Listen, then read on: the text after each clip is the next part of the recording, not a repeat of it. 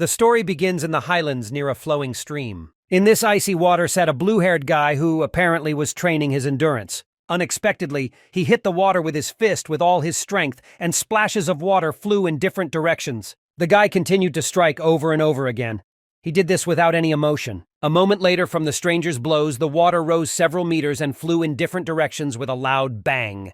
At that moment, our hero exhaled with relief and looked at the created geyser, the drops of which were dripping onto him. He had heard that if a person succeeded in developing the body, he could become as strong as a martial arts grandmaster. Taking his jacket, he only thought that cultivating in ice water was too harmful to the body. Of course, if you do this for a long time. At that moment, the guy lowered his eyes and quietly whispered that he would not live to see 20 years. Looking up at the sky, he decided that it didn't matter, because as long as he was strong enough, he could avenge his father and mother. He set off, saying that such a cost was simply nothing compared to his goal. Ming-Ye returned to his village, and a crowd of people immediately started laughing at him. Everyone said that a loser should be a loser. There is no point in his actions. Our hero was born into the Yi family, into a large clan, in a beautiful city. He belongs to a branch of the clan, and life was good back then. But when he was 10 years old, his parents insulted some important figures in Maple Leaf City and were killed. To avenge their deaths, he worked hard in cultivation, being the best among his peers. Ming-Ye trained day after day despite suffering. All people think he is a genius, but they don't see how much effort he has put into it. Half a year ago, his strength reached its peak in the youth of the Ye clan generation. Of course, all the people noticed this. At that moment, the stranger told Zhen Ying that if things continued like this, Ming-Ye would soon replace him and become the best in the younger generation. The guy, looking at his pseudo-competitor, just laughed and said that Ming-Ye would never grow up to him. Actions are transferred to the field. Then our hero lay on the grass and thought how he would become stronger. He's still too weak to take revenge. Continuing to look around, Ming-Ye suddenly noticed something strange. Taking a closer look, he jumped up, because he realized that he had found a red dragon flower. When he grabbed it, he couldn't believe his eyes. If he takes this along with the sun powder, it will greatly improve his strength. He never expected to find such a treasure today. He decided that he should go home and cook it. At some point, a voice interrupted his wait. Some guy asked if it was the younger brother in front of him. In front of him sat Zhen Ying, who was surrounded by his people. He asked where our hero was in such a hurry. Hiding the flower behind his back, Ming-Ye asked a counter-question to his brother. Why is he here? Zhen Ying said that it has become too popular recently. Many say that in 6 months he will surpass him and become the first among the younger generation. Our hero began to wave his hands and shake his head, saying that this was nonsense because he did not want to compete with him. Zhen Ying laughed and asked if he should not interfere with him in the future. At that moment, the guy ordered his servants to go into battle and show who is boss. Ming-Ye must not cultivate for the rest of his life. A moment later, the blade of one of the bullies pierced Ming-Ye and destroyed him. Waking up sometime later, our hero realized that Zhen Ying had cut his meridians and stole the red dragon flower from him. His brother was left with no choice but to strengthen his body in the most dangerous way possible. He will never forget this. The action moves to the snow-covered mansion of the Ye clan straight to Ming-Ye's house. The unfamiliar guy decided not to even knock, so he hit the door with all his might and went inside. Ming-Ye turned around at the noise in bewilderment because he couldn't understand this impudence. In the aisle next to this bully stood Zhen Xiongye, who smiled and looked at our hero. The man harassed the former young genius Ming-Ye. He noticed that the guy was pale and trembling. Did he really go to the river and cultivate again? At that moment, another guy intervened in their conversation and said that a person must clearly know himself. Garbage is garbage. No matter how hard Ming-Ye tries, he won't change anything. Our hero, in a calm voice, told them to act quickly because he still needed to clean the bowls. The man asked why he didn't eat. Did he really consider himself a genius? Ming-Ye at this moment picked up the plate of leftovers that these people had brought him from the floor. After that, without hesitation, he smashed a plate into the face of one of the hooligans and poured out all the contents. The man began to scream in pain. His face was covered in fish bones, and there were green onions stuck in his nose. The guy shouted, saying that Ming-Ye was a dirty pig with no principles. He doesn't dare behave like that! He rushed at Ming-Ye in the hope of defeating him, but our hero only stepped back and swung his leg. His foot hit the guy's most secluded spot and smashed everything to smithereens. Ming-Ye screamed and said that the next time he gives him scraps, he will destroy it. At this moment, Zhen Xiongye stood up for his comrade and said that Ming-Ye dared to hit him in front of his eyes. Our hero started showing his teeth and told Jun Xiong-Ye that if he doesn't like something, then they can just fight. The man was at a loss. Ever since his parents died, he had not given up. And even when Zhen Ying cut his meridians, he continued to harm himself with ice water to cultivate. Looking at his comrade, Zhen Xiong-Ye decided that a little insult would be enough. He doesn't need to risk his life here. He turned to Ming-Ye and told him to wait, because soon he would see everything for himself.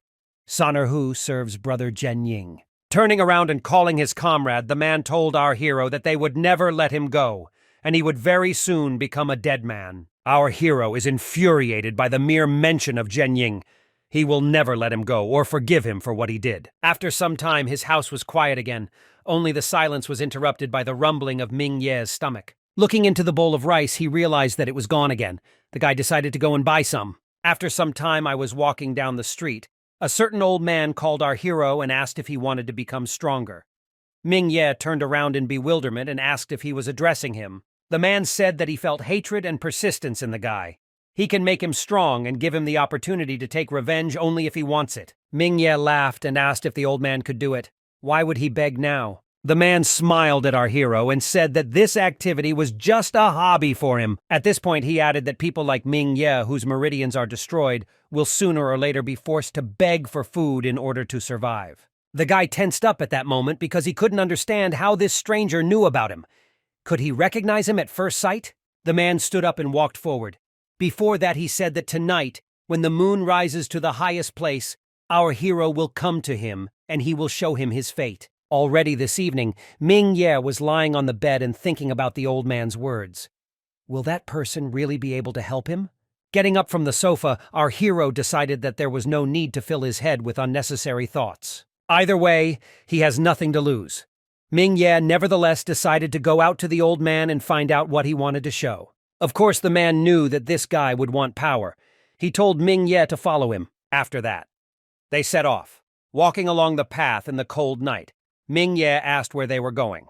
The old man only said that they were going to the mountains. In any case, our hero asked what they were going to do here. All this time, he could not stop shivering from the cold. The old man asked him not to ask stupid questions and just go ahead. After some time, they came to the mountains. The journey took quite a long time. Having climbed the slope, the old man asked our hero to sit on a stone. The old man told the guy that before his meridians were damaged, he showed his abilities. Ming-Ye skipped these words and recalled the man's promise that he would show him his fate. The old man's face changed at this moment and said that he was going to make Ming-Ye's body a little different. As he began to use magic, he asked if it would be Ming-Ye's destiny to conquer this world. Immediately after this, the old man pointed his finger at our hero's head and his eyes began to glow. Ming-Ye, who was losing control every second, asked with the last of his strength what the man was doing. At some point, our hero realized that he now could not move. His body is not under his control. The man at that moment said that if Ming-Ye offered him his body, he would repay him by telling him the truth before he died. He admitted that he was a general from the Finch dynasty, but he was persecuted by evil people and lost his family. After that, he ran away somewhere and accidentally acquired the ancient art of reincarnation in another body, Yigua Jiemu technique. Thanks to this skill, he was able to take over the body of the heavenly Earth's inner disciple. It took him 30 years to become the head of the department, but this was not enough. With a great desire for revenge, he stole 3 great treasures. But the holy people from the sect pursued him, and he almost died while escaping. At a fateful moment, he saw a dying beggar, so he had to take his body. It was in this body that he waited for a more suitable candidate. Ming-Ye was not stupid and immediately realized that he was chosen. The guy said that there was nothing special about him, and his meridians were destroyed. He started screaming and saying that his body would not be a good choice for reincarnation. The old man shook his head and said that soon this body will not be Ming-Ye but his. He then took out a bottle containing a rare foundation pill. She will change the guy's body structure and make the old man an exceptional genius after reincarnation. The guy started screaming and saying that one day he will definitely pay for everything he did. The old man took out a tablet and asked not to make him laugh. In the land of Tianyuan, only the strong have the right to vote. Therefore, you only need to blame your weakness and not him. He then said that the guy couldn't take the pill by mouth. For its effect, you need to open the heart and put it inside, and then spread it, but it's not fatal. Ming Ye began screaming in horror and saying that all this was nonsense because there was no way he could survive with his heart cut out. The man put his hand on Ming Ye's chest no matter what. The guy began to say that the old man would go to hell, but at that very moment something strange began to happen. My heart started to feel different. The tablet was inserted inside. After a while, Ming Ye sat with his head down and was unconscious. The old man was glad that everything worked, because now he could move on to the next step. After he whispered something, the old man began to close his eyes and still fell to the ground. Within a moment, Ming Ye, who was no longer himself, woke up. He said that this body is much better than he expected. Unexpectedly for him, he began to lose control of his hand. He could not even imagine that the guy's will to survive was so strong. Deciding that he would destroy the soul of this naive guy later, the old man decided to first attach a divine cloak to himself. He took it in his hands and dripped his blood onto it. This was needed for a special ritual. Having put it on himself, he was proud of himself. This coat truly lives up to its reputation. He spent 30 years on this. At that moment, something in my head began to say that the bloody harvest was a success. The man tensed because this voice was a tangible spirit. The spirit detected an external invasion and gave the command to destroy it. The man started screaming and saying that he created it. He is its owner. The spirit responded by saying that the one who dedicated himself to the blood sacrifice would become the master. But it was not he. The flame immediately enveloped the man. He only managed to be disappointed that he had to spend 30 years of his life to get it. After some time, both bodies lay on the ground unconscious and showed no signs of life. At some point, our main character's eyes began to open. He stood up in bewilderment. He was interested. Why didn't this beggar take his body, and why is he still alive? A voice out of nowhere said only one word. Master! Ming Ye shouted in bewilderment and asked who it was. Appeared in front of him and asked him not to be afraid of him. She is the tangible spirit of the divine golden cloak. Her name is Beiming. She said that every divine martial arts instrument has a tangible spirit residing within. They can offer users a lot of help. Ming Ye, having dealt with one thing, decided to ask another. He wondered where this evil old man had gone. The spirit said that he attached the divine cloak to the master's body, but he did not know that there was a spirit inside the cloak. She simply destroyed him. The guy was undoubtedly glad when he heard these words. In addition, he noticed the divine cloak, which looks like a real treasure. Beiming said that the divine golden cloak was made by the Skyroamer ancestral patriarch himself at the beginning of time. When he created it, he used the martial arts soul as the core. He also used a God's will scrap, a destiny scrap, and a destiny riddle scrap. After that, he searched all of the 3 kingdoms, in search of 49 types of rare substances. It took him 3,000 years to finish what he started and complete the cloak. Ming Ye was perplexed by every word. Patriarch of Skyroamer? Soul of a martial arts deity? This is truly a treasure and a very serious one. Beiming said that since ancient times, whoever had the cloak could accomplish great things. Ming Ye also took the blessing pill. His talent is well above average. The girl looked at our hero and said that under her leadership, he would become very powerful. Ming Ye was shocked by what happened. He thought he was going to kick the bucket, but luck was on his side. However, the old man seemed to be a wealthy patron. Beiming said it did. She then reminded the master that there was a heavenly sutra on the beggar's body. It can be used for cultivation. The guy, of course, without thinking twice, reached into the old man's pockets, and after a while he finally pulled out a package from there. Beiming that this is the full version. Only the successor of the heavenly earth has the right to practice it. This sutra is divine level. Ming Ye was incredibly happy. Compared to this, the Sutta of Water and Fire, which his clan values so highly, is simply nonsense. He is amazed by the wealth of that old man. At this moment, Beiming reminded that his meridians had been destroyed, and he could no longer practice the sutra now. The guy got upset and asked the spirit not to raise this topic. This saddens him at such a wonderful and happy moment. Beiming said monotonously that she didn't understand anything. She is just a spirit and has no feelings. Deciding that if he could not use this sutra, he asked permission to find a chance to sell it. Lately, he hasn't been able to support himself. The girl said he could still use it. Although he made a mistake, she can correct his meridians with the pill and help him heal his internal injuries. Our hero started screaming and asking why she didn't do this from the very beginning. He asked her to quickly cure him and not call him names. Beiming reminded that she is just a tangible spirit. She has no feelings and doesn't know how to call people names. The guy looked at her in bewilderment and said that in this way she can do whatever she wants because she has such an excuse. In any case, he asked first to help him correct the meridians. Beiming asked the master to lie down. After that, she said that he could rely on her and she would do the rest. The spirit at that moment sat on Mingye's head. The guy shouted in bewilderment. He asked her not to move her butt because no one would want an ass sitting on his head. Once again, Beiming said that she was only a tangible spirit. She has no feelings and still doesn't understand anything. The guy said that he understood her and asked her to do what she had to do. The girl touched Mingye's head. Once again, something strange began to happen to the heart of our main character. Above his soul stood huge giants who were incomprehensibly configured. In any case, after some time, he woke up and realized that the treatment had worked. He can feel how his power spreads inside along the meridians. At that moment, he turned to his mother and father. He told them that he was no longer a loser. Standing on the edge of the mountain, our hero looked into the distance and said that now the parents can be calm. Those people who killed them will die one by one. The next day, Mingye stood in front of the Ye mansion. The guy pushed the door, but it was locked. At that moment, a voice behind him called to him. Near the tree stood the same freak Zhen Ying who had previously destroyed our hero's meridians. The guy noticed that his brother was still trying to increase his strength at the cost of his health. He asked if Mingye intended to enter the Red Sun sect selection. After a few seconds of silence, he asked if Mingye could be planning to take revenge on all his enemies. Our hero said that he is dead after 20 years due to cultivation in icy water. What is Zhen Ying so worried about now? The guy laughed and still agreed with his brother. There was some truth in his words. Zhen Ying continued speaking. He said that Zhen Ying is disabled and sometimes lacks resources, so this is the only way he can choose. The only thing he was worried about was that Mingye still dared to be hostile towards him. At the same moment, he ran forward and said that even if Mingye was trash, he should teach him a lesson. From a powerful blow with his hand, Mingye flew to the other side and hung in the air. Hitting the wall, the guy's blood gushed out to the sides. He didn't expect this from his brother. Zhen Ying at this moment told Mingye to listen to him carefully. His parents were sinners of their clan, and he comes out too. Soner Hu is his servant. The guy had no right to hit him.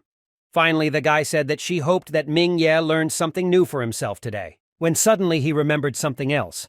Lady Han Yu from Uncle WU's family will come here in a few days. He ordered not to pester her despite the fact that they had been engaged since childhood. Mingye, looking at his brother, said through force that he had nothing to do with her. Zhen Ying laughed and said that he still has a little self-awareness.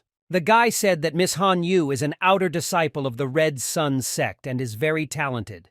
She's not Mingye's type at all. Before leaving, Zhen Ying told his brother that he asked his father to send them engagement gifts. As he left, he said that he would take this lady as his wife for Mingye's sake. Immediately after that, he started laughing loudly. Our hero began to bare his teeth and promised his brother that he would give him a magnificent surprise. Through the pain, the guy asked Beiming if there was a way for him to become stronger than Zhen Ying in a short time. The girl said that there is one, but she is afraid that Mingye won't be able to handle it. Our hero recalled that he cultivated in ice water. What could be worse than this? He asked her not to worry and just show him the way. Qian Pengji, this old man once acquired a set of Qinggong maneuvering techniques, which allowed him to move quickly and easily. Because of this, he ran away and stole the treasure. The name of the maneuvering technique is heaven-smashing footwork. The spirit told our hero that in order to practice heavenly footwork, Mingye must first cultivate his primordial spirit. You need to fast for 49 days. After this conversation, actions are transferred to the house. Mingye decided to become strong in any way. Beiming said that in order to avoid starvation, he could consume the power of the evil gods hidden in the pill inside his body. At this moment, our hero's eyes lit up. There was only one way. 49 days later, Mingye was still sitting in the same place. The spirit could not understand why he did not wake up. She hoped that he would not be consumed by the power of the evil gods. Suddenly, the guy's body began to glow. Beiming realized that the cultivation of the primordial spirit was successful. A few seconds later, our hero's eyes also opened. The guy immediately said that the power of the evil gods is good. Beiming began to congratulate the owner because he is now at the blood cultivation stage. She asked when he wanted to start practicing the first step of footwork. Of course, Mingye said that they would start now because they didn't have much time. 3 days later, our hero stood and tried to catch his breath. All this time he was hitting the bag. He understood that a quick step was very difficult. He was already very exhausted, and Ming Ye only took half a step. At this moment, our hero's fence scattered in different directions. Zhen Xiongye was in the aisle again. The man turned to Ming Ye and asked if he was training again. Why doesn't he take a swim in the icy water, or is he now afraid of death? The man asked Han Yu to look at this loser. Being disabled, he uses ice water for cultivation. The girl was disappointed that she ended up in this damned place. Han Yu said that Ming Ye is a simple loser and there is nothing special about it. She didn't understand what she was looking at and why she was there. Zhen Xiongye asked her not to be angry. He realizes that they were engaged to this fool when they were both babies. He pointed his finger at Ming Ye and said that this trash didn't deserve her.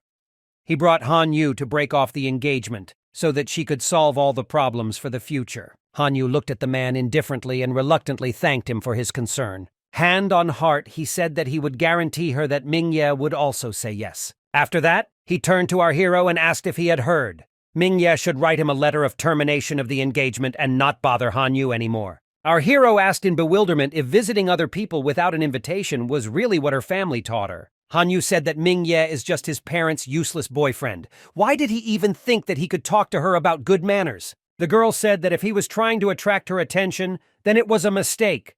Han Yu added that she would never marry him and would choose death over him. The guy laughed and asked who she thought she was. Is she really the most beautiful girl in the world? Does she really think that highly of herself? Our hero said that even if he is a beggar, he will never grow interest in her. Han Yu decided not to tolerate such treatment and said that Ming Ye seemed to have a death wish. She immediately ran to attack. To her horror, our hero is not a mere mortal. At this moment, he was able to use a quick step and dodged the girl's brazen attack. Of course, Ming Ye decided to take advantage of the girl's bewilderment and immediately struck back at her. She flew off with a roar to the other end of the territory. Zhen Xiongye looked at Han Yu sitting on the ground in bewilderment. The man turned to Ming Ye and asked how he dared treat his lady like that. Shouting that he was not a person because he even dared to hit Han Yu, he did not notice how quickly Ming Ye approached him. At that moment, our hero delivered a precise blow to his leg and broke it into 2 parts. Zhen Xiongye started screaming throughout the forest, saying that his leg was incredibly painful. He fell to the ground and began to rock in pain. At this moment, Ming Ye turned to Han Yu and said that even if she took off all her clothes, even then he would not lay eyes on her. He then turned to the screaming Zhen Xiongye and realized that he had poor control over the power. The elders wouldn't let him go after hurting him. Although he also understood that he could just as easily be hanged for a sheep as for a lamb. At this moment, he began to swing his leg again, and Zhen Xiongye only asked in bewilderment what he was doing. Once again, with all his might, our hero hit Zhen Xiongye's other leg. The man began to scream even louder, but then he looked at the guy with eyes full of anger and promised that he would find him again. The news that our hero had injured Master Zhen Xiongye spread throughout the mansion. His people could not understand how he dared to do this. One of the guys came out of Ming Ye's house and said that if he caught him, he would break all his legs. Ming Ye was hiding at this time, blaming what the master is going to do next. The guy said there were a lot of people there. We need to wait it out and run away from here at night. Today he was too impulsive. He shouldn't have touched Zhen Xiong until it definitely becomes strong. Although the spirit agreed to run, she was interested in where exactly they would run. Our hero said that since he has neither family nor money, they can only hide in the mountains. The action moves to the Chastity Hall. The head of the Yi clan, Wan Shengye, sat on his throne. He asked his people where they thought Ming Ye might be heading. Zhen Ying's father, Ziwan Ye, asked his father if it would be too troublesome to chase after that loser. It can't mean much. Zhen Ying at this moment said that the guy was talented and bothered him, but he cut his meridians like his grandfather told him. He won't be able to cultivate, so he won't be any trouble. Although the grandson said that one less loser, one more, but Wan Shengye was not worried about that at all. The guy shouldn't go to Maple Leaf City. If he heard what happened that year, as well as the Huang family, they would face serious consequences. The man hit the chair and said that the fault lay with the indulgence of all of them.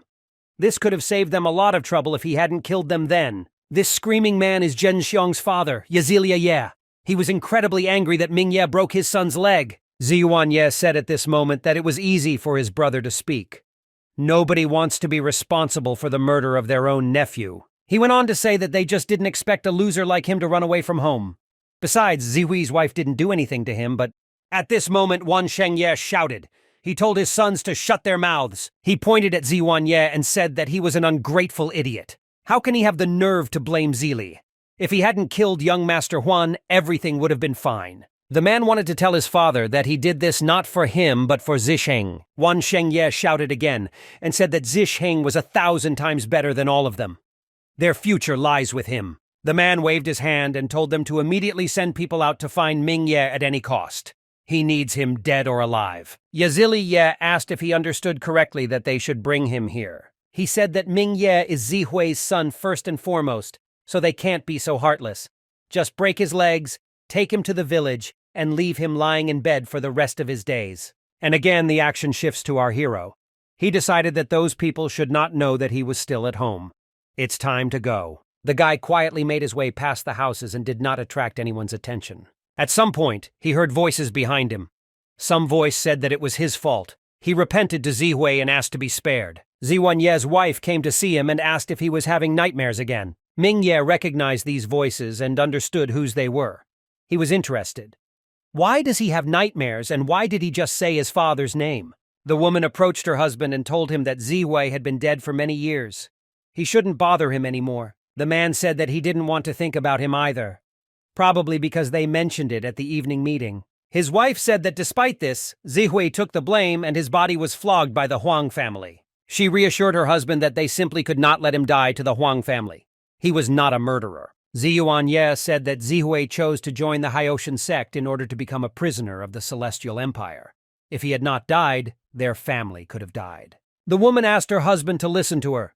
If he had not lost his head in the brothels, he would not have gotten into a fight with young Master Huang and accidentally beaten him to death. She recalled that if it were not for Zihui, the head of the Huang house would have killed him long ago. Our hero listened to this entire conversation.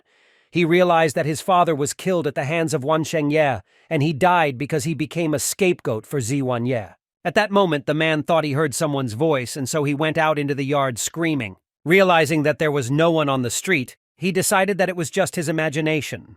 Meanwhile, an angry Ming Ye walked through the alleys. He couldn't find the right words.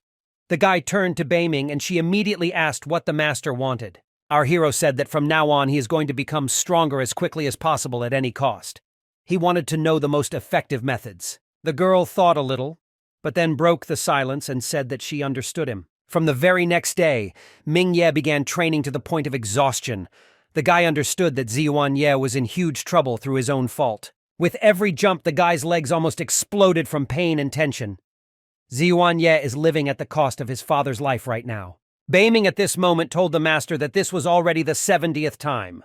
If he takes a quick step again, it will be very harmful to his body. The girl wanted to offer something, but Ming Ye immediately interrupted her and asked her to cure him now. He will fight for his life to the end. He will never forgive his father's death to his relatives. The spirit at that moment flew up to our hero and began to heal him. A month and a half later, training for the sky-destroying step finally ended. The guy couldn't stand on his feet. Beiming congratulated our hero on completing the stage. Now it's good enough to use in battle. Spirit said that now that his blood cultivation had reached a higher level and his foundation had been laid, he could try to channel the chi energy. At that moment, the guy put all his efforts into focusing, and a red glow came out of his hand. Is this really chi energy? The guy understood that he wanted to practice more, but still decided that now he needed to find some food. After a while, he sat by the fire and smelled the cooked meat. He didn't know that living alone was so relaxing. Looking at the roasting meat, Ming Ye admitted that he should have escaped from home much earlier. Meanwhile, some stranger was walking along the trail and talking about how family traditions are just nonsense, and that going 15,000 kilometers to persevere is nonsense. At some point, the stranger smelled the smell and realized that it was the smell of meat.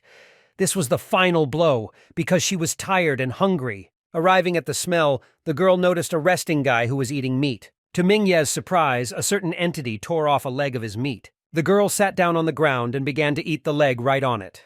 Apparently, she was very exhausted. Ming Ye, after he came to his senses a little, decided to ask the girl who she was. She told him that ordinary commoners were not qualified enough to know her name, so she would not tell. Looking at the girl, our hero said that compared to some parts, his parts are more common than hers, and are not worth attention. The girl jumped up in bewilderment and said that he had no right to treat her so rudely. She is 1,000 times more noble than him, or even 10,000. Ming Ye was surprised and asked her if she was so noble, then why did she take his food without asking? This is not noble, but shameless. The girl threw her leg on the ground. She was shocked that a commoner would have the nerve to insult the princess. Our hero laughed and said that if she was a princess, then he was a prince and she should kneel before him. The girl said that she felt the guy's cultivation level. She wants to fight him and show the difference between them. Well, she will fight at the blood cultivation level. She also added that she only needed one move to knock him down. Our hero was happy about this. He's looking forward to how she, the royal person, will destroy the commoner in one move. At the same moment, the girl ran from her place and a moment later flew towards Mingye. This blow could be the final one, but our hero is not so simple. He easily dodged the princess's attack. The girl, perplexed, asked what technique he had just used. He was able to withstand her furious fireball. Meanwhile, the guy, not sparing his opponent, was already flying towards the girl. The girl also managed to dodge and at the last moment jumped to the side. People watched all this. The man told Commander Sun that this boy was unusual. His chi energy is as strong as thunder. This place couldn't teach him that. The man turned to Commander Shu and said that his opinion was that that guy's tread was like the murderous tread of an immortal sanctuary. Looking at the battlefield, they only saw how quickly Mingye and the princess were running from side to side. Commander Shu wanted to stop them, because the princess cannot be harmed. But Sun decided that it was better for them not to show themselves. Besides, he thought that the boy was only slightly better than the princess. He won't harm her. 4 hours later, the guys were still fighting, only this time they let each other catch their breath. Mingye asked in surprise, "Is this really the power of the royal family?" It seemed that she was no better than him, an ordinary commoner. The girl said that if she had not been limited by the stage, then everything would have been different. She was angry and told him that tomorrow she would come back here and tear him up. Following the departing princess, our hero shouted that he was very scared. He asked her not to come back because he scared her very much. The girl understood that this was sarcasm. After taking the food, Mingye said that she was feeling better now. Beiming said at that moment that that girl was not simple. The spirit said that this girl is protected by 2 protectors with the level of martial arts dominators. The guy began to look around in bewilderment and try to find these people. Beiming told our hero that this was pointless. They hide in the clouds and cannot be seen, but there is no need to worry while she is nearby. She knows for sure that they will not do anything bad for her master. Immediately after the Guardians, our hero asked who the girl was who attacked them. He was surprised that he had cultivated for a long time and was not even able to easily defeat her. The spirit said that it was the girl who cultivated the raging fire. She calls herself a princess from a royal family. In fact, this is true because she is a princess of one of the 5 dynasties, Finch dynasty. In this case, Mingye decided that her behavior towards him like a commoner was not surprising, because she was a real royal person. After that, he smiled and said that in any case, if she comes again, he will certainly defeat her. Beiming said she has an 8th grade martial arts skill set. This is the wave fist technique. You can practice it, and it will help improve your body and strength. Of course, this is a great option, because sitting with your hands folded is the worst thing to do. Our hero agreed. Opening the package of martial arts, a wave of power flew across the ground, and the knowledge of the art absorbed Mingye. The action moves to the cave. Meanwhile, the young princess was actively searching for something. Her thoughts were filled with the desire to beat Mingye so hard that he wouldn't even recognize himself. All this irritated her. It must break through right now, and there can be no other outcome. Her guards were at a loss. Is their little princess going to break through and become a first-class warrior? Commander Shu said that the princess is the precious personification of Finch. She does not admit that the commoner was her equal. The next day, the guys met again on the field.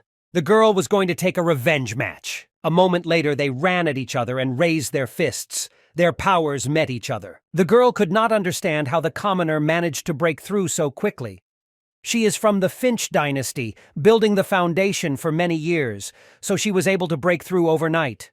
Our hero at that moment understood that this girl had unusual abilities. She managed to break through in one night. He was only able to do this with the help of Beiming. At this moment, Mingye jumped back. It was necessary to think about actions. The princess was not happy with this and immediately went on the attack. Like a phoenix, she flew up. Our hero understood that this was all not good. The heat emanating from her is terrifying. A moment later, the flames engulfed Mingye and hit him. The princess became much stronger overnight. In the blink of an eye, she found herself in front of our hero and was again ready to attack him. She began to summon the Sword of Fire, and this should have been the final stage of their battle. Commander Sun told Commander Shu that the kid broke through 2 small stages within 2 days. They should either take such a person with them or kill him on the spot. At this moment, Beiming appeared in front of their faces and stared into their eyes. The men immediately realized what it was. This is the spirit of the Almighty. They couldn't believe their eyes. Commander Shu said that they were ignorant and talking nonsense, so they asked for his forgiveness. The men then raised their heads and realized that the spirit had disappeared from sight. They decided that the Supreme One did not want to show himself yet. Therefore, it is better for them to wait and watch what happens. Meanwhile, the princess continued to beat Mingye with her new abilities. She asked if he now sees the difference between the royal family and commoners. Mingye, removing the blood from his lips, said that he had not lost yet, so they continue. The princess was pleased that this guy didn't give up so easily. His will is as strong as his abilities. The girl said that the guy was not so bad, but she was tired, so they would see each other the next day. Another day they met again and fought with all their might. Likewise, on another day of the week they met, and the princess promised to knock out all of Mingye's teeth. And on many other days the guys saw each other and fought, showing their strength and proving it. Then one day a calmer girl approached Mingye and asked if he was ready to receive today. Our hero asked her to stop talking and finally start the fight. At the same time, he thought that every night he was already diligently practicing cultivation. The girl said that he needed a good lesson. Of course, he knows there is no way he can beat her, but he simply refuses to admit it. Mingye said in response to this that he had not used any skills in the last 2 rounds, but this time he would fight her using his weakest martial arts skill. The girl looked at him in bewilderment and asked what the weakest martial arts skill meant. She was surprised that he could know more than just one weak skill.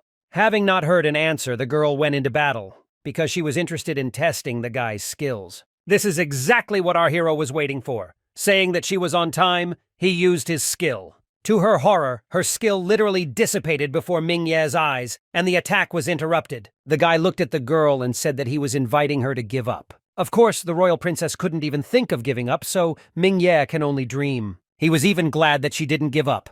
After that, he asked to be allowed to lay her down in one motion. The princess at this time felt Mingye's spiritual energy fluctuating. She needs to use all her strength. The girl rushed forward again in the hope that this incident was luck, and she would deal with him again, as before. Our hero used a quick step and ended up behind the girl, and after that he used a killer step. He grabbed the girl and simply poked her in the stomach. The princess never expected this. Her face immediately turned red and she couldn't find words for the incident. Her guardians at that time were simply furious, because how dare this commoner take advantage of their princess? The guy laughed and said that he had pressed her pain point, which means that now she has lost. After a moment, she turned around and gave him a real royal slap in the face. After that, she burst into tears and said that he was a bully and an idiot.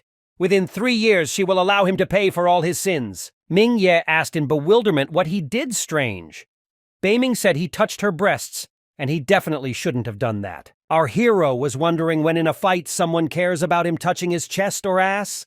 He only hits when he finds space. In any case, looking at the hand, he said that it was soft and even somehow cozy. Our hero left for almost 2 months, during which he cultivated and lived as a hermit. Beiming said that it was all worth it anyway, and he is now strong enough. Mingye has reached the 5th stage adept. He has the divine golden cloak and has also learned the heavenly walking technique and the 8th grade wave fist technique. Now no one can defeat him because he is the strongest. The guy at that moment remembered that there would soon be a martial arts competition in his clan. Now he understood that he could no longer hide now. It's time to surprise them. The action is transferred to the street of the city landscape. At this moment, all the people were perplexed. Someone was carrying a boar weighing more than 200 kilograms. We also spotted a deer. No one could understand where this strong man came from. Then, one of them realized that it was Mingye, but still didn't understand how it could be. He was shocked that he had been looking for this freak for 2 months, and in the end, he came on his own. Mingye entered the establishment and threw animals on the table. The man screamed in bewilderment. After that, he said that he was trading the wild boar and deer for lunch for himself. The boss said that he understood him and asked him to wait a little. After some time, our hero had real food in front of him and not what he had previously eaten. He then spotted a plate of rice and held it up proudly. He couldn't believe he was awake. Beiming said in bewilderment that it was just rice. Mingye told her that after eating only fried meat for 2 months, he had already forgotten what rice tasted like. Of course, today is his holiday. Unfortunately, our hero was interrupted by some stranger who destroyed the table to smithereens. After that, he asked if it was really Mingye in front of him. He asked him how he was doing. Our hero also recognized this man. This is a dog that always follows Zhenxiang Ye with its tail. Apparently, he was also somewhere nearby. Just at that moment, he came into the room and said that they had finally found Ming Ye. Our hero was glad that Chang Ye was also among them. As it appears, everyone is here. Zhenxiang ordered to kill this freak Ming Ye. He sent Chang Ye and Yong Ye. Because our hero broke his leg last time, he will take revenge on him and will not allow him to escape. At the moment when he was supposed to be destroyed, our hero managed to dodge thanks to his quick step. Ming Ye advised the guys to move as quickly as possible, otherwise he would kill everyone. The guys decided that there was no way they could let him go, which is why they took up their swords and went into battle. Sighing heavily, Ming Ye continued to fight, and a second later he attacked Yong Ye directly in the stomach with his new attack. Following Yong Ye, our hero hit Chang Ye. After such blows, they definitely should not have gotten up. Zhenxiang Ye was perplexed that the guy destroyed them with just one blow. How is this possible? At this moment, our hero walked to Zhenxiang and asked if he was going to take revenge by urinating on him. Let him try now. He asked why he wasn't doing anything. He's very angry with him for his broken leg. The guy said that he didn't drink enough water, so if he's not a coward, he should wait for him here, and he'll drink more water and come back. Of course, for our hero, this was absurd, and after him, he moved from his place. Meanwhile, Zhenxiang saddled his horse and ran away as fast as possible. He understood that he had to run as quickly as possible so that the madman would not catch him. The action takes place in their childhood. Zhenxiang then often bullied Ming Ye. The guy said that he didn't even deserve to be his lackey. Zhenxiang Ye realized how often he was bullied as a child, and now his leg has been completely broken. The guy understood that this time he would definitely not live. This distraught Ming Ye will 100% not leave him. Meanwhile, our hero had just run after the horse. People in bewilderment asked if he was a man. How does he catch up with the horse? Catching up with his unloved brother, the guy said that he would definitely die today. Zhenxiang turned around in horror and saw Ming Ye behind him. He asked him to leave him alone. The guy grabbed the horse and stopped it, after which he asked where they were in such a hurry. At this moment, the horse threw Zhenxiang to the ground and he hit his back. Luckily for him, Uncle Wu and his men appeared right next to him. The guy started asking for help, saying that Ming Ye was chasing him. The man remembered this boy and was nevertheless surprised that Ming Ye was in front of him. Our hero at this time realized that this was Han Yu Wu's ruthless father. Why is he here? Zhenxiang hid behind his uncle, and Ming Ye introduced himself and said that they had not seen each other for a long time. The man asked why he attacked his cousin Zhenxiang. Moreover, he thought that this boy was a nobody in the Ye family and couldn't even eat properly. Our hero looked into his eyes and said that this was his personal matter, so there was no need to worry. One of Mr. Wu's men became angry at this moment and asked how dare the guy talk to the owner. Beiming at that moment said that this is the practice of an adept of the 10th stage, and behind him there are 4 more of the same. They are not to be trifled with. Deciding not to engage in an unequal battle, our hero told his uncle that for his sake, today he would let Zhenxiang go. After that, the man turned to his nephew and said that it was too late. It's time for them to go home. Actions are transferred to the Building of Fidelity. The man from there shouted in bewilderment and asked how Ming Ye finished cultivating the initial chi sphere. Zhenxiang said in bewilderment that this is true, because Uncle Wu said that the guy is now at least a 4th stage adept. Zhen Yingye shouted and asked if Zhenxiang was joking now. Wan Shengye said at this moment that he had used the Ghost Axe technique to destroy the meridians in the past. How can he continue to cultivate? Zhen Ying turned to Yong Ye and reminded him that he had fought with Ming Ye.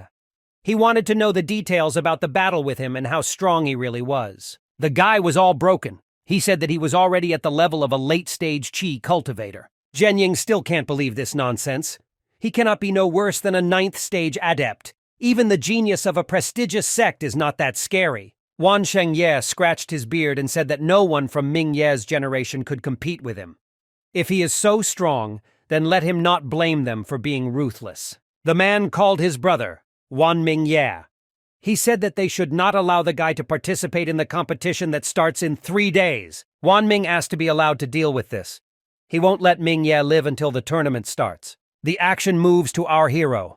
Sitting on the bed, he understood that Zhenxiang would definitely report everything. It was too late to think about it when war was declared. At this moment, Ming Ye's thoughts were interrupted by an incomprehensible knock on the window. A certain figure just ran behind him. The guy, perplexed, asked who was there and decided to open the window to check. He noticed an incomprehensible figure jumping from roof to roof. The guy asked him to stop.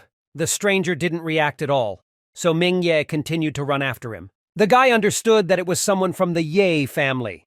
There is no warrior there now, so there is no need to worry. Thus, our hero followed the stranger all the way to the stream to which he had previously gone. When the cloaked figure finally stopped, Ming Ye asked who he was and what he needed. As soon as he got a better look, he realized that he still didn't know this person. Is he not from the Ye family? At that moment, the man stood up, pulled up his sleeves, and showed his hands. After that, something strange began to happen to them. A moment later, with this unknown force, he grabbed our hero and lifted him up. The guy looked at what was happening in bewilderment and asked himself, "What the hell is this?" Baiming said that this is a warrior capable of releasing his spiritual energy, which is too strong to resist. He can only endure. The guy decided that in any case he needed to resist. But at that moment he was grabbed. Realizing that he could not resist and even move, the stranger threw Ming Ye on his shoulders and set off. After some time, they reached the right place. The man threw our hero to the ground. The guy came to his senses at that moment, and with horror, he noticed strange people around. Apparently, they were also captured and brought here. Where is he located? Suddenly, from the depths of the cave, screams and a plea for forgiveness from one of the people began to be heard. Ming Ye, at that moment, in bewilderment, asked the gentleman where they were and who the person was who was doing terrible things. Meanwhile, the man did not answer. His eyes were incredibly large and he himself was shaking very much. Ming Ye realized that they were too scared to answer his questions. Unexpectedly for him, following the poor fellow's past, a dark hand came for our hero and dragged him away. After a moment, the hand released him and dropped him to the ground. The guy was at a loss. At this time, that stranger was talking about how Ming Ye was a capable guy, which meant that his spiritual energy would be delicious. Deciding not to tempt himself for a long time, he immediately grabbed the guy and began to pull him towards him. Our hero, in bewilderment, began to scream and ask the stranger who he was and what he needed. The man was surprised that he was not afraid. In that case, he decided that he would answer his questions. He is the head of the Black Wind sect. Their sect was destroyed by enemies a few days ago. He was seriously injured. He then decided to travel near the landscape city, absorbing people's spiritual energy using a spirit capture technique to restore his energy. But the reason he grabbed Ming Ye was because he was indebted to the Ye family. The guy understood that this man was strong, and he simply could not escape. Baiming told the master not to worry.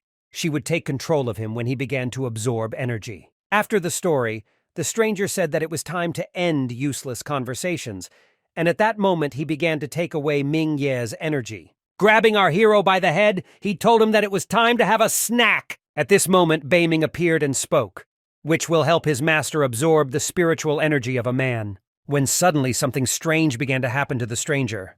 There was something wrong with his strength. He couldn't understand what was going on. Why does the guy's spiritual energy flow back to him? Following this, he realized that his spiritual energy was also transferring to Ming Ye. He started screaming and asking how dare he do this. Ming Ye, realizing that everything was going as it should, on the contrary, grabbed the villain's hand harder. The man promised our hero that he would pay for what he did. The man was beginning to age before his eyes. He understood that the aggressive absorption method did not work. He needed to switch to a moderate one. He turned to our hero and asked to spare his life because otherwise he would lose his cultivation. Ming Ye became a little tense and thoughtful at this moment. He began to think. The man, as expected, turned out to be right. The guy is inexperienced and hesitant. After that, he fell to his knees and asked to look at him. He's not even a rival to such a strong guy like Ming Ye. He continued to beg for mercy. To himself, he thought that he was still too young to destroy him. He will teach him a good lesson. Our hero began to loosen his grip. In his heart, the man was incredibly happy, but of course he didn't show it. Baiming, who had been suppressing the man's powers all this time, asked Ming Ye what he was doing. The guy said that apparently this stranger was set up, so why not give him a chance? The spirit said at this moment that the man did not give Ming Ye such a chance when he was going to kill him, just like Tian Pengji did when he crippled our hero. He didn't even think about mercy. Ye's family constantly humiliated him and forced him to live in poverty and hide like a dog. Baiming said that all these people didn't give him any chance at all. Ming Ye decided that she was right. Then he shouted that she was right and began to squeeze the man's hand even harder. The head of the Black Wind sect began to scream in horror. He realized that his plan had failed. After the man's lifeless body fell to the ground, Ming Ye again realized that all those people had never been kind to him. After this, the spirit turned to the master and said that this bag was an evil cultivator. There must be a lot of money in it. Our hero, of course, took this bag and turned it upside down. A bunch of jewelry immediately spilled out onto the ground. Ming Ye was shocked by the amount of gold coins. This guy was rich. Suddenly, he noticed something strange among the pile of treasures. It was a green sphere. Bai Ming said that this is a first-grade spiritual stone. It is filled with heavenly and earthly spiritual energy. It alone costs more than 100 kilograms of gold. Hearing this, our hero's eyes lit up. He's going to become super rich. After that, the guy asked Bai Ming why the evil cultivator didn't mention her. Was she really invisible? The girl said that she was combined with the divine cloak. She is visible only to the master and the master's body, the only body with which she can act. She could only draw his spiritual energy when he touched his body to receive spiritual energy. In any case, she told the master to remember that he cannot depend on her. She can only protect him in an emergency. The guy understood her. The action moves forward 2 days. The Ye family's martial arts competition began in the arena. According to the competition rules, the champion can be a member of the Red Sun sect. Wan Shengye said that his brother Zhen Ying and his cousins are truly capable of winning. And some of us participants can be internal students. The clan head's brother then came up and said that they had 13 disciples, but only one of them was from their family. They need one more disciple, and they will be important in the sect. Wan Shengye said that not everyone is still far behind the Wu family. Even Han Yu Wu is outwardly a disciple of the sect. At that moment, her father said that his uncle was flattering him. His daughter became an outside disciple simply by luck. Suddenly, they began to introduce representatives of the Red Sun. They were welcomed into the Ye clan family. Like 2 red meteorites, 2 representatives from the Red Sun arrived. One of them asked to save his breath. After all, they will not stay here for long due to certain circumstances. They asked to start the competition right now. The man, of course, said that it was not a problem. After that, he stood up from his throne and wanted to say that the competition was beginning. To his surprise, one of the servants came running and, in bewilderment, told Wan Shengye that Ming Ye had come to them. The man immediately turned to his brother and asked, "Is this really the result of his assignment?" Wan Ming said in disbelief that he had handed over the mission to the head of the Black Wind sect, one of the strong warriors. How could he fail in this task? The Red Sun representative said that they didn't have much time, so let them put their problems aside and start the competition. Wan Shengye sighed heavily and began announcing the competition again. All Ye family students under 18 years of age can become participants. People, as soon as they saw our hero, began to ask, "Why is this loser here? Does he wish to die?" The guy silently walked up onto the stage and said that he wanted to be a participant in the competition. Zhen Xiong and Zhen Ying immediately began to drive the guy away, saying that the competition was not designed for him. At this moment, Wan Shengye said that Ming Ye had every right to participate in the competition. He asked to register him. The writer said he understood. After recording, he notified everyone that 38 Yi family students were participating in the competition. The competition takes the form of one-on-one combat. Whoever defeats the most opponents will become an outer disciple of the Red Sun sect. Now the first round of lot drawing begins. The participants began to walk towards the sticks. One of the guys said that he would kill Ming Ye at the very beginning. Our hero walked up to the counter and finally pulled his wand. It was number 1. He turned around and began to look for his opponent, but did not see him anywhere. As it turned out, by a happy coincidence, number 1 fell out to Zhen Xiong. So the first match began. The guys stood opposite each other and were ready to fight. The guy was terrified of such a misfortune that he would have to fight with Ming Ye. Our hero laughed and said that he was surprised to have met him so soon. Zhen Xiong became very tense and decided that it was better to endure humiliation than to be killed. Why not just give up? Meanwhile, people were shouting and supporting the guy, telling him to destroy Ming Ye. The guy thought to himself that they should all shut up, because Ming Ye could kill them all. At this moment, Wan Shengye told his nephew to stop hesitating because he was disgracing the family. He doesn't think that Ming Ye is as strong as they say. The guy as a whole didn't want to hesitate. He just understood that he couldn't win. He began to say in a trembling voice that he was calling Ming Ye. "He will kill him!" Our hero waited a long time for these words. As soon as he heard them, he immediately disappeared from sight. There was silence in the arena. A moment later, he appeared in front of Zhen Xiong and began to swing his fist. Ming Ye hit the guy right in the chest, who was perplexed by what was happening. One of the chairmen was no less horrified. Ming Ye is a young 5th-level adept, but he managed to release spiritual energy. His friends said that this is not an illusion. He actually released his spiritual energy. This indicates that his spiritual energy is as strong as that of a 9th-level adept. Meanwhile, Yazili Ye jumped straight from the stands to his beaten son. He grabbed his son and started shouting at Ming Ye that he must have been secretly practicing martial arts. It is not surprising that he dared to take part in the competition. Our hero pointed his finger at the man and said that he was a freak, so he challenged him to a fight too. At this point, they reminded that, according to the rules, only people under 18 years of age can participate. Meanwhile, the crowd of people was in disbelief, because the technique alone caused Brother Zhenxiong to be defeated. At this moment, Wan Shengye told Zhenying that he must defeat Ming Ye by any means necessary. He held out the jar and said that he must sacrifice everything he has to become an external disciple this time. Zhenying, in bewilderment, asked his grandfather if this was a rage pill. The rage pill can arrange the power, but all of the user's meridians will be reduced 15 minutes after use. The guy understood that in this case he would simply become disabled for life. Wan Shengye said that he would not accept no for an answer, and his grandson was obliged to cripple Ming Ye. The guy still agreed. Holding the jar in his hands, Zhenying was incredibly angry that he was being forced. "Take a rage pill because of Ming Ye.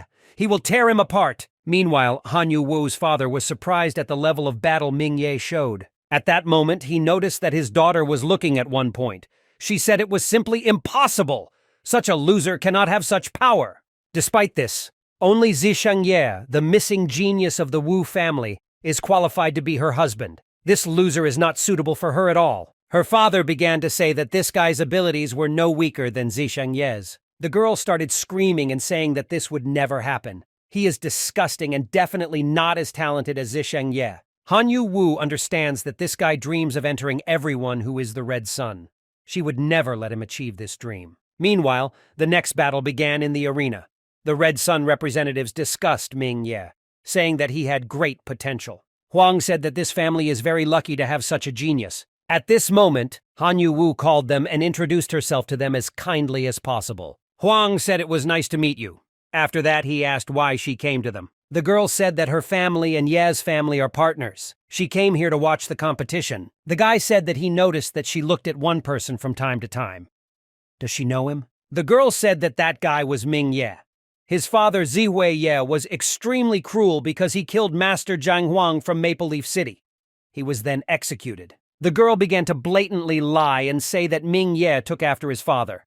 He is merciless and has severely beaten some of his clan members. The guy looked at her in bewilderment. Did his father kill someone from the Huang family? The girl was happy with the reaction but did not show it. She asked if they were from the same family in the city of Maple Leaves. The guy said that he comes from an ancestral clan, and the Huang family is the most important branch of the ancestral clan. He said that he would track down Ming Ye and deal with him. Han Yu-Wu told the guy that he was straightforward. She admires this. She thought to herself that she would never allow Ming Ye to enter a sect with great influence. Another round was announced again. Ming Ye and Zhenying were called to the arena. The guy was eating a rage pill at that moment. A moment later, the bottle fell to the ground and broke, and the guy's power began to be released. He felt a surge of enormous power and realized that the rage pill really worked. Immediately, Zhenying headed to the arena. People were shocked. He could smash someone's head in with just his energy. An enraged Zhenying walked and whispered to himself that Ming Ye would definitely lose. Han Yu-Wu was surprised. She realized that most likely that idiot had taken a rage pill. Huang, meanwhile, still said that this family is really strange, but Ming Ye has great potential, so he will become an internal disciple, or even an elite one. He was only puzzled by the fact that the Ye family was trying to suppress all his strength. The girl asked what an elite student meant. The guy said that the Red Sun sect had 10,000 external disciples, 100 internal disciples, and only a few elite ones. Even the elders are polite to such students. Han Yu asked if Ming Ye has potential. The guy said that he had never been wrong in his estimates, but it didn't mean anything. Looking at this guy, Huang knew that considering his father had insulted their family, he would end things with this guy as quickly as possible. The girl was terrified. She didn't expect that Ming Ye, being in an infant marriage with her, had the potential to become an elite disciple. She has no right to mock him. Her father, meanwhile, understood that his daughter was most likely asking fellow practitioners to study Ming-Ye. The man understood that Zihui was his brother-in-law, but he never took care of his son after death. No one protected him, and it was natural for Ming-Ye to bear grudges. In any case, he decided that killing Ming-Ye could benefit the Wu and Ye families. Once again, the action moves to the arena. The guys were already ready for battle, and Zhenying told his opponent that he was a freak. After that, he began to squeeze his hand as hard as possible. The rage pill was working, which meant it was time to start the battle. The action is moved back 6 months. Then Ming-Ye was bleeding and was bullied by the local kids. Of course, this was the same case with Zhenying, who was ordered to destroy the guy's meridians. Using his power, he said that most geniuses in this world do not live long. Our hero shouted and told Zhenying that they are not each other's enemies. So why is he doing this? Without any words, he just smiled and waved his hand. The guy said the reason was that it would be his life's secret. That hour, our whole life flashed before our hero's eyes. His brother's blade pierced him. But when the action moved to the arena, Zhenying and Ming-Ye were already staring at each other. The guy suddenly called his brother and asked if he still remembered the techniques with which he crippled him. Clenching his fist, our hero said that he would never forget about this, even in his entire life. The crowd began to support Zhenying and asked him to maim Ming-Ye for his father's deeds. Of course, the guy was only happy with these requests, so at that very moment he began to swing. A second later, he released the split ghost axe and sent it towards Ming-Ye. Zhenying himself ran after the axe. He hoped to strike unexpectedly. To his surprise, as soon as the smoke cleared, there was no one on the field again. Our hero stood behind at that moment and asked, "Is this really all that Zhenying is capable of?" The guy began to emit even more energy and reminded him that he had already crippled him once, so he would undoubtedly be able to cripple him a second time. Gathering all his energy, he began to direct it towards Ming-Ye and tell him to go to hell. This technique was called the mountain-breaking ghost axe. A very powerful attack was being prepared. In any case, our hero easily dodged all his brother's blows, which seemed to be endless. Zhenying became more and more furious with each passing second. He told his hated brother to go to hell. Wan Shengye knew that these powerful attacks had no effect, but Zhenying was going to expend all his energy. Ziwan-Ye, looking at his son, understood that he was doomed. He didn't expect Ming-Ye to become so strong. Besides, if he finds out everything and decides to take revenge on him, what should he do? Huang, meanwhile, continued to admire our hero. His technique is very rare, fast, and mysterious. His friend said he was right. The guy's technique is much better than the meteor technique that they studied in the Red Sun sect. The guy said he has secrets. He asked not to kill him in the upcoming battle because he wanted to know all his secrets before they killed him. At this moment, the battle continued, and Zhenying tried to strike at least one blow, but Ming-Ye dodged each of his attacks. People were screaming and telling him to stop dodging like trash. You just need to take the blow and fight back. In the same way, Zhenying shouted that only a weakling dodges blows. The guy began to attack again and asked this time only to accept his blow. Our hero also swung and their fists met. Strength and energy emanated from them in huge quantities. After such a collision, a small explosion occurred, and silence and smoke hung in the air. As soon as the smoke cleared, Zhenying realized that his hand was grabbed by Ming-Ye. The guy was perplexed, and our hero said that he accepted his attack. What will happen next? The crowd of people was in shock. How did this loser manage to hold off Zhenying's attack? At this moment, our hero, who was still holding the enemy, said that this was a retaliatory strike for him. Zhenying just had time to say no, when suddenly Ming-Ye's fist flew into his chest. "It's payback time!" The guy hit his opponent with all his might, and he flew to the other end of the arena. Looking at this, Ziyuan-Ye jumped off the platform in horror just like Yazilia-Ye and ran towards his son. The man approached Zhenying and asked if he was okay. The guy was disappointed. He lost to a loser. In addition, he realized that all his meridians were now damaged and he would become disabled. With tears in his eyes, he raised his head and said that he accepted this defeat. Ming-Ye told his brother that he wanted to kill him, and because of this, he became crippled forever. He certainly deserved it. Ziwan-Ye looked at Ming-Ye and said that he was incredibly cruel. The guy screamed in bewilderment and asked who else was cruel. He said to the whole crowd that Ziwan-Ye killed his family. He asked the man the question directly. Has he been dreaming about Ming-Ye's father lately? People screamed in horror and asked if it was true. Zihui was killed by Ziwan-Ye? The man told him not to talk nonsense because Zihui was killed for killing Master Zhang Huang. He didn't kill him. Without any emotion, Ming-Ye looked at Ziwan-Ye and said that Master Zhang Huang was killed by Ziwan-Ye. At that moment, he began to scream. and say that Ziwan Ye killed the master, and fearing his fate, he decided to unite with Wan Shengye. His father was simply used and killed. Wan Shengye, as soon as he heard the whole story, became very tense. How does this boy know the truth? The man immediately jumped down and started shouting that Ming Ye was smearing the Ye family's reputation. That is why he must be expelled from the family. With incredible power, the old man landed on the ground and fragments flew in different directions. People began to run away from there in horror. Meanwhile, Ming Ye managed to dodge this deadly attack thanks to his skills. Wan Shengye, looking at the boy, said that today he will die right here. At this moment, our hero turned to the envoys and asked if they were really going to stand and watch how they were going to kill him. They are law enforcement agencies after all. The guy began to say some condition, but Huang thought that Ming Ye was brave enough to threaten. After a moment, they both descended to the ground and asked Master Ye to stop. They have no right to interrupt the competition. There must be other participants here now. The drooping man bowed his head and said that he understood the venerable envoys. Ming Ye pointed his finger into the crowd and asked which other people wanted to challenge him. All the people were terrified.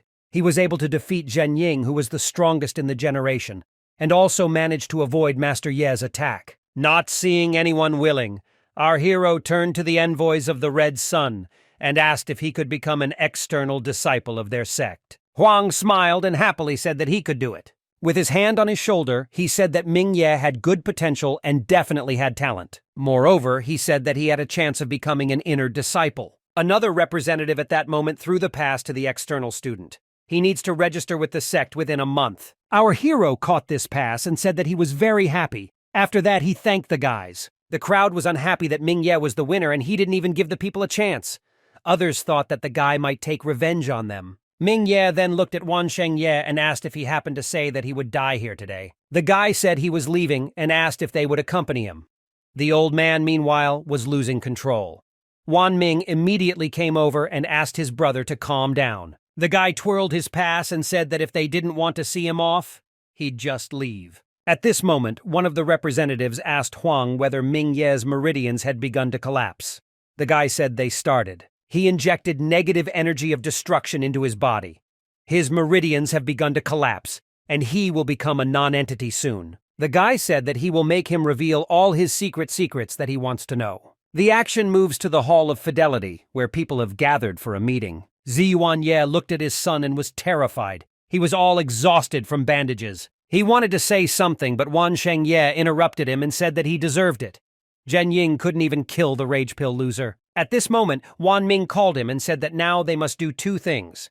The man asked which ones. He replied that firstly, they should track Ming Ye, and secondly, kill him and give his head to the Huang family. They will say that they took revenge. This way the Huang family will treat them well and reward them. Wan Shengye said it was a good idea. He ordered several people to be sent to track Ming Ye. Yazili Ye said that he has already sent people. According to the latest report, the guy is now in the mountains. The man said that Ming Ye realized that they wanted to kill him, so he hid there. In any case, they will train the entire mountainous area to find him. Wan Shengye said that was great and ordered it. Start looking for it right now. We need to send the best people and kill him. Meanwhile, they were looking for our hero for a representative of the Red Sun. Huang couldn't understand where he had gone because he could feel him within a radius of 2 kilometers, but there was no sign of him. His comrades said that most likely the negative energy of destruction took effect, and he is now fighting for his life. Suddenly, they went upstairs and noticed a road made of particles that led somewhere. At the same time, people from the Ye family also went out to hunt with torches. They understood that they needed to find him as quickly as possible. The representatives realized that the Ye family was also looking for Ming Ye. They can just follow them because they will find him soon. The guys exploring the territory finally approached the place to which all the dogs reacted. They realized that the guy was in the cave. Meanwhile, our hero was sitting in a cave. He was resting, but suddenly woke up and began spitting blood.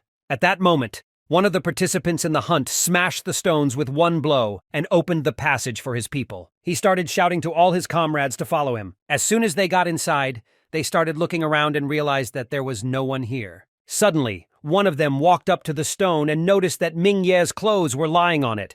They realized that he had deceived them. Meanwhile, Huang said that the negative energy had begun to take effect.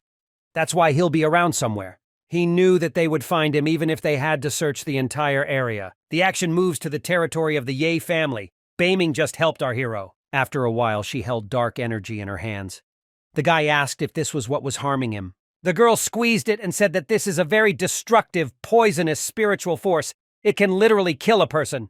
The spirit said that spiritual power was injected into his body by one of the messengers. Mingye asked in bewilderment why that guy decided to do this. At that moment, he saw the light. He remembered how Han Yuwu talked to the envoys before the competition. Perhaps she asked for it. Our hero decided that he needed to stop thinking about it for now. The Ye family people sent to look for him had already definitely found the cave. The guy decided that now it was time to avenge his parents, and he went to the door. Zhen Ying was sitting on the bed at that moment, and his father was feeding him. The guy was asking how Mingye could cultivate. He said that Mingye was supposed to be a loser, but why did he become that loser? The guy said he would never accept it or admit it. For him, only Mingye would be a failure. The father looked with disappointment at his son's agony. He couldn't watch her because he was literally going crazy. Suddenly, the man noticed an incomprehensible silhouette that passed in front of their window. He asked who it was. Zhen Ying said that he saw this figure, and he is definitely sure that it is Mingye. Ziwanye said that he will now hide from their people. So how can he be here then? The son took him by the hand and said that he was sure of it. He recognizes this freak, even if it turns to ashes. The guy asked his father to avenge him. Deciding to listen to his son and fulfill his wish, the man jumped out into the street and began to run after our hero. He immediately noticed Mingye and began to run even faster. The man asked how he dared to come back here. Wishing death, he jumped towards him and delivered an accurate blow to his back in the hope of victory. To his horror, his hand passed through Mingye's body. The man realized that it was a deception and immediately turned back. Meanwhile, our hero was already behind and was preparing his deadly attack in order to destroy Zhen Ying's father. He fired an incredible beam at the man's back and hit him.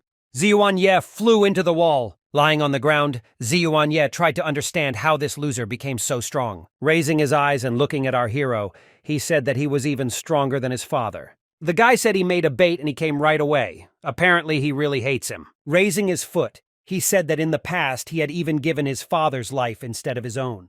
As he began to lower his leg, the guy said that today he would sacrifice it to the spirit of his father.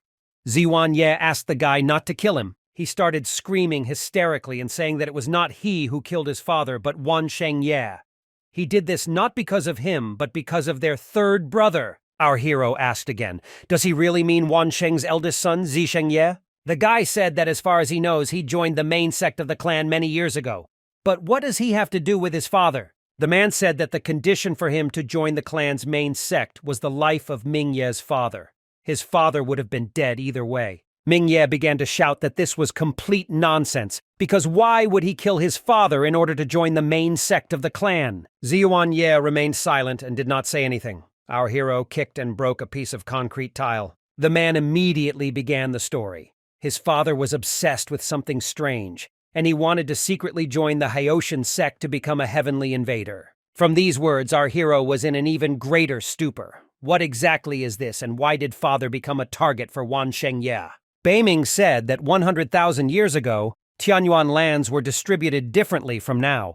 They were completely under the domain of the Divine Dynasty. At that time, the Divine Dynasty was the ruler of the entire world. No one dared to disobey them. Then the Haoshan sect appeared, whose idea was that everyone should be born equal regardless of strength. The sect expanded rapidly. Moreover, they became stronger than the dynasty. The sect created an organization of heavenly invaders to punish evil and restore justice. The Divine Dynasty could not allow this to happen. In this case, the Dynasty Emperor led 1 billion soldiers and destroyed the sect. Of course, the Divine Dynasty also suffered great losses. The Emperor himself was seriously injured, and the lords rebelled. And then the Divine Dynasty completely disappeared due to the Haoshan sect. The guy was at a loss after this story. Was his father really a member of a cult? Ziwanye said that Wan Shengye once talked about how all the sects of the clan are still afraid of the Haotian sect. And after this, anyone who killed a disciple of the Haoshan sect received a huge reward. Grabbing the man, he said that Wan Shengye was a freak who deliberately did not stop his father so that he could join the main sect of the clan. Ziwanye said with all his might that everything was correct. He had nothing to do with his father's death. The guy picked up the man and asked which sect Zishengye joined. Ziwanye said that he is in the Tian sect. Most likely he has already become an inner disciple. The man again began to say that he had nothing to do with it. and at that moment our hero simply threw him to the ground. Finally, the man could breathe out with peace of mind. He decided it was all over. At this moment, Mingye decided to ask how his mother died. Mingye, looking down, said that when she saw Zihui dead, she simply committed suicide. Our hero said that this was complete nonsense because he was a child, and she would not have left him. The guy said that he would kill him if he didn't tell the truth. Mingye's foot was on the man's body again. He started saying that it was all because of Zili Ye. Our hero's mother was a beauty, and, rather, the most beautiful in the whole city. Zili Ye loved her for a very long time. After Zihui's death, she wanted to take Mingye away from the Ye family, but was held back by Zili. Moreover, he even stalked her. Unfortunately, his mother hit her head against a wall and died to maintain her fidelity. After such a story, Mingye seemed to go crazy and began to scream at the top of his lungs. He swung his leg again and asked Ziyuan Ye how he even dared to call himself a human after everything he had done. The guy started kicking over and over again, saying that because of Ziyuan Ye, his father and mother died. They all deserved to die. People from the Ye family came running to the incredibly loud screams. It was impossible not to hear this. Wanming, coming a little closer, still saw our hero in complete darkness. The man began to laugh and say that apparently he had returned here to meet his death. He told his men to go and bring Mingye's head. The guys immediately ran. For our hero, these opponents were empty space. No problem. He ran through them, of course, for a reason, but in order to deal with the most important thing. The man, realizing what was happening, began to swing his fist and say that the guy would immediately go to hell. Their blows met each other, and again energy began to emanate from them. Fortunately, our hero had much more strength than Wanming, and because of this, the man lost the skirmish. In the air, he tried to understand what had happened. Why did the boy become so strong? After that, Mingye went on the attack again because he decided that he needed to finish off his opponent. Having sent the man down this time, our hero, with the help of a quick step, was already under him and was preparing for the next attack. The guy delivered his final and crushing blow so that Wanming would never bother him again. Of course, the man could not cope with such force. And unfortunately for him, bloody rain began. A moment later, the man's lifeless body landed on the ground. The people who came here with him realized that there was no need to deal with him. He killed their commander in 3 strikes. If they don't leave, they'll be next. After that, Mingye moved on. He was heading towards the mansion, near which a crowd of people was already standing. Our hero did not react in any way to so many pitiful people because he understood that they were no match for him. At this moment, Zhenying began shouting from the crowd, who told his uncle to catch Mingye. He wanted to see the guy beg for death. Yazili Ye decided to agree because he wanted to avenge his son and brother. He immediately went on the attack. As it turned out, it was again a trap for them that our hero had previously used. At that moment, the guy was already behind and flying towards the man to fight him back. Mingye landed a precise punch on Yazili Ye's face and sent him flying. The man did not understand how this could happen. He moves even faster than in that battle. Zhenying was perplexed by this outcome.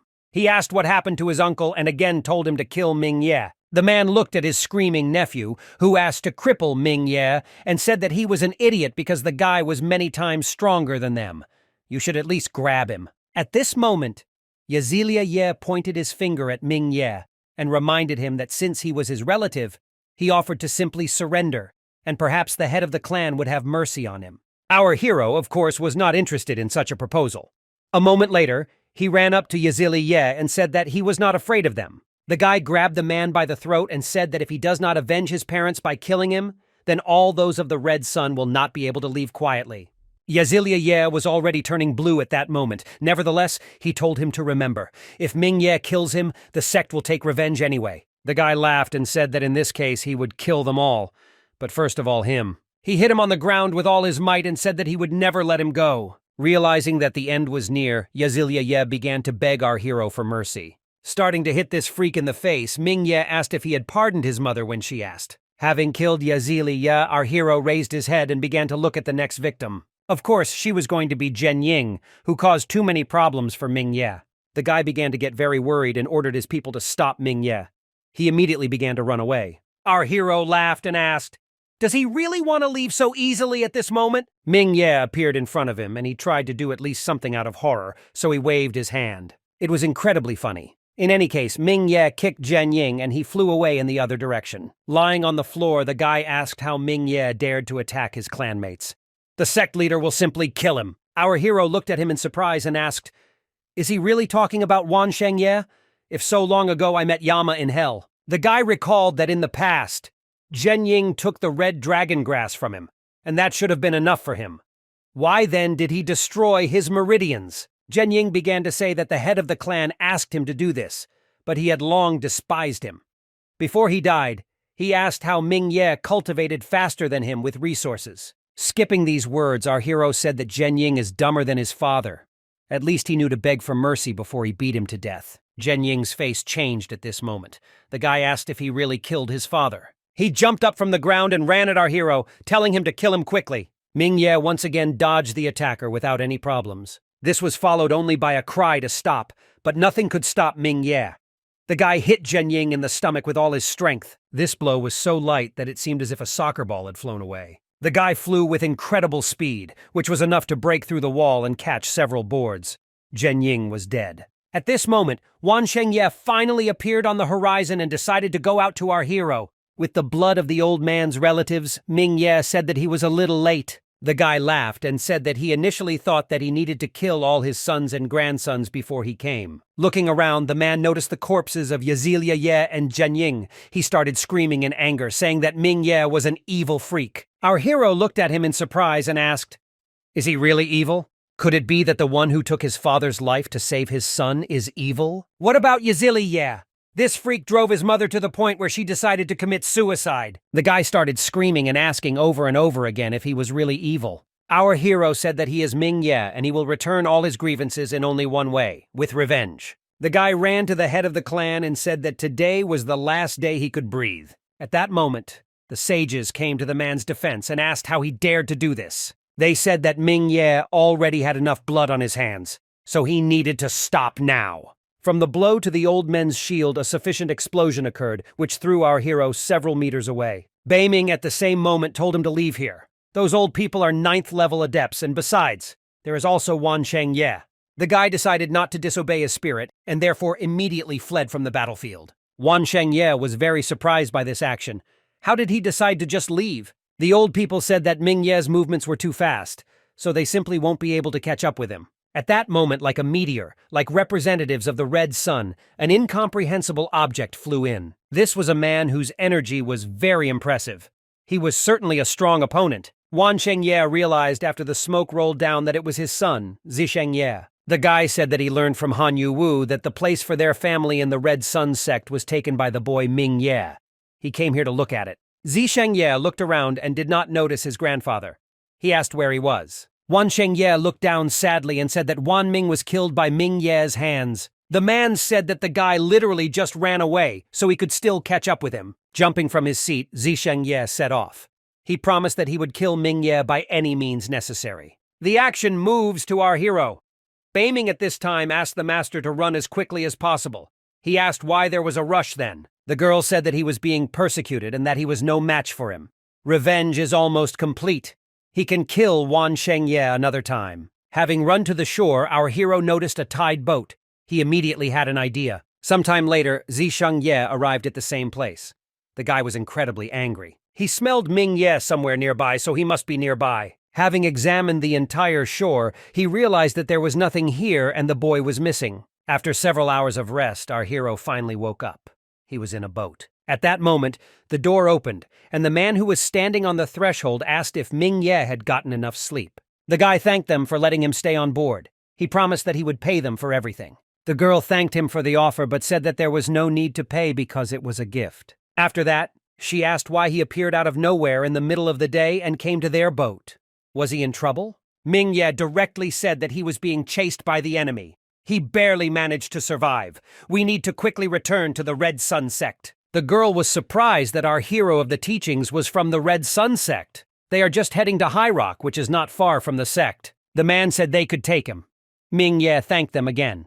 The man then added that they needed to stop in Mapliff for a few days. Ming Ye said that he was in absolutely no hurry, and what's more, he was also going there. In this case, the man said that it was good and that they would leave him alone to rest. Beiming, as soon as the door closed, appeared and said that if it weren't for them and their help, Ming Ye simply would not have survived. Our hero said that if that guy is the warrior of the Ye family, then it is Zishengye and he is after them because he killed his grandfather. At that moment, The guy decided to ask Beiming who the Sky Invaders were, one of which was his father. The spirit said that this is an organization that takes justice and punishes evil. Their people were everywhere. For ordinary people, the heavenly invaders were a thorn in their side. Our hero thanked Beiming and he was lost in his thoughts. After some time, the boat docked and the owner said that they were leaving to deliver the goods. They asked him to be careful in the city. The girl said that if problems arise, it is better to solve them with money rather than force. Once again, our hero thanked them and said that they would see each other in 3 days. Mingye began to explore the city and realized that it was very huge and beautiful. It is many times better than his hometown. Beiming sighed and said that the master needs to expand his horizons because his attention is too easy to attract. At this moment, Mingye was called out by an unknown voice. It was an unfamiliar man who inquired and asked if it was his first time here. Of course, our hero is doubtful about unknown people, so he immediately asked if they knew each other. The man said that they did not know each other, and then said that apparently he was new here. The guy confessed and said that he was an iron dog from the Dog Paws gang, an elite lackey. If he wants to know something, he can come to them. Our hero was a little surprised that this guy was proud of being a lackey. After that, he introduced himself and said that he was here for the first time, so he didn't know what and where. Mingye handed him a bag of money, and the man began to tell him that he was a good person. Of course he will help, and it's not even because of the money. Our hero said that he knows absolutely nothing about the city, and would like to know more about it. First of all, the elite footman said that the city is more than 300 years old, and there are many families here. They are all connected to each other. Among these families are Huang, Feng, and Miao, the 3 largest families. Nobody wants to mess with them. Our hero was glad that the Huang family was one of the big ones in Mapliv. The man said that, to be honest, these 3 families are very powerful, but they can only control the people in this small town. He then said that they were nothing compared to aristocratic families. Our hero asked what this meant. The footman said that aristocratic families were divided into 3 classes: gold, silver, and bronze. The guy immediately asked how many golden families are in this city. The man laughed and said that our hero was really here for the first time. A visit from a golden family to their city is a rarity. They only have 3 bronze families. The strongest in this world are the 5 great dynasties. They have existed for over 100,000 years. 5 great dynasties rule over all states, which also influence other states. The man said that their state of Yan, unfortunately, is a vassal state. Mingye was shocked because he thought as a child that the Ye family was the most powerful. As it turned out, this family is weaklings from an unknown town. Suddenly, our hero turned his head and asked what this place was. The man said that they sell things for martial artists here. To pay, you need battle coins or spiritual stones. The footman looked to the side and said that ordinary commoners would simply disgrace themselves there. Having crossed the threshold, Mingye said that nothing bad would happen if they just went inside. The seller, as soon as he realized that visitors had arrived, kindly asked how he could help. Mingye said hello and asked, "How much does a martial art technique cost?" The man immediately said that gold or silver were not accepted here, only battle coins and spirit stones. The footman took our hero by the hand and said that they had better go. Regular money is like garbage here. It's better not to humiliate yourself in vain. The guy looked in his direction and said that he was not here to be laughed at or mocked. Taking out the package, he asked what the price of the gross fist technique, an 8th level martial arts skill, was. The man, as soon as he heard the word level 8, almost fell to the ground. The seller opened the package and looked through it. This technique costs from 500 to 3,000 liang, depending on the technique itself. The guy was at a loss. That's 60 liang for one first-class spiritual stone. He can get 3,000 liang for this skill. Wow! Beiming said that selling one such skill allowed the whole family to practice a bunch of simple techniques. At this point, the seller asked, "Hit him using this technique. He wants to see her strength." Kneading his hands, our hero asked if he was sure. The man said he was a professional, so he wouldn't hurt him. Mingye decided that it was his choice, so he would fulfill his request. The guy hit it with all his might, and the man flew off in the other direction. Realizing that the blow was too strong and its consequences were a little surprising, Mingye asked if the seller was alive. The man stood up, clearing his throat, and said that this was quite good. He didn't expect the blow to be so strong. Looking at the seller, our hero said that he needed to see a doctor. The man waved his hand and said that it was not so. Beiming said that this person is a 3rd-level martial artist. Even from the master's blow, he was almost not injured. The man admitted that the shaft fist technique was good, so I decided to give 3,200 lians for her. From such a sum, the elite lackey literally fell to his knees. It was something for him to understand. Ming Ye at this moment was thinking that he had completely mastered this technique, so there was no point in storing it. He decided that if Beiming just happened to find this technique, and it costs so much, she probably has a bunch of these techniques. The spirit of our hero said that they would definitely need battle coins in the future. Battle coins are a domestic currency.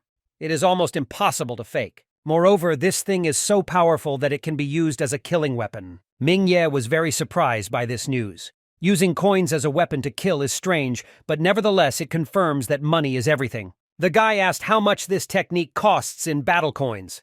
The seller said that 1 battle coin is equal to 360 liang. In this case, our hero was given 8 battle coins and 320 liang. While inspecting them, Ming Ye said that these small coins are actually heavy. The guy immediately decided to try 1 coin as a weapon. At that moment, the lackey began to ask the guy to hide these coins because they were a treasure.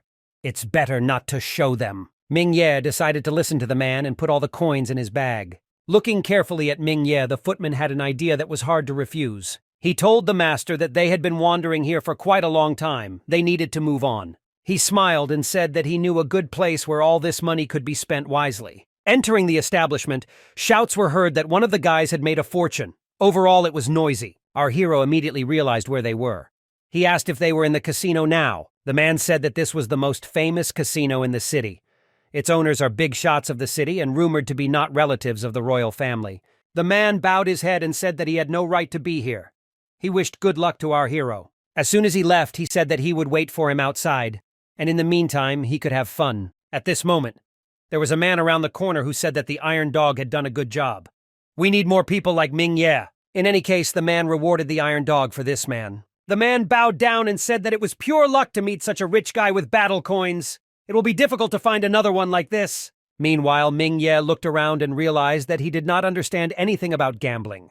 He will simply lose all his money here. With his hand on his head, he decided that the best solution would be to get out of here as quickly as possible. Unexpectedly for him, the girls called him.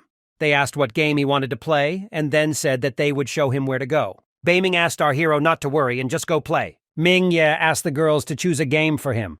They will play big. They liked that he was so straightforward. The spirit at that moment said that this Iron Dog was most likely hired by the casino. He brought Ming Ye here so that he could lose all his coins. The girl said that the old man who owned the body was a master of gambling and he won many people. She owns his memory and therefore his playing skills. After that, Beiming said that she had a sense of the primordial spirit so she could safely play. Actions are transferred to the VIP room. The casino worker at that moment said that it was time to place bets. Just at that moment, our hero bet 2 battle coins. The people who played with him were at a loss. Give 2 coins at a time. Another guy said that this was most likely the son of some businessman. The casino employee asked in surprise if the player was sure to bet 2 battle coins. Ming Ye also looked at them in surprise and said that, in his opinion, it was not that much. Meanwhile, in shock, he asked Beiming if they were doing the right thing. The spirit said that everything was exactly right. Realizing that there would be no other bets, the guy said that the bets were closed and he was opening. He opened it and it turned out that Ming Ye was right.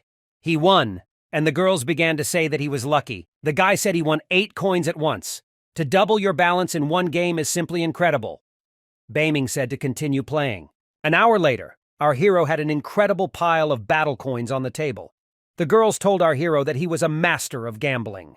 Just 4 hours later, the guy had greatly increased his balance. The girls couldn't say a word. They understood that Ming Ye had won 200 battle coins. Their task is to make him lose everything until the last song in his pocket.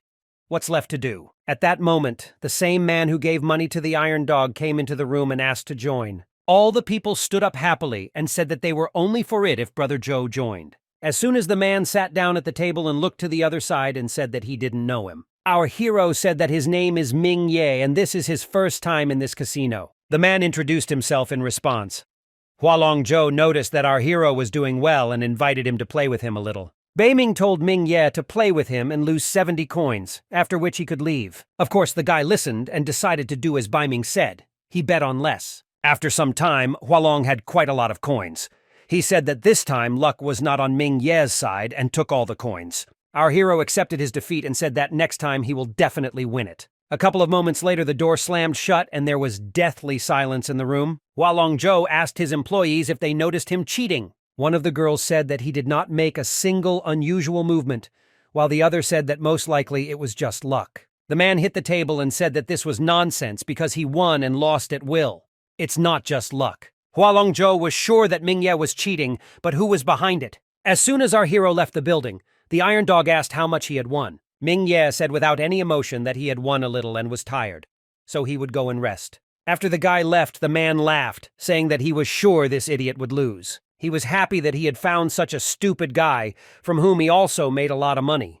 At that moment, Hualongzhou appeared above him and asked how he dared to bring a fraudster to the casino. The man, of course, did not understand what he was talking about and just shouted in bewilderment. Without even trying to listen to the Iron Dog, Hualongzhou pierced the man right through. After some time, Mingye asked Beiming why she asked him to lose everything. The girl said he won too much. She justified this by saying that a casino is not a place where you can win and just leave. They didn't do anything to them because they were confused. They didn't understand whether there was someone behind Mingye. If the winnings are very large, then there will be problems. Our hero decided that this guy, Hualongzhou, probably decided to test him. In any case, he earned 120 battle coins, and that was quite enough. Beiming said that those people are weaker than the master. Even if Mingye won a lot, they simply would not touch him. The girl said that since he had completed blood cultivation, he now needed to start meridian cultivation. She knew that the best way to cultivate meridian was the Yi Jin Jing technique. 5 days later, the boys were back on board the boat of those nice people. Our hero, meanwhile, sat on the bed and meditated as Beiming told him. At that moment, a girl came into the room and offered to go have lunch. She prepared tremella and lotus seed soup. Mingye looked down embarrassedly and said that he was probably annoying them, so he apologized for it. The girl said that if he calls her little sister, then what's wrong with her cooking for her brother? She asked what he was cultivating now. Mingye said that he cultivated the foundation technique, so it was nothing special. The girl said that it was no surprise that Mingye joined the Red Sun sect. She had never seen a person who could cultivate day and night. Our hero smiled at her and said that he seemed to be obsessed with cultivation. At that moment, the whole boat began to shake. The table with food turned over. The guy asked what was going on. The girl told him that she had been told about something similar before. It could be pirates. As it turned out, it really was them. The pirates looked dangerous, and one of them laughed loudly. The captain of the ship just thought to himself that he did not expect a pirate attack on their way home. The girl asked where these pirates came from. The man asked not to worry and leave them to him. The man introduced himself as Tai Ming. He is from Maple Leaf City. After that, he asked to tell them their names. The captain of the pirate ship said he had never heard of it before. He then started laughing loudly, telling his boys that he wanted to know their names. In any case, the man still said his name. His name is Da Fei Xiang. He's from the Black Water Gang. Our hero was watching them closely at that moment. He realized that this person was equal in strength to Wan Shengye. Tai Ming smiled widely and said that this is gold for them. He asked them to be kind and let them through. Da Fei Xiang smiled and said that he would let them through if only that girl would stay with them for a couple of days. Tai Ming was very tense at that moment but tried not to show it. He said they wanted too much. The entire crowd of pirates began to shout, "How dare they disobey their lord! He will cut everyone into pieces and won't blink an eye!" Da Fei Xiang, meanwhile, was also angry. He said no one had ever walked away alive after turning him down. Tai Ming at that moment jumped from his ship and told them that they had gone too far. Our hero also decided that he needed to intervene and help destroy the pirates. Now he has repaid the debt by living and trying here for free. And besides, his hands were itching to hit one of them on the head. He turned to brother Tai Ming and asked if he minded him intervening. At that moment, Da Fei Xiang ran towards him and told our hero that he would die. Immediately, Tai Ming stood in front of Mingye and said that if Da Fei Xiang came to help, then they can start fighting. Mingye sighed and said that he was ready. The guy was immediately going to run into the crowd, where there were a large number of people. Our hero used the lightning step technique and ran between all the pirates. A moment later, the side of the pirate ship simply exploded. A girl watched all this. She said that the pirates were just sheep compared to him. He has no equal. After some time, the ship became a bit empty, but it was Mingye who didn't even use the shaft fist technique, but still defeated them. Beiming said that through cultivating the Yi Jing technique, he gained tendon strength. With the foundation created in the blood cultivation stage, it is normal for him to become increasingly stronger. She said that usually a 5th-class adept has a strength of over 2,000 Jing, but Mingye's strength now exceeds the value of 15,000 Jing. In this case, our hero understood why he defeated the pirates so quickly. However, with the larger one, you will have to tinker a little. Looking around, Da Fei Xiang tried to understand where that guy came from and why there were almost no people left. At this moment, our hero was just telling him that the outcome of the battle was already obvious. He simply cannot escape from here. The man, in bewilderment, asked if they had just started threatening him. Ming Ye said that he just wants to find a good pair. Of course he can defend himself, but if he allows himself to be hit, he will let him go no matter what. His people were divided into two parts. Some said that they wanted to live, and others that this guy was a weakling. Tai Ming said that it was not a good decision to let them go anyway. They can continue to rob ships. Ming Ye laughed and told his brother not to worry. It is not so easy to defend against his blow. Da Fei Xiang just at that moment finally made up his mind and told our hero to attack. Ming Ye advised the pirate to prepare for this attack, otherwise things would be bad for him. The man, even placing a block, could not properly defend against this attack. His blood sprayed in different directions. To his horror, the guy was able to break through his block and the fist flew on. It flew straight into the head and it flew overboard. The pirates, in bewilderment, began to say that this was impossible because a 9th-level adept had broken through the captain's defense. After Da Fei Xiang, our hero turned to the others and said that they would all end up the same as their lord if they did not run away from here as far as possible. After some time, the guys were sitting in their ship, and Tai Ming told our hero that he was the strongest person he had ever seen. The guy smiled and said that it wasn't that he was strong. They are the weak ones. The girl said that he was being modest because these pirates were strong, but he defeated them all. This means that he is the strongest at his level. After that, the guy said that if it weren't for him, they could have died. Ming Ye smiled and said that he was always happy to help. Tai Ming believes that Ming Ye will not stay in the Red Sun sect for long since she is a 9th grader. There is a 7th grade sect in Wang State. At this moment, our hero asked again in bewilderment. Previously, he thought that sects were not divided into ranks. Beiming had just told him that based on the sect's strength, there are 9 classes. The strongest is the 1st class, and the weakest is the 9th. Above the 1st-rank sects are religious sects whose existence exceeds 10,000 years. All religious sects are many times stronger than ordinary ones. After that, our hero asked, "What class does the immortal sanctuary belong to?" The girl said that the sanctuary is even higher than the religious sects. She believes that it makes no difference where to join. After all, they have the divine golden cloak. In that case, he decided that he would stick to the plan and continue the plan in the Red Sun sect. 3 days later, our hero finally reached the entrance of the Red Sun sect. For him, everything here looked spectacular. And this is only a 9th grade sect. It was difficult for him to imagine what other sects looked like. Ming Ye walked up to the elders and greeted them. He said that he came to register and then showed his pass. One of them thought that this was another useless guy again. Another said that's so. Therefore, you must first go to the registration area. Our hero bowed and asked them to tell him where this courtyard was located. He said that you need to go through that gate and then ask someone from inside. Ming Ye was already starting to get tense. Isn't he that someone? In any case, you need to control yourself. The guy was unhappy that this was an external student who did not need to pass the entrance exam. Another guy said he's nothing if he doesn't have resources. Entering Ming Ye, he was surprised at what the Red Sun sect looked like. Even the layout of the buildings was thought out. Suddenly, a guy started running towards our hero and saying that apparently he was new. He asked his last name. The guy, perplexed, said that he was from the Ye family and then asked what it was for.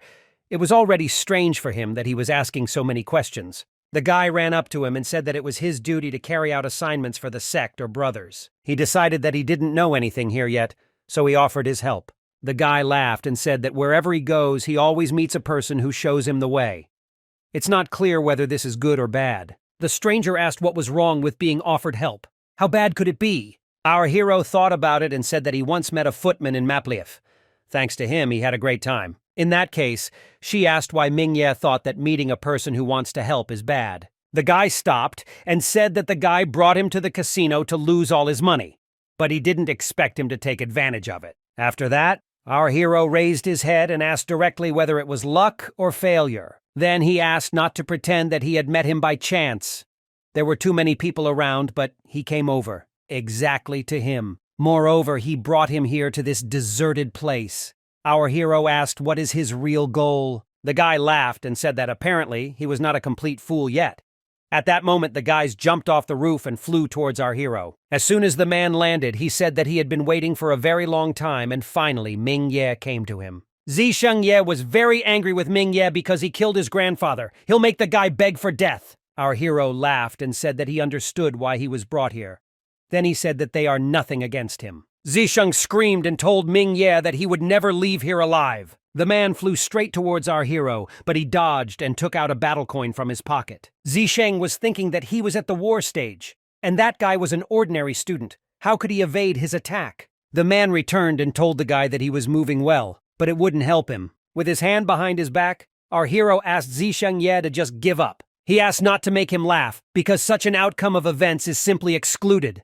Zisheng promised to show the guy what death is. The entire crowd of hooligans began to run towards Ming Ye. They told him not to think that he could defeat at least some part. Beiming at this moment was saying that although the attack of battle coins is extremely strong, there is only one chance to strike. We must remain unnoticed and take them by surprise. Ming Ye decided that it was necessary. Wait a little longer. Wait until they deliver their final blow. All the guys were already right in front of Ming Ye.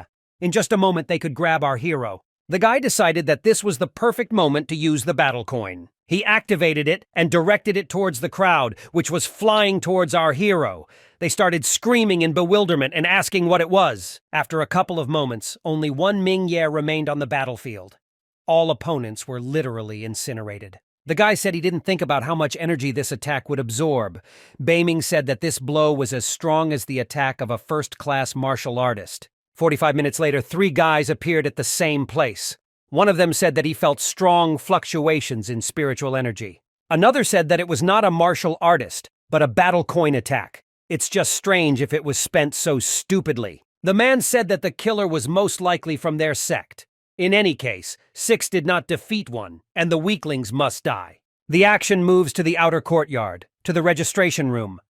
Ming Ye walked inside and said that he had come to register. To register, the man asked to give his name, age, and where he was from. The guy said his name was Ming Ye. He was 14 years old and from landscape. The man started scanning him. Family member of the year, landscape, average height, thin, shabby clothes, and a red patch of hair on his head. After that, he threw our hero the key to his room and the rules of the sect. He should familiarize himself with the rules as quickly as possible. Walking towards his house, the guy asked Beiming if this thing was an instruction manual. How can he open it? Beiming said that it was made of spiritual wood. He needs to use spiritual energy to open it. Our hero used the energy and all the rules were revealed. It was forbidden to be rude to elders, to fight with other students without permission, to step on the lawn, when suddenly he reached the point with rewards for tasks. It was quite interesting. The Red Sun sect assigns tasks to students based on their strength. If the task is completed, the student will be awarded points. They can be spent on useful things. Also, to attract students to cultivate, the sect created a ranking of the strongest cultivators. The top 100 receive good rewards. If a student stays in first place for a month, he will receive 10,000 points and a primordial spirit tablet. Students who are not in the top 100 can challenge anyone from the top. If the person who challenged wins, he replaces the person he defeated. Our hero decided that these rules are good, but now he lacks the skills to challenge anyone. Fortunately, he is lucky to have Beiming. Our hero smiled and asked the spirit to give him a few more scrolls with martial arts techniques. The girl looked down at him and said that this time she would not give him anything. She said it wasn't because she didn't want to. All of her equipment was from the previous owner. He offended the great world. Who knows how many people are persecuting him? No one will notice that Ming Ye practiced the foundation technique. But if he practices his other techniques, people will recognize them. In this case, the guy decided that if his techniques could not be practiced, then this meant that he needed to earn contribution points. Ming Ye looked at the sunset and said that it was already quite late. It would be better to go have dinner and go to the hostel. The action moves to the dining room. There was a lot of incredibly tasty and different food here. The girl said that it was just the meat of ordinary animals. He needs to eat the meat of magical beasts and it will be healthier. The guy told the cook that he wanted vegetables, a bowl of rice and fish soup. At that moment, our hero was pushed and told to get out of here. The man asked how he dared to stand in line in front of him. He was outraged by this. Ming Ye decided not to tolerate such treatment, and he pushed the stranger with all his might. The guy fell to the ground. People began to ask in bewilderment how the newcomer dared to hit Ba Zhou. Apparently, he doesn't yet know that he is in 10th place among the students. The guys decided that this newbie is not as easy as it seems. In any case, they decided that he would not live to see tomorrow's dawn. Ming-Ye then, despite everything, approached the cook and asked him to put his food in for him. At this moment, a voice behind began to shout that Ming-Ye was not a tenant. "He will still find him and deal with him." The guy screamed and told our hero to get on his knees and start begging for mercy. Despite everything, he continued to walk. Ba Zhou tensed a little at this moment. He was surprised that the newcomer was not afraid of him and wanted to fight. Ming-Ye approached him and asked if he was going to kill him. The man said that this is so. If he kneels down right now and asks for mercy, he will change his mind and kill him quickly. He decided that the guy would give up. Our hero said that Ba Zhou is an arrogant freak. The sect prohibits any battles without permission. Does he really want to break the rules of the sect? The guy smiled and asked if there would be evidence that he killed. Exactly him. Ming-Ye was surprised that he directed everyone anyway. Beiming said that some sects allow disciples to fight each other secretly. Ming-Ye decided in this case that he had nothing to worry about, so he could do what he needed to do. Our hero asked if Ba Zhou was arrogant because of his brother Kwang Zhou.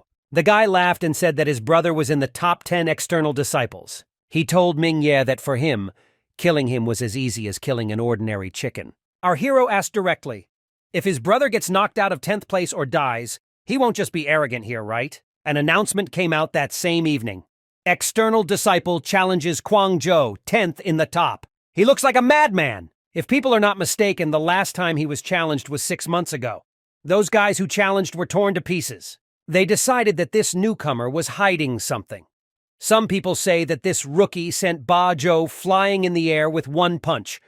In any case, they decided that Kwang Zhou would win. Ba Zhou, looking at the crowd, said that he was only pretending to be cool, but in reality everything would end quickly. He is afraid of disgracing himself, so he pretends that he is going to talk to the elder. Do they really think he will actually challenge his brother? As soon as our hero entered the room, the elder asked him, "Why did he come here?" The guy introduced himself and said his name was Ming-Ye. He is a disciple of the sect in appearance, and he wants to challenge Kwang Zhou, the 10th-ranked sect. The elder immediately turned his gaze to him. It had been a long time since he had heard someone challenge him. The man then asked which Ming-Ye was ranked. The guy said in a calm voice that he just joined the sect today, so he doesn't know his rating. The elder was very embarrassed at this moment. He said that challenging a top 10 student is suicide. Even if he is a 5th-level adept, he will not be able to win. The guy said he was serious. He wants the battle to be fought on the 10th day of the next month. Slamming his hand on the table, he said that if Ming-Ye is so courageous, then he will not stop him anymore. If he wins Kwang Zhou, he will become 10th in the rankings and will miss more than 10,000 people at a time. He will receive 10,000 points and 12 spirit cultivation pills. People were horrified that this kid actually challenged and would fight Kwang Zhou. Ba Zhou was angry at our hero for provoking him and now his brother. The action moves to the chastity hall where Wan Shengye was sitting. A messenger came to him. The guy said something to him, but the head of the clan did not hear anything. He asked to repeat it louder. The guy said in a trembling voice that Zheng Jiangye might be dead. He was killed by the hands of Ming-Ye. Wan Shengye was very tense at this moment because that guy was a martial arts warrior, and he was a level higher than Ming-Ye. The guy said that their disciples are from the Red Sun sect and said that Master Zhengjiang sent people to kill Ming-Ye, but all that remains of them is just the ashes of their bodies. At this moment, the man could not find words. Zhengjiang was the strongest person in the family besides Zisheng. Only Zisheng is in the Tianhe sect. It is almost impossible to contact him. Wan Shengye was shocked that another family member was dead. Could Ming-Ye really destroy his family? One of the men said that he was just a student. Killing him would solve all the problems. Then another said that it would not be very easy, because he had even killed a 3rd-level warrior. Meanwhile, a man was standing at the entrance. He said that if a warrior cannot kill Ming-Ye, then there is only one thing left. The man in the raincoat said that the simplest thing in this world is murder. They only need to turn to the Bloodcloak Society. People asked again in bewilderment. There are rumors that these people killed the martial arts guru. Will they be able to contact them? The man said that he could ask everyone to appoint the best assassin to kill Ming-Ye, but it will be expensive. The next day there was an announcement in the Red Sun sect. With all the deposits, students must report to the outer courtyard to begin their 2-week training. If anyone is late even a minute, he immediately becomes excluded. Ming-Ye, of course, overslept. He ran out into the street and saw a large number of people running with all their might to train. In the same way, a girl was going to training and asked her brother Huang why he brought her here. The guy said that Ming Ye seemed to have already passed into the Red Sun sect. Newbies should train here, so we need to see if Ming Ye comes here. Han Yu asked. Shouldn't he have died to the negative energy of destruction? How can he still be alive? Meanwhile, in the middle of the crowd, there was a sleepy Ming Ye who was yawning. Huang was very angry. He didn't understand how this guy was here. It is impossible to resist the negative energy of destruction. Han Yu leaned over and began to examine Ming Ye. She couldn't believe that it was really him. Who could save him? Huang asked her not to worry about this because he could easily kill him. They're not the only ones trying to kill him. There are also people from the Ye family. At that moment, some people began to talk about how 6 piles of ashes from the bodies were found in the backyard. One of them, it turns out, seems to be Zhengjiang Ye. Huang was not very happy about this news. He planned to use it to kill Ming Ye. Han Yu began to smile at that moment and said that she had a good plan. Meanwhile, the elder addressed the people. There are more than 1,000 of them here. They will be divided into 10 groups, each led by a student. The man said that the best will be rewarded, but the worst will be kicked out of the sect. After some time, internal disciple Xing Chun took over one of the groups. He will control the entire training process. Finally, the guy started saying that the training will start soon and the first thing he will teach them is... The entire crowd of students started screaming and cheering that the training was starting. They were wondering where they would start. Xing Chen upset them at this moment because the first thing he would teach them was horse stance. People in bewilderment began to say that this was nonsense and very simple. Some of them are even 4th-level adepts. Ming Ye told his spirit that he was thinking about how difficult things would be. Beiming at this point said that it would actually not be as easy as they thought. In any case, our hero need not worry because his basic skills are quite good. His legs are like steel, thanks to his fast step technique. Xing Chen students keep quiet because the rules. There are rules. If they don't want to do this, they can simply say their name and he will kick them out. The guys decided to change their attitude and said that they would show everyone how long they could do a horse stance. An hour later, most of the people were lying on the floor from exhaustion and saying that they couldn't do it anymore. Xing Chun understood that this was the same as last year. Too many people focus on martial arts skills and forget about the basics. In a real fight, a person with a good foundation will strike more accurately and effectively. 3 hours later, many people directly said that they were giving up because they didn't think that a horse's stance could be so tiring. 5 hours later, there were still 4 newcomers on the field. Xing Chun was glad that at least not all newcomers were hopeless. Unfortunately, he knew that 2 of these 4 would soon fall to the ground. The guy from the 4 fell to the ground and said that he couldn't do it anymore. If he had eaten in the morning, he would have stood there a little longer. He was upset that he could not attract the attention of that beauty. His comrade asked if he could not stand it any longer. He said to himself that he was not even using all his strength. His friend started screaming and asking him not to pretend that he wanted to impress that girl. Looking at his friend, the guy said that it was not very noticeable that he had a lot of strength left. Does he really want to break his legs to impress a girl? Then they both looked at Ming Ye and realized that he didn't even break a sweat. From the looks of it, they can't even compare to him. Xing Chun decided that he was right with his opinion. He wondered how long those 2 could hold out. He decided to go for tea. Ming Ye was very happy that most of the people left here or gave up. The guy smiled and decided it was time to take the next step. He approached his opponent and asked her name. Beiming asked in bewilderment, "Did the master really fall in love with this girl?" Our hero said that this is so because if he marries such a beautiful girl, he will be happy just by looking at her. The guy said his name was Ming Ye. He wanted to know this girl's name. The girl said her name was Lan Su. After that, she asked why he called her younger sister and not older. Our hero told her that he is obviously stronger than her, which means he must be an older brother, and she is weaker than him, which means he must be a younger sister. The girl was not happy with this arrangement. She said that if he is stronger than her, then they should have a match and see who is really stronger. Ming Ye said that if he lost to her, he would give her the primordial spirit pill. The girl was very surprised by this bet. She reminded that only the one who ranks first on the list of external disciples can receive a spirit pill.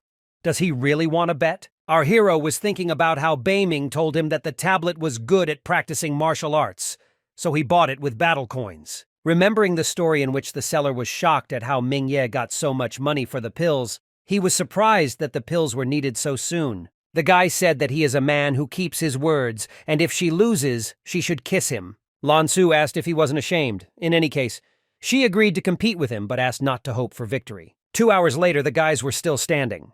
Only at this time, Lan Su began to get tired. Xing Chen, who even finished his hour, was perplexed by what kind of eccentrics he found. Then another 6 hours passed. The girl stood up with all her strength. Ming Ye, looking at her, realized that she would begin to harm her body if she continued. The guy suddenly screamed and fell to his knees. He said he was giving up on this test. The girl, who was completely bleeding, then approached our hero and said again that she would win him. Ming Ye bowed to her and said that she was really strong. He admires her 80%. Lan Su was surprised and asked our hero why only 80%. Ming Ye said that she insisted less, which is why he admires 80%. If she had insisted for another 2 hours, it would have been 100%. The girl decided to skip these words and told him that if he won, he should give her the primordial spirit tablet. Ming Ye scratched his head and realized that he had decided to argue with her in vain.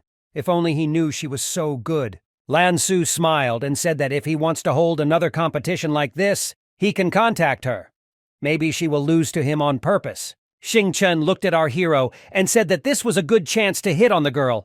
He also noticed that he could have stood quietly for another 6 hours. Ming Ye said that the teacher is smart. Then he said it was too late. Would Xing Chen do him the honor of having a meal with him? The guy smiled and said he agreed. He then said that eating magical meat would be expensive. Ming Ye said that there is no problem with money. The action is brought to the dining room. The guys sat down at the table, and the waiter came up to him and asked if he could serve them. Xing Chen said that he wanted spicy pork elbow, braised rabbit, and fried pork kidney. Ming Ye, in turn, only ordered ice-cold steamed fish and a bottle of liquor. As soon as the food was brought and the guys started eating it, Xing Chen said that our hero had broken the record of having a strong position in the sect over the past 100 years. Finishing his food, the guy asked again in bewilderment. He also asked what this meant. Xing Chen said that he could be one of the top 10 disciples of the sect in history. If he had not lost to the girl, he would definitely have become the first and attracted the attention of people from above. Ming Ye decided that the Foundation Creation Pill was really unusual. With the regenerative power he got from the pill and his legs, he could easily make it into the top 10. Xing Chen said that he thought very highly of him, and if there were any problems, he could ask. The guy said that he ranked 8/10 among the students and that people would listen to him. Ming Ye thanked him in advance. The next day, the elders stood on the bridge. They were wondering who the newcomers were this year. The Hidden Dragons competition will take place in 4 years. If no one shows talent in 2 years, then they will all be beaten. The other man always feels sad when he thinks about it. Each time they fail to get into the top 10 and all rewards are divided between other sects. One of the men started screaming and telling them not to participate here anymore. After all, they can't lose any more money. The old man said that this was impossible because the Red Sun sect could lose respect from the people above. If they entered the top 10, they would be able to contact the dragon from the Holy Lands, which would greatly help them in the future. Xing Chen told our hero that these are the elders of the inner sect. The one with a red face is called Biao Fu, and the other one with thin eyes is called Tai Ma. They are the strongest elders. Ming Ye remembered that there are ranks of martial arts students, also martial arts warriors, and after them come masters. Those two are level 4 masters. The elders began to speak. All the people here are now external disciples of their sect. They need to pass a test that will test 2 things. The first is running. The faster and longer they can run, the more points they will get, and the second is martial arts skills.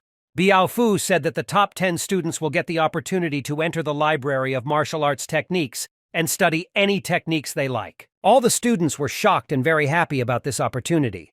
They started saying that the Red Sun sect is really cool. The elders said that they hope that the students will show what they can do. Meanwhile, Ba Zhou brought people to deal with Ming Ye.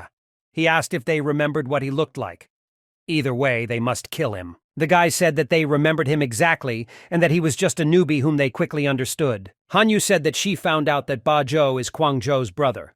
Ming Ye dared to insult Ba Zhou, and so his brother wants to take revenge on him. Huang said that, to be honest, the Ye family is very stupid. If a plan like him was born into their family, they would do everything possible to raise him to be an incredible warrior. Hanyu was upset that such a strong man could be her husband, but it was too late. She decided that if she couldn't get him, then all she could do was deal with him. Biao Fu, meanwhile, continued to tell the disciples that the test would take place on this mountain. They must run as far as they can. Those who run more than 100 miles receive 10 points. For each next 10 miles, 10 more points will be given. After a couple of seconds, the elder shouted to the outside disciples that the test was beginning. Ming-Ye understood that this test was a test of strength. If he runs too fast initially, he will have no strength left by the end. Unexpectedly, our hero noticed among the runners a girl whom he had seen earlier. It was Lan Su. The guy caught up with her and asked if the primordial spirit pill had worked. The girl nodded. Ming-Ye said that he did not believe that he lost to her back then. He asked if she still wanted to compete. She laughed and asked if he had another primordial spirit pill. Ming-Ye winked at her and said yes. Just like last time, if she loses, she must kiss him. The girl pointed her nose in the other direction and said that she would win this time too. Meanwhile, Ming-Ye and Lan Su were watched by 3 guys who were at a loss. One of them asked where this guy came from here and how dare he pester Lan Su. The man told the master that this guy was harassing his woman. Apparently he was tired of living. He asked to deal with this loser. The guy agreed and told Sanju and Siju to deal with him. Turning back, our hero realized that the 2 running guys behind him were simply chasing him. For what? Sanju and Siju asked in bewilderment how he dared to overtake them. Does he really want to die? But they didn't advise him to run away from here, otherwise they would kill him. Our hero laughed, saying that they were simply intimidating him. They can easily check how they will kill him. The guys said that he asked for it himself. A moment later, they ran into battle. Our hero asked in bewilderment, "Do they really want to fight with him, a 3rd-level disciple? How dare they?" The guy sent the hooligans flying without any problems thanks to the shaft fist technique. After this, Lan Su approached him and told him to be careful. The ones he just beat up are Sanju and Siju. These are Fuxian Jews people. Lan Su said that she heard that this guy is very rich, and the entire Jew family as a whole. Ever since he came here, he has been pestering her constantly. Our hero turned his head. He had something in mind, but decided to suggest just continuing to run. Actions are transferred to Fuxian Jew. The guy at that moment beat his people, saying that they are useless. The man said that this guy was very strong. In this case, he ordered 4 people to go and defeat him. Lan Su showed our hero a hologram that showed Fuxian Jew and his people running towards them. Ming-Ye said that in this case, it would be better for them to speed up and not let them get too close to them. Now later, the guys still couldn't catch up with Ming-Ye and Lan Su. Fuxian Jew's people told him that they would not be able to catch up with them. The guy started screaming at the top of his voice, and his scream spread throughout the entire mountain range. Xing Chen was watching the runners at this time. There are only 9 newcomers left who are still running. They had already run 400 miles. Among them, the guy, of course, noticed Brother Ming-Ye. He wondered what he would do this time. Ming-Ye asked Lan Su how much longer she could run. The girl said it was still about 100 or 200 miles. She asked if he couldn't do it anymore. Our hero smiled and said that of course he could. He's just afraid that she won't be able to reach the end and he'll have to run alone, and that's boring. The girl asked Ming-Ye not to brag when suddenly someone behind them called out to them. Several guys ran up to them. They were glad to have caught up with them. One was named Jinggang Kui, and the other was Yiping Zheng. Ming-Ye turned around in bewilderment and introduced himself. He also introduced the girl. Jinggang Kui told the guys that there were 5 more people in front of them. They were interested in catching up with them. Yiping Zheng said that it would not be easy to overtake them, and he also wondered how much further away they were. Lan Su at that moment noticed in front of them that there were 5 people running towards them. Could it really be them? Suddenly those people stopped right in front of them. The girl asked a little tensely what was going on. Ming-Ye asked her to ignore them and just keep running. One of the guys waved his cloak and said that they only need Ming-Ye, the rest can run. Our hero turned to Lan Su and asked her to run away without worrying about him any further. She asked if he really needed help. Ming-Ye said that this is just another bunch of weaklings that he can easily deal with. She better run away or else she will lose.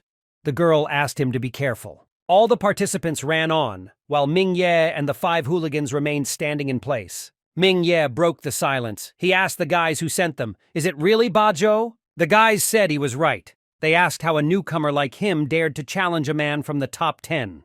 Zhou wants to be taught a lesson. The guy said that Ba Zhou is a fool if he sends weaklings like them to deal with him. These words offended these people, and they attacked our hero. They said not to feel sorry for that freak Ming-Ye. Ming-Ye, of course, used the fast step technique without any problems, and a second later found himself behind one of the offenders and attacked. Immediately, after the first, our hero went after another hooligan. The 3 remaining guys watched in horror as 2 of their comrades were knocked out with one blow. Not understanding how this was possible, The guys turned around and ran away because they didn't want to fight this monster. Ming-Ye sighed heavily and said that they were all a bunch of weaklings, after which he grabbed the unconscious two and dragged them to the abyss. A moment later, he threw them off the cliff. Murder is a common occurrence among disciples of the same sect. Xing Chun said that if there is evidence of brother's involvement in the murders, no, they won't do anything to him. Brother Ming-Ye definitely thought of everything. The action is again transferred to Lan Su and the guys who caught up with them. Meanwhile, they did not stop. At some point, Yiping Zheng and Jingang Kui turned their heads and noticed our hero behind, who was already catching up with them. Jingang Kui was surprised and realized that most likely he had dealt with them. The guy said that Ming-Ye was tough, and that he probably couldn't defeat even one opponent. Our hero, in response to the guy's flattery, said that it was all nonsense and that those guys were weaklings. The guy then ran up to Lan Su and said that they had already run 400 miles, they needed to speed up. The girl agreed, but still said that he was not her rival. A moment later, they ran away with incredible speed. Jingang Kui said that these two were truly geniuses to create such a foundation with so many resources. Yiping Zheng said that this is not entirely true because the girl uses her reserves of strength. Then he tensedly looked into the distance. The guy said that Ming-Ye was just using his base. Meanwhile, our guys ran and ran without stopping. In this way, they ran more than 700 miles. At that time, Lan Su already felt that she was getting tired. Our hero suggested that she give up and not force herself. The girl turned around and said in a trembling voice that she had to win. Ming-Ye understood that she was stubborn. Deciding that everything could end badly, he fell to the ground and began to say that he was giving up. She's actually a little stronger than him. Lan Su laughed and said that now he must admire her and her capabilities. After hearing the words, our hero instantly rose from the ground and stood in front of the girl. He pulled out a jar and said that he admires it with all his 100%, and a dispute is a dispute, so the pill is hers. Lan Su was very surprised and tense at this moment. She stood and examined our hero. The guy asked in bewilderment what was wrong. Did she really not want to take the primordial spirit tablet? She deserved it after all. The girl asked in a drooping voice. Why did he lose to her on purpose? He began to breathe heavily only when he sat down, and then, as if nothing had happened, he stood up and was breathing evenly. Ming-Ye realized that he was caught off guard, and that he completely forgot about it. The girl decided that, apparently, he had given in to her last time too.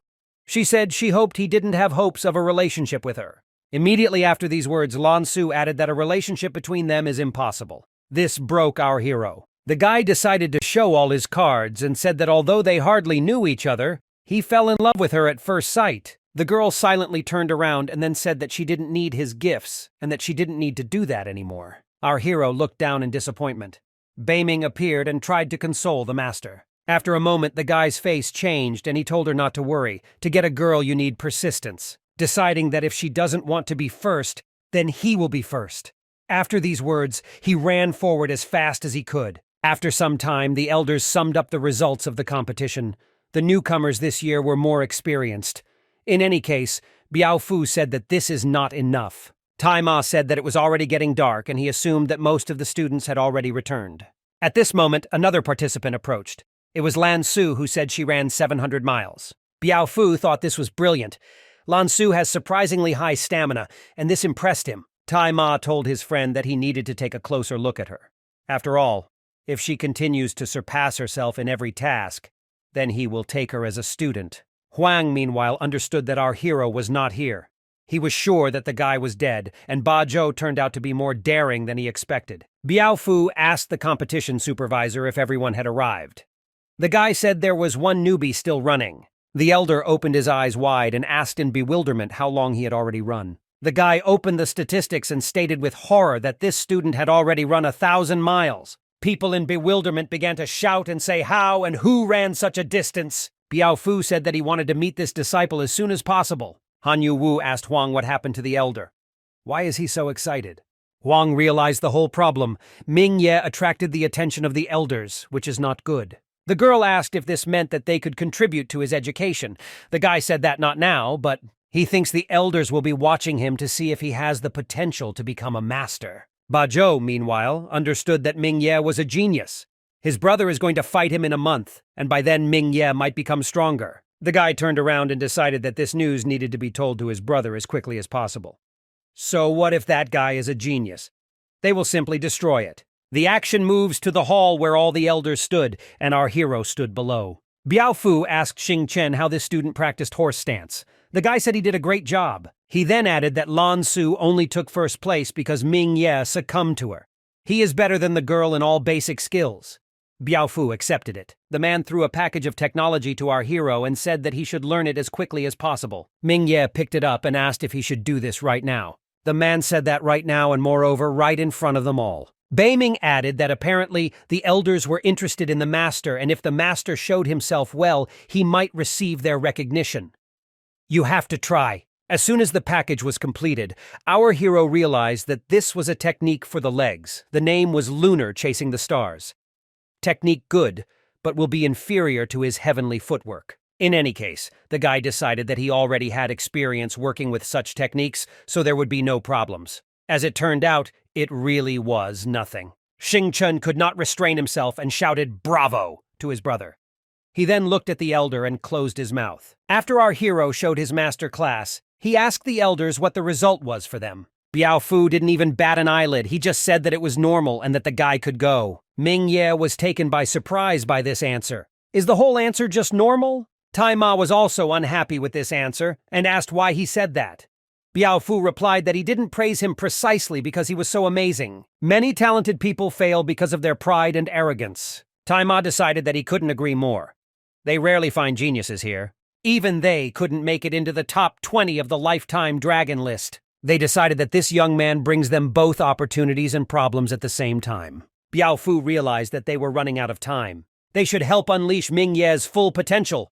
Only tough competition will allow this to happen. The elder told Xing Chen that they must secretly provide our hero with everything he needs. You can't show yourself to him or help him unless it's a matter of life and death. The guy told the elders that they couldn't help but worry because he promised to take care of Ming Ye at the cost of his own life. Xing Chen understood that many people did not like our hero, and in a month he would fight Guangzhou with the top 10 external disciples. Biaofu laughed and was surprised that the newcomer challenged the 10th place.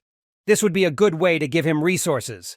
For winning, the guy will receive countless rewards. Xing Chen said that he understood the elders and headed towards the exit to find Ming Ye. Tai Ma asked if they should tell their sect leader about Ming Ye.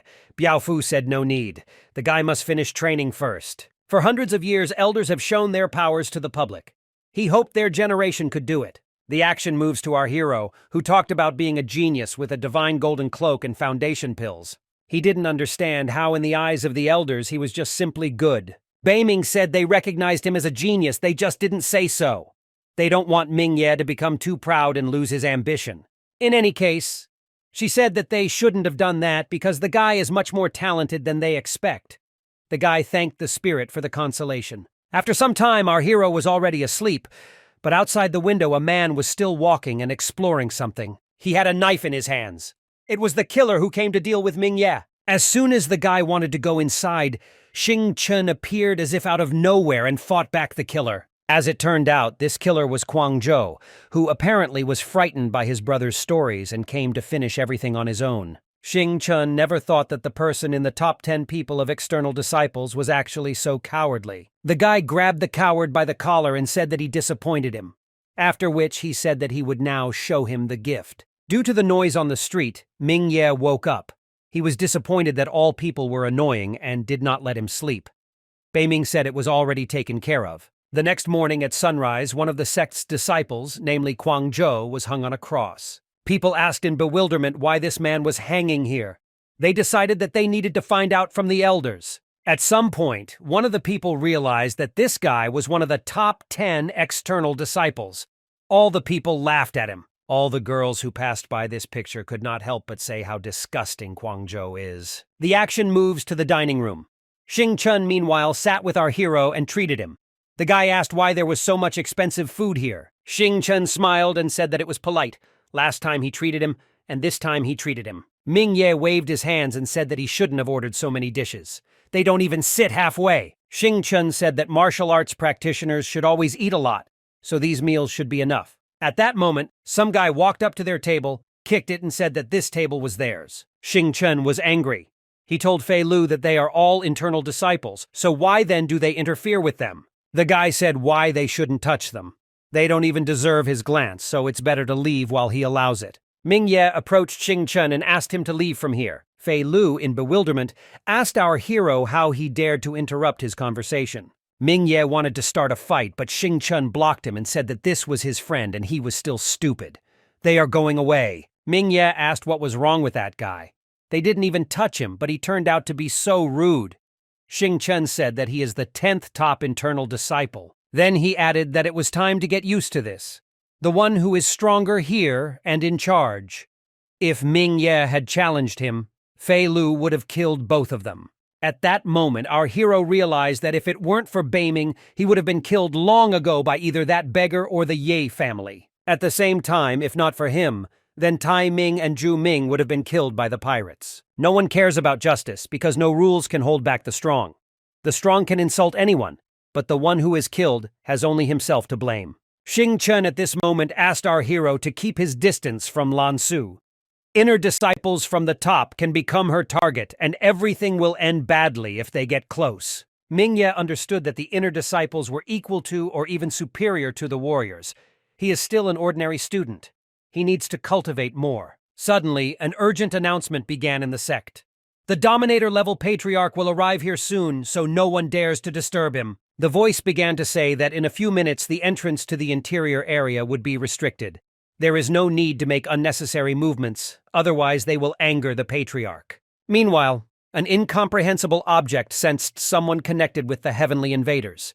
He didn't understand how this could be. The guy decided that he needed to find out as much as possible about this anyway, and hit the road. The voice in the announcement continued to ask the disciples and elders not to disturb the Patriarch.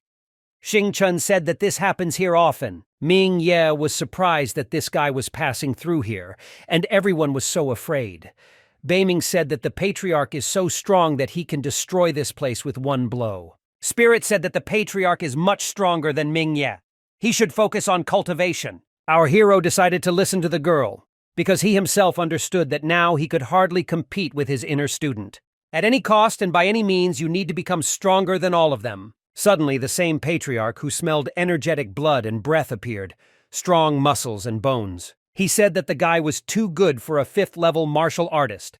Our hero turned around in bewilderment and asked who was there. Beiming in horror told the master that this was the martial arts dominator. This man approached our hero and addressed him. He directly said that he felt that he was a heavenly invader. Ming Ye was at a loss. His father wanted to join them and was killed at the hands of Wan Shengye.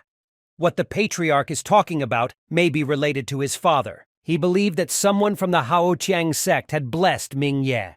He then asked if his family member was a heavenly invader. Ming Ye told the man that his father had given the Chaotian blessing before his death. He wanted to join the heavenly invaders, but he was killed.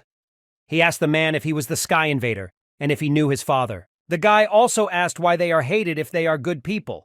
The Patriarch said that he is not from this region, so it is unlikely that he knows his father. Ming Ye again asked the same question as before and asked why everyone wants to destroy this organization. The man said that the Haoqiang sect had set rules for people, and the heavenly invaders were responsible for enforcing those rules. Unfortunately, not a single strong fighter wants to be controlled.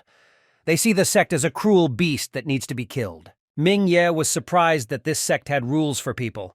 He asked to tell us more about them. The Patriarch said that the world is ruled by the strongest. No moral norms or laws apply here. The strong dominate the regions and torture ordinary people. They kill ordinary residents like people kill dogs. Justice is nothing to them. Meanwhile, the Haoqiang sect strives to establish rules under which everyone is equal.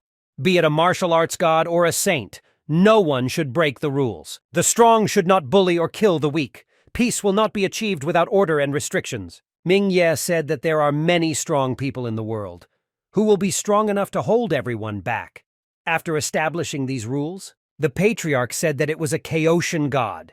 This is an invisible deity that arises from everyone's belief in justice and fairness. As long as the number of believers in this is large enough, the Chaotian god will be the strongest ruler of Tianyuan land. The man asked our hero if he would follow in his father's footsteps and join the Haoqiang sect. Beiming said that Ming Ye must say yes in past.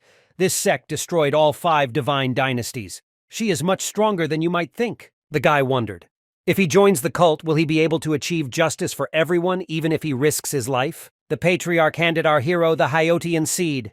It will be planted in Ming Ye's spiritual sea as soon as he places it between his eyebrows. After activating this seed, he will become a member of the Haotiang sect, but it will only be activated when he receives approval from the Haotiang god. After he joins everyone, he can accumulate coins by doing good deeds. The man began to use some skill and at the same time said that these coins can be exchanged for anything. Extending his hand in front of our hero, the man began to radiate energy and said that now he would show him the full power of the Chaotian god. After a moment, Ming Ye felt that he had gained an additional 10% of his strength in a second.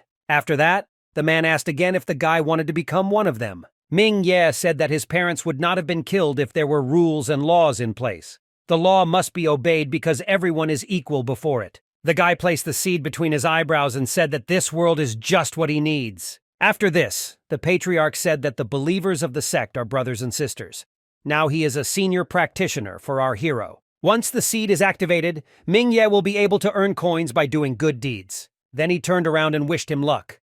He then asked me to remember his name. His name is Xuanji Li. He saw more potential in the guy and had high hopes for him. A week later, our hero continued to cultivate. By then, he had already absorbed all the power from the pill. Ming Ye's muscle and bone strength increased greatly, which only meant that everything had worked out. At this moment, Xingchen burst into Ming Ye's room and said that this month's external disciples. He suddenly fell silent in surprise. He hasn't seen our hero for several days, and he has already broken through to a 6th-level adept. Soon he will be able to practice the skills to use his bones. Ming Ye smiled and said that it was. Then he asked why the guy was in such a hurry. Suddenly, Xingchen remembered why he came and began shouting that the outside students had already been given a task. He needs to go right now and take on an easy task, otherwise he won't have time. The action moves to the outside area. Meanwhile, a real nightmare was happening near the task board. People fought to take on the task. Ming Ye and Xingchen fought their way through the crowd, although it was very difficult. The guys were shocked when they saw the board. There is not a single task left. In any case, this was expected because people want to receive contribution points and exchange them for rewards. Ming Ye noticed that all the tasks of the medium-easy level were taken away, only the special task remained. In addition, this task gives a lot of contribution points, as much as 3,000, which is 30 times more than for ordinary tasks. Xingchen looked at our hero and said that this task is very difficult. It will require the performer to pick bright grass in a poisonous valley. The valley is filled with poisonous smog and deadly insects and snakes. The difficulty lies in the fact that smog blocks a person's vision. As if he had missed all the words of Xingchen, our hero walked up to the board and took this task. Xingchen again began to say that this would not work because the valley was very dangerous. Even if he survives, he is unlikely to find poisonous grass. The guy said that if he was sure, he could go with him. Ming Ye said that everything is fine and there is no need to worry about him. Our hero, meanwhile, stood in the middle of a poisonous valley. One poison pill cost about 10 first-class stones. In any case, he decided that few people had been to this place, and there must be a lot of treasures here. This time, he will earn a lot. Beiming said that the master has never been here before. Then what is his plan? The guy asked if Beiming had a primordial spirit. Why doesn't she use it to help him find the bright grass? The spirit at that moment said that the grass he always stepped on was what he needed. The guy raised his leg in bewilderment, and the girl just said that Ming Ye ruined it. There are 5 poisons in this herb. Any person below the dominator who is poisoned by these poisons simply dies. Because of its ugliness, it is often collected. Ming Ye, looking at the trampled grass with tears in his eyes, asked the spirit why she didn't tell him about this before. The girl said she thought he liked to step on valuable herbs. The guy asked in horror why she thought so. He was not sick to do that. Beiming said she has no feelings either way. Ming Ye asked why she didn't have them when she needed them so much. Ming Ye asked the spirit the next time they go to a place where there is something valuable, to talk about everything. The girl agreed. An hour later, the guys again found 3 bright herbs with 5 poisons.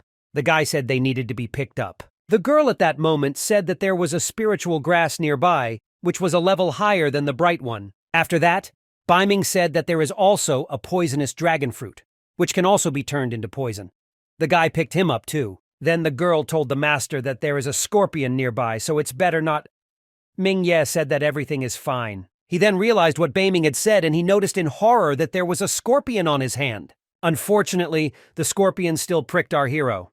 The guy told Baiming about this, and she just said that it was his own fault. 6 hours later, our hero collected 5 stalks of spiritual grass and 3 stalks of sacred grass, 1 poisonous dragon fruit, stalks of depleted grass, and a few others. And the most important thing is that he found 33 stems of bright grass. He exceeded his goal, which means he will receive a lot of money. Baiming also complimented the master with words that he forgot about the scorpion. Ming Ye tensed and said that this should be forgotten. Meanwhile, at the exit of the valley, there was a guy who realized that Ming Ye had returned from the valley of the poisonous fog. He wanted to know what was in the bag. Our hero said that there were only personal items inside. Ming Ye understood that this was a warrior, which meant that this was one of the inner disciples. The guy said that he lost a lot of things, so he must have taken them. He again asked to see what was inside the bag. Ming Ye said that it was not his problem, that he had lost something there. After that, our hero asked to leave him alone. The guy said that he had not met a person like him for a long time. After this, he added that if he bowed to him 3 times, he would forgive him. Our hero used the fast step technique and left this place. He didn't understand why the inner disciple was so arrogant. The guy turned around and told him that he was not afraid of him. The angry warrior said that he would not live. Thus, the guys ran all the way to Ming Ye's house. At some point, the bully stopped. He remembered Xing Chun's words that he protected the person from this room. Realizing why the guy was so arrogant, he turned around and walked away. At the same time, he said that he would come again and take revenge. Ming Ye thought that this guy was smart because if he went inside, our hero, would use the battle coin. Baiming said to the master at this moment that it would be better to buy a space bag for storing things, otherwise you can easily get into trouble. Ming Ye said that it was quite tempting. After that, he asked how much it cost. The girl said that the simplest spatial bag costs a little more than 300 battle coins.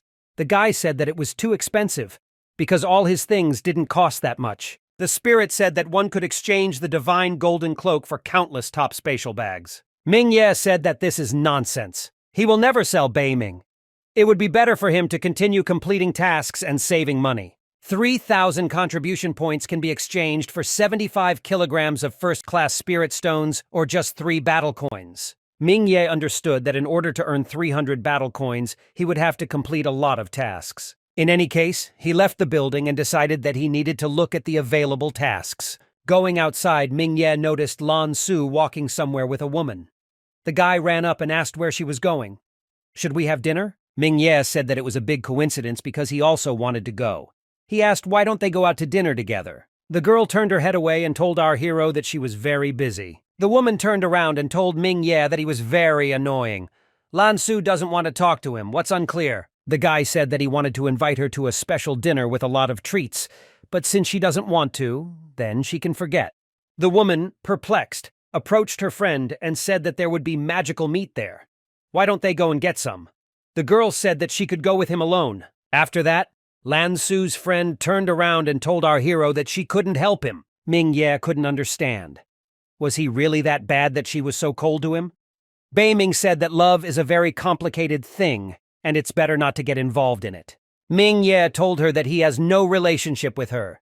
He decided that he would go have dinner in a regular dining room. The action moves to the dining room, where Lan Su and her friend were sitting. Suddenly, a voice was surprised that she was eating here. It was the same rich guy. He said that a diet without magical meat is not so healthy. He asked her to go to a special dinner.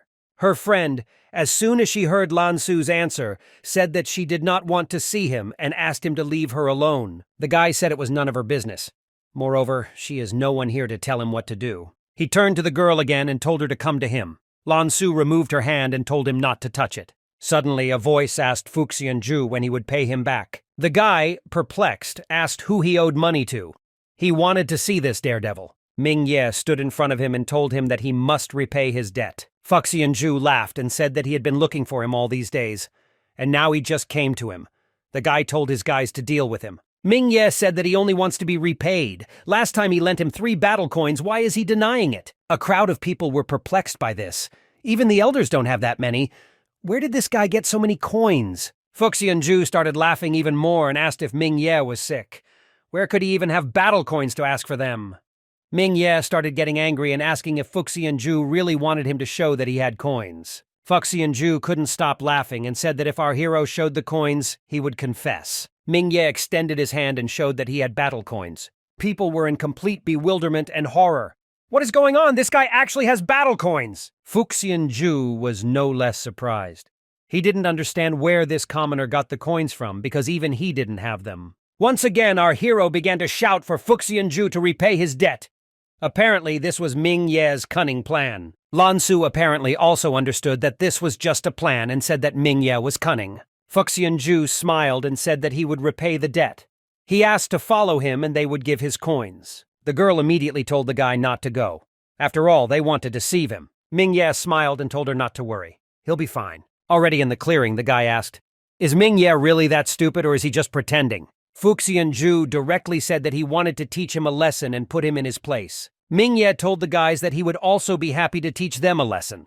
He told Fuxianju to stay away from Lansu because she didn't love him. These words hurt the guy very much, and so he ordered his friends to go into battle. Our hero was able to defeat the entire group of hooligans with just his skill. Looking at his friends lying under his feet, Fuxianju asked how they lost so quickly. Ming Ye approached the guy again and said that he wanted to collect the debt. As a result, our hero received a bag with more than 4 kilograms of spiritual stones.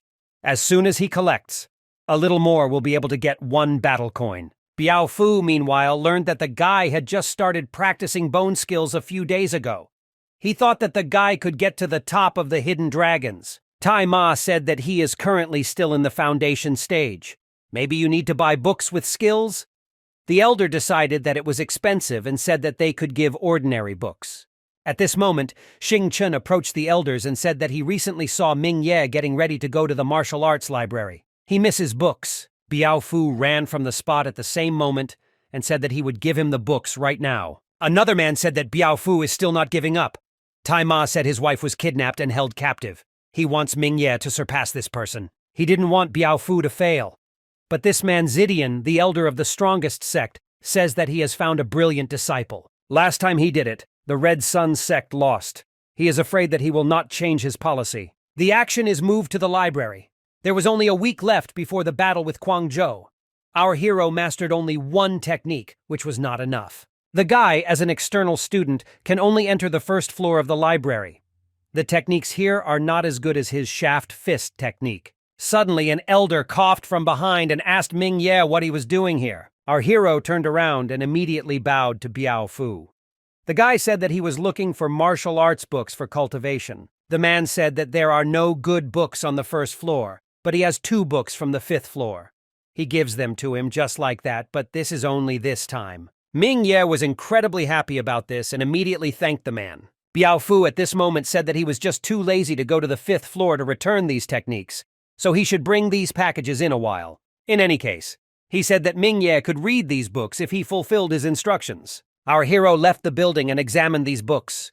These were the stone strike and hidden finger techniques. Beiming said that these are level 6 techniques, and they are quite powerful and comparable to the best level 5 techniques. The guy was at a loss. Comparable to the best level 5 techniques? The spirit said it was so. It is quite difficult for such a small sect to obtain them. Ming Ye finally realized that the elders were indeed helping him.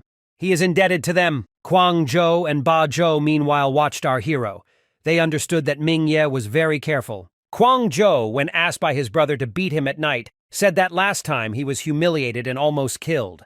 They won't be able to do anything as long as Ming Ye is protected by Xing Chen. A week later, the very day of the battle between the newcomer and the guy from the top 10 arrived. They believed that Guangzhou would knock out the newcomer in 1 blow. Ming Ye asked, "Are all these people gathered here to watch the battle?"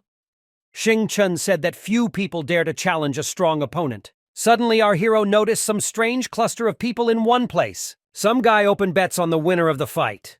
He said that after the battle begins, it will be impossible to place a bet. People bet money, and most preferred to choose Guangzhou. Ming Ye asked if they didn't have enough money. Xing Chen said that they need elixirs and martial arts skills, so money is always short. Our hero held out 4 battle coins and told Xing Chen to place them. Finally, Ming Ye walked onto the stage. People didn't believe that he could defeat the 10th top external disciple. Some people started rumors that Ming Ye killed his uncle and cousin. Others said that he would fall after the 3rd blow. Suddenly, Guangzhou landed on the stage and asked how Ming Ye dared to challenge him. The man glared at his opponent and said that he would make him regret this. People were screaming and telling the guy to kill the new guy, but not too quickly. They believed in him because they bet all their money. Kwang Zhou's biggest fan was his brother, who wore a t-shirt with his name on it and shouted encouraging words. The guy who took the bets knew the odds were 59-1.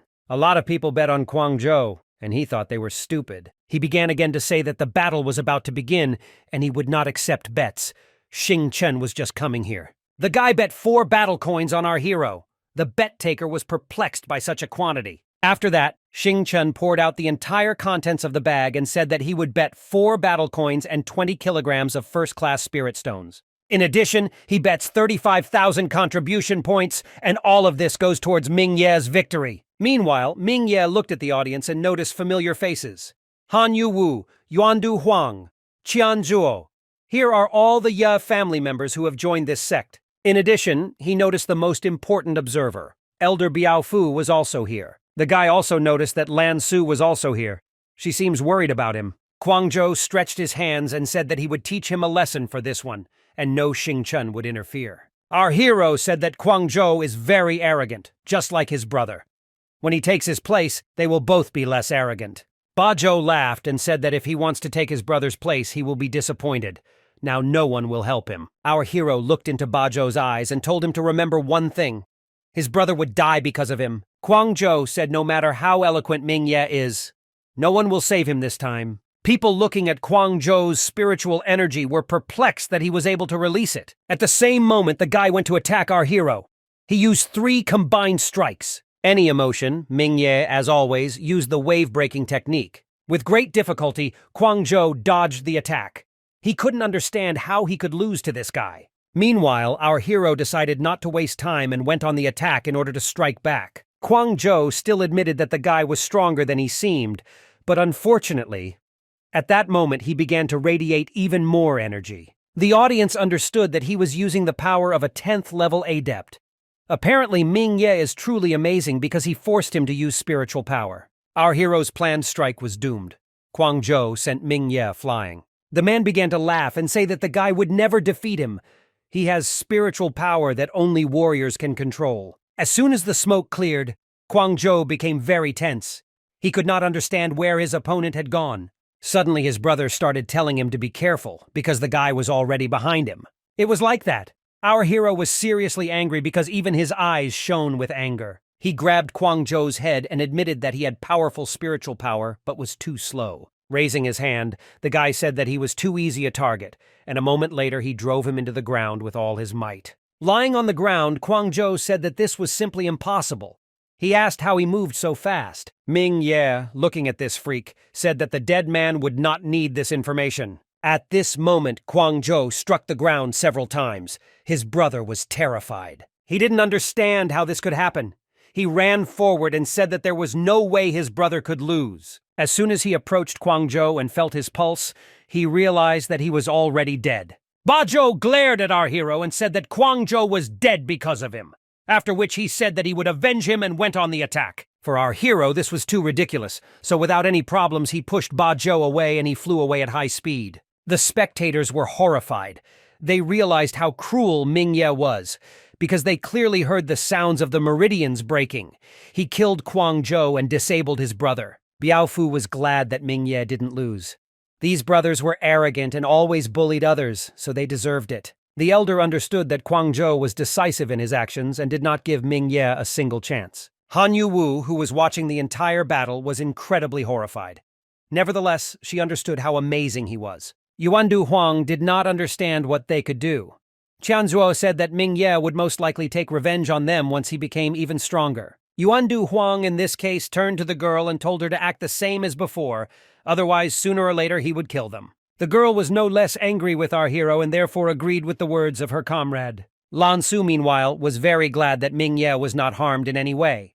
She was able to breathe out with a calm soul. At this moment, the elder announced the victory of the newcomer. Now Ming Ye has become the top 10 in the top external disciples, and he will receive corresponding prizes for winning. People screamed in panic and said that they had bet all their money on Kwang Zhou to win. Meanwhile, the person who accepted the bets was no less ruined, because the huge prize was taken by Xing Chen, who was just praising Ming Ye. The guy said that after he returned from the Poisonous Valley, he realized that Ming Ye could defeat Kwang Zhou, but he did not expect it so quickly. Our hero said that he was flattered by his brother's words, after which he asked how much they earned. The guy said they won a lot of money. The odds were 28-1, so they quadrupled their investment. Ming-Ye asked if Xing-Chun had bet everything he had given on his victory. The guy confirmed and said that in addition to his coins, deposit points, and spiritual stones, he borrowed a lot of money from his friends. They earned about 300,000 contribution points. Xing-Chun said that now that they had earned a lot of money, they could have some fun. Ming-Ye agreed with him. Meanwhile, the elders discussed the battle.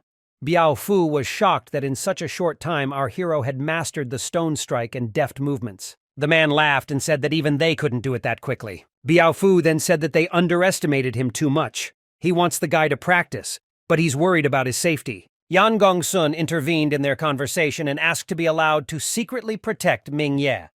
They can cooperate with Xing-Chun. Tai Ma said that he wants to know about Ming-Ye's past, so he will go to his city. What if he sorts out the problems in his family? After some time, Tai Ma arrived in the city of our hero. He immediately noticed a local diner. A man entered the building and asked if he could join them. The guys noticed that apparently he was not from here, and then they told him to sit down with them. Tai Ma smiled and pointed to the building behind him. He was interested in who was the owner of this large house. The man asked in bewilderment, doesn't he really know? He said that this was the mansion of the Ye family, the most powerful family in the city. After that, he said that they had stupidly lost a genius. Tai Ma asked him back in surprise. The man said that this is a scandal of the entire Ye family, which is better not to tell anyone. The guy said that this genius's name is Ming Ye, but his fate is very sad. This guy's father was considered the genius of the family, but he became a scapegoat and was killed by his own family. His wife also died, leaving her son alone. Ming Ye was precisely this son, and he was always oppressed. In any case, he was lucky to survive in such conditions. Tai Ma was shocked by the local man's story. He asked if everything he had just heard was true. The man said that it was true, because it was told to them by people from the Ye family.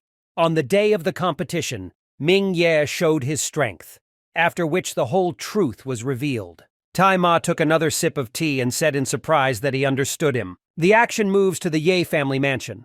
Wan Shengye, meanwhile, was drinking with his comrades. The man asked Wan Zhong how the Blood Cloak Society order was going. The man said that they had taken it for it, but they had to pay 50 kilograms of first-class spirit stones for it. Wan Shengye understood that the price was high.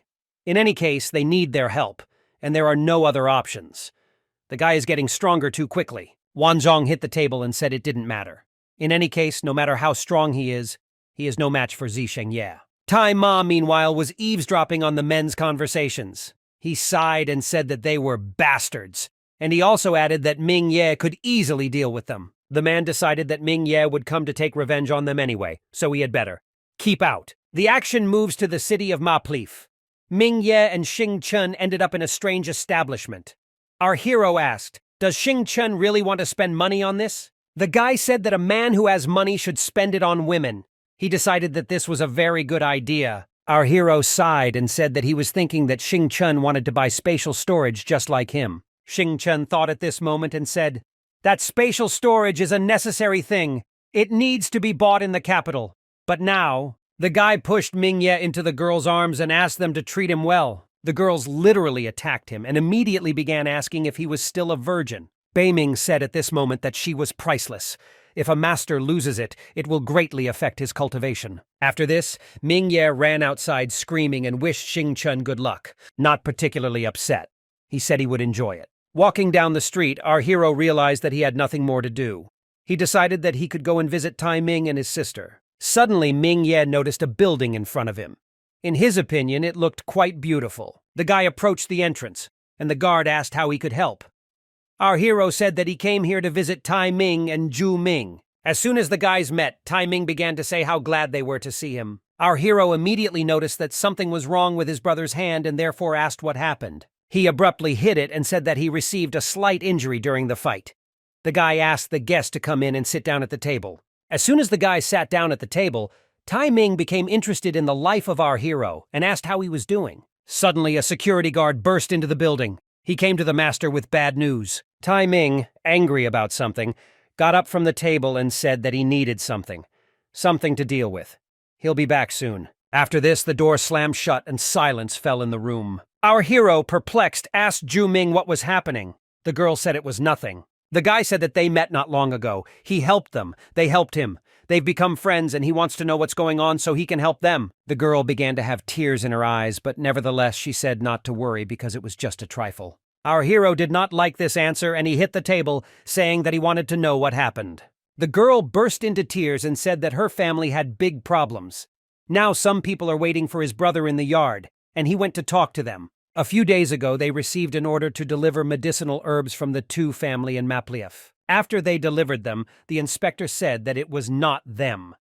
This family gave them fire silver grass, and the controller said that star grass should be delivered. Star grass costs 5 times more than fire silver grass. A ship of star grass will cost 500 kilograms of first-class spirit stones. The Tu family said that everything was their fault, and after that, they sent martial artists to deal with Tai Ming. They also said that if the Ming family did not compensate for their losses, they would destroy the entire family. They simply don't have that many stones. The guy said that anyone should guess that that family is blackmailing them. He decided that the Ming family was weaker than the Tu family since they were blackmailing them. The girl said that there are warriors in the Tu family, and they are really no match for them. The Tu and Huang family are the strongest in Maplief. They won't be able to resist. Ming Ye thought about it. Again, the Huang family was involved. She always causes problems. Our hero jumped up from the table and told them to let him handle it. After some time, the guy sat by the window and thought. He remembered playing with a man from the Tu family in the casino. Apparently, he was a regular customer. Ming Ye turned to Beiming and asked her to look at the casino entrance. He wanted her to let him know when the right person came out. The spirit said that this person comes here more often than they originally thought. 2 guys went to the casino hoping to win. The guy lost a lot yesterday and wanted to win back today. The other one said he would help him and they would have fun. Suddenly, Tu was called out by a surprised voice who asked if he was there too. The guy's friend asked who it was. Tu said that he recently won a lot of money, but in the end he lost to Hualongzhou. In any case, he is experienced. They decided for themselves that no matter how experienced he was, no one would beat them if they cooperated. Our hero told the guys to go together, and they went. Meanwhile, a girl was watching them. A moment later, a casino worker ran to Mr. Zhou's office and said that this Ming Ye had come here again. The man who had just lit a cigarette was at a loss. Is this really the one who won a lot of battle coins? Not understanding how he dared to come here again, Hualongzhou said that he would deal with him. The action moves to the VIP room. 4 participants were sitting at the table. Ming Ye asked Beiming in bewilderment why this guy was also here. The girl said that he was on his guard because he thought that our hero would create problems for him. Ming Ye said that today he only wanted to deal with the Tu family, but since Hualongzhou is also here, he will have to deal with him too. One of the guys asked his friend in bewilderment why the casino owner came here. In any case, the guy from the Huang family said that he simply wouldn't dare to offend his family. Hualongzhou said that if all the participants are ready, then they can start. A moment later, the girl distributed the cards to all participants. One of the guys was glad that he had 3 red cards with 3 dots in his well. There were chances. Then he looked at his comrade, his right eyebrow raised. At least the eyelashes trembled 3 times and the middle eyelashes once. He understood his code. This meant that he needed a red card with 3 dots and 1 dot. The guy handed these cards to his friend under the table. Beiming said that their confidence in winning is not surprising because they cheat in such a way that no one notices. Ming Ye asked the spirit what to do. She said that he needed to discard 3 cards and let the girl give him the 3rd and 7th cards. Beiming explained that the guys want to use the earth cards to win, so they need the sky cards to win. At that moment, the guy threw 4 red cards with 3 dots and 1 card with 1 dot onto the table. Hualongzhou, looking at his worker, could not understand what was happening because she had to give the worst cards.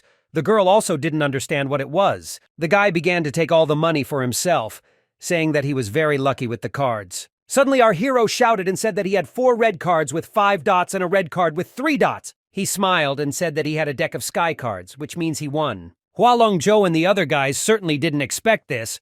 How did he get the sky maps? The man said they were starting the 2nd round. Of course, he gave the girl the signal again. 2 threw 4 red cards with 5 dots and a red card with 6 dots. He thought that this time he would definitely win. Ming Ye smiled and said that he had 4 red cards with 6 dots and a red card with 1 dot. Sky maps. The guy was at a loss. He realized that he had only 1 point more than him. So the 3rd round began. The guy still didn't believe that they would be lucky all the time. 3 hours later, our hero said that he did not expect to earn 150 battle coins. He thanked the guys for the game. Disappointed, Tu and his friend jumped up from the table and said that they would go. Hualongzhou turned to Mingye and said that he was very good at gambling. He understood that each of the 20 rounds he won at least 2. The guy smiled and said that he was flattered. Then he said that Hualongzhou is also a good player. When he went outside, he said that the casino was definitely a quick way to make money, and if it weren't for the owner, he would have become rich. Beiming at that moment warned our hero. The 2 guys who played with them are waiting for Mingye not far away. The guy always beat them by 1 point so that they would play further. The guys came around the corner and asked Mingye how dare he cheat right in front of Hualongzhou. The other guy said the trickster would die here. This made our hero laugh because within a moment he was behind them and preparing for a crushing attack. They were terrified of his speed. Mingye then landed and slammed one of the guys face first into the ground with all his might. As soon as he raised his head and looked around, he realized that the second guy had run away. Mingye was surprised that the guy had just abandoned his cousin. How can you not care about your relatives? Beiming said that if he had run slower, the master would most likely have killed him. His decision to quickly run away was correct. The spirit asked our hero what he was doing. The guy said that the Tu family was not only blackmailing Tai Ming, but also wanted to rob him. 1 blow was enough to cripple him, he'll just leave him here. But this guy is actually very rich. Even though he won a lot of money from him, he still has 15 battle coins left. Suddenly, our hero noticed an unusual coin. He asked what it was. Beiming explained that this is a superior coin. 1 such coin can be exchanged for 15 combat coins. She then added that Qian Pengji had several million of these coins. Such a sum was a shock for our hero. The action moves to the Ming family. One of the men approached Tai and said that he had been working for his family for several decades. Would they really just leave him? Zhu Ming said that they can't provide for everyone, so they'd better take the money just to spend their remaining years in comfort. At that moment, our hero approached them and said that he saw how much the rumor was going away. What's happened? Tai Ming said that he gave the required 500 kilograms of stones to the Tu family. The Ming family is in decline, so they cannot support all the servants. Our hero approached him and gave him a bag, saying that there were 30 combat coins inside and there was no need to ask where they came from and also tell others. After that, Mingye, without even listening to what the guys had to say, turned around and walked away, saying that it was time for him to go. The guys bowed down once again and thanked Mingye for his help. Mingye was happy that Tai Ming got his money back. He's doing very well now. Suddenly, the Haoqiang seed that was between our hero's eyebrows began to glow. A moment later, the guys were in front of a large altar. The guy asked if the seed had activated. Beiming recalled that Xuanji Li said that the seed would be activated if the master did good deeds. However, it activated quickly. This altar was a stele of merit. The first case stated how Mingye helped the Ming family by doing a good deed, so the seed was activated. Mingye is now officially a member of the Haoqiang sect. Our hero's eyes shone with happiness. He couldn't believe what was happening. Beiming asked Mingye not to talk about this anywhere because it is very dangerous. 3 days later, Mingye and Xing Chun finally met after a long absence. The guy asked how our hero was doing. Mingye said that it was normal, but he seemed to have had a good time these days. After that, Xing Chun hugged our hero and said that now they need to go to the capital and buy spatial storage. The action takes place on board the ship. Mingye cultivated for several hours straight. Suddenly something strange began to happen to his body, and his energy radiated in different directions. The guy realized that he had finished practicing the innate technique of Yi Jing. He can now use the lightning step technique 20 times in a row. Beiming said that the master did not practice on the days he was waiting for Xing Chun, so the effect would not appear immediately. She then said that the most important thing at the disciple stage is to lay a good foundation. The master has completed the stage of development of spirit, blood, energy, and muscles. The girl said that the next stage of bone development is through the Tiangang bone technique. Our hero, in bewilderment, asked Beiming why she looked as if she wanted to hit someone. The girl said that this bone can transfer spiritual powers to the bone marrow. It is a very effective tool for strengthening bones, but it has a drawback. The wand makes the master bigger. She then asked him to hold on, and at that moment she hit him with the bone. It was incredibly painful, because the pain pierced all the bones and even the bone marrow. Beiming said that the bone enhancement technique was created by the immortal emperor. This is the best bone-strengthening method in the world, but you have to be patient. Mingye said in disbelief that he was practicing techniques from the books of the sacred land. Why should he practice the immortal emperor's techniques now? The girl said that at the student stage you need to pay a lot of attention to the basics. Every decision matters. For example, to cultivate the spirit, the 9 revolving technique from the Book of the Heavenly Land. For blood cultivation, the Heavenly Steps technique from the Immortal Shrine. For muscle development, the innate Yi Jing, Jing technique, and for bone strengthening, the bone strengthening technique. To cultivate bone marrow, they use the technique of washing bone marrow from the sacred mountain, and to cultivate internal organs, they use the 5-element technique. Mingye realized that it was no surprise that there were so many cultivation methods. There are a ton of options for each stage of creating a foundation. Beiming said that he got it right, and then said that he was using the best cultivation methods in the world. She then turned around and said that if he couldn't bear the pain of the bone enhancement technique, then he should give it up. Our hero squeezed his hand and said that everything was fine so they could continue. The guy took off his cape and told the spirit to do what she had to do. A moment later, the girl began to strike the back with the bone over and over again. 10 days later, Xing Chun came into Mingye's room and said that they had already arrived in the capital. Looking at Mingye, he asked in bewilderment why he looked so tired. He then realized that the guy had completed the bone enhancement stage and had moved on to the bone marrow cultivation stage. For 10 days, our hero was beaten day and night by Beiming. He was literally almost beaten to death with a knuckle. Fortunately, he made it through. The guy threw his things on and said they better go buy some spatial storage. After a while, Mingye came out of the store and said that he had spent all his money on this little thing. Again, he is without money. Xing Chen said that he wanted to show our hero the capital, but he would never have thought that he would not have enough money for this. He suggested going to Shenwu Hall. This hall was founded by the Qinglong dynasty. She owned almost all of the Qianyuan lands. In Yan State alone, there are more than 10 offices for issuing and receiving assignments. Xing Chun said that the tasks I have here are different from finding a person to killing a monster, but there is a lot of money to be made here. For example, a task is to find a kidnapped girl, for which you can receive a reward in the form of first-class stones, and so on. Xing Chun said that these are the simplest tasks that pay little. That's why they are all so strange. To earn a lot of money, you need to complete tasks of the 3rd and highest level. Mingye immediately said that the 3rd level task was in that direction. So, to the 3rd level building, catch a 5th level magical beast in the magical forest. Upon completion of the task, those who complete it will be awarded an additional 100 battle coins, and the survivors will share the reward of the dead. Xing Chun said that this is a rather difficult task, since you can get 50 coins just for participating. This reward is usually given at a higher level. Our hero thought about it and said that there should be 10 participants. If at least one person survives, he will receive 1,500 battle coins. The guy said that the person who gave this task was only a 4th level master. This task is risky because the animal of the 5th level is strong. Beiming asked the master if he would accept this task. The guy said that he didn't want to die. Even using a lightning step, he couldn't cope with the monster. Beiming looked at him carefully and asked what if she protected him. Our hero took the order and said that this was just to make money. He decided not to tell Xing Chen anything. After that, the guy entered the room where the task began. All these people seemed to have not received the task because the customer did not arrive. Our hero asked the spirit what kind of magical beast of the 5th level it was. Will she be able to protect him? The girl said not to worry about it. At that moment, a guy and a girl entered the room. The guy asked not to be angry with him, saying that he only talked to Xian Yu. The girl didn't believe him. She said that the guy is crazy about her, but is she really that beautiful? He even looks at her differently. He asked not to be misunderstood. Xian is the master's assistant, also his guest. He must take care of her. She is an elite disciple of the Yin-Yang sect, and he is not her type. The girl snorted and said that the Tianyi sect was no worse than that sect. At this moment, some guy laughed, thinking that these guys were funny.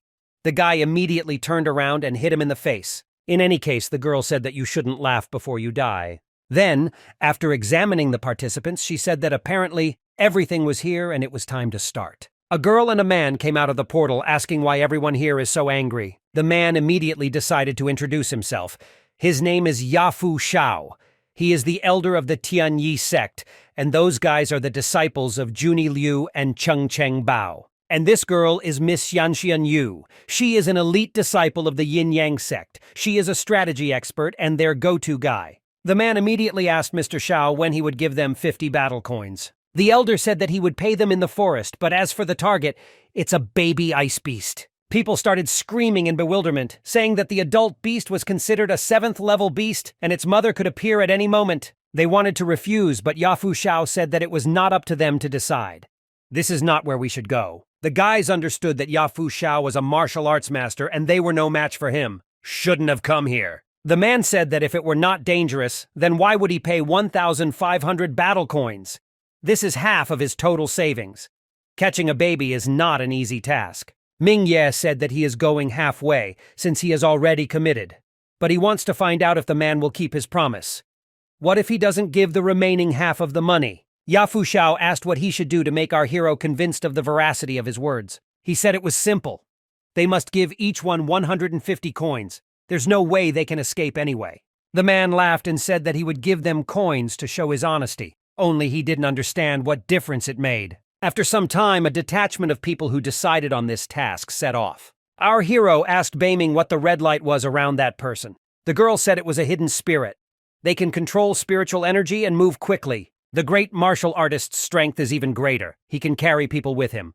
Yafu Shao radiates such energy because he strengthened his halo with fire. The man told the guys that once they reach their destination, no one should go anywhere. They will be guided to go deep into the forest. As soon as they landed, he said that they must use any means to catch the baby ice beast. At that moment, the man called for coins and said that this was their payment for participating in the mission. Ming Ye was happy with his share of the money, but the money comes in as quickly as it goes out. Our hero decided not to carry coins with him, so he activated the vault and hid everything. People were perplexed by this. They decided that the guy was very rich and that after the mission, they would try to kill him. Junie Liu was perplexed by the stupidity of people. They will soon die, but they are thinking of robbing one of their own. Cheng Chengbao decided that they couldn't even withstand the cub's attack. The girl said that even if they could not catch the cub, the master would not let them go with the money. They are doomed to die from the moment they enter the room. Ming Ye asked the spirit in bewilderment, "Why do people behave strangely?" The girl said that they want to rob him and run away, but they don't understand that they will die at the hands of Yafu Shao. They will all be found wherever they run. In the end, Yafu Shao will kill all the fugitives. Ming Ye realized that the man could kill him. What should he do then? Beiming asked why he should run if he could just watch the spectacle. All you have to do is use the ice beast to kill everyone and get all the money. She wouldn't advise taking such a risk without a good chance. The guy asked in bewilderment if he really had to kill everyone. The girl said that Yafu Shao and the others want to do it, then why can't he do it? According to the mother beast's habits, she leaves her lair once a month. Yafu Shao wants to take advantage of this and steal the cub. She will be able to communicate with her within a 100-mile radius. Ming Ye realized how much money they could make, so he decided that the chance should not be wasted so easily. Meanwhile, the array for capturing the cub was already ready. The man told Xian Yu that this array could capture almost any beast. In any case, he said that the ice beast is very strong, so he is afraid that the array will not be able to hold back its powers for long. The girl asked the man not to worry. She has 3 amulets to strengthen the array. After that, she activated them and said that with the support of the amulets, the cub would not be able to destroy the array. Cheng Chengbao, meanwhile, told people that the array was ready, so they needed to find the cub. He also reminded that you cannot run away, otherwise everyone will die. The guy laughed and said that they didn't seem to understand. Yafu Shao is definitely busy with the array, so he doesn't care about them. The guy said that now that they had received the coins, they could run away from here. They didn't think that anyone had time to follow them. Cheng Chengbao only laughed to himself at the antics of these 2 people. At that moment, screams began to be heard from the depths of the forest. There was a magical beast out there somewhere. They didn't understand why there were so many of them. People were shocked and did not understand what was happening. Did he really kill everyone? A moment later, animals began to emerge from behind the trees. One of them was holding a severed limb. The guy said it was a wolf with purple eyes. This beast is the 3rd level, and it must have been the one who ate the 2 who wanted to escape. People also saw 4th-level monsters around. They understood that they were trapped, and yet they did not want to die. Cheng Bao said that there will be many magical beasts in the beast forest. The urine of a level 6 beast had been sprayed here in advance, so they would not touch them. The guys who continued to walk further finally reached the lair of the ice beast. It was quite cold inside. Ming Ye said that when he used to cultivate the body, it was not so cold. People started saying that they could freeze to death at this rate. Chung Bao told them all to go into the lair and look for the ice beast. The guys understood that things wouldn't work out that way. They tried to figure out what they could do in this situation. They had an option to kill that guy. Most of the people went ahead and said chances are they will survive if they get inside. Chung Bao told the others to be ready. If those 5 die, they will take their place. Just a couple of seconds later, a crowd of people started running from there and talking about the fact that there was a baby ice beast there. Everyone started running as fast as possible. Chung Bao told them to follow him and lead him to the array. Meanwhile, the ice beast cub was little by little dealing with the people who had invaded his lands. The guys were horrified that such an animal could freeze a person with one paw. Another guy said he wanted to go back to his hometown. Then the ice beast stopped and began to accumulate a charge in order to hit the pitiful people. A moment later, he released a huge pile of ice shards at the people. As soon as the smoke cleared, only 2 frozen figures were visible. Ming-Ye ran forward in horror and told Beiming that the monster was about to catch up with him. Beiming, in bewilderment, asked the master why he was running. She created an illusion in the cub's mind, and he does not see the master. Ming-Ye slowed down a little, and at that moment the cub ran past our hero. As a result, the beast ran after the remaining survivors, who were screaming that it was about to kill them. Our hero turned to the spirit and asked why she didn't tell him what the illusion had created. The guy had already decided that he would die here. The girl said that she thought that the master would like extreme sports.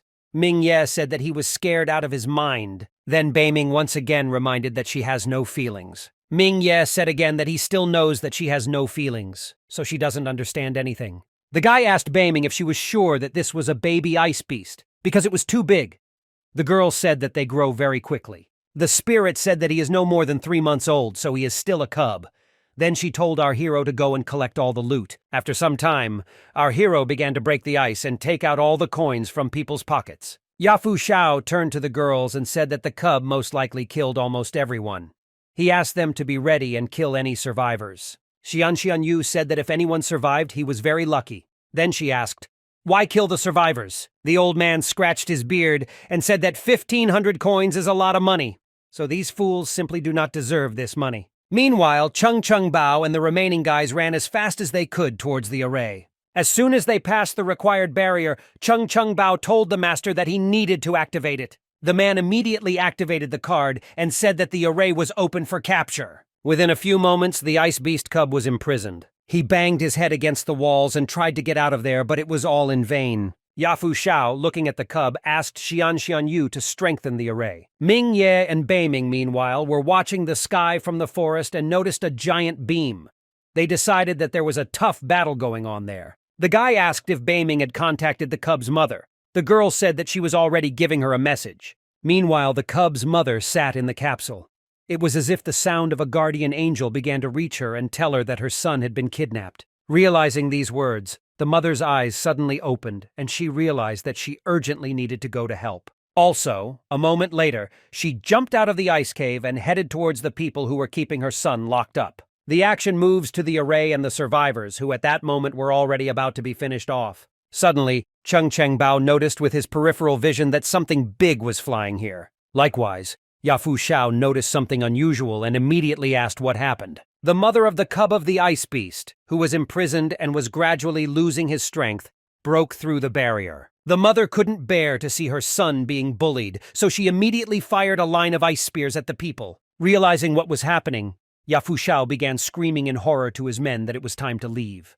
The cub's mother would never let such pitiful people go, which is why she released an incredible blast of ice. In a moment, many of the monsters of this group were frozen and imprisoned in ice. Following the first people, Xian Yu should have followed. The beast was aiming at her. The girl grabbed another of her cards and began to whisper an incomprehensible spell. Meanwhile, Yafu Xiao was very angry. He worked on this plan for many years and everything went down the drain. The man said that he would never let the cub go. The cub's mother noticed that Yafu Xiao, who had planned all this, was trying to escape. There was no way she could allow this, which is why she froze him. After which she flew after him and destroyed the ice and Yafu Xiao as a whole to smithereens. Beiming said only one person was able to escape. Everyone else died. That woman had invisibility talismans and many other useful things. Ming-Ye asked the spirit what they would do now. She offered to go to the ice beast because she was in their debt and should help. Ming-Ye was very surprised that he would need to speak like a beast. He hoped that she would not kill him with her paw. The woman flew up to the barrier that was holding her son captive. After that, she touched it with her paw, and literally a moment later everything collapsed. A couple of seconds later, her son came out of the barrier. Although he was very wounded, he was alive. The cub's mother, with tears in her eyes, flew up to her son and began to lick him. Unexpectedly at that moment, our hero's voice came from behind the animals. They turned around in bewilderment. Mingye was very worried, but nevertheless he introduced himself and asked if her son was okay. The woman licked her paw and said that it was definitely not him who was talking to her because he was too weak. The guy said that this is so. Her master was talking to her and now she is very busy. That's why he knows about everything. The woman asked to tell her master that she was very grateful to her. If it weren't for them, those damned people could have taken her son. She would never forgive herself for his loss. At this moment, the cub approached our hero and began to lick him as a sign of gratitude. After that, the woman said that she had to thank them. She said that if the master is not here, then she will repay him. She will do everything in her power. Our hero smiled and said that if they insisted, then he would like to enter the ice cave to cultivate there. The woman said he could cultivate there as long as he wanted. In addition, all these corpses have a lot of necessary things, so he can take them. Mingye didn't need much persuasion, which is why he immediately set about collecting all the goods that the cub's mother had left him. Beiming said that they are on different levels. She simply does not need these things. Having found a jade pendant, the guy said that he remembered it. This is the Yafu Shao vault. Deciding that there were a lot of useful things there, our hero activated it. Unexpectedly, Mingye only got burned. Beiming said that the ring has a special system that prevents people below a martial artist from opening it. Our hero decided that in this case he would just have to keep this thing for a while. Beiming also said that hunting array flags and plates are very expensive, so it's better to pick them up. The guy said he wouldn't leave anything here. As soon as the guy collected all his things and sorted out the array, he could not help but admit that he was now rich. After that, our hero went after the cub's mother, and he realized that they were moving much faster than with Yafu Shao. After some time, they were inside the cave. Mingye said that he will cultivate here. The woman said that suddenly something could help him. Beiming, after the master sat down, said that he had completed bone cultivation. This means it's time to start bone marrow cultivation. As soon as the girl said that this place was ideal for cultivation, the guy asked if she had planned this in the first place. Beiming said that simply earning coins is not worth the effort. Then the cave is why she offered to carry out the task for the master.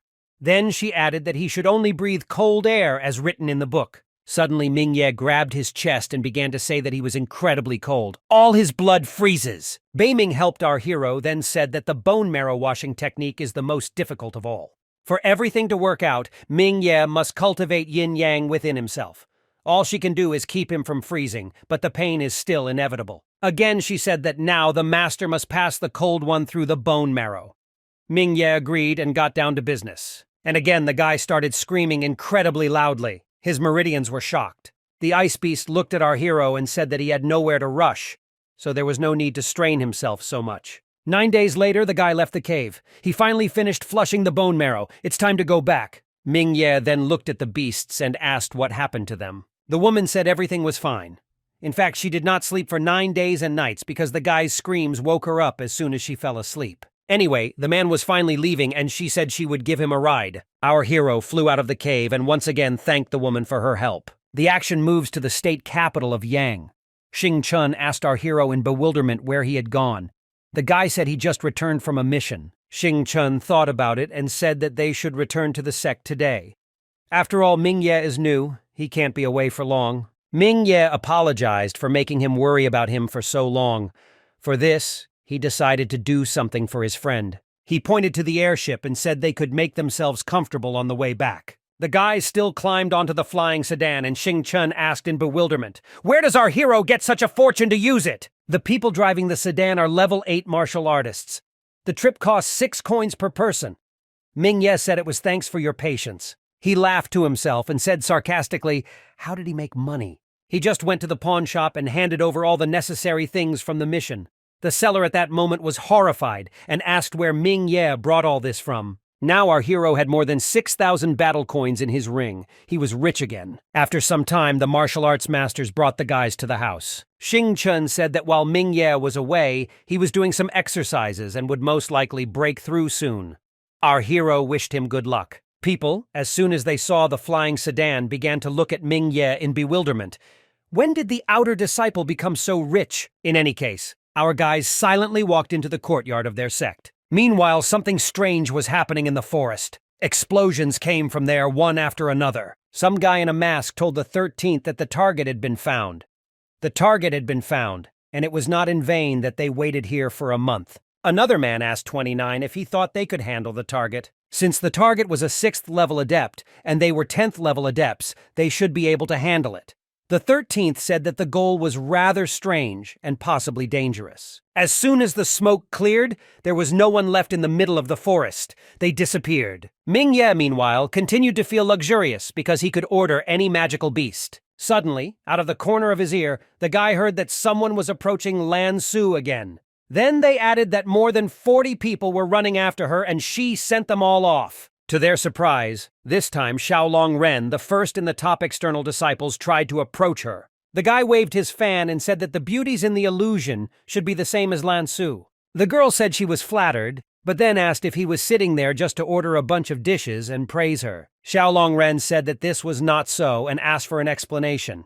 He's head over heels in love with her, and he wants to hear the answer right now. Lan Su asked in surprise what if she said no in response to the confession. The guy began to laugh and said that he was the first in the top of external disciples, and his family was bronze in the Yang state. And sooner or later, he would become a martial artist. At this point, Ming Ye intervened and asked what was the big deal about the bronze family's status. And is the first one at the top too strong? He apologized and said there was no difference. Lan Su asked what the guy was doing here, to which he told her that he missed her. Xiaolong Ren, meanwhile, was very angry. He told our hero to leave here. Otherwise, he would not see the sun tomorrow. Ming Ye looked at him and said that he was proud only because he was first in the top. He suggested that he fight now, and in this case he would trample his pride. Xiaolong Ren thought about it. He realized that apparently this was the same Ming Ye who defeated Guangzhou. He understood that although the guy was not as strong in comparison with him, he was not a weakling. He decided that he shouldn't underestimate Ming Ye. After Xiaolong Ren left, the hero said that he was quite generous to leave them so much food, but magical meat is not enough for cultivation. He handed the girl his favorite baked dragon waste. He said that this food is very good for cultivation. Lan Su looked at our hero and told him that he had angered Xiaolong Ren, so he left without paying for the food. Ming Ye laughed and said that he had long wanted to treat her, but there was no opportunity. All food is at his expense. The girl at that moment said that Ming Ye is a good person and he has potential, and besides, she does not dislike him. Only now she knew that she could not be with him, because he would be hurt because of her. Our hero asked where she got it from and asked her to tell her in more detail. They will see if Lan Su can scare him away. Lan Su sighed and said that he had better eat first, and then they would go and talk. The action moves to the garden. The girl led our hero here and asked him to sit down. Ming Ye, meanwhile, smelled the incredible smell that came from the girl and told her about it. Lan Su looked away and asked him to be serious, because if he continued like this, he would not tell anything. He agreed and asked to start. The girl said that since she joined the Red Sun sect, many guys have been approaching her, and Ming Ye is one of them. Anyway, she said that Ming Ye is different from them.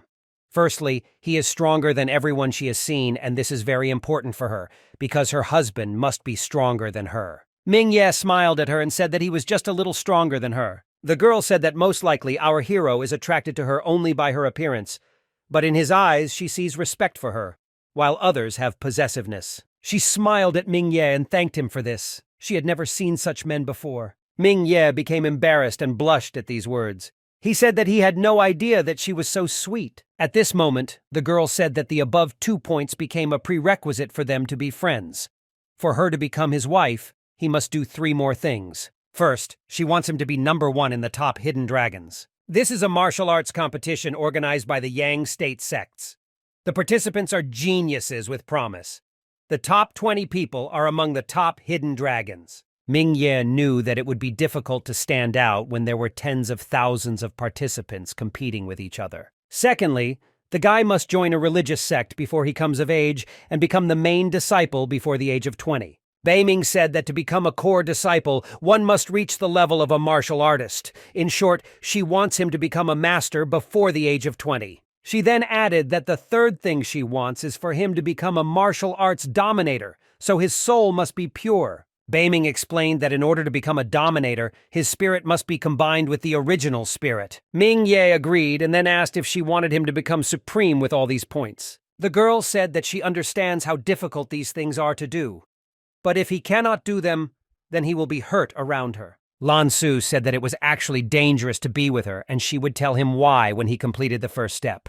Ming Ye agreed again, and then asked her if this meant that she was now his girlfriend. She shyly extended her hand and said that it was so, but he could only hold her hand and nothing else. Our hero took her hand and asked what she meant by something else. Lan Su snatched her hand and ran away, saying that Ming Ye was making her feel very shy. Ming Ye smiled and said to himself that every day he likes her more and more. Suddenly, at that moment, a dark crystal began to appear from the rock. Our hero noticed him only when he was already flying in his direction. Thanks to his speed, the guy managed to dodge, and then at the last moment, as soon as the smoke cleared, the same man, the 13th, began to be visible on the field. Ming Ye, seeing an incomprehensible man, asked him in bewilderment who he was. The 13th lit the fuse of the grenade and told our hero that he was darkness. A moment later, there was an explosion, and again nothing was visible. The guy asked Beiming what was going on. The girl said that there were 2 martial arts student-level killers nearby. They set up an ambush. At this moment, she added that to the left, 25 steps from the master, there was a man with a weapon.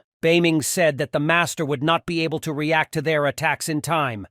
It's better to come out of the fog and then start the battle. Taking the battle coin in his hands, our hero smiled and said that he would dispel this black fog. The killers, as soon as they saw the battle coin, did not scream in the house because they did not know that he had coins. After this, only ashes remained from the killers. Our hero tried to understand who wanted to kill him. Wan Shengye, or Xiaolong Ren, or Yuandu Huang. Either way, he decided that whoever it was, he would get rid of them. After some time, our hero walked into the outer courtyard. People understood what kind of person he was and decided that he wanted to fight with someone. As soon as the guy walked in, the man sitting at the table asked who Ming Ye wanted to challenge this time. Our hero bowed and said only his name, Xiaolong Ren. He is the first in the top external disciples. The man said that Xiaolong Ren is very strong and that he will soon become a warrior. Moreover, he can be promoted to an internal disciple at any time. Ming Ye said that he is confident in his abilities and the match will be tomorrow morning. The man smiled and accepted the request. He said that the first one at the top receives 10,000 deposit points and 1 primordial spirit pill every month. He then added that if Ming Ye wins, who will be able to receive 120,000 contribution points as well as 12 spirit pills. People, as soon as they realized who the guy was challenging, were horrified.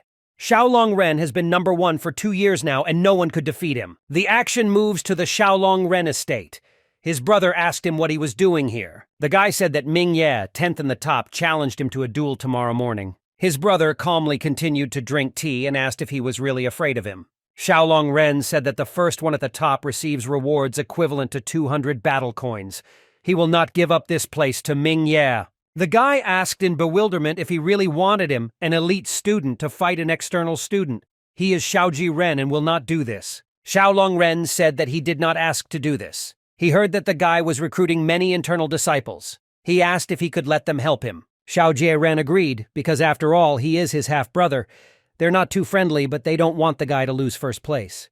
Xiaoji Ren turned to Yun Luo and told him to help his brother. The guy asked in surprise if his target would be Ming Ye, who was being helped by Xing Chen. He will gladly kill him! The action moves to Lan Su, who could not sleep peacefully. She tried to understand why he abruptly said yes to Ming Ye. Will they hold hands with him? She understood that everything was happening too quickly. What if he proposes to her now? Suddenly, Lan Su's friend burst into the room and invited her to go have fun. The girl stood up in bewilderment and said that it was already late. Where will they go then? The woman assured her friend that everything was fine. She just needed to follow her. The girls came to an incomprehensible road. Lan Su realized that she remembered this road to the end of the mountain. She asked Ping why they were going there and what was so fun about it. Suddenly, Yun Luo came out from around the corner and said that now the fun would begin. The girl rushed into the guy's arms. Lan Su looked at Ping in horror and asked what they meant. The girl smiled and said that she would then tell Ming Ye that she had problems. Will he come here? Lan Su decided to quickly escape at this moment.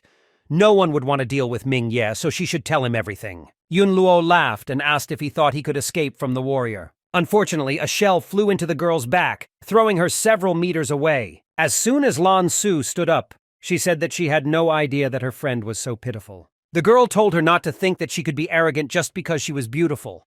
Although she is fat, Yun Luo became her boyfriend. She said that he is an internal disciple, which means he is stronger than Ming Ye. At that moment, he told the girl that they didn't have much time and that she should call Ming Ye. Lan Su, in bewilderment, asked Ping if she was ashamed to call Ming Ye so that he could fight Yun Luo. The reason why Xiaolong Ren is first at the top 2 years in a row is because his brother is an elite disciple, not because he is strong. Lan Su said that Guangzhou also had support, but now he is dead. She asked Yun Luo if he was sure that he could defeat Ming Ye. The guy told her that killing a student is the same as killing a chicken. In any case, she will see everything soon. 15 minutes later, Ping led our hero to this place. The guy asked if Lan Su was here. The girl said that she was kidnapped by Yun Luo. Ming Ye, as soon as he heard the voice of his girlfriend, who started screaming and asking the guy to run away, ran to her and asked if she was okay. The guy said that he would always be with her, and Lan Su told him that it was a trap. Yun Luo is collaborating with Xiaolong Ren and wants to deal with Ming Ye. At that moment, an incredible beam, which seemed to appear out of nowhere, almost demolished our heroes. Yun Luo clapped his hands and asked if they had finished their love affairs. Then he added that our hero would die today. Ming Ye asked, "Does he really think that an ordinary inner disciple can defeat him?" The guy laughed and said that although Ming Ye is a genius, he is a 7th-level adept and he is a 6th-level warrior. He has a lot of defensive skills. Ming Ye smiled and asked if he would really just stand there and let him fight him. The guy took out a battle coin and directed its power towards Yun Luo, who did not expect this. Yun Luo activated his strongest shield at the last moment, but to his horror it began to crack. A moment later, it completely collapsed, and the guy flew away in the other direction under a stream of strong energy. Fortunately for Yun Luo, he was able to survive this attack, and that was thanks to a miracle. Ming Ye told the guy to give up. Otherwise, he wouldn't survive. In any case, our hero understood that he could barely stand on his feet, and that he had almost no strength left.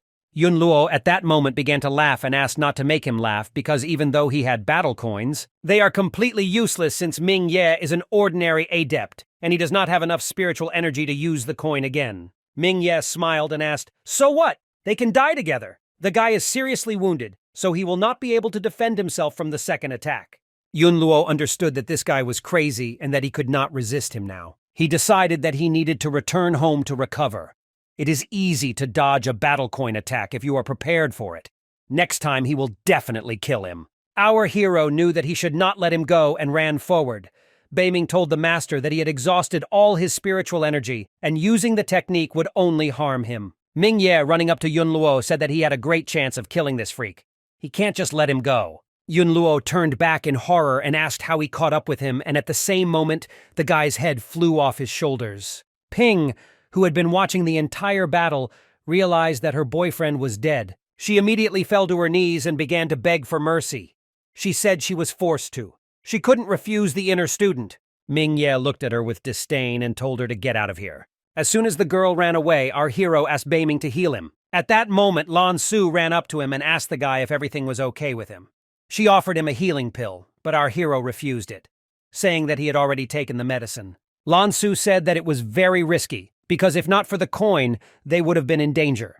Ming Ye said that he would have protected them anyway. Then the guy said that he always wanted to give her something, but there was no right moment. He took out the jade pendant he had found earlier and asked the girl to take it. Ming Ye said that as she wanted, he will become strong in the future, and she, as his woman, cannot be weak.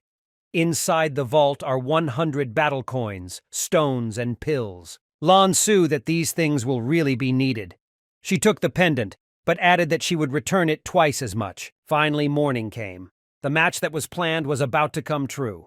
People were perplexed by Ming Ye's confidence. Xiaolong Ren, meanwhile, was not at all scared because he thought that Yun Luo had already completed this task. Suddenly, people started shouting that Ming Ye was finally going to the battlefield. The guy turned around in bewilderment. Then many realized that he was holding Lan Su's hand. The mood of the crowd immediately changed, and they wanted to burn down his room. Xiaolong Ren, looking at everything, was incredibly horrified. His face changed, and he couldn't understand what was happening. Biao Fu was very happy that our hero challenged the first in the top. Tai Ma, in turn, said that according to his calculations, the guy had to cultivate for a year to reach first place in the top. The elder, on the contrary, said that this was even better because this is what a real genius should be. At that moment, Yan Gongsun came running to the elders and said that this boy was incredibly strong. The guy said that the inner disciple wanted to kill Ming Ye. He then said that Ming Ye used the battle coin and then killed his hidden finger technicians. He was too far away and might simply not have time to save. Biaofu understood that although they were for competition, the inner disciples were becoming more and more impudent. He asked the name of this student. Yan Gongsun said that his name is Yun Luo and he is a 6th level warrior. Ming Ye is amazing. Even though he used the coin, he was able to kill the warrior. Tai Ma came over and added that he was most likely related to Xiaolong Ren, since his brother was an elite disciple. Biaofu said that, in any case, an elite disciple is also a disciple. They will definitely get even with them thanks to Ming Ye. The action moves to the arena. Xiaolong Ren told our hero that today he would see the strength of the sect's top outer disciple. Ming Ye laughed and asked how he could be the strongest if he was told that he got first place because of his supporter. Who is he? Xiaolong Ren started screaming and saying that he had no right to doubt his strength. He asked not to underestimate him. People, looking at Xiaolong Ren's bursting power, realized that the guy had been suppressing his powers, but now he had reached the warrior stage. Ming Ye is in trouble. Lan Su understood that Xiaolong Ren had only recently become a warrior and his strength was unstable. Xiaolong Ren, meanwhile, was about to attack our hero and said that it was too late to regret anything. Meanwhile, our hero was thinking that he was perfect in cultivating spirit, blood, and bones. The guy began to shout to Xiaolong Ren that although he had become a warrior, his powers were now unstable. For him, he is still no match. A moment later, the guy's fists met each other and the battle finally began. To Xiaolong Ren's dismay, his defenses were breached by just one attack from our hero. Biaofu was also amazed by this.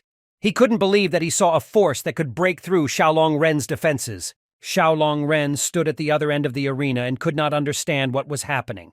Why does he lose as a warrior? He couldn't let that happen. At this time, our hero again used the fast step technique and disappeared from the battlefield. Just as unexpectedly, a guy appeared next to Xiaolong Ren and smiled silently. The guy began to shout that Ming Ye should not underestimate him and attack him, but at that moment our hero did not stand idle. Our hero continued to smile, and a moment later, from his finger he released an unknown force that knocked Xiaolong Ren down. The guy flew in the other direction, and the explosion from this blow could mean that the fight was over. People began to rejoice.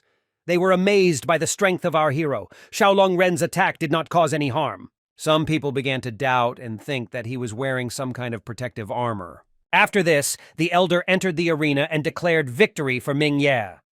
For this victory, he receives first place in the top 120,000 contribution points and 12 spirit pills. People were shocked. These were incredible numbers for them.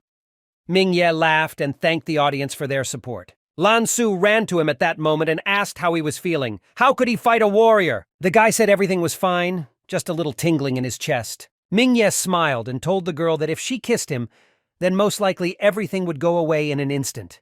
She told him not to even dream about it. After that, the guy said that he wanted to buy something in the capital. He invited her to go together. Lan Su looked at him in surprise and blushed a little. Is he really asking her out on a date? The action moves to Xiaojie Ren and Xiaolong Ren. The brother asked the guy what he thought about Ming Ye. The incredibly evil Xiaolong Ren promised his brother and himself that sooner or later he would take revenge on him. Taking the cup in his hands, Xiaojie Ren said that Xiaolong Ren did not die just because the guy spared him. A 4th-level adept defeated a first-class warrior. He is truly a genius. Then he said that, as we know, geniuses die very early. Xiaolong Ren jumped up happily and asked if Xiaojie Ren wanted to deal with Ming Ye. The guy turned around and said that Xiaolong Ren had embarrassed him greatly. He defeated him and killed Yun Luo, so now he can't just leave it like that. He looked out the window and said that elite students rarely showed up, and many had completely forgotten about them. The action moves to the Chastity Hall. The man came to Wan Shengye and informed him that the first pair of assassins they sent had failed. The man said that they most likely lied about the strength of the target. This guy is much stronger than they told them. Wan Sheng, in bewilderment, began to say that Ming Ye is 100% 5th-level adept. The guy said that according to information, he is already a 7th-level adept. He is capable of fighting warriors and using battle coins. Killing such a target costs 500 kilograms of stones more. The man screamed in horror and said that it was very expensive. He wanted to know if they could somehow do it cheaper, because they couldn't earn that much even in a year. The killer said that they should be grateful that they did not ask for compensation for the damages, so they should not demand their terms. Wan Shengye was incredibly angry at this moment.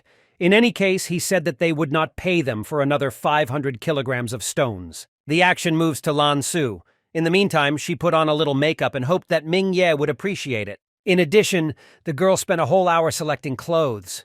This is all because she has few options. Need more clothes. At that moment, Lan Su began to run towards them, saying that she had arrived.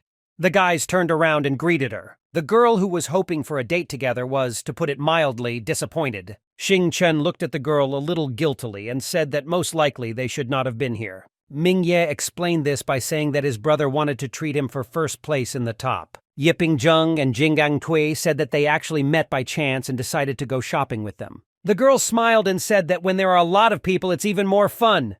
She thought that this would be a date for which she had been preparing for so long. Yiping Zheng and Jinggang Kui were at this moment telling our hero that the last time they trained, they were at the same level. The guy couldn't believe that Ming Ye was already a 7th level adept and first in the top. Yiping Zheng said that he admired the guy and then asked if he knew his name. Our hero laughed and asked if he had really already been given a nickname. Jinggang Kui said that this is true and his nickname is Demon Ye, which means his demonic power. The guy smiled and said that he was flattered. But compared to other disciples, he was nothing, such as those from other great sects. He thought to himself that the nickname was cool. At this moment, Jinggang Kui's face changed. Yiping Zheng asked not to mention Qinglong College, because the guy was depressed because of him. Lan Su said in surprise that this college is the top college of the Qinglong dynasty. How does he want to get there? The guy said that there are 12 classes of students in this college. He knows a student from one of the lowest classes. The guy is 1 level below him, but he defeated him with 1 blow. The guy laughed and took away Jinggang Kui's hat. He gave up his hat in tears and said that when he became stronger, he would surpass this man. Lan Su said that the 5 great dynasties own all the territories within a radius of 100 million miles. The influence of the college is about the same as that of the 9 sacred lands. Beiming at this moment said that the master is also gifted, just like the college students. He should hurry up and buy a yang stone to practice the brainwashing technique. Actions are transferred to the shop. Yiping Zheng and Jinggang Kui watched in bewilderment at all sorts of cool and necessary things.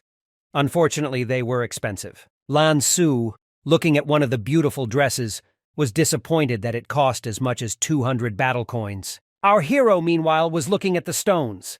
One of these cost 120 combat coins per 50 grams. Beiming said that this is a real stone, and there is also a necessary stone nearby, but you can do without it.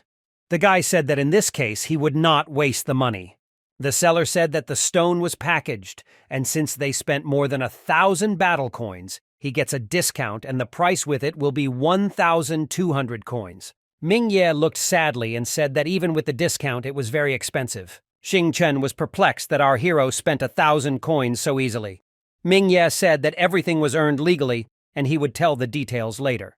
After that, the guy said that he was treating everyone today. He suggested that everyone go to a fancy restaurant. Lan Su, meanwhile, was thinking about how much she wanted the dress. After the guys arrived at the restaurant and sat down at the table, Xing Chen noticed that Lan Su was not eating anything. Is she really saving? The girl replied that she was losing weight. Then the waiter approached our hero and put the dish on the table. The guy said it was a gift from their boss. Ming Ye, looking at this creation, asked to convey their gratitude to the boss. Suddenly, a dart flew out of the octopus's hole and slammed right into Ming Ye's chest. The guy felt an unknown energy flow through his body and then fell unconscious.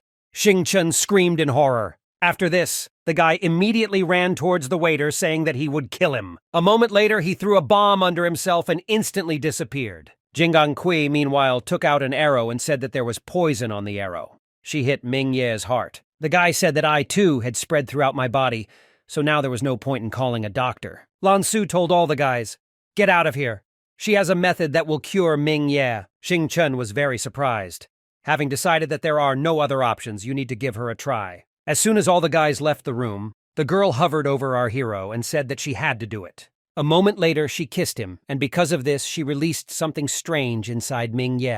In any case, this thing passed through our hero's entire body, and within a moment his heart began to beat again. After a while, Ming Ye's eyes opened and he saw a girl in front of him. He got up and asked what happened. Beiming said that he was hit by an arrow poisoned with poison. She couldn't do anything, but Lan Su saved him. The guy thought about it. He realized that there was a rather familiar smell on his lips. Beiming said that this girl has a legendary body ability. It has energy that can absorb any substance that harms the body. She is an unusual person. Putting aside thoughts about Lan Su, Mingye began to understand that last time they could not kill him. But now they have returned. He was sure that this was an assassin hired by the Ye family. The girl at that moment said that the wound needed to be bandaged, and Mingye thanked the girl for saving her. He then said that he felt like he was being kissed. Was very good. Lan Su said embarrassedly that she didn't kiss him. Suddenly Mingye realized that because of what had happened, no one would go out and have fun. He offered to eat and returned to the sect. The action shifts to Xiao Jiaren. He gave the assassins 3 days to kill Mingye. One of the guys asked why send so many internal disciples if that guy was just a martial arts adept. Xiao Jiren asked to underestimate him. He can use battle coins and is also protected by Xing Chen. He needs to be lured out somehow. The guys bowed and said that they understood the tasks. After that, they said they could handle it. The action moves to our hero. In the meantime, he decided that it was time to cultivate. As soon as he tried, he failed. The person who created this technique apparently is crazy, because every time it becomes more and more painful. Beiming said the pain will last at least 9 days, but there is a way to speed up the process. The guy asked what kind of method this was. The girl said that this way is to kiss Lan Su. Mingye was at a loss. She explained this by saying that her power could be used not only for her own body, but also for others. He can speed up cultivation with kisses. Beiming added that Lan Su will become his woman anyway, then it doesn't matter when to kiss. The guy asked if she didn't tell him not to rush into love. She said things changed due to circumstances. All geniuses want a lady with a legendary body. Mingye said embarrassedly that it would be much more effective than foundation pills. He would kiss her every day, but would she agree? Beiming said it can help you get a girl faster. Tianpeng Ji was good at flirting with girls, and even created a book about flirting. Taking the package, our hero said that he wanted to impress her with his sincerity. Without the help of others, he would not allow this to happen again. Suddenly, someone started knocking on the door. Mingye told the stranger to come in. It was Ping who embarrassedly said that Lan Su was kidnapped. Our hero asked Ping how dare she say such a thing. He asked what she did with Lan Su. This time he will not spare her. The girl looked away and said that this time it was not her. Back then, Lan Su was just a decoy and she didn't want to be harmed. The guy grabbed a roll of paper and opened it. People told Mingye to come to the end of the mountain alone if he didn't want something to happen to Lan Su. Our hero was incredibly angry at that moment. He asked how they dared to steal his beloved. The guy immediately ran out of the house and ran towards the mountain. Beiming said that she felt the 4 inner disciples, 3 warriors of the 5th and 1/4 level. The girl said he shouldn't go there. Our hero asked what about her abilities. Why didn't she say that something happened to the girl? Beiming explained this by saying that they are wearing a divine cloak and do not last long. She couldn't understand then that the masters were being bullied. Our hero asked the spirit to look around and tell him if there was someone nearby. He can't let anything happen to Lan Su. Meanwhile, 4 warriors stood around Lan Su and said how beautiful she was. They rubbed their hands, and one of them suggested that they finish things off with Mingye and have fun with the girl. Suddenly, Mingye appeared behind them and told the freaks to let the girl go. The guy said he was very arrogant. If he could handle Yun Luo, then let him not hope that he could handle the 4 inner disciples. Mingye looked at them and asked what they wanted from him. The guy laughed and then spat on the ground and told Mingye to lick it, then he would speak. Lan Su finally woke up at that moment, and as soon as she saw Mingye, she asked him to leave here. After that, one of the guys hit her and told the girl to shut up. Mingye was starting to lose control, saying that they would pay for what they did. One of the guys asked why Mingye dared to talk to them like that. Saying that he told him to lick the ground, the warrior shot a beam towards Mingye. At this moment, Beiming told the master that there was now an enemy behind him who was preparing to attack. Having dodged one, another warrior appeared next to him, who was lightning fast. The warrior said that Mingye didn't make it in time, and at the same moment the guy was hit in the back. The warrior standing above Mingye said that he is not bad and faster than them, but this is not enough to defeat them. Our hero smiled and asked if they were serious. The guy took a coin out of his pocket. Suddenly, one of the guys grabbed him and asked if he really wanted to use the battle coin. Looking at Mingye, he said that he would inject yin energy into his body with a punch. If he moves, he will feel the pain of the meridian being torn. Another warrior said that he could easily dodge the battle coin attack, but it would be safer to destroy it. He walked up to Lan Su and again said how cute she was. Besides, he hasn't had fun with women for a long time, and today he will enjoy life. Ming Ye started screaming through the pain and telling the freak to shut up. If he does anything to Lan Su, he will kill him. At this moment, Ming Ye was knocked to the ground and hit several times, saying that he would die. The guy, with the last of his strength, still continued to talk about how he would kill them all. The warrior smiled and said that he would act right in front of Ming Ye. At the same moment, he tore off some of the girl's clothes. At that moment, the girl began to cry and asked them to stop doing this. Ming Ye immediately began to lose control. Only one thought was spinning in his head. Kill! Kill everyone! With every second, his eyes changed, and after a moment, there was only darkness in them. After that, he began to radiate incredible energy. The soldiers asked in bewilderment what was happening. Looking at Ming Ye's incredible strength, the warriors tried to understand what was happening to the guy and what was that terrible aura behind him. Deciding that he remained a student, the guys went into battle in the hope of killing him. Our hero could not tolerate this, and at that very moment began to scream at the top of his lungs. Then his spirit, which was of incredible size, began to attack the two warriors. The demon's hands collapsed and the boy's blood flew in different directions. One of the warriors stood and literally cowered from fear. He didn't understand. How is this possible? How can you kill two warriors with one blow? The guy said it doesn't matter how strong his body is. He would not be able to withstand the blow of the yin power that one of them had injected into his body. He agreed and decided to release a pulse of yin power towards our hero. The projectile directly hit Ming Ye's shoulder, and his blood sprayed out. At this point, the other warrior decided it was time to strike a couple more times. He released the night nail and pointed it towards Ming Ye. Our hero, as soon as he saw the approaching threat, waved his hand and his aura easily deflected the projectile. The guy was horrified by this. Even level 2 warriors would not be able to resist the night nail technique. How did he do this? After the attack of the warriors, Ming Ye decided that it was time for him to counterattack, and he flew towards the freak who wanted to mock Lan Su. He grabbed the guy and began to squeeze him with such force that blood began to flow from all the cracks. After that, Ming Ye swung his hand and threw this freak towards his comrade. The guy, who did not expect such an outcome, did not have time to dodge, and as a result, they were both dead. Our hero, realizing that everything was behind him, began to move towards his beloved and call her. Beiming asked the master not to move because otherwise it would only get worse. The girl looked at Ming Ye with tears in her eyes and called him to her. Unexpectedly, the guy who previously seemed to die turned out to be alive and attacked our hero in the back. The guy said that luckily for him, he followed Xiaoji Ren's advice and took the life-saving talisman with him. Starting to laugh, the warrior swung his leg and told our hero that today he would die. Unexpectedly for him, an unknown shell flew right next to him, which wounded his side. A moment later, a huge number of blows followed, which struck the entire warrior. While bleeding, he realized that this was the Red Sun sect's 100 strike technique. Getting up from the ground, Ming Ye asked the spirit who did this. She said that it was the inner sect elder who did it. He used a 6th-level martial arts technique. Our hero barely got to his feet and thanked the man for saving him. Yan Gongsun smiled and said that this guy is always in trouble. The guy said that now it's Xing Chun's turn to protect him while he goes and plays cards. After that, Ming Ye ran to his beloved and began to untie her. The girl asked her savior how he was. You know, Kira said he was fine and then apologized for getting her into trouble. Lan Su hugged Ming Ye and began to cry, saying that she was grateful for his help and that he did not abandon her. Ming Ye, looking at her, only thought that if it weren't for him, she wouldn't have had problems. Our hero at that moment decided to offer the girl a big step. He invited her to move in with him. She walked away and said that it was too early, to which the guy said that he was worried about her living in the dorm. Beiming was just thinking and said that this was a good chance to kiss. To celebrate, the guy said out loud that this was a great chance.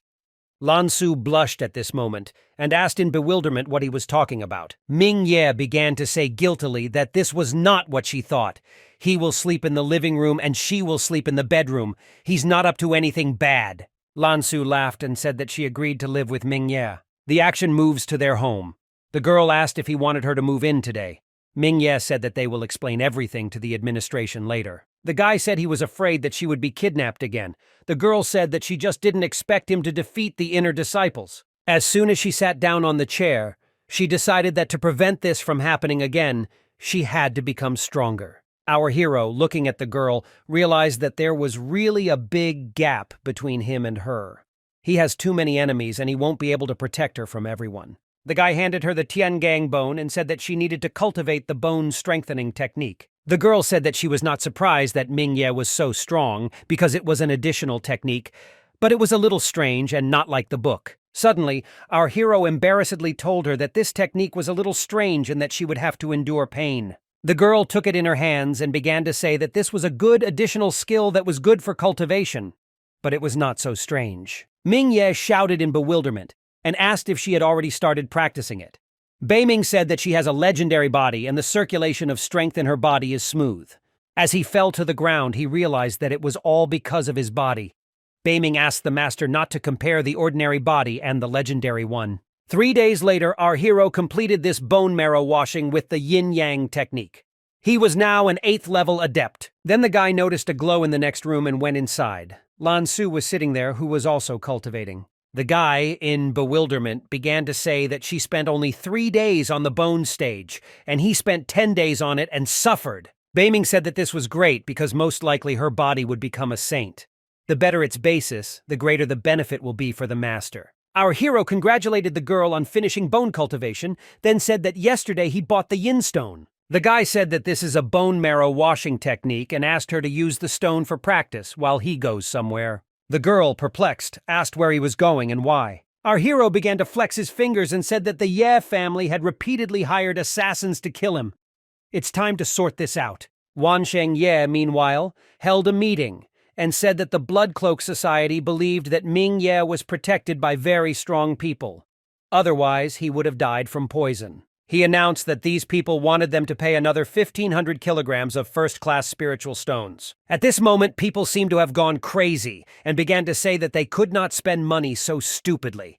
By paying them, they will starve for a whole year. Suddenly, from another corner, a man said that according to rumors, Ming Ye had ranked first among the top external disciples of the sect. Now the guy earns more every month than they do in a year. He is a definite genius of their family. Wansheng asked Wanliang what he meant. Does he really want to bring this freak back to his family? The man ordered not to call this boy that because he is capable. If they had not mocked him, he would not have resisted. People, as soon as they saw the man's aura, asked if he had become a warrior. The man said that he became a warrior 10 days ago. He then went on to say that the boy's father was strong too. Zihui was a martial artist. Wansheng Ye, perplexed, asked Wanliang Ye what he meant by this. The man screamed and told Wansheng Ye that he always wanted to kill him. If not for him, the Ye family could have become great. At this point, people began to say that Ming Ye was a genius and had great potential. It's stupid to hire killers for him. Wansheng Ye started shouting that Ziwei wanted to join the Hyotian sect. Their entire family would be in danger. And Ming Ye is avenging his father, so he does everything for the sake of the Ye family. Wanliang Ye said that it was funny because instead of stopping Zihui from joining the sect, he did nothing. By killing his father, he destroyed Ming Ye's future, because then he can consider his decision to be correct. He pointed his finger at Wansheng Ye and said that he was a selfish leader. He must resign his position. The man then turned around and started shouting at the people that they were all relatives of Ming Ye and that they had never bullied him. They are waiting for his return! People began to discuss that if Wanliang Ye became the sect leader to make amends, then Ming Ye would return to them. They could be among the top 3 families. Deciding that this was the best outcome for the family, people began to riot, saying that they were in favor of removing Wansheng Ye from office because he was not worthy of being a leader. The elders, looking at the indignation of the people, understood that, unfortunately, Wansheng Ye would have to resign from his post. The man began to laugh and talk very loudly. Do they really hope that they can overthrow him so easily? His son, an inner disciple of the Tianhe sect. He is a martial artist. When he returns, they will all be on their knees and begging for mercy. People were in disbelief that Zisheng Ye had become a martial artist. At this moment, Ming Ye came inside and laughed at the fact that Wansheng Ye was once again relying on his son. Ming Ye thanked Wanliang Ye for his honest words. The man apologized that he couldn't help anymore. After that, our hero looked at Wansheng Ye and said that it was he who hired 2 groups of killers. The man began to scream and say that it was true.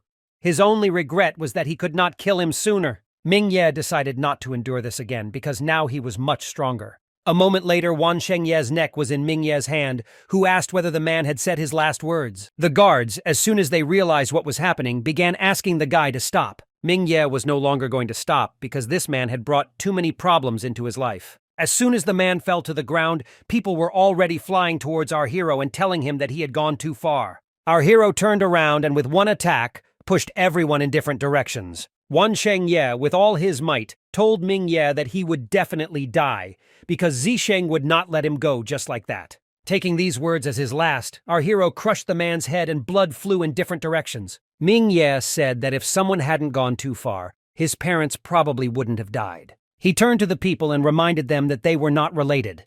The guy didn't understand why people were afraid of him. Actions are moved forward 3 days. Xiao Ren asked what happened in the sect during his absence. The man said that everything is fine in the sect. Xiao Ren said that external disciple Ming Ye ranked first among the top external disciples. He is certainly very talented. Guangsun asked in surprise if Xiaolong Ren was in first place. Apparently, conflicts arose between them. The guy said that after Ming Ye defeated his brother, he sent inner disciples to deal with him, but they were all killed. Apparently, Ming Ye was helped. Guangsun said that this is quite strange because if the inner elder helped, then it was Biao Fu. The guy decided that the guys had done a lot in the sect. Xiao Jiaren said that he knew that the elder was helping the guy, but he did not take any action. It's a shame to kill such a genius, but if Guangsun wants, it's already prepared. Guangsun was surprised that the guy decided to restrain his hatred.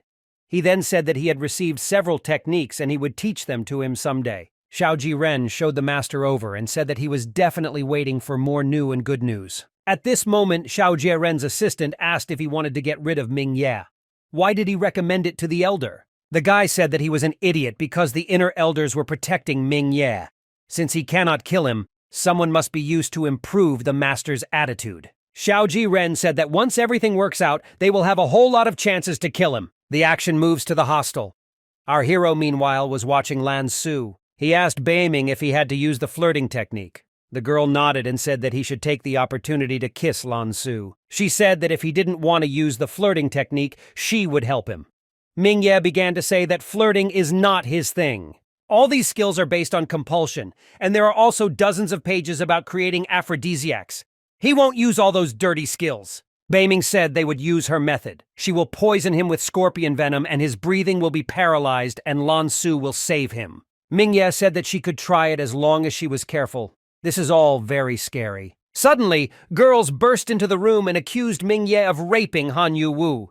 They came to arrest him on the orders of the Elder of Law and Order. The guy was at a loss, and Lan Su said that this was nonsense because the guy had been with her all night. Ming Ye thought about it.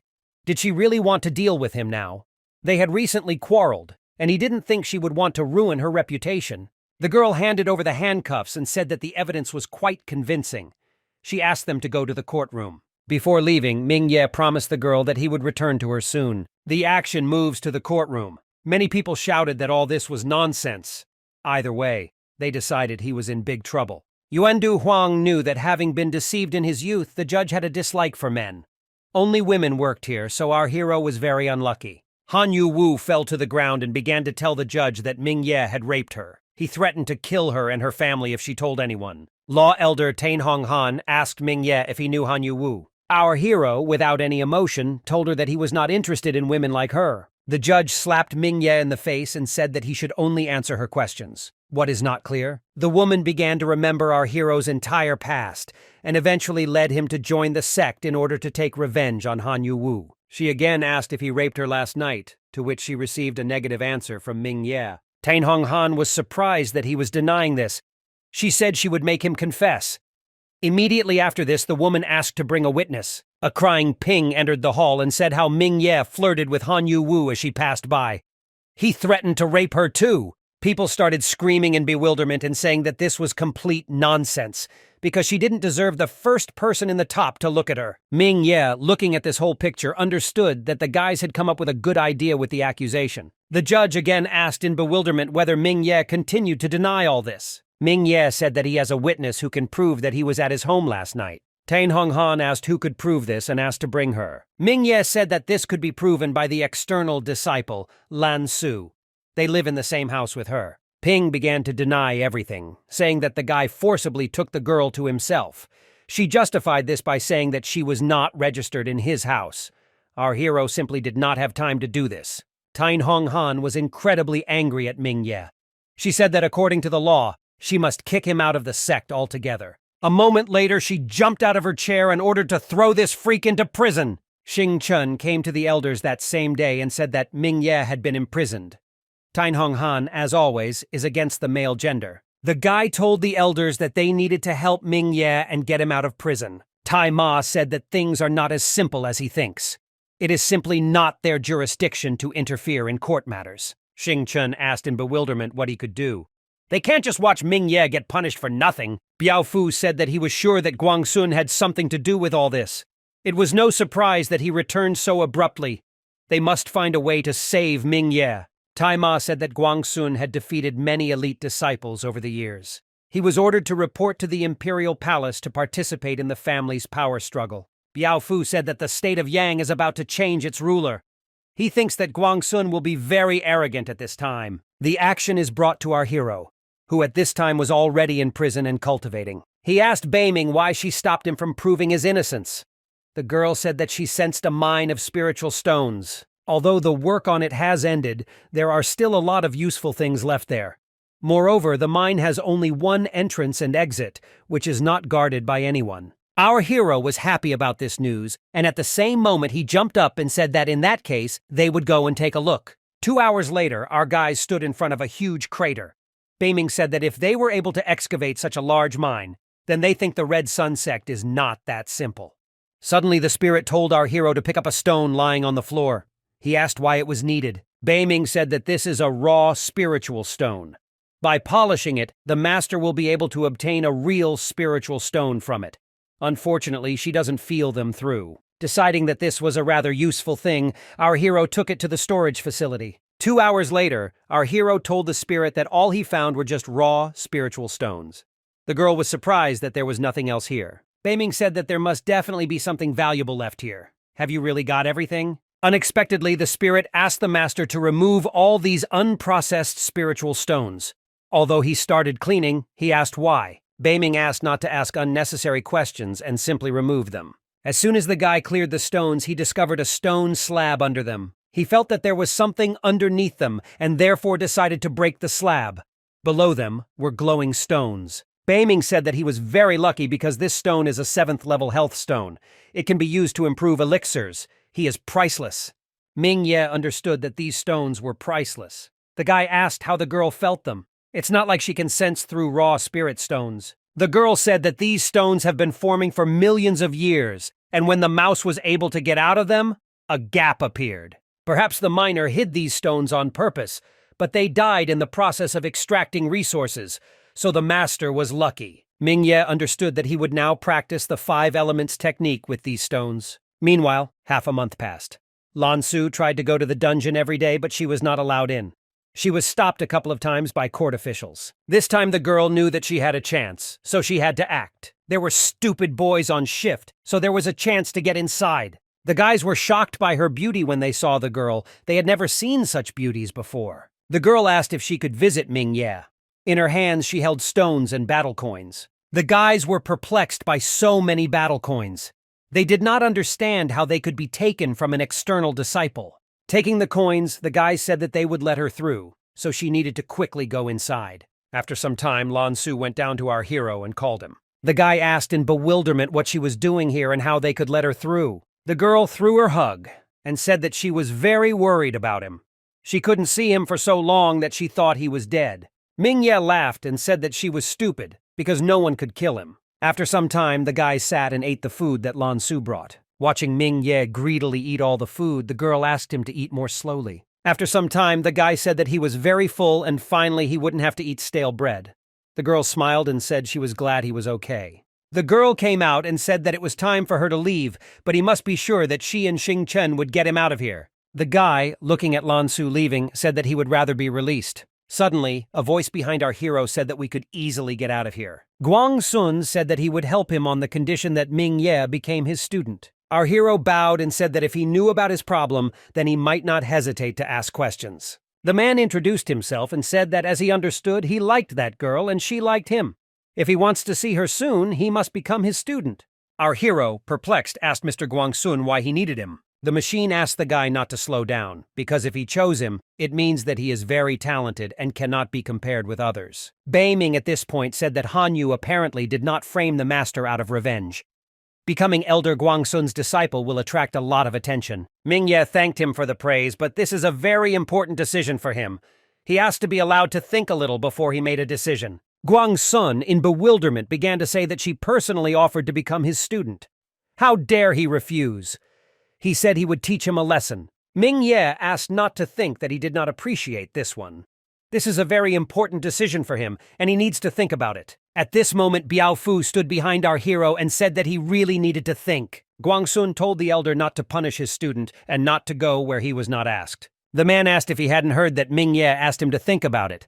The guy has not yet become his student. Guangsun decided that the elder wanted to compete with him. In any case, he didn't mind. Biao Fu told the man to attack. Suddenly, a red sphere appeared between them. From it, someone asked why they were screaming in the middle of the night in the dungeon. Once the sphere dissipated, the man asked if he could join them. The man looked at our hero and said that Elder Biao Fu had previously talked about him. Taking the guy by the hand, he told Mingye that he was talented. After that, he asked him to hit him with all his might. Our hero used the shaft fist technique and directed all his power towards the man. All the energy hit the man, but his shield successfully held everything back. As soon as the attack ended, the guy said that Mingye's impact force was 15 tons. He is truly talented. Mingye looked away a little embarrassedly and said that he was flattered. After that, the man extended his hand and said that this was the main pass, especially for Mingye. With it, he can get to any place of the sect, including the library, the Cave of Spirit Power, Kamikaze Valley, and the Magical Peak. Only one person had previously received such a pass, and those were the elders. The man said that the pass only gives the opportunity to enter, and in order to practice there, you will have to pay deposits with points. Our hero bowed to the elder and thanked him. The man, meanwhile, turned around and told Mingye to go change clothes and then come to his temple. Actions are transferred to the place where the trial previously took place.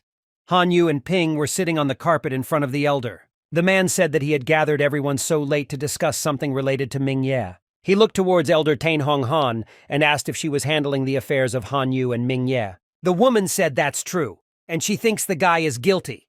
Of course, she wasn't entirely sure about that, so she just locked it. The man then looked at the purple-haired girl and asked if she was Hanyu Wu. The girl said it was so. He said he read the girl's statement. She wrote that Mingye was harassing her. He asked how far the guy had gone. Hanyu Wu started crying and said that he sneaked into her room at night and made it so that she could not move, and then he raped her. The man remembered how he previously took Mingye's hand and thought about it. After a moment, he said he had made a decision. The culprits will be punished according to the rules of the sect. The man told Hanyu Wu that she framed her friend. She is lying, so he will destroy her cultivation and drive out the sects. The girl immediately began to say that she was not lying and that Mingye really raped her. The man said that she claims that Mingye raped her, but he tested his energy yin-yang. As it turns out, the guy is still a virgin. The man asked Hanyu Wu how she would explain this. Hanyu Wu was perplexed that Mingye and Lan Su had been together for so long, but they had nothing. The boss turned around and told Tainhong Han that he was leaving, and he would leave the liars to her. The woman said that she understood him, and at the same moment ran to Hanyu Wu with a whistle. Hanyu Wu will never be able to live normally again after using the elder's power. Ping at the same moment fell to the ground and began to beg for mercy. She was fooled by the girl because she wanted her to help her frame Mingye. Tainhong Han was a cruel and fair woman, so she was not going to feel sorry for people who did not deserve it. The woman grabbed her by the hair and slammed her to the ground with all her might. Mingye, looking at this, understood that after such a powerful blow there was no chance of survival. The sect leader asked everyone to let this mess end right here. Other sects will laugh at them if they find out what happened. The man turned and said that he now hoped that every student would be treated fairly. Emotions should not influence their decisions. The chief then turned to Mingye and said that he had acquitted him in the presence of the elder. Now he can focus on cultivation. After that, he said that if there were no more problems, then everyone could go about their business. And of course, you need to clean the hall. The head felt another presence outside. As it turned out, it was Lan Su, and he asked her to come inside. The girl asked what she would do if Mingye were sentenced to death. She admitted that if this had happened, she would have died along with him. The girl knelt down in front of the sect leader and thanked him for clearing Mingye's name. The man sat down in front of her and said that it was his duty to administer justice. After that, he told the girl that he wanted to take her as his student. As soon as the guys quieted down, the man asked in bewilderment if the wind was so strong that they didn't hear anything. The girl immediately thanked the master and said that it was an honor for her. He said that he would like to make both of them his students, but there is one person who always competes with him. Suddenly, at this moment, a man appeared with an incredible roar, asking Shen Shuzhong why he was talking about him behind his back. Our hero, looking at this man, was shocked by his height. He was very tall. Beiming told the master that this man was a martial arts guru. He leaned in front of Ming Ye and ruffled his hair. After that, he said that he was a good fellow, and then asked to call him master. Shen Shuzhong told our hero that this was his friend Feng Xiangao. He joined the sect and is now its inner elder. Feng Xiangao immediately said that he did not expect to take on anyone as an apprentice in this state, so he did not prepare a gift. He asked me to take this. The guy asked Shen Shuzhong to take care of his student. He just received a letter and needs to deal with the rebels from the Yin-Yang sect. He also turned to our hero and told him to train with Shen Shuzhong. Suddenly, he turned around and said that if Ming Ye progressed slowly, he would show him what the supplement was. Beiming congratulated our hero, but he was interested in the meaning of the word additive. Shen Shuzhong put his hand on Ming Ye's shoulder and said that his master is always calm and decisive. It takes some getting used to. While at home, the guys opened the box that Feng Xiangao gave to Ming Ye. Beiming said that his master has a good position in the Yin-Yang sect. The girl said that this sect has two unique skills, great skill in swordsmanship. Only sect disciples are allowed to practice them. Ming Ye, looking at the technique, said that the master is very generous. He gave him a lot of good things. After the guys pulled out the scrolls, they began to take out the contents further, and Ming Ye asked in surprise what it was. The girl said it was a banknote. The denomination of each of the 5 banknotes is 10,000 first-class stones. Ming Ye realized that one banknote was worth 6,250 battle coins, and 5 such banknotes were already more than 20,000. The action moves to Yuandu Huang. Qianzhou came to him with news that Ping had been killed, and Han Yu had been deprived of cultivation and expelled from the clan. Yuandu Huang sat down on a chair in bewilderment and tried to understand how this could happen. Qianzhou said that Han Yu Wu is now on the side of the road. The inner disciples laugh at her. He decided that she needed to be taken somewhere. Yuandu Huang asked him not to contact her for now. She needs some time alone. Actions are transferred beyond the gates of the sect. Han Yu Wu was depressed and lay on the grass. Suddenly she heard someone's footsteps and turned her head. Ming Ye and Lan Su were there. The girl said that she knew that they could not leave her like this. Han Yu asked to get her out of here. Our hero said that since she wanted to kill him, she was not worthy of his mercy. He'll just pass by. The guy gave her a cape and said that they should break up and never meet again. Meanwhile, the guys set off further on their journey. Ming Ye escorted Lan Su to her new home, and they were both amazed. This place was incredibly beautiful.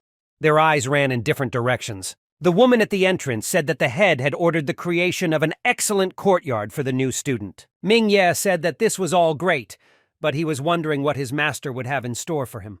Lan Su was embarrassed that such a big house was allocated for her. Ming Ye looked at the girl and said that the head has no other students. Of course she will own a big house. The girl hoped that Ming Ye would react differently and ask for her.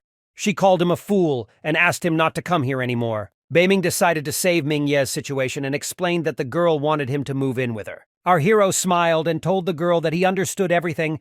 He ran to collect his things and would come soon. The action moves to the dining room. The guys decided to celebrate all the events, and Ming Ye thanked Xing Chen for taking care of him. Suddenly, an unfamiliar guy burst into the building looking arrogant. Xing Chen said that his name is Ridian Zhao. He is the 3rd in the top internal disciples. He likes to come here to eat for free, and it is also said that he received lunches from people who were ranked 1st and 2nd on the internal list. Suddenly, the guy noticed a large feast and decided that the dishes there were good. He sat down at the table and told Ming Ye that he had heard about the guy moving to a big house. He congratulated him. Our hero said that this is the privilege of the head's disciples, and he gets this privilege because of Lan Su. While the guy was eating, he talked about how a magic competition would open in more than 2 months. He wondered if Lan Su would be sent there. Ming Ye asked in surprise about the competition on the River of Spirits and asked to tell him more about it. Ritian Zhao said that the Spirit River Magic Region is a cave space created by an ancient great power. His goal was to educate students. The magical area opens every 30 years and is said to contain countless treasures. The deeper you are, the more valuable treasures you can receive. Of course, there is danger there too. To get the treasure, you need to beware of ancient magical beasts. There will also be competition between sect students.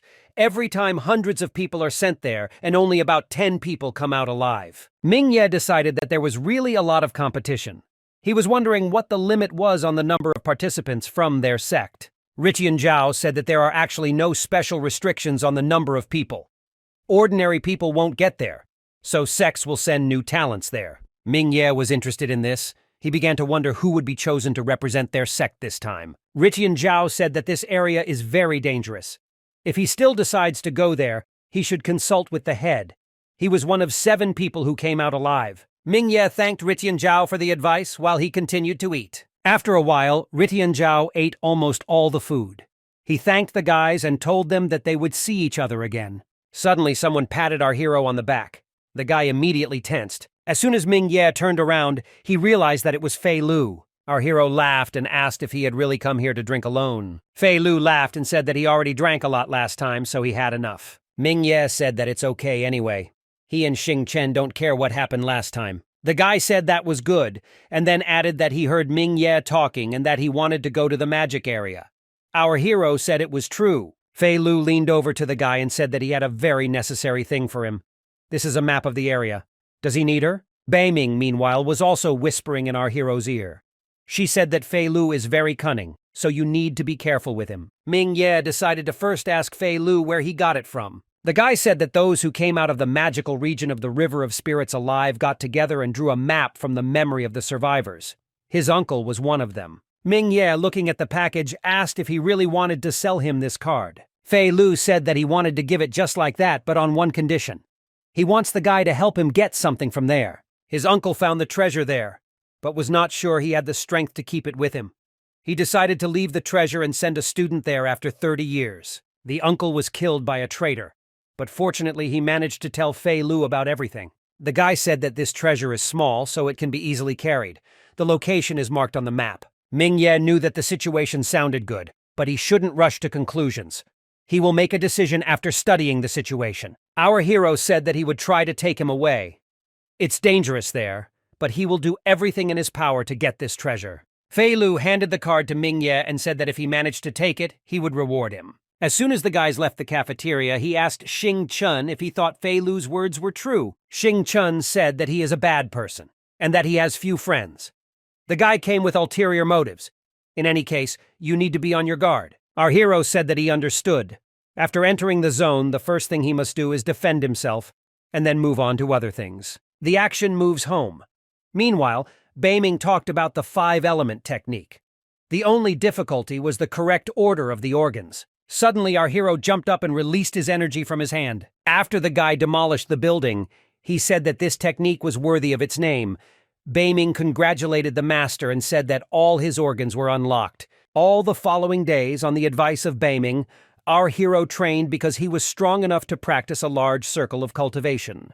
After 2 months of active training, the guy finally awakened and he was a 9th-level adept. Beiming said that compared to cultivating and refining organs, enhancing spiritual energy is the most difficult. Spiritual energy must be refined by a cultivator 100 times before it can be strengthened.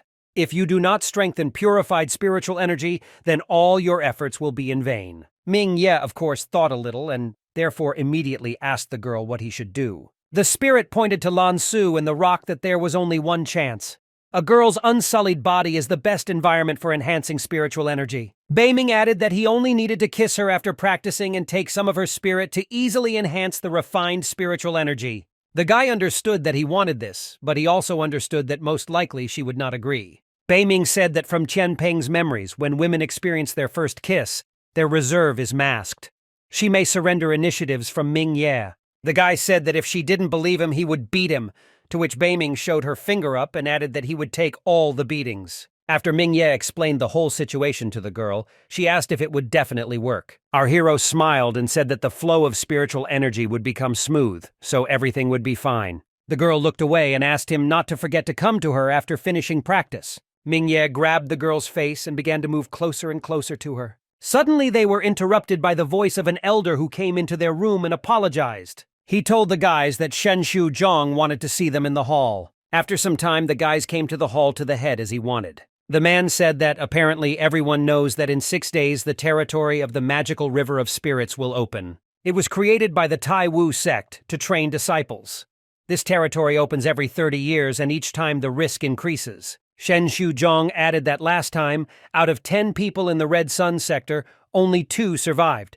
People understood that there was a very high mortality rate there. In any case, the man said that they were strong enough to enter the area of the magical river of spirits, however, he would not force them to participate. They can leave right now. As a result, only 1 person left from this entire crowd.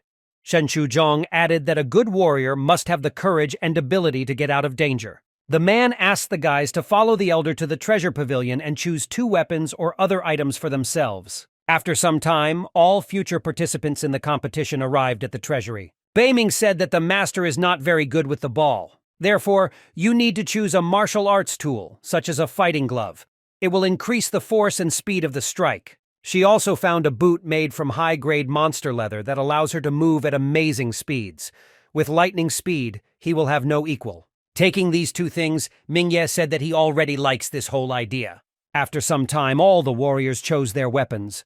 The elder said that he hoped that in these days they would master them. Shen Shuzhong said that he had been to the magical Spirit River area, so he knows something about it. He will tell them how to survive in the magical region of the River of Spirits. It's huge. The area on the map it shows is only 10%. Exploration of unknown territories depends on the abilities of the participants and their means. There are only 2 secrets to survive in this area. First, you need to be careful. Don't trust people from other sects. They can only work together to cope with the threat. But the most important rule to remember was that people from other sects would be the biggest threat. When they go deeper, you need to be alert and look closely at each participant. Secondly, all participants must be together. Thus, even if they meet a genius of a large sect, they will have enough strength to cope with him. All the people inside are martial arts students. They are no worse than them. And here the actions are transferred to the past. Then a certain woman told the competitors that they should go first. At this time, she will stay here to deal with him, or the 3 of them will die here. A swordsman with terrifying strength was walking towards them. The man was glad that he had found another prey. Suddenly, Master Shen Shuzhong opened his eyes and jerked sharply. Lan Su, in bewilderment, asked the master what happened and where he had gone. The man said that he remembered the time when they encountered a formidable enemy. In order to save him and Fengxian, eldest sister stayed there forever. That is why Shen Shuzhong once again told the guys to remember their safety and be careful. Our hero understood that the person who led the leader to despair must be very powerful. Lan Su at this moment asked the master to rest. He can be sure that they will emerge alive along with their comrades. Shen Shuzhong glanced at Mingye and asked him to keep an eye on Lan Su.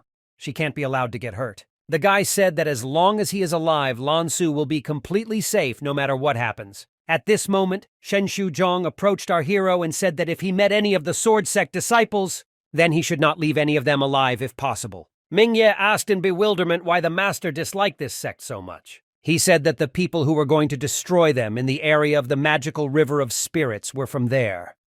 This time they will be dealing with disciples from their sect again. Shen Shuzhong promised that this time they would strike first and would not fail like last time. Mingye said that he understood the master's wish and that he would do everything in his power. Unexpectedly, the man said that he had a small gift for our hero, who was already at Lan Su's house.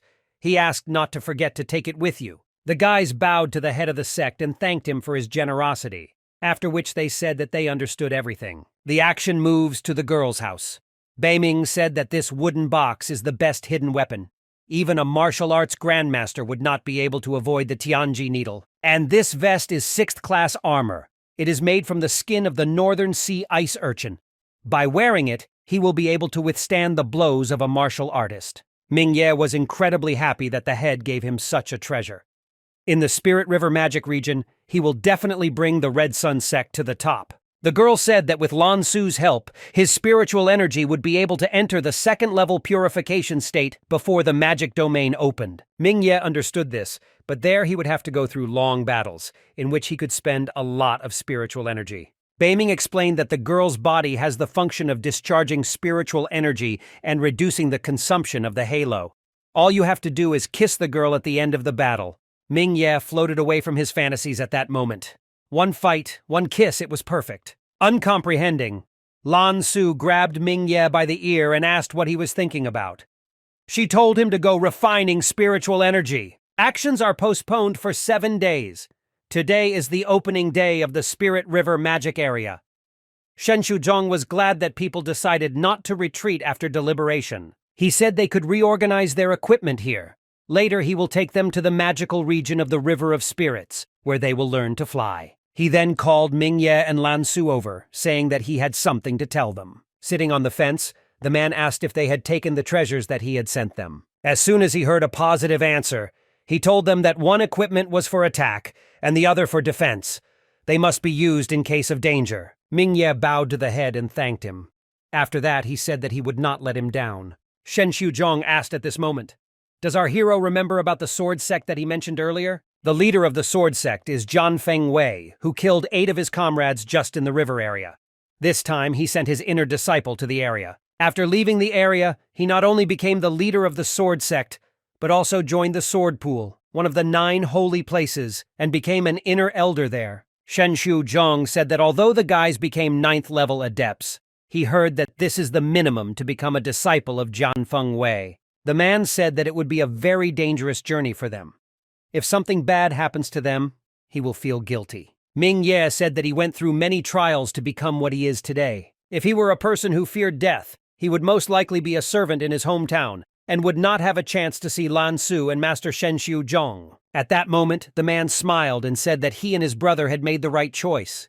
It makes him feel more relaxed. Suddenly, he shouted to all the participants that it was time for them to follow him. As soon as all the participants ran up, Shen Shuzhong used his spiritual energy and lifted everyone into the air. Ming Ye couldn't help but notice how strong the master's spiritual energy was. A moment later, the guys set off from their hometown on a journey to the magical region of the River of Spirits. The action moves to the north of Yang State. This is where all the sects gathered. Beiming told our hero that there are a lot of sects here, starting with sects of the 2nd or 3rd class and ending with sects of the 7th and above. Suddenly, Shen Shuzhong began to call the leader of one of the sects. The man turned to the squad and said that he needed to move away to talk with the other heads. Immediately after that, a hand was placed on Ming Ye's head. As it turned out, it was Feng Xiangao who said that he would take care of the children. He then turned to Ming Ye and said that his participation in the competition was his decision in agreement with the elders.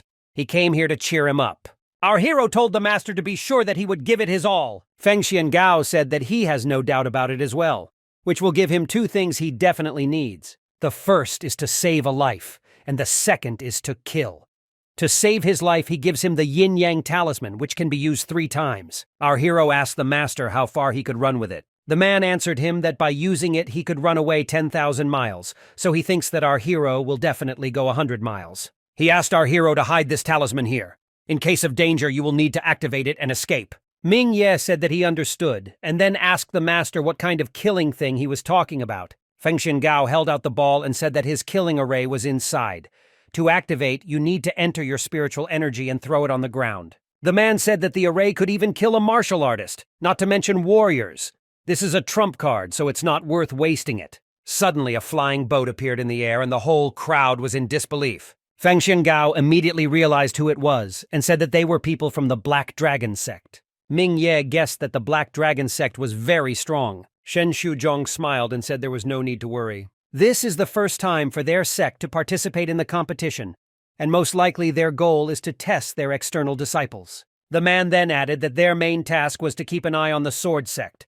If they do not interfere with them, then you need to follow them to the 2nd floor. The farthest room on the 2nd floor contains the top secret treasures of the Tai Yi sect. There is definitely no way to allow people from the sword sect to obtain the treasures. Immediately after these words, a certain beam from the Black Dragon boat was activated and descended. A few moments later, a huge crowd of Black Dragon sect disciples stood on one of the rocks. All the people started screaming in bewilderment and saying that there were about 100 people there. Will the small sects be able to resist? Beiming at that moment told our hero that not one of them was below a 9th grade adept. Feng Xiangao put his hand on his disciple's shoulder and told him that as soon as they enter, they need to get away from the Black Dragon sect. He suggested that the purpose of their participation in the competition was simply to kill people. Ming Ye, looking at them, assumed the same thing, so he did not argue with the master. A few minutes later, a huge portal appeared in the sky. This meant that the passage to the magical region of spirits was open. The whole crowd of people began to rush forward and say that you need to go in and hide. They cannot be found by the Black Dragon people. Meanwhile, the leader of the Black Dragon sect group told his people to split into groups of 5, and when everyone was ready, they would begin the hunt. After some time, the first level of the magical spirit region was filled with people. The man happily looked at such a crowd of people and said that, apparently, everyone was almost ready. A moment later, he shouted that the hunt was beginning, and immediately all the Black Dragon's people rushed forward. The killers began to literally jump on people's heads and kill them. The entire crowd tried to run away in horror, and at the same time asked not to kill them. As soon as they killed people, they opened an unknown container and absorbed the energy of the dead. Meanwhile, Ming Ye's team watched the Black Dragon sect's brutal acts. Jinggang Kui was perplexed that as soon as these people entered, they began to kill for no reason. Ming Ye said that they had better get out of here. Unfortunately for our heroes, one of the killers heard the conversation and told his comrades that she had found 7 more. The guys looked at them in bewilderment for some time, but Yiping Zheng said that this needed to be stopped and to run away from here as quickly as possible. Beiming told the master that the pursuers were using the gallop technique. Only he and Lan Su will be able to escape, and the rest will be caught. Suddenly, our hero activated his equipment and recalled that the head ordered to unite against the enemy. If they can't run away from them, then they will fight. Jinggang Kui turned around and supported Ming Ye. He also believes that they cannot escape, so they need to fight to the end.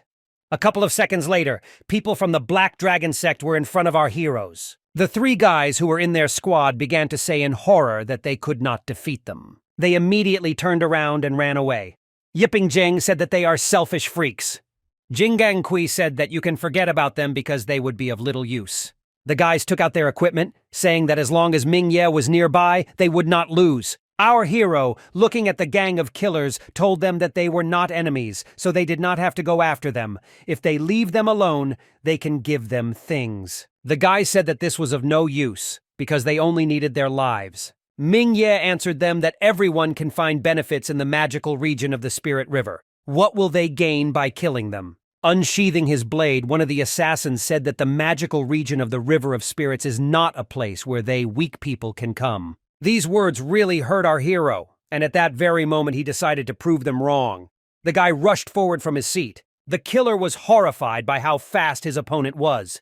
He decided to use a shield in hopes of blocking the attack. Unfortunately for him, our hero's power was too simple, so he passed through the killer without even noticing the shield. The other killers began to ask in horror what this monstrous footwork technique was. Deciding that these people were too strong, they turned around and ran away, saying that they needed reinforcements. This made Ming Ye laugh, of course, but he shouted at them, saying that they would not run away now. The guy rushed from his place with incredible speed and began to approach the killers. He grabbed one of them by the neck, which only meant that the guy didn't have long to live. Meanwhile, Lan Su caught up with the other guy and used a burst of magic cloud to cut him into 2 pieces. People from the Black Dragon sect suggested escaping from here using the flying body technique. A moment later, they began to rise into the air with incredible speed and move away from the battlefield. Our hero, of course, was not going to leave them alive, and, using a lightning-fast step, within a couple of seconds he was in front of them. He instantly grabbed the collars of the 2 killers, who were in disbelief. Immediately after this, using the shaft fist technique, the guy threw them down with incredible force. After this fight, Ming Ye was only convinced of Shen Shu Zhong's words and admitted that the disciples of the Black Dragon sect were ordinary weaklings. After that, Lan Su ran up to the guy and asked him if he was okay. Our hero told her that these guys are not his enemies. The girl said that she was fine too, and then sheepishly added that if he was not feeling well, she could cure him. Our hero immediately fell to the ground and began to say that he had internal damage and now he needed help in the form of a hug and a kiss. Lan Su was not pleased with Ming Ye's actions and gave him a kick in the ass, telling him to shut up. Jinggang Kui and Yiping Zheng, meanwhile, cried while watching this sweet scene. Looking at Ming Ye, who was running away from Lan Su, the guys said that they had never seen them like this before. A few tens of minutes later, people from the Black Dragon sect arrived on the scene. The man told the head that he had checked everything. Their men were killed in one blow and there was no sign of resistance. The man smiled and said that the journey would be much more interesting than he expected. The other guys began to guess who it was. One of them said that it could be people from the Sword sect, but the other said that he didn't think so. 4 of the 5 were killed by the inner spiritual force, and only 1 was killed by the Sword spirit. This is not the style of the sword sect. Their leader said that the people who were able to resist the disciples from their sect must be from the 4 heavenly lands, the 5 colleges, or the 9 holy places. But he also added and reminded that they are only sending a couple of people. One of the group members asked what this meant, and the leader explained that a super genius had come to the magical region of the Spirit River. A moment later, the action shifts back to our guys. Meanwhile, they came to a certain hill from which they could see an excellent view. Lan Su told our hero that this is most likely the place the master was talking about, Gravity Hill. Ming Ye said that they could make gravity cultivation pills. Jingan Kui said with inspiration that 1 gravity blade of grass costs 50 battle coins. You need to collect as much grass as possible. Suddenly, the girl told them to wait. There is a reminder from the master on their map. They won't be able to climb the hill. Unfortunately, as the altitude increases, gravity increases. If you go higher than your body can handle, you will never be able to get out. Yiping Zheng was upset but asked what they could do. They can't miss this opportunity. Beiming told our hero that the grass under the hill was collected by people who came earlier. This means that it is still only at the top of the hill. Jingan Kui said that Ming Ye and Lan Su are the strongest among them. They suggested that the guys go there and look for her. Yiping Zheng added that they will stay here to prevent them from being attacked when they come down. Ming Ye thanked the guys and said that they would share with them the gravity grass they collected. The guys went down, and Jingan Kui and Yiping Zheng told them not to overexert their bodies. It's better to come down as soon as it gets hard. After some time, our heroes rose up. Ming Ye said that with every step his weight doubles. Lan Su said that the longer they stay on this mountain, the longer their weight will be. You need to speed up and collect the grass one by one. The girl then asked why not replenish their spiritual power. Ming Ye smiled and told her that it was a great idea and he was all for it. After a moment, the guys' lips intertwined together, and they began to regain their energy. After a while, Lan Su moved away and said that they could go now. Ming Ye, looking down, thought that the legendary body was amazing. This feeling of empowerment gives him energy, and he feels better than before. The guy immediately began to walk forward, saying that today he would definitely climb to the top of the gravity hill. After about 15 minutes, our hero realized that the force of gravity was 20 times greater. You will need to use spiritual energy to rise. Beiming said that he would spend a lot of energy, and the hill was only 300 steps away. However, Ming Ye had already noticed that in the middle of the hill, there was grass everywhere. Ming Ye asked, "Is there something else at the top of the mountain? There is no point in going up there if there is only gravity grass there."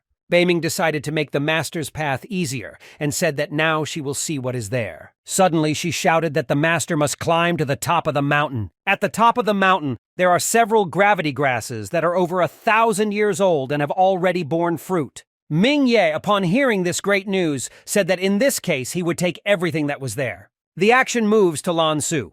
Meanwhile, she was on the slope of the gravity hill. Passing another field, the girl noticed a beautiful flower that she could not ignore. She reached for it to rip it off, but unexpectedly a sword was put in front of her. The strangers said that the flower is truly beautiful, but it is not as beautiful as she is. The girl, looking at them, asked in bewilderment what they needed from her. The guy said that his name is Jiang Wei. He is a disciple of the sword sect. The guy added that she looked familiar and then asked what sect she was from. Lan Su, as soon as she heard the words about the sect, remembered what the master said. These people are still here. The girl said he chose the wrong person. After all, she doesn't know anyone from the sword sect. Then she added that she would go on collecting grass, which she advised them to do as well. Jiang Wei suddenly walked up to her and asked her not to rush. If she needs gravity grass, he can give her some. Lan Su thanked them, but said that she wanted to collect all the grass herself. Jiang Wei just thought that he liked this girl. He asked if he could go collect with her. The girl told him that he could do whatever he wanted. This person is not weak, and this is a good opportunity for her. She just needs to find the right moment. The action moves to our hero. Meanwhile, he found the fruits of gravity grass for the first time. Beiming added that this is a priceless treasure. One such fruit is valued at 10,000 pounds. Ming Ye hid them in the vault and said that the magical area of the Spirit River is simply amazing. The guy said that he had collected enough, so it was time to let it go. Beiming pointed to the rock and asked her to take the bronze token with her before descending. Our hero approached the stove and asked the spirit what was special about this thing. The girl suddenly said that she did not know what this thing was. Either way, it exudes ancient spiritual energy, almost as ancient as the Spirit River magic domain. Ming Ye took the token in his hands and said that in this case he would take this thing with him. Suddenly, this thing activated and began to emit a large amount of light. Beiming asked the master not to panic. She said he activated the power-multiplying spell stored in the token. You need to absorb the token, and this will increase the power limit. Picking up this token, Beiming said that there are many things hidden in this token, and Ming Ye added that he will find all the tokens he finds. The action moves to Lan Su. Jian Wei said that the further they go, the more dangerous it becomes. He invited the girl to go with him. She thanked him for the offer, but said that she already had a companion. The guy asked in bewilderment who it was. Suddenly, a shout from above attracted his attention. Ming Ye said that he was her companion. A second later, he landed on the ground. Lan Su asked if he found something, to which our hero told her that he was very lucky. He then brushed the dust off his pants and asked who this guy was. Jian Wei introduced himself and said that he was the son of Jian Feng Wei, the head of the sword sect. Then he asked our hero who he was. Hearing only the name of the sect leader and the sect itself, Ming Ye grinned very slyly. He was just about to look for him himself, and the guy came to them. Lan Su noticed at this moment that the glove was accumulating power, which meant that he was about to attack. The girl decided that in this case she should help her partner and took out the weapon that the master gave her. At this moment, Beiming told our hero that that guy had 4 8th-grade martial arts weapons and the sword in his hand was a 4th-grade weapon. He will lose if he decides to fight. Suddenly our hero became kind and greeted Jian Wei. He said that everyone knows that the sword sect is the best sect. The guy laughed and said he was insightful. The prestige of the sword sector is not inferior to the great sects. Ming Ye said that his master Biande Xia and his father are friends. He once told him that his father was a very big shot. Jian Wei doesn't remember his father telling him this, but it doesn't matter. He just wants to be with Miss Su. The guy immediately recognized him as Mr. Xia's student and said that he was pleased to meet you. Ming Ye told him that they would need his protection. The guy agreed to study the territory together, and he himself thought that he would create trouble for Ming Ye. In turn, he would save the beauty as a hero, and Lan Su would be his. Ming Ye asked in surprise whether the Golden family was really powerful. Even the top-class sword sect is afraid of her? Jian Wei said that the Golden family can be compared to a religious sect. Young masters are the talents in the family, but they like to be alone, so they won't do anything to them. Ming Ye thought that this guy would say anything to please Lan Su. He then asked what the sword sect's plan was to reach the 2nd tier. The guy said that in order to get to the 2nd tier, you need to get at least one of the secret tokens. It's just hard to get this token. There should be one at the top of the gravity hill, but even he can't get there, and he shouldn't even try. Our hero smiled and decided that Beiming was right. That token is truly a treasure. Jian Wei added that he has 2 gifts that his father gave him. The more tokens he receives, the more areas of the 2nd level he can get to. Our hero understood everything, then turned around sharply and told Lan Su that this guy was just bragging. They must rely on themselves if they want to get anything in the area. Suddenly, an angry Jian Wei ordered them to stop. The guy said that he fell in love with this girl, so he told her to take his hands off her. Our hero, holding the girl by the waist, said that she has many suitors. He asked Lan Su to prove their relationship to the guy. The girl just thought about how cunning Ming Ye was and kissed him. After that, he hugged the girl and said that Lan Su is his girlfriend and they should stay away from them. All these actions made Jian Wei even more angry, and he said that he would have to kill Ming Ye first. Our hero showed him an unpleasant gesture and told Jian Wei that he would not catch up with him. Jian Wei, who was already very angry, became more and more irritated by the second. He told our hero that he would not run away. Ming Ye told Beiming that after absorbing the token, he felt less affected by gravity. The girl said that this spell doubles the power and exists only in records. The spell itself was long lost, so he was very lucky. As soon as Ming Ye turned around, he noticed that the guy's strength was almost gone. Finally stopping, Jian Wei began shouting at our hero to stop. Ming Ye sat on the ledge and said that he had only walked less than 100 steps. Jian Wei is very weak. The guy put out his sword and asked how dare he insult him. He will cut him into pieces. Ming Ye asked him not to brag anymore because he couldn't even catch up with him. Unexpectedly, he threw the fruit at Jian Wei and asked what about calling the sword sect idiots. With incredible speed, the fruit flew towards the guy who activated his shield. Of course, it didn't help him in any way, and the gravity grass fruit shattered Jian Wei's shield into pieces. Ming Ye said that he was only wondering how long he could run after him. He then said that he has a lot of gravity fruits. Looking at the fruit that was flying towards Jian Wei, the guy said that this was very stupid. He simply couldn't fall for the same trick a second time. The guy cut this fruit and defended himself from the attack. After a moment, he glanced at the ledge where Ming-Ye was sitting, but did not notice him there. Our hero, meanwhile, was already above Jian Wei's head and was about to smear him. The guy landed and hit Jian Wei on the head with all his strength with his glove. Our hero told him that even if he came from a higher sect and has good fighting tools, then he is stupid, and that is why nothing will save him. Ming-Ye then picked up the sword that was in Jian Wei's hands. It's good enough that it's best to keep it. Beiming told the master that besides the talismans, this guy has a lot of good things on him, including the 2 tokens he mentioned. Our hero smiled and said that he would gladly take everything he had from this guy. The action moves to the foot of the gravity hill. Yiping Zheng and Jingang Kui were sitting under a tree and waiting for friends. Jingang Kui said that he never thought that Ming-Ye could defeat the arrogant guy from the Black Dragon sect so easily. Yiping Zheng, in turn, replied that when he met Ming-Ye, he understood what real strength is. Jingang Kui decided that they also need to try hard to become as strong as him. Looking at the sky, Jingang Kui said that they are all 9th grade adepts. But why is there such a big difference between them? Unexpectedly, Ming-Ye and Lan Su started calling out to them. The guys started to get up. Finally, they returned. Ming-Ye said that he couldn't stay here anymore. They need to go to the next point on the map. The action takes place in a deadly swamp, which had a red color in its main colors, symbolizing blood and death. Ming-Ye told his squad that they would soon reach the second point marked on the map. Sacred bloody swamp. He turned to the guys and said that as soon as they came down from the gravity hill, they rushed to take Jingang Kui and Yiping Zheng. Our hero told them that he killed the son of the head of the sword sect. The guys, as soon as they heard this in horror, asked if it was true. He killed Jian Feng Wei's son. Ming-Ye asked them not to talk about it here and just move to the second point as planned. The action takes place on the shore of the sacred bloody swamp. Several people stood near him. The unfamiliar man told the young master that he was very lucky, because there was a spiritual flower of purified blood here. The guy said that he never doubted his luck. The only thing that irritated me were the magical beasts in the water. He was afraid that they would stain his clothes. The man asked the master not to worry because he had a good plan. The guy pointed to Ming-Ye and the guys who had just arrived and said that by feeding these people to magical beasts, the master would be able to pick the flower. Ming-Ye said let it be a joke. If the guy apologizes, he will let him go. The man told our hero that he deserves only to be a step in the young master. Yiping Zheng at this moment became very angry and decided to protect Ming-Ye. He told the strangers that he would feed them to the fish. A moment later, the young master's protector appeared in front of the guy's eyes. He couldn't help but notice the man's speed. Nevertheless, he dodged. In any case, the man's speed prevailed and he was drawn towards Yiping Zheng. Suddenly, Ming-Ye appeared in front of him and blocked the stranger's attack. Immediately after this, our hero responded by grabbing the man.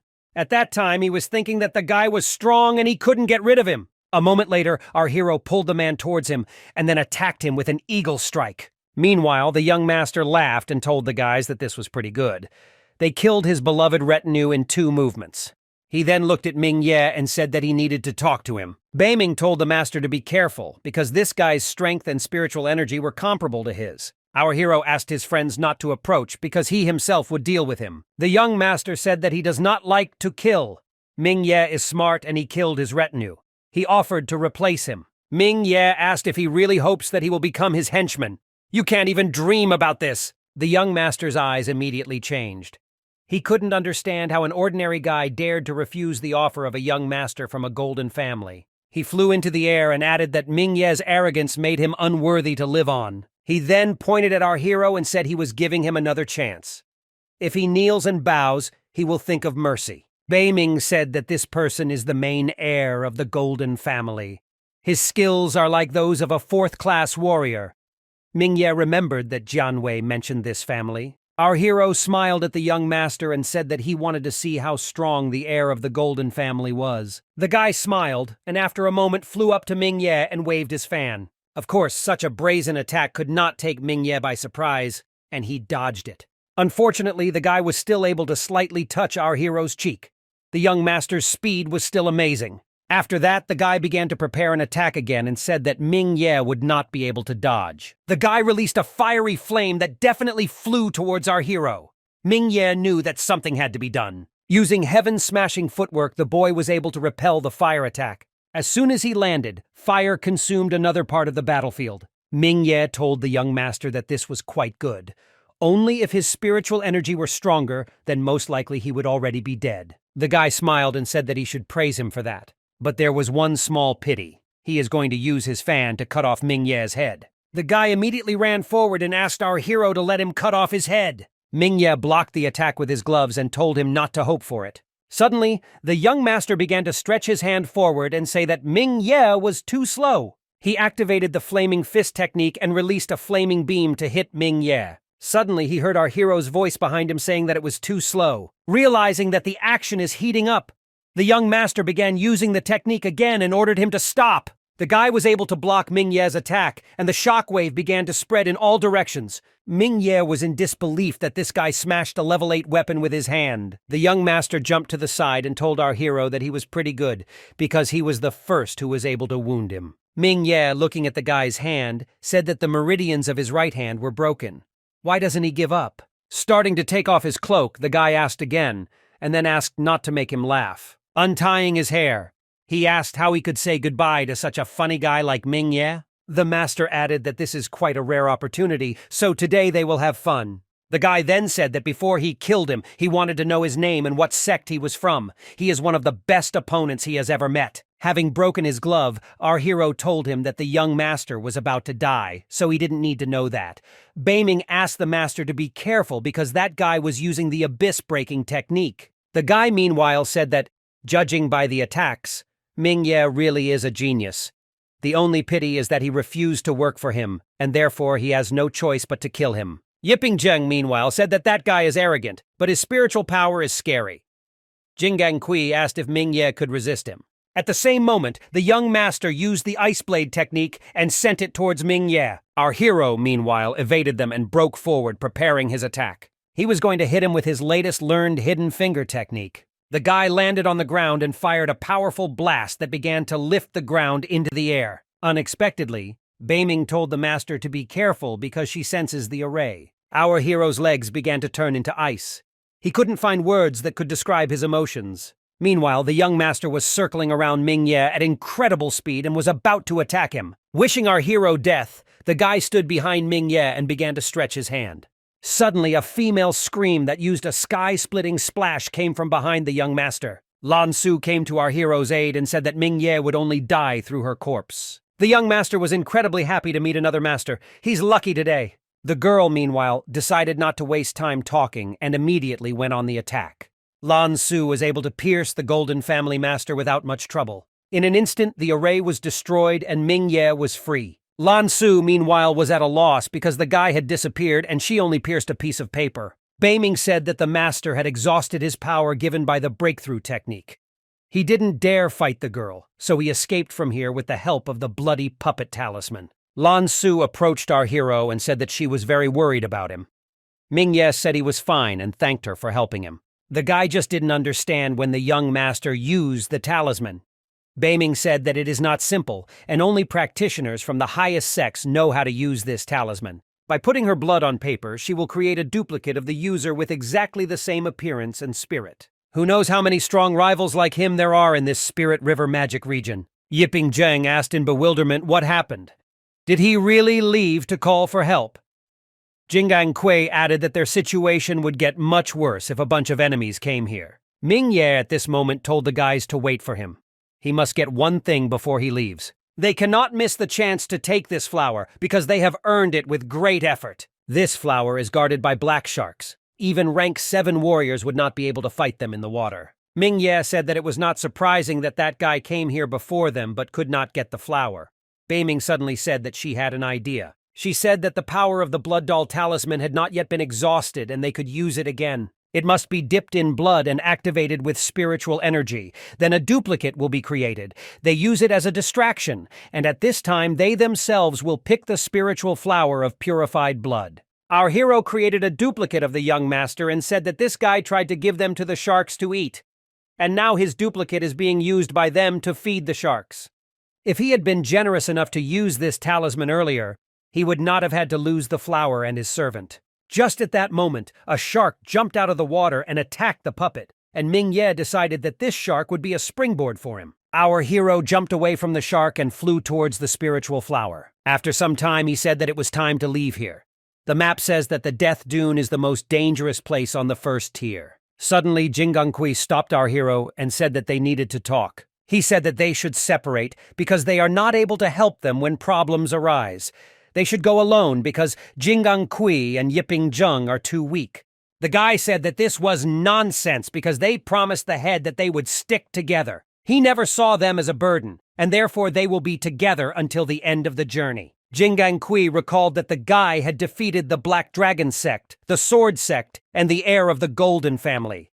He must take the chance and stand out from everyone. Lan Su approached our hero and supported their idea, saying that they would be safer on the first tier because further on it would be more and more dangerous. Finally, Ming Ye agreed and said that they would go further with Lan Su, and he wished them to take care of themselves. He then handed over 2 saving talismans from Jianwei and told them to use them when they were in trouble. Meanwhile, the young master was standing on a tree branch with a man who asked if he was sure that the person who took the flower before them was here. The guy asked not to worry because he could track down the one who once fought against him by smelling his scent and no matter how far away he was. The man tensed at that moment because only dogs do this.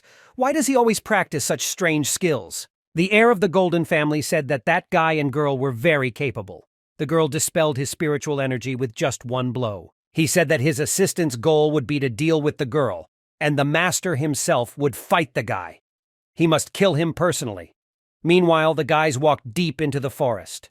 Ming Ye was glad that they were finally out of the bloody swamp. He felt sick when he was there, but now he feels much better. After crossing the plain they were on and walking 10 miles north, they would reach the Dune of Death. Meanwhile, the young master sniffed and thereby tried to sense where his target was. He told his friend that the guys had left the forest and were now on a huge plain.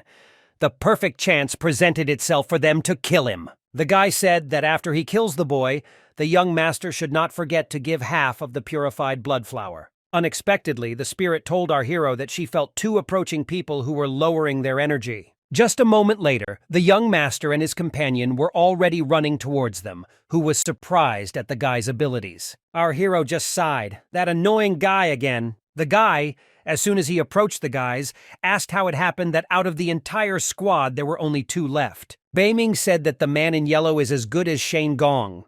The guy understood that he and Lan Su needed to find a reasonable way to deal with them. Jingangqi and Yiping Zheng are still in the forest, so they must hold off the enemies for as long as possible. Ming Ye held out the flower and said that he wanted to get this flower and kill it.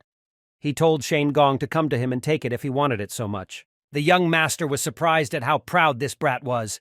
He told our hero that he would kill him today. Shane Gong, like last time, used ice blades, and his comrade used thunder whip. Our hero realized that they were powerless here, so he grabbed Lan Su and used the talisman to escape. Shane Gong said that they used a rescue talisman, and it is also very high level and therefore difficult to track down. Shane Gong couldn't understand how he let them get away this time, too. His comrade told the young master to sniff them out and find them that way. The guy said that the smell weakened where he stood, but he doesn't smell other smells. His partner laughed and laughed at the fact that Shane Gong had already missed them twice. Shane Gong said that they must return to the princess or they will be punished. Meanwhile, the action moves to the cave. Suddenly, our hero emerged from the water and greedily began to gasp for air. He didn't understand, where is this place located? It's not on the map. He felt dizzy when he used the lifeguard talisman. Beiming recalled that just when they were using the talisman, a power she couldn't identify suddenly appeared. She was the one who brought them here. As soon as Ming Ye heard the words about Lan Su, he turned around in horror and began to look for her. The girl, meanwhile, peeked around the corner and said that she was here, but there was a small problem. Her clothes are completely wet, so she feels very embarrassed. She asked not to look at her. Our hero was not ready for this, and at the same moment blood sprayed from his nose. The guy blushed very much and began to tell the girl not to worry. He doesn't look at her. After a while, Ming Ye himself unwrapped his clothes and asked Beiming to check everything around. The girl said that she checked everything and didn't feel anyone there. Moreover, she does not even feel the power of the magical area in which they are located. Her ability to sense other powers seems limited. She only feels what is in this cave. This place is literally isolated. She then said that there was a place where a flow of spiritual energy was slowly filling the space. The guy said he wanted to take a look at it. After some time, the guy stood in front of a mystical ice spring. Beiming said that the source of spiritual energy is located here. Mingye, looking at the crystal, said that this power is very calming. No spiritual plants or stones can compare to it. He then said that they haven't figured out how to get out of here yet.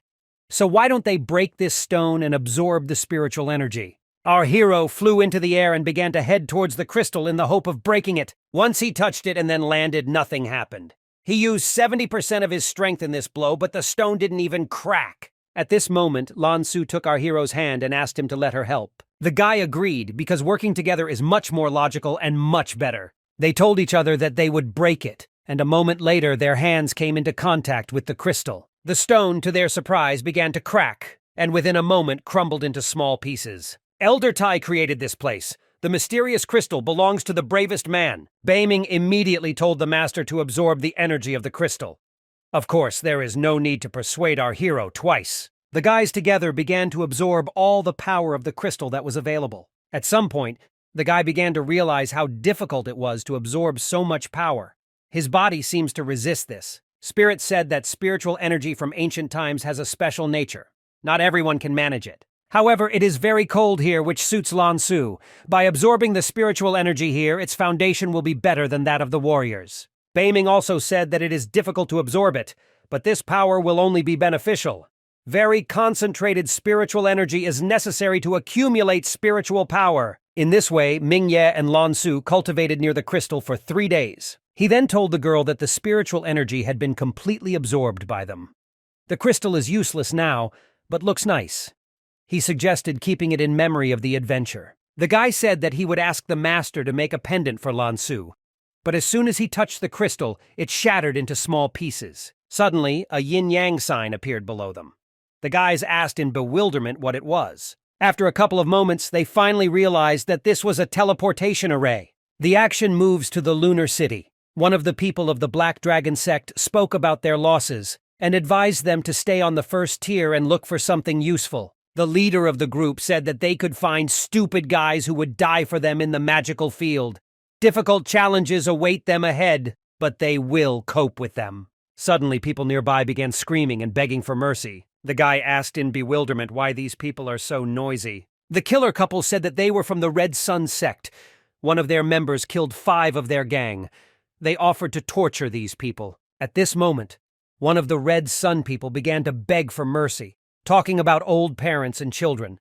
But at that moment, he was kicked. He leaned over and said that the guy looked too young, so he doubted that he had children. The leader of the group approached them and asked if they knew the person who killed their group members. The guys said they knew. This guy decided to dare and fight their people. He talked about how Mingye was, and that he did not dare to interfere with the Black Dragon sect. The guy asked to let them go, and in this case they would find him and bring him here. The head of the group was not interested in these words. He just wanted to know where he was. Suddenly, that same symbol appeared in the air. People were confused. What's going on in the lunar city? Mingye and Lan Su suddenly fell out of this portal and landed on the ground. The guy said that his head was spinning from the teleportation array. He then asked the girl if she was okay. She said she was fine. Looking around, they realized that they had been transported to an unknown place. Mingye then realized that the entire crowd that surrounded them were people from the Black Dragon sect. Shouldn't have used that teleportation array. The guys immediately started shouting that this was the best among all the members of the Red Sun sect, and he killed their people. The head of the Black Dragon group immediately took up his sword and asked how Mingye dared to appear here, offending their sect. At that moment, our hero took out a sword which he had taken from John Wei and defended himself with it. Unfortunately for the Black Dragon sect assassin, his sword split into 2 pieces and the blade flew to the other side. It was impossible. His Red Moon sword, a level 6 weapon, was broken. Mingye didn't think he could break the sword. It was self-defense, and Beiming said that this sword was created by a sword sect that makes excellent swords, so it's no wonder it's so strong. People from the Red Sun sect looked at Mingye and realized that he was truly strong. He's literally the strongest they've ever met. They immediately started telling Mingye to save them, saying that these people were bad. They forced them to say such things. The guy looked at them in surprise and said that he didn't know them at all. As soon as he asked if they knew each other, the entire Black Dragon sect was angry with these two. The guys kept begging Mingye to save them. They've been through a lot together, so then he can leave them. Lan Su asked if they were ashamed now. They wanted to sacrifice them. They came to the magical area for the first time. Our hero patted the girl on the head and asked her not to talk to them. He assumed that they had arrived at the last point of the first tier, the lunar city. The guy told the girl to stay on the first tier and strengthen the spiritual energy she had just absorbed. The girl agreed and asked him to be careful. Approaching the head of the Black Dragon sect, our hero asked if he had threatened him. Ming-Ye, having received no answer, continued to ask why he was not moving.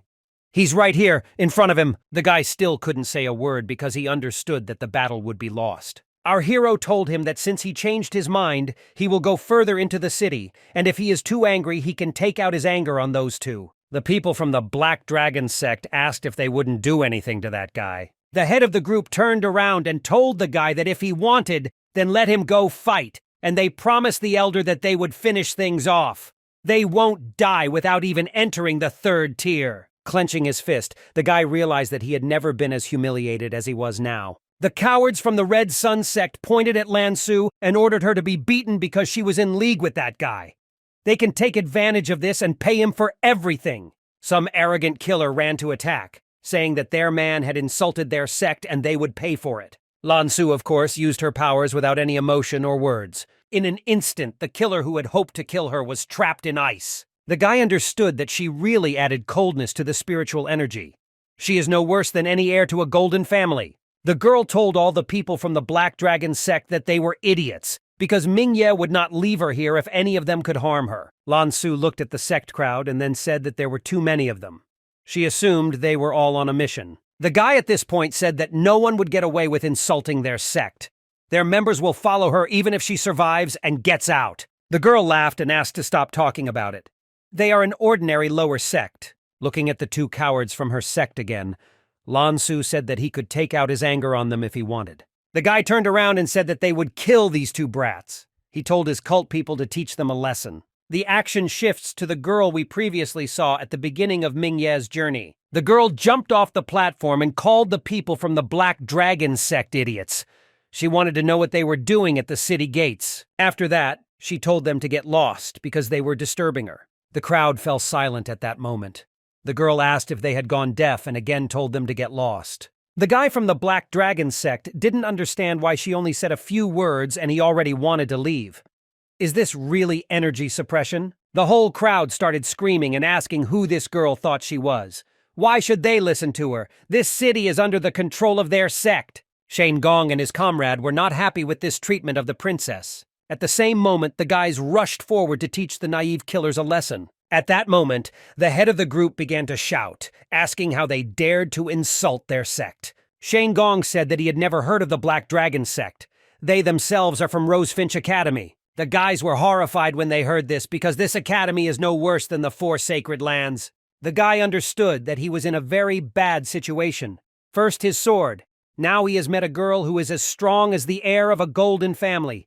God have mercy on him. The guy suddenly bowed and said that he was very sorry, because they did not know that they were from Rosefinch Academy. The girl in the red hood said that they were late and they had no time to waste. Shane Gong and his companion bowed to her and said that they understood her. The guy from the Black Dragon sect was perplexed that the academy students were obeying the girl. Looking at the backs of these people, he wanted to get an answer to the question of who this girl was and how many strong people were still here. The guy thought that his sect would surpass everyone.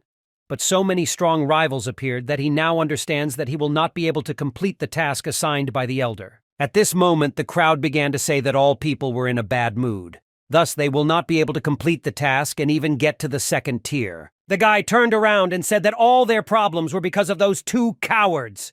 We need to show them what the Black Dragon sect is capable of. Immediately, the whole crowd rushed forward, and the guys pressed against each other and began to say that they had done nothing. The action moves to the lunar city. Our hero walked along the corridor and tried to understand what so many traps were doing here. The guy has already encountered thorns, poisonous fog, lightning. He would have died long ago if not for his caution. Beiming said that the strong will be trained in a cruel way. According to Qian Pengji, the Heavenly Land training camp is as dangerous as the Spirit River magic region. The spirit then said that she sensed 5 people who entered the city.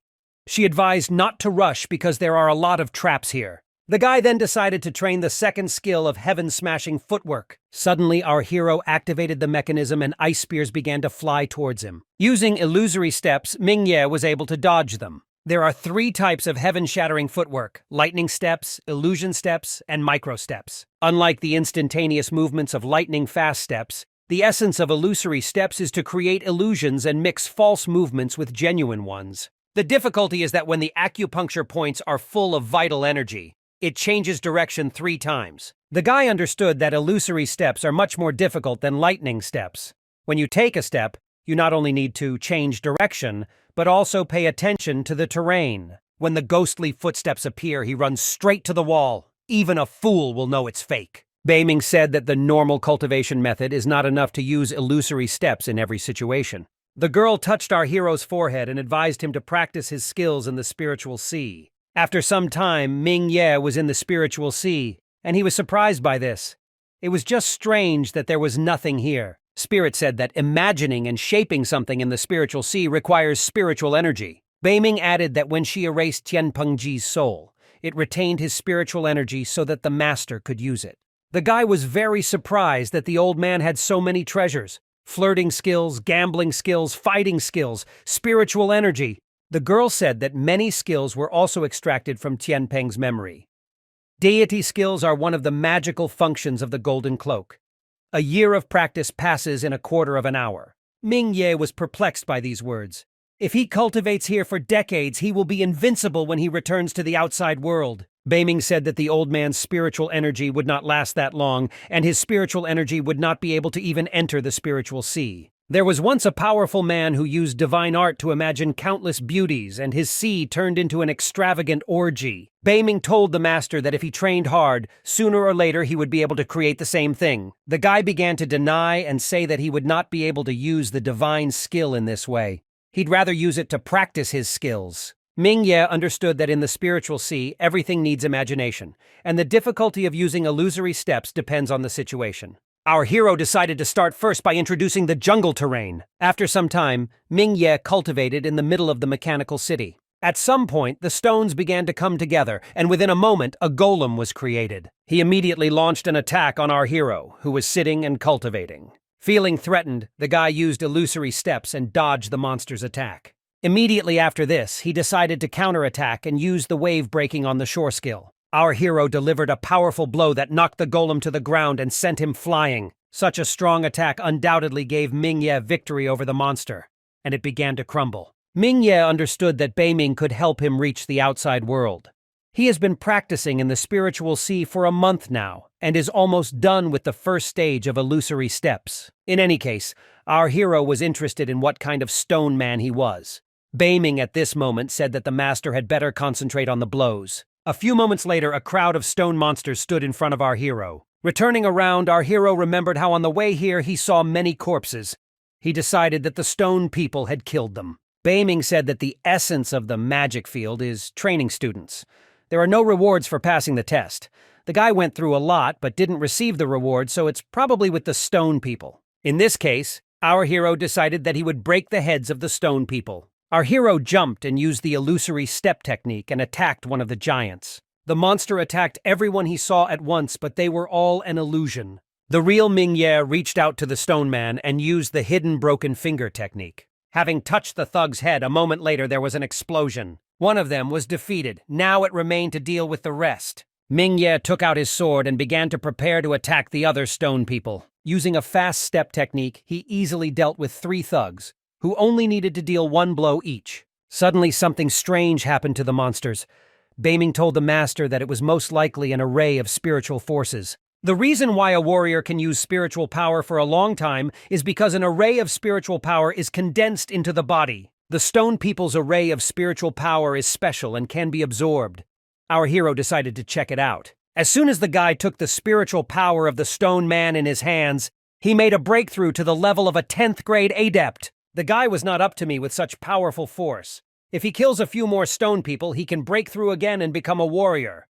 Moon City is a place where an apprentice can become a warrior. Looking at the arrays of stone people, Mingye only realized that outside the lunar city, everyone would be warriors. Beiming mentioned that she also thinks that the minimum will be raised quite after everyone leaves the lunar city. Those who use secret treasures to lower their status will show their true strength, and his status has so far been promoted to a 10th class adept. Walking deeper into the corridor, our hero stepped into a pool of blood, and in the center he saw a man. The guy apologized and said that he was injured and that he would not be able to get up. Ming Ye said that everything is fine.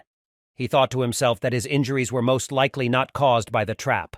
Those who are able to get here will not fall into the trap. The guy said that he was lucky enough to meet the heir of the Golden family, but 2 of his people harmed him and took away his spatial storage. The guy then asked Ming Ye to give him some food and medicine, and he charged them 3 tokens. He is still no match for Ming Ye. Of course, our hero could not refuse him and provided him with food. The guy began to eat and drink greedily, and Ming Ye only became convinced that he had indeed been starving for several days. After some time, the guy finally finished his food and thanked the stranger. After that, the guy apologized and said that he didn't trust him.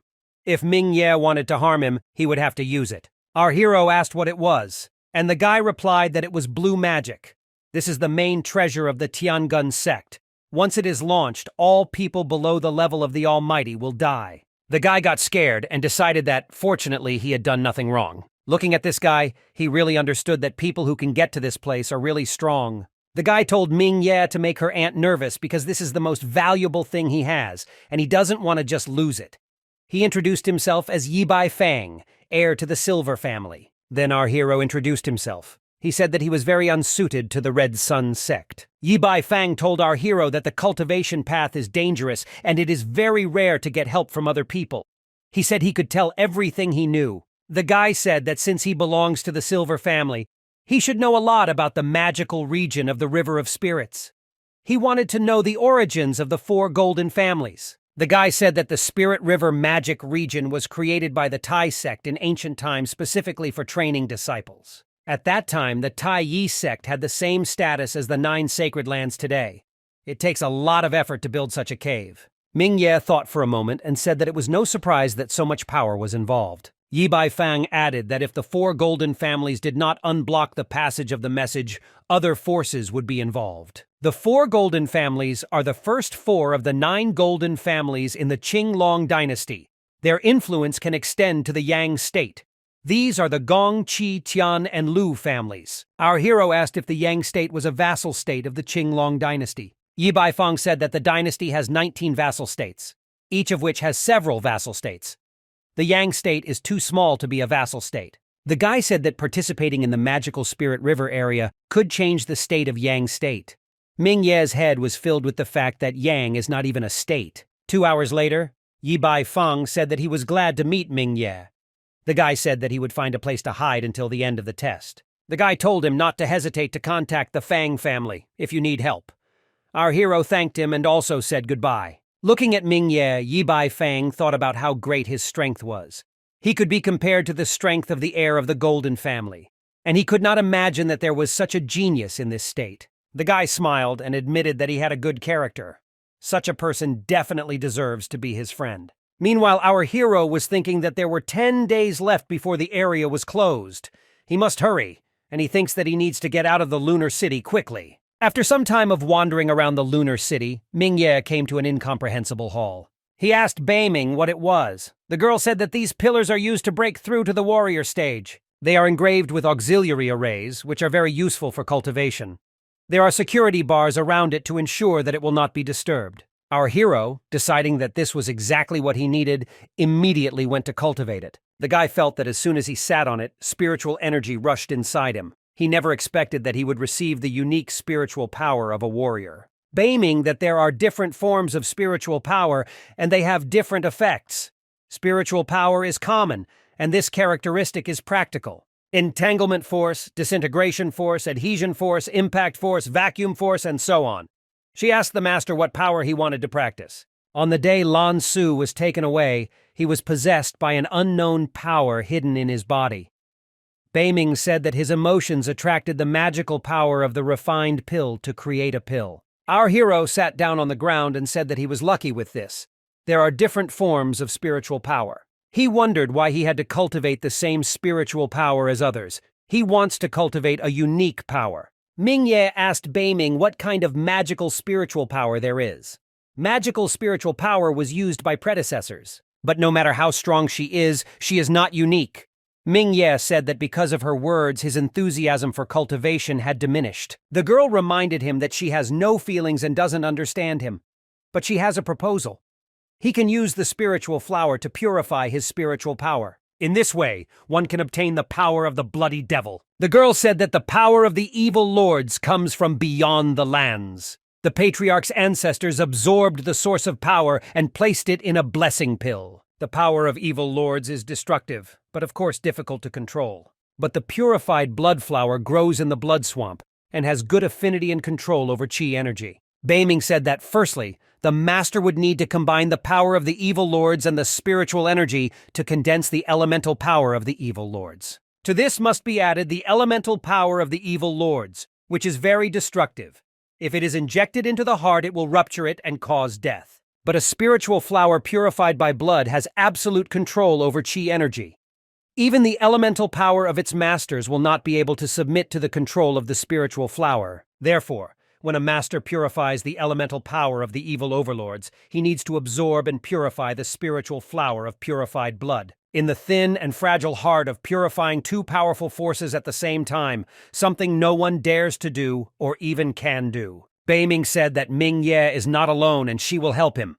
He just needs to focus on purifying the spiritual flower, and she will control the power of the overlords. A moment later, our hero began to cultivate. As Beiming said, the guy is focused on the flower, and she is holding back the power of the evil lords. Over time, all the evil energy dissipated, everything became normal, and cultivation continued calmly. After some time, the power of the bloody demon was finally refined and mastered. Beiming congratulated our hero on the perfect creation of the foundation and the formation of a 9th grade war.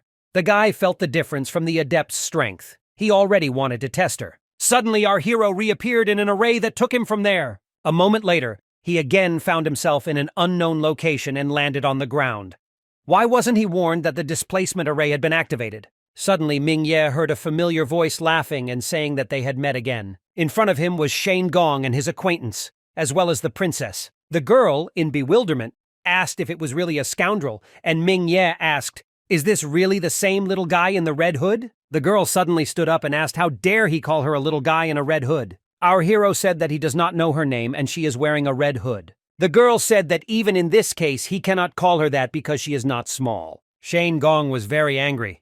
He didn't understand how Mingye dared to ignore him. The guy attacked Mingye and asked how he could look down on him. The girl silently activated her shield and blocked her minion's attack. Shane Gong asked the princess in bewilderment why she did this. She replied that this guy was her friend.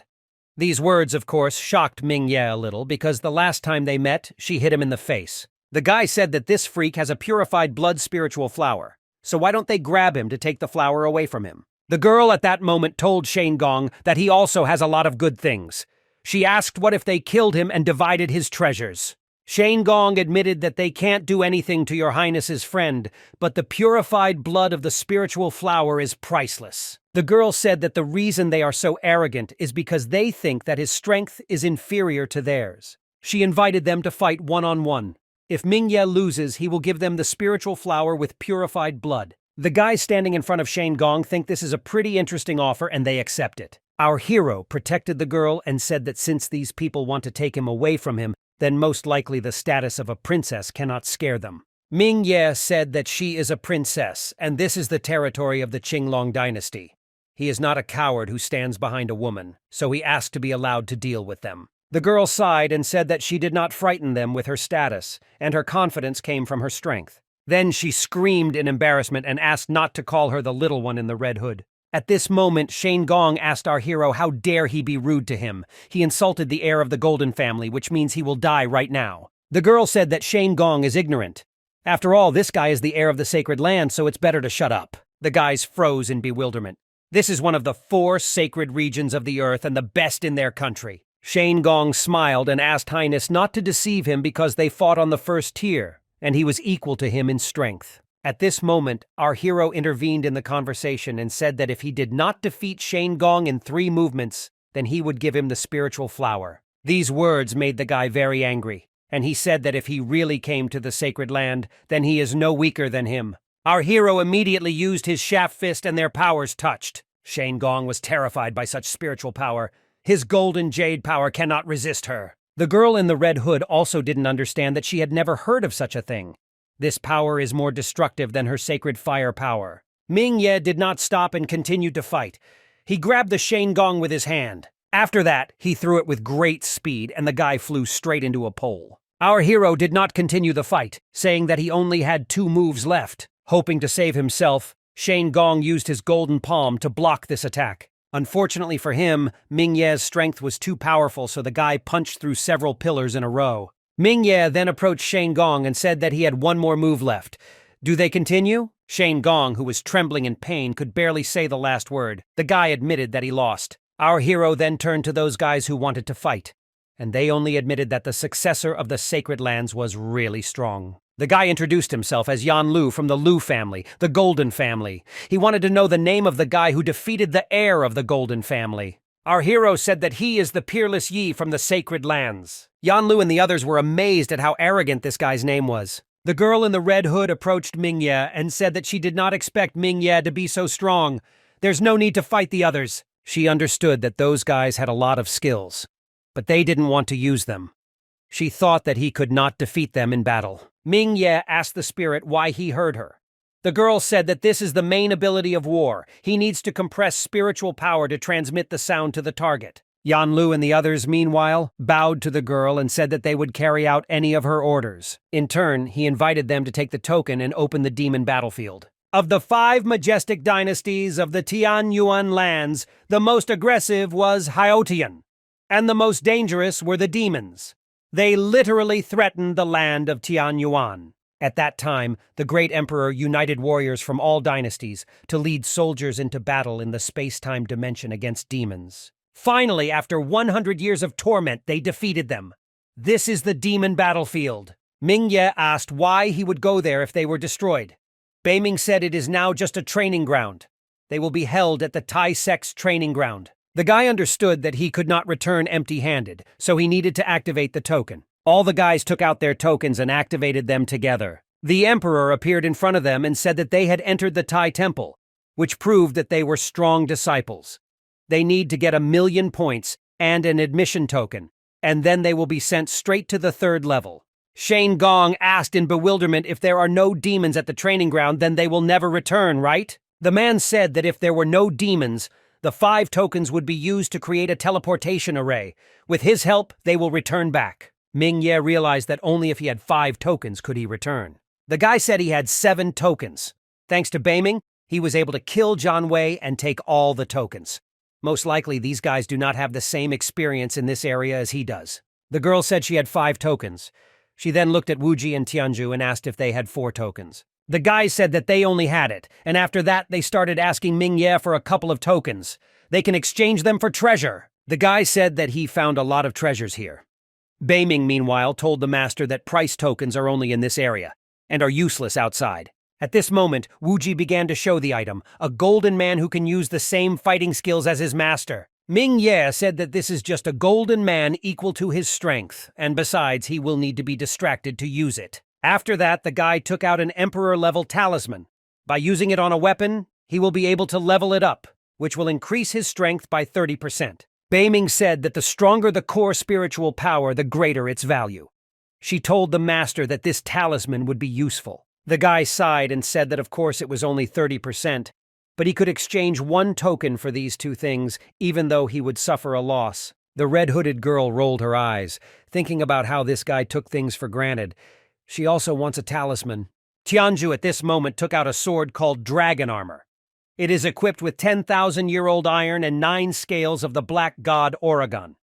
It took 9 years to make it. Ming Ye said that this is a pretty good sword, but it is too heavy. How can he use a sword that weighs 19,000 kilograms? Either way, he figured the guy wouldn't have anything better, so he decided to take him. The girl at this moment said that if you put the Imperial Talisman on the dragon sword, it could create an unexpected effect. Ming Ye took out the talisman and said that he would definitely try it. As soon as he activated the talisman, who realized that the sword was absorbing his spiritual energy, it literally becomes a part of him. After this, our hero decided to test how strong his new sword is. The guy swung his sword, and incredibly powerful energy flew from him. It literally split most of the floor. All the guys were horrified by the power of the spiritual energy of this weapon. They understood how strong he was. If he continues to have this sword, he will be able to kill warriors as easily as he can cut vegetables. Tianzhu at that moment realized that Ming Ye had his imperial weapon in his hands. They wanted to take care of this talisman sword, but they had to give all their treasures to this guy. At this moment, our hero said that the price of the ball along with the talisman was probably like an imperial weapon. The hooded girl said that Peerless Ye is getting stronger. The guy laughed and thanked her, and then said that he received this sword thanks to her, the little princess. The girl got angry and said that she was not small. Then she pointed her finger at Ming Ye and said that her age and skills were no less than his. At that moment, a guy approached the emperor and asked him to leave them here. He thought that the demon battlefield was the battlefield of ancient times. Here he must recoup his losses. The man waved his hand and said, "So be it. Demon battlefield at the end of the tunnel." At the same moment, all the guys jumped into the portal, and a moment later they found themselves on the demon battlefield. Our hero asked, "Is this really the same field, but there are no demons here? Were they all killed?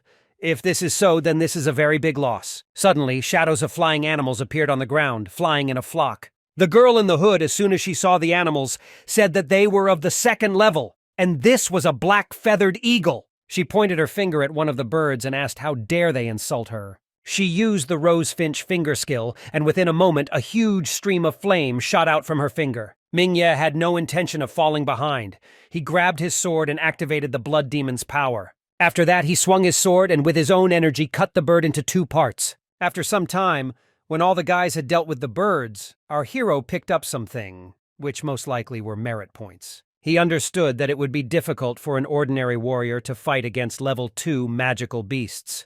Without the help of the heirs of the Golden family, it would be difficult. Suddenly, Beiming told the master that she felt a large number of animals nearby. Most likely they will be stronger than the eagles, so it is better to earn points quickly and leave. Our hero told the spirit that he understood her, and at that very moment went into battle. He will never disobey Beiming. An hour later, to Shane Gong's surprise, all the eagles simply flew away. He wanted to kill them all. Ming Ye had over 100 black feather eagles and only received 2,000 merit points. Too few. The guy turned to the girl and asked if there really were demons here. Surely they can invade the land of Tianyuan? Or are they demons that have not been destroyed? The girl said that this question is difficult to answer, but she hopes for the latter. Suddenly, the entire squad was enveloped in an incredible flow of wind, and they all looked up into the sky together. To their horror, hanging in the air in front of them was a level 4 magical beast, a black-feathered eagle king. Shane Gong realized why the remaining eagles fled. They left to ask for help. Wu Ji, in horror, began to tell the guys that they needed to run away. The power of 4th level equivalents, magical beasts, or a martial arts grandmaster. Deciding that the target was too big, everyone decided to disperse.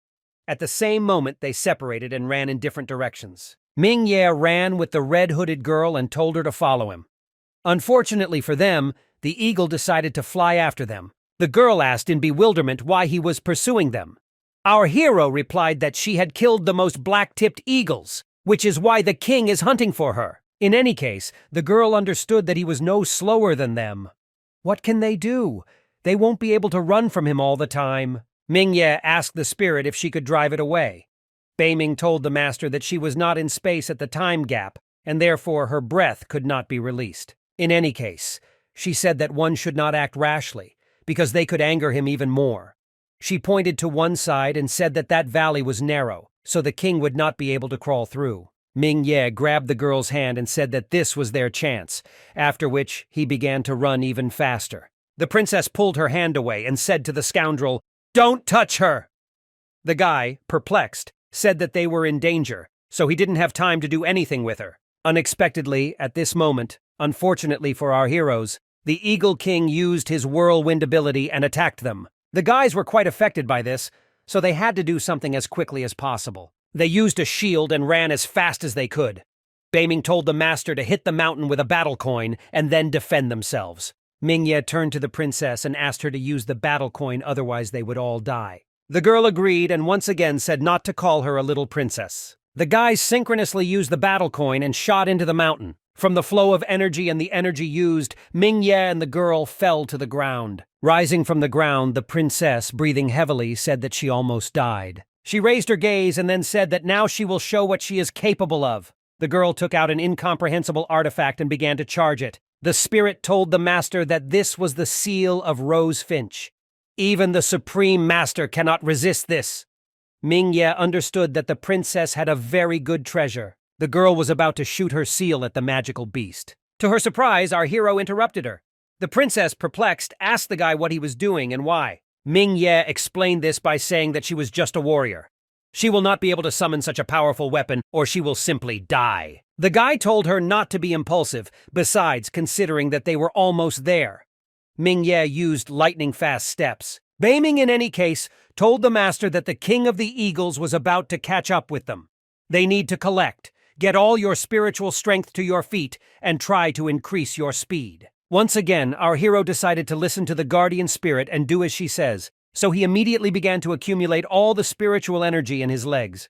A moment later, he shouted lightning steps again and moved forward with incredible speed. The king of eagles also did not intend to lag behind, and therefore he flew after the people just as quickly, but did not have time to stop in front of the narrow opening and ended up stuck in it. Mingye sat down on the ground and exhaled heavily, and said that everything worked out for them, and they were finally safe.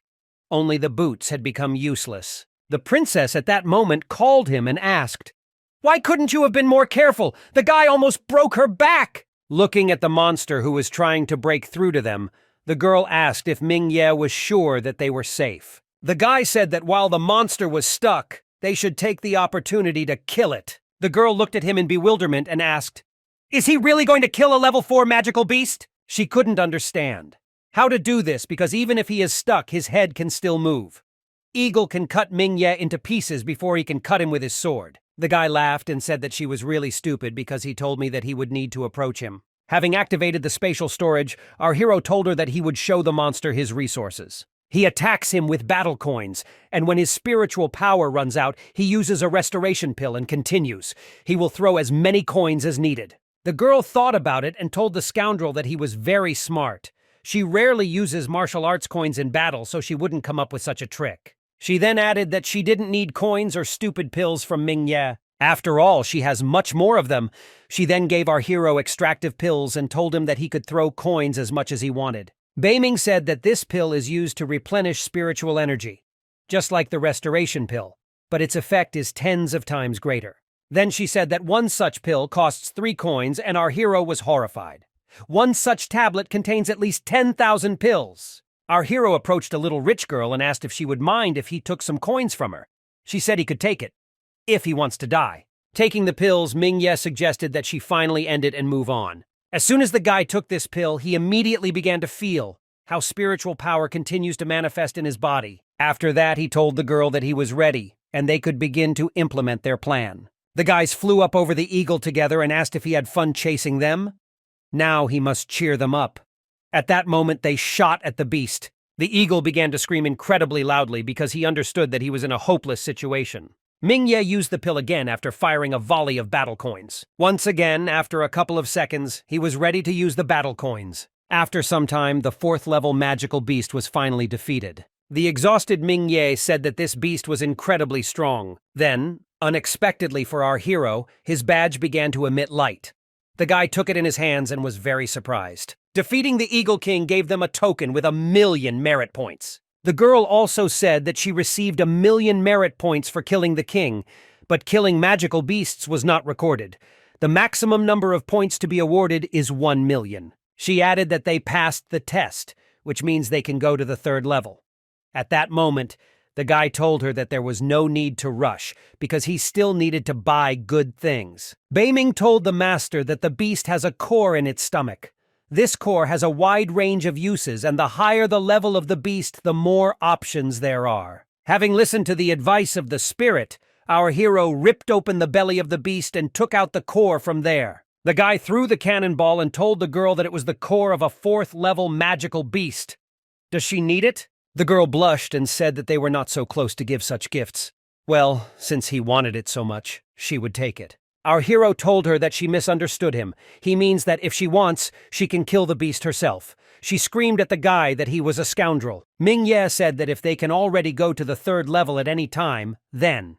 Now they have time to kill even more animals to obtain cores. The girl immediately said that if there was another chance to kill a 4th level magical beast, then its core would be hers. Suddenly they both felt something oppressing their consciousness. It was something powerful. Beiming told the master that it was a level 9 magical beast. Then she corrected herself and said that everything was much worse. It was the breath of a demonic god. Shane Gong, who at that time was killing demons for their cores, was also horrified by what he heard. All the guys turned around in bewilderment and began to look in the direction where the sounds came from. They all guessed what it was. At this moment, the sky began to crack. A moment later, a huge demonic hand pierced the space and began to reach deeper into the battlefield. Tianzhu, looking at everything that was happening in horror, asked how a demonic god could end up here. They immediately started screaming and saying to use the teleportation array to get out of here right now. Looking back, the guy said that fortunately for them, the demonic god's blow was not aimed at them. But still he wondered who provoked him. Meanwhile, Ming-Ye and the red-hooded girl screamed in horror as they watched the hand of the demon god approaching them. The girl, perplexed, said that all the demons on the battlefield were killed. So there could be a demonic god here? Ming-Ye shouted at her not to stand there, but to activate her array. The princess said that it was too late and they could not avoid his blow. The guy grabbed her hand and said that in any case they couldn't wait until they were just killed. He asked her if she remembered how they fought for 10 days. Is she really afraid now at the sight of some monster? The girl immediately threw his hand away and said that it was not so. Our hero said that the teleportation array is being activated. If they can hold on a little longer, they will be able to escape to the 3rd level. They must hold out. At this moment, the princess threw some kind of pill into Ming-Ye's mouth and said that it was a reinforcement pill. A warrior's strength can be increased by 8 times. This is the most effective pill she has ever had. Of course, she said that this pill has many side effects, but they have no choice. After that, she also swallowed the pill. The girl screamed that her father was the emperor of the Rosefinch dynasty. She will never give up, and she cannot die at the hands of the beast. Our hero decided that it was time to act and confront the monster. He used the yin-yang killing array. After that, he took out his sword and used the power of the blood demon and then activated the golden man. As soon as he did this, he told the puppet to take his second sword. A moment later, there were 3 warriors and the phoenix of Dynasty Princess Rosefinch on the battlefield. Our guys immediately attacked with everything they had, and the hand of the demon god was still flying towards them. The flame phoenix met the demon god's hand and slightly injured him. But, unfortunately, this was not enough to repel the attack. The monster grabbed the phoenix and squeezed it in his fist. The girl in the red hood was very hurt by this. She understood that her seal would only last a few seconds at most. Our hero understood that he needed to help the princess, and activating the eye of the bloody demon, he went on the attack with a golden puppet. They both aimed a precise blow at the demon god's hand, but they also failed. Deciding that he needed to act radically, he sent the golden puppet straight into the monster's hand. After that, he used the talisman and exploded a copy of himself right next to the demon god's hand. A shockwave flew towards them. Ming-Ye said that the blow of the sword and the very tearing of the golden man only held him back for a moment. He shouted to Beiming and asked for her help. He didn't know what else could be done. Unexpectedly for our hero, the spirit began to move away from him and fly towards the demon. Ming-Ye asked the girl in bewilderment, "What is she doing?" The spirit said that the master did everything he could. The demonic god is too strong for them to resist. She said she was going to blow up the divine cloak. Its power is quite enough to destroy the magical region of the Spirit River. Our hero immediately started screaming that he came here only because of her. And even if he died, he would not allow her to explode. Meanwhile, the demon god continued to advance on Ming-Ye and the girl and break through their shield. Both the princess and Ming-Ye continued to hold back the god, saying that they would never give up. Suddenly, our hero clearly heard the crunch of bones. At that moment, he realized that his arms were broken. Looking at the princess falling from powerlessness, our hero was amazed that, trying with all his might, he could not defeat the demonic god. It was at this moment that the array was activated and, fortunately for our guys, took them away. And literally a second later, the demonic god finally delivered his terrifying blow and pierced the ground. The perplexed giant then said that he smelled Rosefinch. He thought it was the emperor, but it turned out it was just a couple of children. Phoenix at this moment was amazed that he could not cope with two human children. The demonic bull god, in his opinion, dishonored them. The monster said that he could only use 1,000th of his strength to avoid being noticed by the emperor of the human race. And those children had powerful magical tools. Fire Phoenix added on his own that these human children are very smart because they began to retreat when he acted. In any case, the Phoenix said that he was able to catch one guy, although he was late. It was Shane Gong. The guy, sitting in front of the demonic god, begged not to kill him and begged for mercy every second. Shane Gong said that he to the Golden family, if they spare him, then their family will pay tribute to the demon god every year. The monster grabbed the man and said that they don't need human tribute, so this is ridiculous. The bull said that if he didn't need the guy's memory, then he didn't even deserve to be in his hands. As soon as the bull swallowed the Shane Gong, he said that Princess Rose Finch was here. They came here to find treasure. To add to this, Rose Finch did not notice anything. The princess came here for fun. Phoenix said that they don't need to go after the children because the battlefield is a secondary place. Meanwhile, the guys found themselves on the 3rd level of the magical region. Our hero was conscious and understood that, fortunately, the array did work. He asked Baiming what the situation was. The girl said that there was only a pool and a jade table with their reward on it. The pool itself is filled with divine nectar that can restore them. She told the master that his arms and meridians were broken, his spiritual energy had dried up, and his insides were badly wounded. It will take too long for the spirit to heal the master. She invited him to get into the pool, to recover. At that moment, our hero began to move forward, but the girl told him that it was better not to move. He can enter the pool when he feels better. Our hero, looking at the princess, said that due to the seal and the strengthening pill, she was much more dangerously wounded than him. Most likely she will simply die while he recovers. Mingye made great efforts, but he still grabbed the girl by the hood and began to drag her into the pool. A moment later, they both fell into the pool and all they could do was wait. Thus, 3 days passed. As soon as he stood up, he could not understand where all the water had gone and had he really recovered? In addition, the meridians of his body were restored and he felt lighter. Baiming told the master that he had absorbed 70% of the divine nectar. He transformed from an average mortal avatar to a divine avatar. Mingye was incredibly happy about this news. Does this mean he has an avatar like the Golden Heirs and Lan Su? He wanted to know more about it and know its capabilities. The girl said that physical strength shows a person's potential. The worst is the mortal body, followed by the spiritual one, then the legendary avatar, and finally the legendary one. The divine avatar is ranked 17th in the list of avatars. It improves the perception of heaven and earth. The wizard's results will be twice as large regardless. What does he do? To summarize, our hero asked if he was a genius, physically comparable to the heir of a golden family. The girl said that he is not as strong as Lan Su or the princess, but not that weak. At this moment, Baiming asked, "Why did our hero not dare to blow up the divine cloak? She's just a tool, and if the array didn't work, they'd be dead." Mingye said that although she is a divine cloak, she is not just a tool for him. He can't let her disappear so easily. Baiming blushed and thanked the master, but she added that in the future.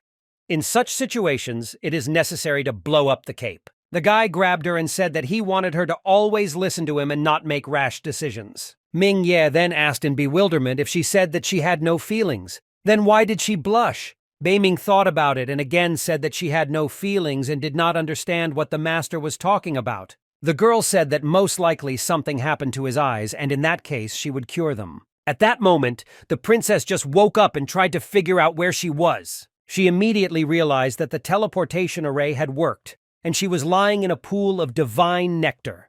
Although it is larger than in her palace, it no longer contains nectar. Suddenly a voice told her that there was a lot of nectar here, but they absorbed a lot. She raised her head in confusion and realized that Mingye was standing in front of her. The girl began to cover herself and tell the guy not to look at her. She couldn't believe that this scoundrel was still alive. Our hero, in bewilderment, asked the girl if she wanted him to be dead. To this he added that she need not cover up, because he is not interested in her body. The girl embarrassedly said that he was a freak, and then asked why he saved her. He could take all her things, and even the martial arts lord would need them. Our hero told her that for him it was just a bunch of rubbish. Then he added that they had known each other for a long time and she should say her name. The princess stood up and introduced herself. She is up to the Rosefinch Championship, the 7th princess of Xuejiang. The guy thought about it and told her that this was a common name. His name, the incomparable Ye, even sounds better. At this moment, Xuerjiang said that she needed to change clothes so he shouldn't peek. Our hero said that he would not peep on His Highness. Looking at the jade table, he thought about how they swam in the same pool together and didn't understand why she was so worried. He then decided that these things were also on the third level, like the pool. This means they are also good. Suddenly, the jade table began to glow and the objects on it began to tremble. Appeared in front of Ming Ye and congratulated the warrior on passing all the tests. After purification in the pool, his divine avatar appeared, so all 3 items are his. The first thing is the divine art of Tai Yi from the same sect. The second thing is a Tai Yi pill that will increase knowledge and allow you to achieve high goals. And finally, the third thing is a gold token. With this token, he can become a golden guardian, one of the 8 guardians of the divine dynasty. Beiming told the master that the pill and the arts of Tai Yi. This is the first step towards the development of Tai Yi martial arts. These are pretty powerful martial arts, but the token is not applicable anywhere. The divine dynasty of the 5 elements disappeared, and with it the golden guard. Should he take a token to become a guard? The girl said that she wrote everything down on jade sheets. It's no use taking things away. Xuerjiang might need them too, so she suggested leaving them for the princess. Meanwhile, Xuerjiang was still changing clothes and thinking about something for an amazingly long time. She suddenly turned around because she felt a rustling sound behind her and found that Ming Ye had come again. She told him to leave, saying that she had Rose Finch's seal. Ming Ye sighed and said that he was not going to approach her. There is still some nectar left, so he wants to take it and sell it. Xuerjiang said in confusion that they bathed in it, so would it be a good idea to sell it to someone? The guy said they can do whatever they want. With nectar, besides, he is sure that when they find out that the 7th princess bathed in it, he will rush to buy it. Our hero returned to the princess and told her that he had left her a 3rd-level reward, so don't forget to pick them up. At this moment, the guy simply disappeared, and Xuerjiang continued to stand in disbelief. How dare this guy look at her body and just walk away with the awards? Damn incomparable, yeah! The action moves to the entrance to the magical region of the River of Spirits. Meanwhile, the sects continued to wait for their disciples. One of them came out and immediately addressed the elder.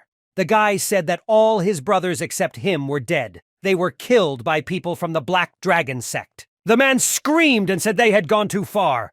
Sooner or later they will be punished. Meanwhile, Jian Fengwei looked at the broken jade token and realized that Jian Wei was dead. Also, the guys from the Black Dragon sect didn't know how to explain everything in their heads.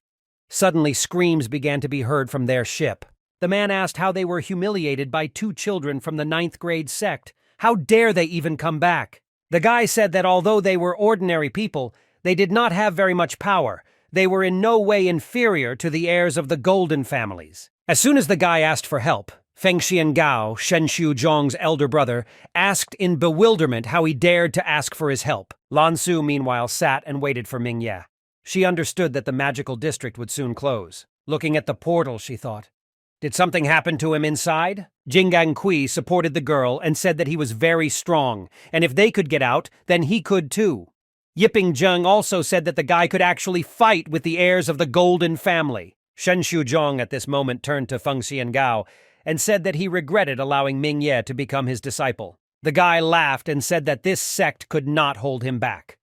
Looking at the portal, he said that he would bring the boy to the Yin-Yang sect to visit the old people. At that very moment, one of the competition participants emerged from the portal. Of course, it was our hero who immediately told the chapter that he had successfully eliminated the targets and reached the 3rd level of the magic region. All the elders and Spirit River members looked at him in horror. How was he able to get there? Shen Shuzhong, without further ado, immediately shouted and ordered all his men to get out of here. After some time, the guys flew to the entrance to the Red Sun sect. Shen Shuzhong told our hero that the magical region arose thanks to a great sect in ancient times.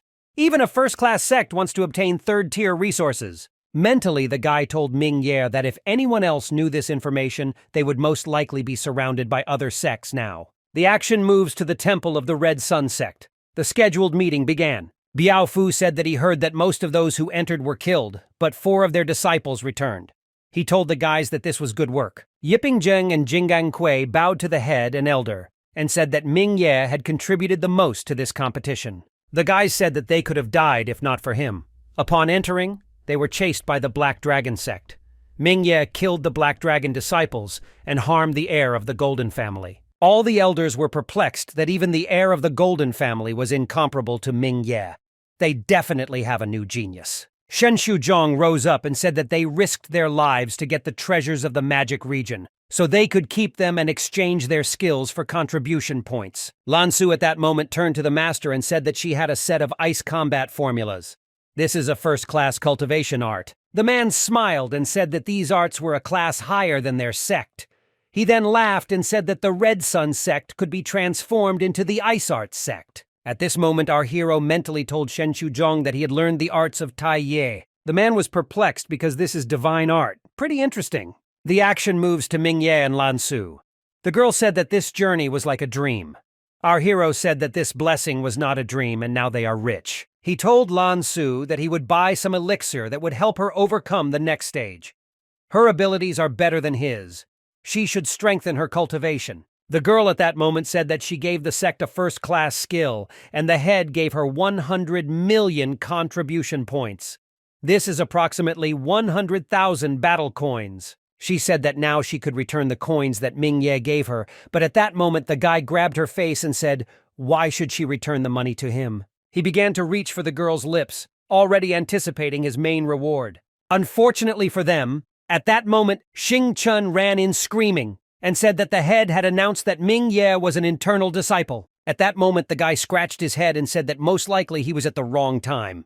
He added that they could finish in the room. Lan Su screamed in embarrassment and told him not to say anything stupid. After that, the girl went inside the house and slammed the door behind her. Xing Chun turned to our hero again and said that he came here to congratulate the guy on becoming a warrior and receiving the title of Inner Disciple. He said that he would tell him some rules that students should follow. They have more resources at their disposal, but they must contribute more to the sect. In addition, internal disciples are sent on missions for the sect every 3 months.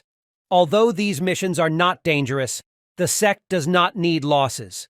In any case, he will cope with them. Mingye at this moment said that when he was an external disciple, he offended many internal disciples.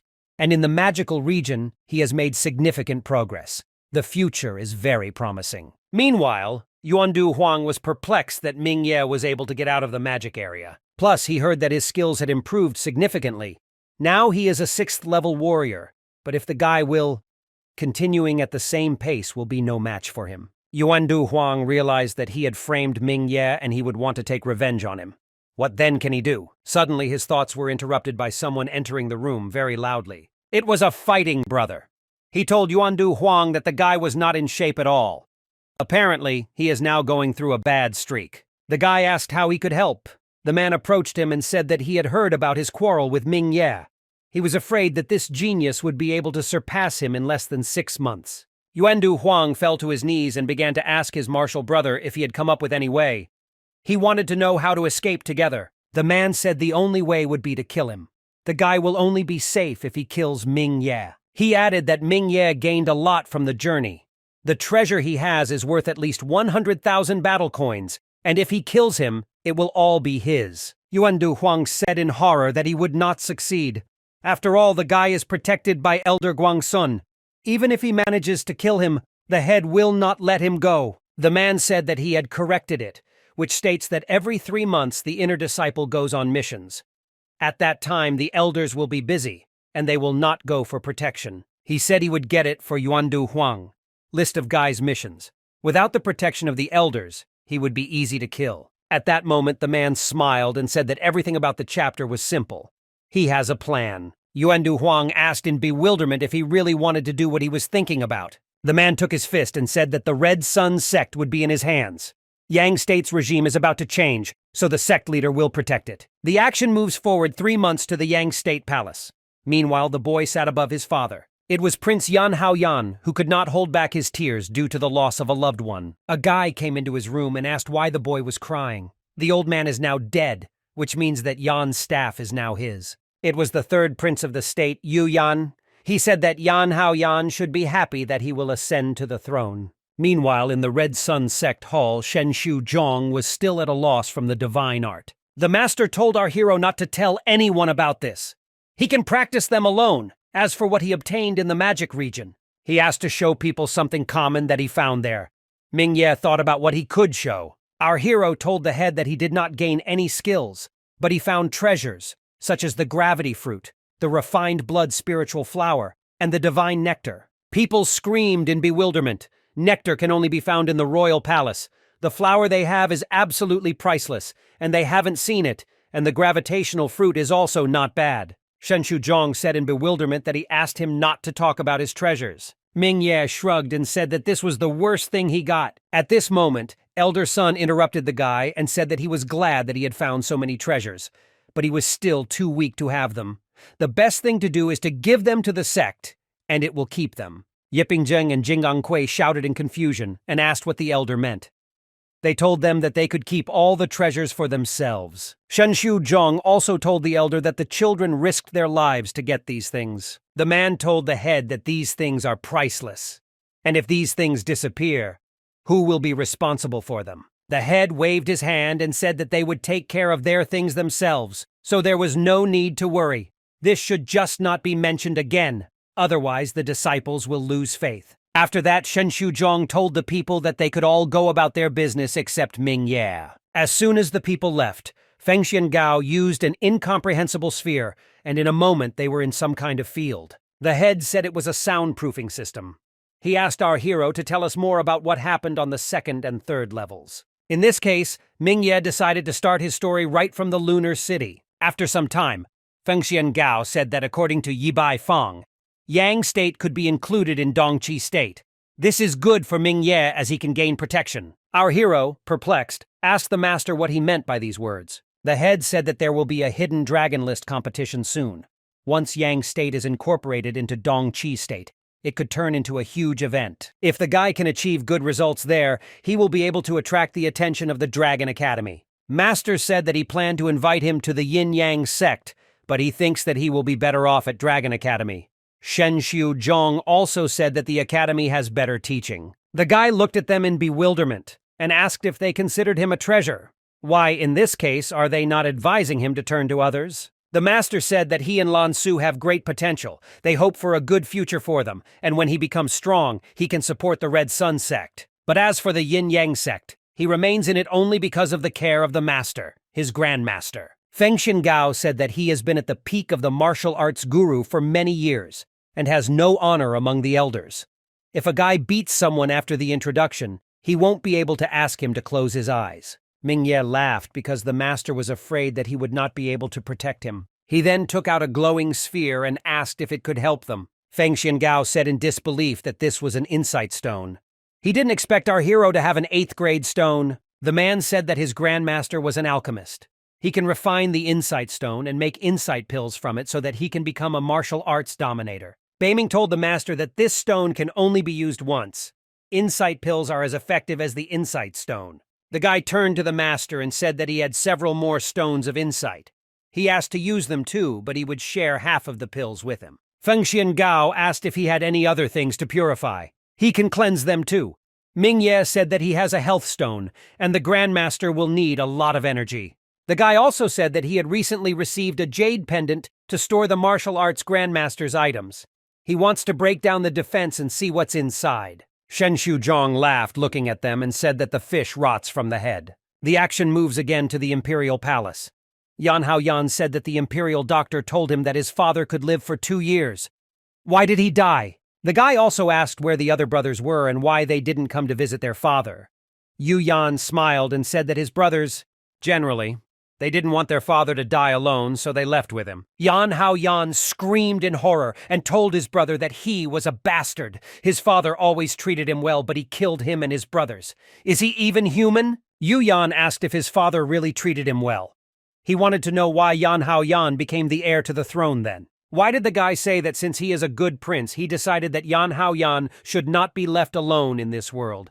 He ordered the killers to kill the guy. At that moment, an unfamiliar guy flew into the room to protect the prince. He immediately fought back one of the assassins flying at the boy and sent him into the wall. At that moment, he was helped by a comrade who attacked one of the hired killers. Yu Yan was surprised that the empress would hire a martial arts grandmaster as a guard for the boy. She did not use such a good guard to protect herself, but instead asked her to guard her son. The empress's love for her son is surprising. Yu Yan said that it was because of her love that it was so easy to kill her. Yan Hao Yan said that Mom, as an empress, never treated others badly. Although he is not even her own son, she doted on him. Yu Yan laughed and proudly said that he killed her. So what? Compared to the throne, family relationships are nothing. The martial arts grandmaster went on the attack and said that Yu Yan is a freak because he killed his father, mother, and brothers, and now he is going to kill the heir to the throne. He will kill him. Suddenly, arrows flew at him.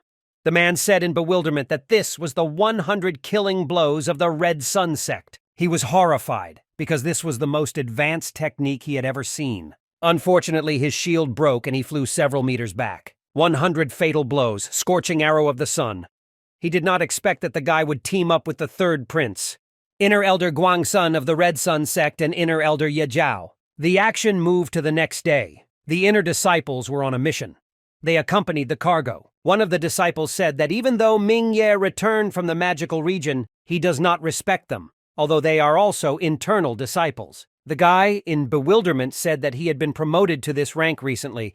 He didn't salute them to show his respect, and he doesn't take them seriously. He turned to our hero and asked if he had even heard them.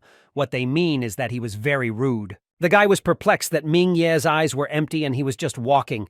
He looks so clumsy and he doesn't know how he got out of the magic area.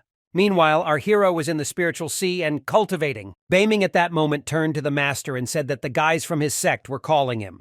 She asked, "Does anything need to be done?" He said that as long as they don't go too far, you should just ignore them. He can defeat the heir of the Golden Family in just 3 hits. He will kill them easily, so everything is fine. The spirit idea was good. She suggested using the divine cloak to make the body walk, and then use the divine skill to pull it into the spiritual sea. This way he can focus on cultivating without any distractions. This method saves him time. Beiming, meanwhile, congratulated the master on starting the cultivation of the Tai Yi arts. Our hero thanked her. However, Tai Yi's art is mysterious.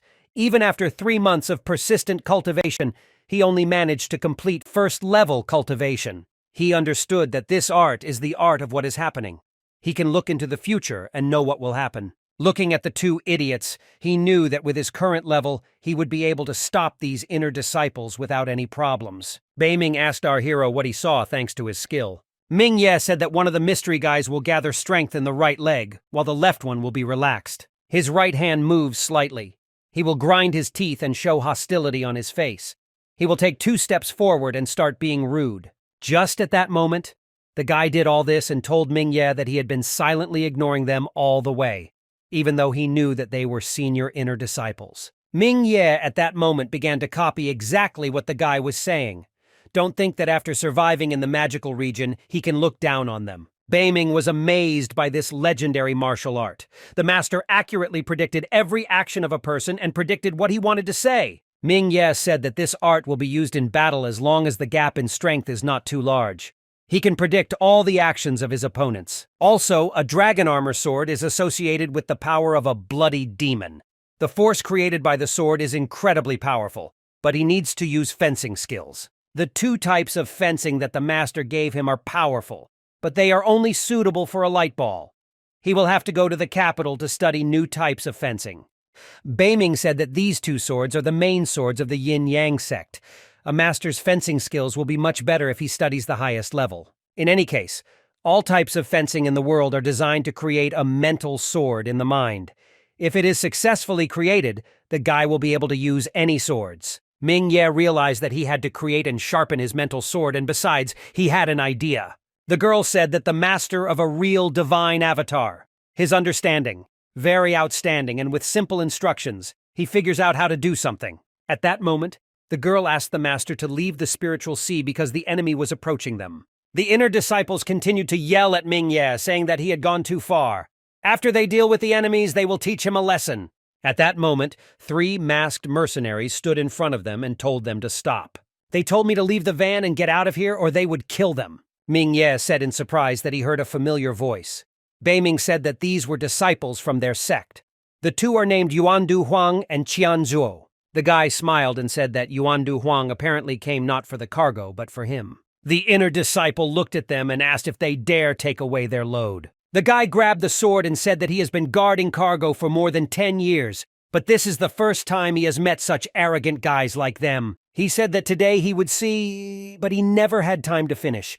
Some force attacked him. One of the killers still could not restrain himself and said that he was too noisy. The man began to bleed and breathe heavily. This was the end for him. The inner disciples turned back and said that the killers were very strong. This guard was a level 9 warrior. They realized that the killers are above level 6, which means they are doomed. They looked at our hero and said that he would not run away, and therefore he would die. The guy laughed and said that he was right. Their goal is he. The inner disciples, of course, did not understand. Why did all the killers attack Ming Ye, but they didn't really care? This will delay them so they won't be able to escape. The guy turned around and asked Ming Ye to hold on, and they would return with help, and... At that moment, the guy said that they would find help, but he stopped dead in his tracks. The friend asked in bewilderment why he stopped. He saw that all the killers were already dead, and Ming Ye was still standing motionless among all the corpses. They didn't understand how this was possible, because these guys were warriors below the 6th level. In a few seconds, they all died. Our hero turned to them and said that there was no need to seek help. They immediately fell to the ground and begged for forgiveness for their actions. They didn't even know he was so strong. Ming Ye said that he doesn't like killing at all, so he suggested that they move on and finish the mission quickly. Beiming asked the master why he didn't interrogate these killers because someone could have forced them to harm him. The guy said that the only one who dares to do this is Guang Sun. Although Yuandu Huang has a grudge against him, he is just a clown, and there is no need to pay attention to him. Beiming was glad that he remained calm when facing old enemies. She said that he was no longer the same hot-tempered and young master. Apparently, traveling to the magical region of the Spirit River had strengthened his mind. The guy said that he defeated the Golden Heir, killed the 4th-level magical beast, and fought the demonic god. Not everyone has this experience. Beiming decided to destroy the powerful martial artist's style, and said that the demonic god only used 1,000th of his strength. If God used all his power, then there would be no ashes left of him. Ming Ye asked the spirit to at least let him play the role of invincible. After some time, the task was completed, and he was awarded 300 contribution points. Of course, it was a drop in the bucket compared to his wealth. Our hero decided that it was time to exchange his treasures for the necessary things, and so he went to the Yang State Treasure Pavilion. Ming Ye approached the seller and said that he wanted to sell all the things in his storage. The man looked at the guy and thought, although he is well-dressed, he does not look like a rich man. Either way, he looks educated and confident, so he's an unusual guy. After examining the ring, he smelled blood. The seller decided that he obtained this item through murder. As soon as the man examined what is inside, he realized that there is a lot of gravity grass and gravity fruit, and also has divine nectar. The seller turned around in bewilderment and called Miss Fang Fang to serve the guest. At that moment, a beautiful girl came out of the room and introduced herself. She asked Ming Ye to let her serve him. The pavilion has 9 floors. Items sold on higher floors are more valuable. For example, things from the 6th floor can be afforded by martial arts grandmasters and so on. In any case, Fang Fang said that she admired the young master. Our hero blushed and said that he came here only to sell things. After that, he asked what the value of his things was, and the girl said that in total they were worth 135,000 battle coins. She asked if he had good equipment. Fang Fang knew that she could easily fool him with her touch. She decided to try to sell him the equipment. Beiming told the master that the girl was rubbing herself against him so that he would buy something from a weapon. Our hero said that he needed new equipment anyway. After some time, Fang Fang dressed our hero to his taste. It contained various items from both the 3rd, 1st, and 4th grades. The girl looked at the guy with admiration and said that he looked very handsome, strong, and powerful.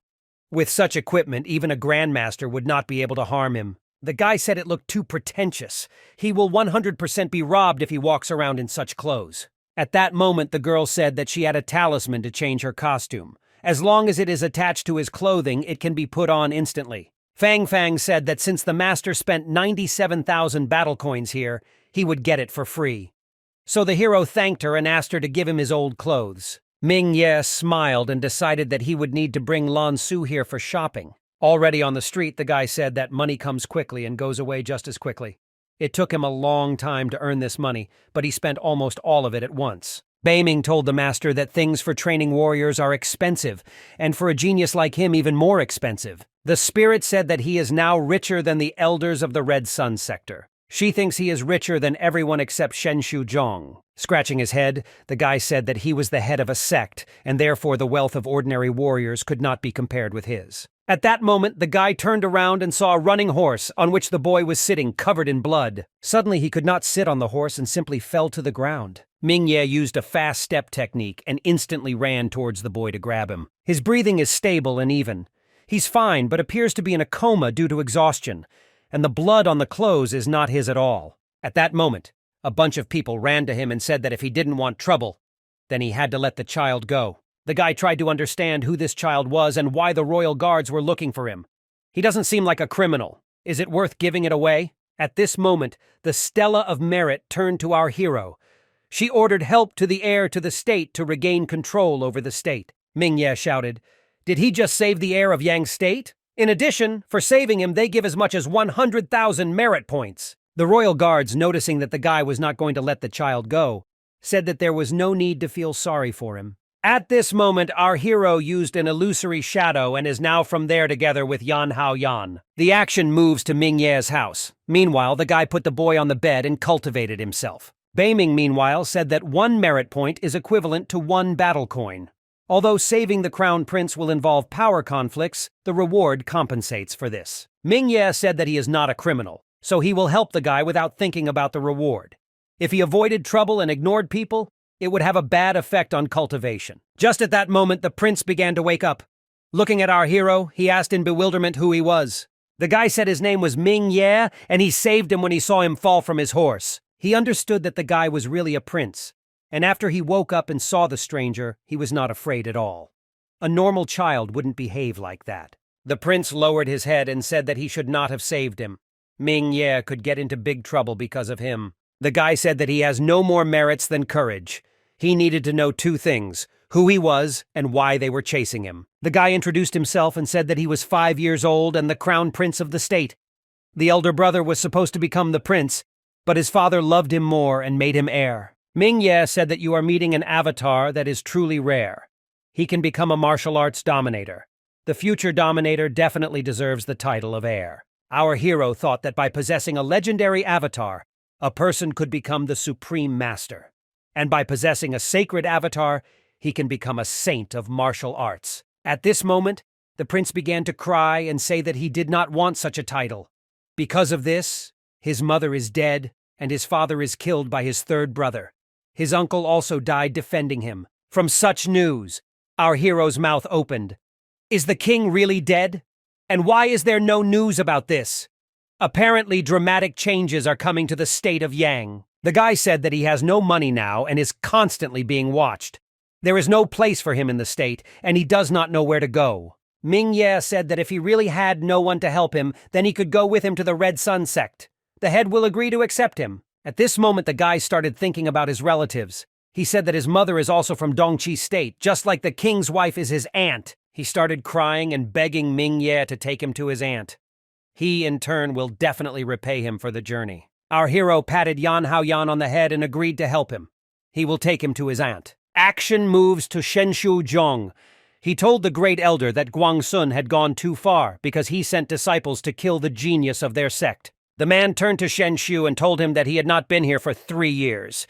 Every time he comes here, he says something disappointing. The guy added that he also had good news. The genius from their sect returned safely from the magical region of the Spirit River. The great elder turned around in bewilderment and asked what the outcome of this journey was. The guy said that he fought with 4 heirs of the golden families and defeated them all. Moreover, he got to the 3rd floor and received divine art. The man was happy with these words. They won't have to keep a low profile. In a year and a half, their sect will hold a level-up ceremony. The sect's title as inferior will finally be removed. Shenshu Zhong asked the great elder in surprise what level they could be promoted to. The man said that in a year and a half, that guy would become a grandmaster and become an elite student. Their sect will be promoted to the 5th level. He added that from now on, Mingye will be the head disciple of their sect. He will definitely glorify them. Shenshu Zhong said that he understood the elder. After leaving the premises, the sect leader was glad that their real sect level would finally be shown to the whole world. After 200 years of patience, they can finally raise their heads high. The action moves to our hero. To prevent Hao Yan from escaping, the third prince ordered the borders to be closed. Even those who flew away in the sedan are under close surveillance. In any case, although everything is strict here, the guards are not protected from the temptation of battle coins. Already behind the border, our hero finally took off the bag and began to untie it. A moment later, the prince got out and said that he had finally been released. He almost suffocated inside. Ming Ye smiled and said that they now need to leave Yang State, so he no longer needs to hide. Hao Yan is surprised that the third brother issued a strict decree, but Ming Ye found a way to save him with money. Are all the guards really that greedy? Our hero said that the head immediately is a martial artist. His annual salary is 700 battle coins. He wouldn't be able to continue cultivating without a lot of coins. The guy said that he gave them 1,000 coins, and no matter how strict the order, they would let them through and not look for them. Hao Yan said that he would definitely return all the money. Ming Ye said that he thinks correctly. After all, there is no such thing as a free lunch in the world. If he helps him, then he expects help from the prince. Hao Yan told our hero that he speaks with literally the same tone as his father. Patting the boy on the head, Ming Ye said that since he called him brother, he was obliged to teach him. He then said that it was time for them to continue their journey. After 5 days, the guys finally reached the Dongqi state in the city of Tianhe. Meanwhile, the market was noisy. All the sellers were calling to them. Hao Yan was delighted that magical beast meat is everywhere here. And in their state, you need to go to a luxurious restaurant. Plus, they sell it for spirit stones instead of gold. Ming Ye reminded that this is just an average city in the state. For example, the state capital of Yan is incomparable to this city. Our hero said that the capital's treasure pavilion has only 9 floors, but here it has 11. Hao Yan looked at Ming Ye admiringly and said that he was very smart. The guy assumed that he had traveled a lot in large states. Our hero laughed and said that he had been to different places that the prince had never heard of. He was pleased and proud of himself despite the fact that this information was beaming knowledge. The girl told the master that it didn't matter. Now that he has a younger brother, he cannot lose his authority in front of him. She pointed her finger up and added that he should always show his strength and knowledge. Unexpectedly, at that moment, an old man riding a fiery tiger appeared in front of all the people on the street. Hao Yan was delighted, and our hero said that it was just a flying tiger, and the person sitting on it must be a martial arts dominator. Ming Ye asked the spirit if she thought he was bragging too much. She asked him not to panic. At least the dominator couldn't hear him. The guy said it was too early to talk about it. If the old man had heard, he would simply have been trampled to death. Likewise, all the people were surprised by a running man who told people that if they did not want to be killed, they should just get out of the way. He needs to do something. The crowd whispered among themselves in bewilderment and said that the cursed galaxy sect was becoming more and more powerful. Another guy asked me to watch my language. Ming Ye, as soon as he heard about this sect, was surprised because he remembered that Zi Shengye, the son of Wan Shengye, was a disciple of this section. The action moves to the sect of the cursed galaxy. One of the students was going to practice his skills. The guy used the skill and released spiritual energy, which cut through the trees without any problems. The man told the young master that he was getting stronger. He decided that ordinary wars would not be able to withstand even a few of his blows, thanks to the skill he used. Zi Shengye said that this skill is quite ordinary. He then asked if there was any news from his hometown. Why doesn't his father write to him for so long? Not hearing an answer, the guy asked Zhang Ye what he was hiding from him. The guy completely started shaking. Zhang Ye fell to his knees and told the young master that he had recently received a letter that said the master had been trampled under Ming Ye's feet and died. Zi Shengye was incredibly angry at this moment. He asked the guy why he didn't tell him earlier. Zhang Ye told the young master that he was trying to break through and was therefore afraid that he would be distracted and would not be able to cultivate. The guy said that he remembers his father once telling him that he ordered Zhen Ying to deal with Ming Ye. How could he be killed? After some time, Zhang Ye told the young master everything. The guy said that for him, Ming Ye remains an ordinary ant. After participating in the guard selection, he will return and kill Ming Ye. Actions are postponed to the next day. Ming Ye and the prince continued on their way. Beiming looked at the Fang mansion plaque, which was made of silver. Apparently, Yi Bai Feng is indeed from the Silver family. Marquis of Dongqi is a saint of martial arts, and most likely he simply will not communicate with such a small midge. Since Yi Bai Feng is his debtor, he will ask him for help. The prince grabbed our hero by the hand and asked whether Yi Bai Feng, the young master of the Silver family, would really want to see them. Ming Ye said that even though they were born in a small state, they should not feel inferior to anyone. In addition, his aunt is one of the Marquis's wives, which means he is not inferior to her. At that moment, a man came out of the mansion and said that they, apparently, were looking for a young master. Ming Ye said that he made friends with him in the magical region of the River of Spirits. He asked him to tell him his name. The guy said that the young master went to a banquet in the morning, and most likely he will return in the evening. He invited them to go inside and drink tea, and he would report them to the master. Our hero thanked the man but said that he did not want to bother him. They themselves will find the young master in the Heavenly Tavern. The action moves right to Yi Bai Fang, who was sitting at a table with people and telling Miss Xian Yu that he was flattered by her presence here. The girl said that they were almost the same age and she was only here to eat for free. She asked not to flatter her. She then asked Mr. Fang to talk about what happened in the magic area. In addition, she remembered how someone from a small sect saved him. Yi Bai Fang said that Ming Ye saved him. All people compete with each other, and this guy could have finished him off and taken the weapon. But he didn't do this and gave him food and a pill. The guy said that a person from a small sect would not have the courage to kill the master of the Silver Family. He could have saved him in order to please the Silver Family. Yi Bai Fang asked Hu Jin to stop talking nonsense. Ming Ye didn't know who he was and he was much stronger. He didn't need to please anyone. Hu Jin told Yi Bai that he was naive and he had seen many similar cases. He decided to keep his bet that this guy would soon come and cling to him. Yi Bai Fang said that even if Ming Ye came to him, he would not be as bad as he said. Just at this moment, a servant approached Mr. Fang and said that a man named Ming Ye wanted to see him. He asked if it would be okay if he came inside. The young master was surprised that the guy came to find him.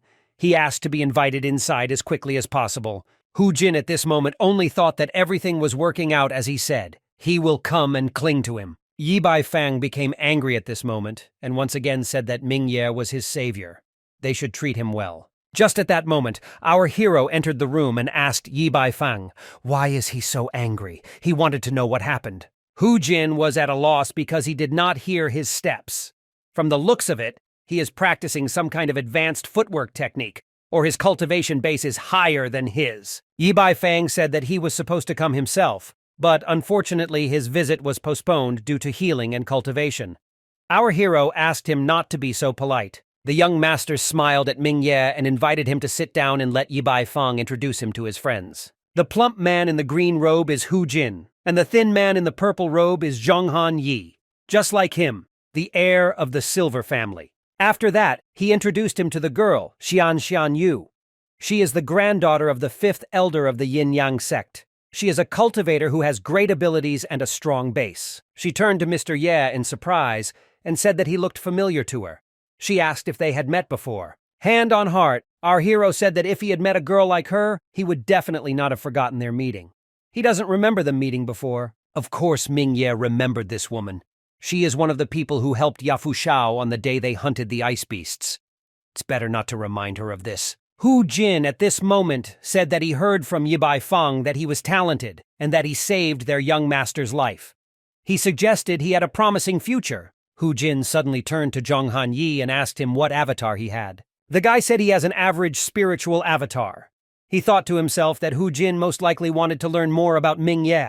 Hu Jin said that he has a supreme spiritual avatar just like Yi Bai Fang. For the heirs of the Silver Families, there is nothing special about having such an avatar. Yi Bai Fang tried to understand what happened to his friend. He told them to treat Ming Ye well, but this fat man continues to talk nonsense. Hao Yan at this moment asked Brother Ming Ye if he didn't say that he also had a supreme spiritual avatar. Why then is this avatar so insignificant? From such words, Yi Bai Fang spat out everything he drank. Did he hear it or not? Zhonghan Yi and Hu Jin wanted to know who this boy was. Our hero said that the boy Mali still doesn't know about all this, and these are unusual people. This strength occurs in 1 in 10,000 people. Hao Yan told his brother that as they walked, he talked about having a divine avatar.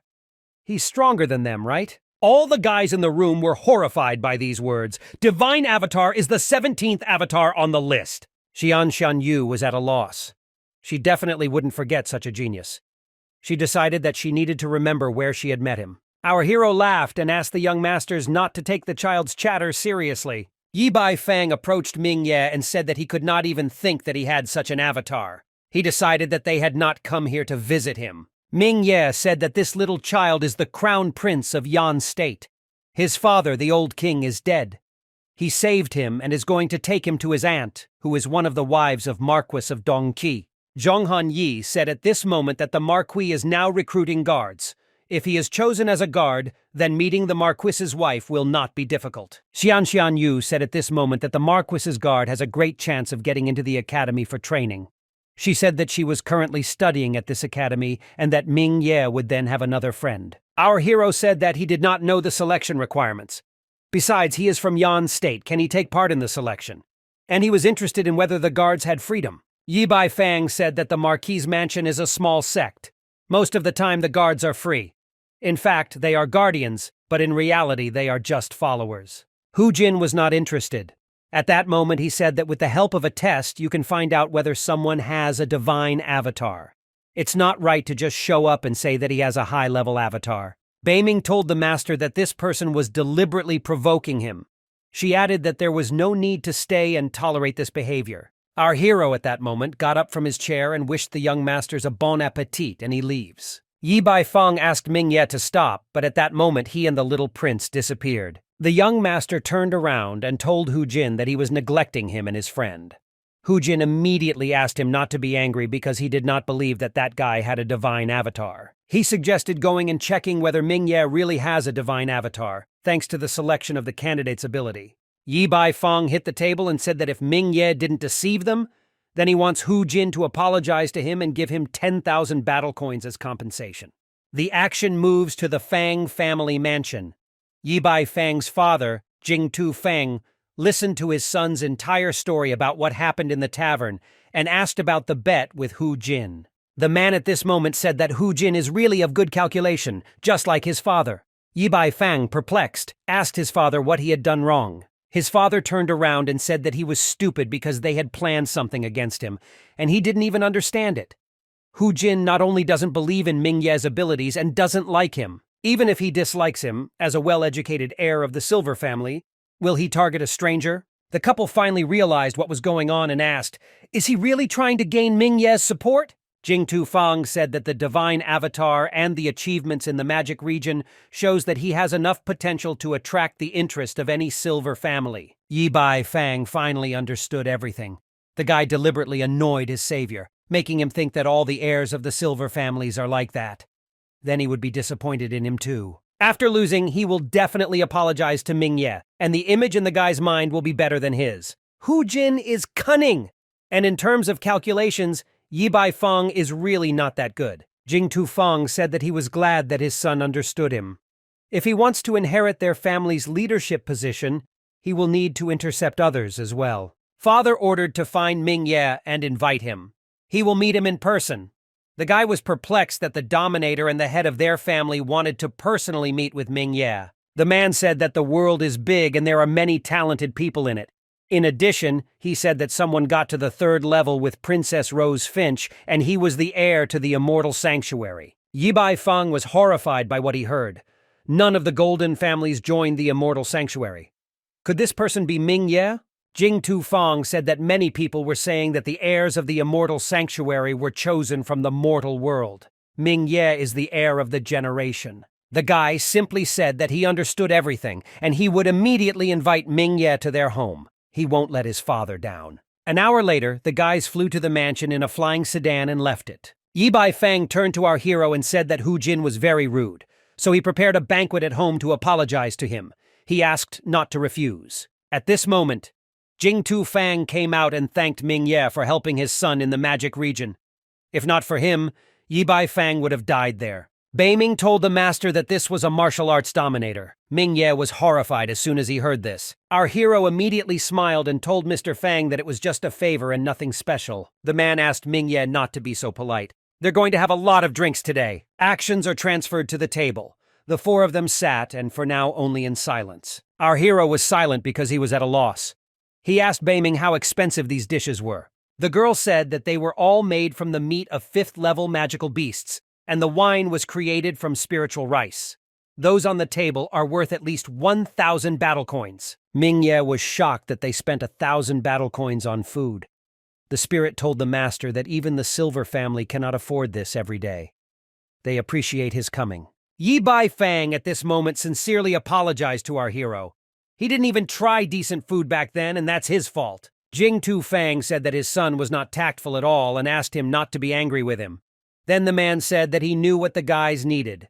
Meeting the Marquis is not such a problem. Ming Ye smiled and told Master Fang that he already had a solution to this matter, so he couldn't bother them. At that moment, a woman came into the guy's room and told Master Jing Tu Fang that the Marquis's wife was already here. Ming Ye was even more shocked because they invited the Marquis's wife here in the middle of the night. Hao Yan grabbed Brother Ming's hand and asked, "Is his aunt really coming? And what if she doesn't recognize him or doesn't take him in?" Our hero patted the boy on the head and told him not to worry. In any case, he will not be left alone. At that moment, a woman ran into the building and began screaming in horror and asking where her poor nephew was. Jing Tu Fang and Yi Bai Fang bowed to the Marquise and greeted her. Hao Yan, looking at the woman, asked in a trembling voice if she was really his aunt. The Marquise immediately ran up to him and said that at first glance she realized that he was her sister's son. The woman said that she just learned that the boy was in Dongqi. She asked him to tell everything that happened. Hao Yan said that his mother was killed by the third brother. The Marquise immediately said through clenched teeth what a good guy this prince was. She promised to take revenge on this prince from a tiny state for daring to kill his sister. The woman thanked Jing Tu Fang for reporting this. Otherwise, her nephew would be in danger. The man said that this was not his merit. Ming Ye brought his nephew here. Hao Yan said through tears that Brother Ming accompanied him all the way. Also, if it weren't for him and his help, the guards would simply have killed him. The girl immediately thanked him for saving her nephew and said that someday she would repay him for this. Our hero said that it was a small favor and he was glad that he could help. The Marquise sat down with Hao Yan and said that they were returning home. From now on, no one will intimidate him. The boy waved his hand and told Brother Ming that he would definitely come to him soon. As soon as they left, Ming Ye even felt a little sad. Nevertheless, he completed his task. At this moment, Yi Bai Fang approached our hero and said that he most likely felt lonely. He has a special offer that will make him feel less lonely. Ming Ye asked the young master to stop laughing so strangely. He doesn't like men. Sometime later, as soon as Ming Ye had eaten, he came to his room. He decided that he would not practice martial arts now. Instead, he would just go to bed. Unexpectedly at that moment, 4 girls came into his room and said that they had come here to serve Ming Ye on the orders of the young master. Seeing his face, the girls decided that he was still a virgin. They immediately said that they would help him with this today. Our hero, perplexed, began to say that he did not need this service. The girls did not listen to empty talk and immediately attacked Ming Ye. They asked him not to bother. They can undress him themselves. Another girl admired Ming Ye's muscles and said that she was fascinated by them. The other girl then reached for our hero's pants, but to her horror, her hand went through the body. They asked in bewilderment why the hand passed through his body. This is the first time they have encountered something like this, and they don't know what's going on. Then, to their horror, the guy's body completely disappeared. They started crying and said that they had killed him. What should they do now? Ming Ye was an honorable guest. At that moment, a guy on the other side of the room shouted and asked them to stop shouting. It was an illusory shadow. While buttoning up his pants, the guy said that he did not need their services, so he asked them to leave. The girls said that the young master ordered to serve them. Another girl said in bewilderment, "Does he really not love them? But they are pure, and they are virgins too." Another said it could be because he's not experienced enough and is afraid of losing his reputation. Then the same one said that it doesn't matter. They promised not to laugh at him. Our hero, perplexed, asked what they were talking about. He has a girlfriend. He will explain everything to Yi Bai Fang later, and they can go. The next day, in the middle of the square, there was an announcement that the Marquis's mansion was immediately reopening. People wanted to know how many geniuses there would be this time. One of the people said that last time they took a genius with a mid-level spiritual avatar. He didn't even have to fight in the ring, which he's very proud of. Yi Bai Fang told Ming Ye that Hao Yan was in the mansion. He wanted to know why our hero decided to participate in the selection of the guard. Does he really want to prove his abilities to Hu Jin? Our hero said that this does not bother him at all. He decided that the guards of the mansion were well rewarded, and it would be good if he were accepted there. Suddenly, a man from the square said that the guy with yellow hair and the whole crowd were not passing through. The other two were doing exactly the same thing and telling people that they were not getting through. They were shocked by how many low-level people there were. Ming Ye asked in confusion what they were doing. Yi Bai Fang said that this is the Trinity Mansion manager and they have sharp eyes. Just by looking, they see the real strength of a person. Thanks to their selection, incompetent people will be kicked out at the first stage. If not for this, there would have been too many people in the second stage, and the selection would have lasted until next year. Ming Ye was glad that they didn't mention his name. Apparently, he passed. Our hero asked the young master to wait here while he went to the venue for the second stage. At this moment, someone called Ming Ye an idiot. As soon as he turned, he saw Zisheng Ye standing in front of him, who was surprised that the guy came here. In any case, he was glad that Ming Ye dared to be here. It saved him from having to go through unnecessary steps to find him. The crowd looking at his cold and murderous aura were terrified. Moreover, based on his clothes, they determined that he was from the Galaxy sect. At this moment, one of the managers shouted at Zisheng Ye and asked how dare he use force at the Marquis's mansion. The enraged Zisheng Ye told our hero that he was doomed. Yi Baifeng asked him if he was sure about this. He had the audacity to threaten his guest in his own presence. Zisheng Ye was not surprised that this freak came here. As it turns out, he is friends with the Fang family. The guy snorted and walked away. He didn't believe that Ming Ye would sit in the Fang family mansion forever. Yi Baifeng also felt an extraordinary and murderous aura. He asked Ming Ye how he provoked the Galaxy sect disciple. Our hero said that they have an old grudge. In any case, there is no need to worry about it. He is not afraid of the heir of the Golden family, so he is not an opponent for him. At this moment, the man, one of the managers of the Marquis's mansion, asked those who had passed the first stage of selection to come forward and go to the martial arts stele. Just at the same time, Hu Jin and Zhang Hanyi ran here. They wanted to quickly find out this guy's abilities. Yi Baifeng immediately said that he would be disappointed, so he should prepare compensation immediately. Meanwhile, one of the participants came out to the martial arts stele and put his hand to it. The man said that the guy's spiritual abilities are 280. He has the highest spiritual avatar and rather low potential. Beiming told the master that with the help of the martial arts stela, you can find out not only a person's abilities, but also his potential. Those with great potential have the opportunity to improve their avatar. Ming Ye was surprised that the avatar could be improved. The girl said that when he first met Xuejiang, she had a legendary one, and in the magic region, it became sacred. The girl improved her avatar in a short time. Beiming thinks she has the highest potential. Our hero said that he understood her.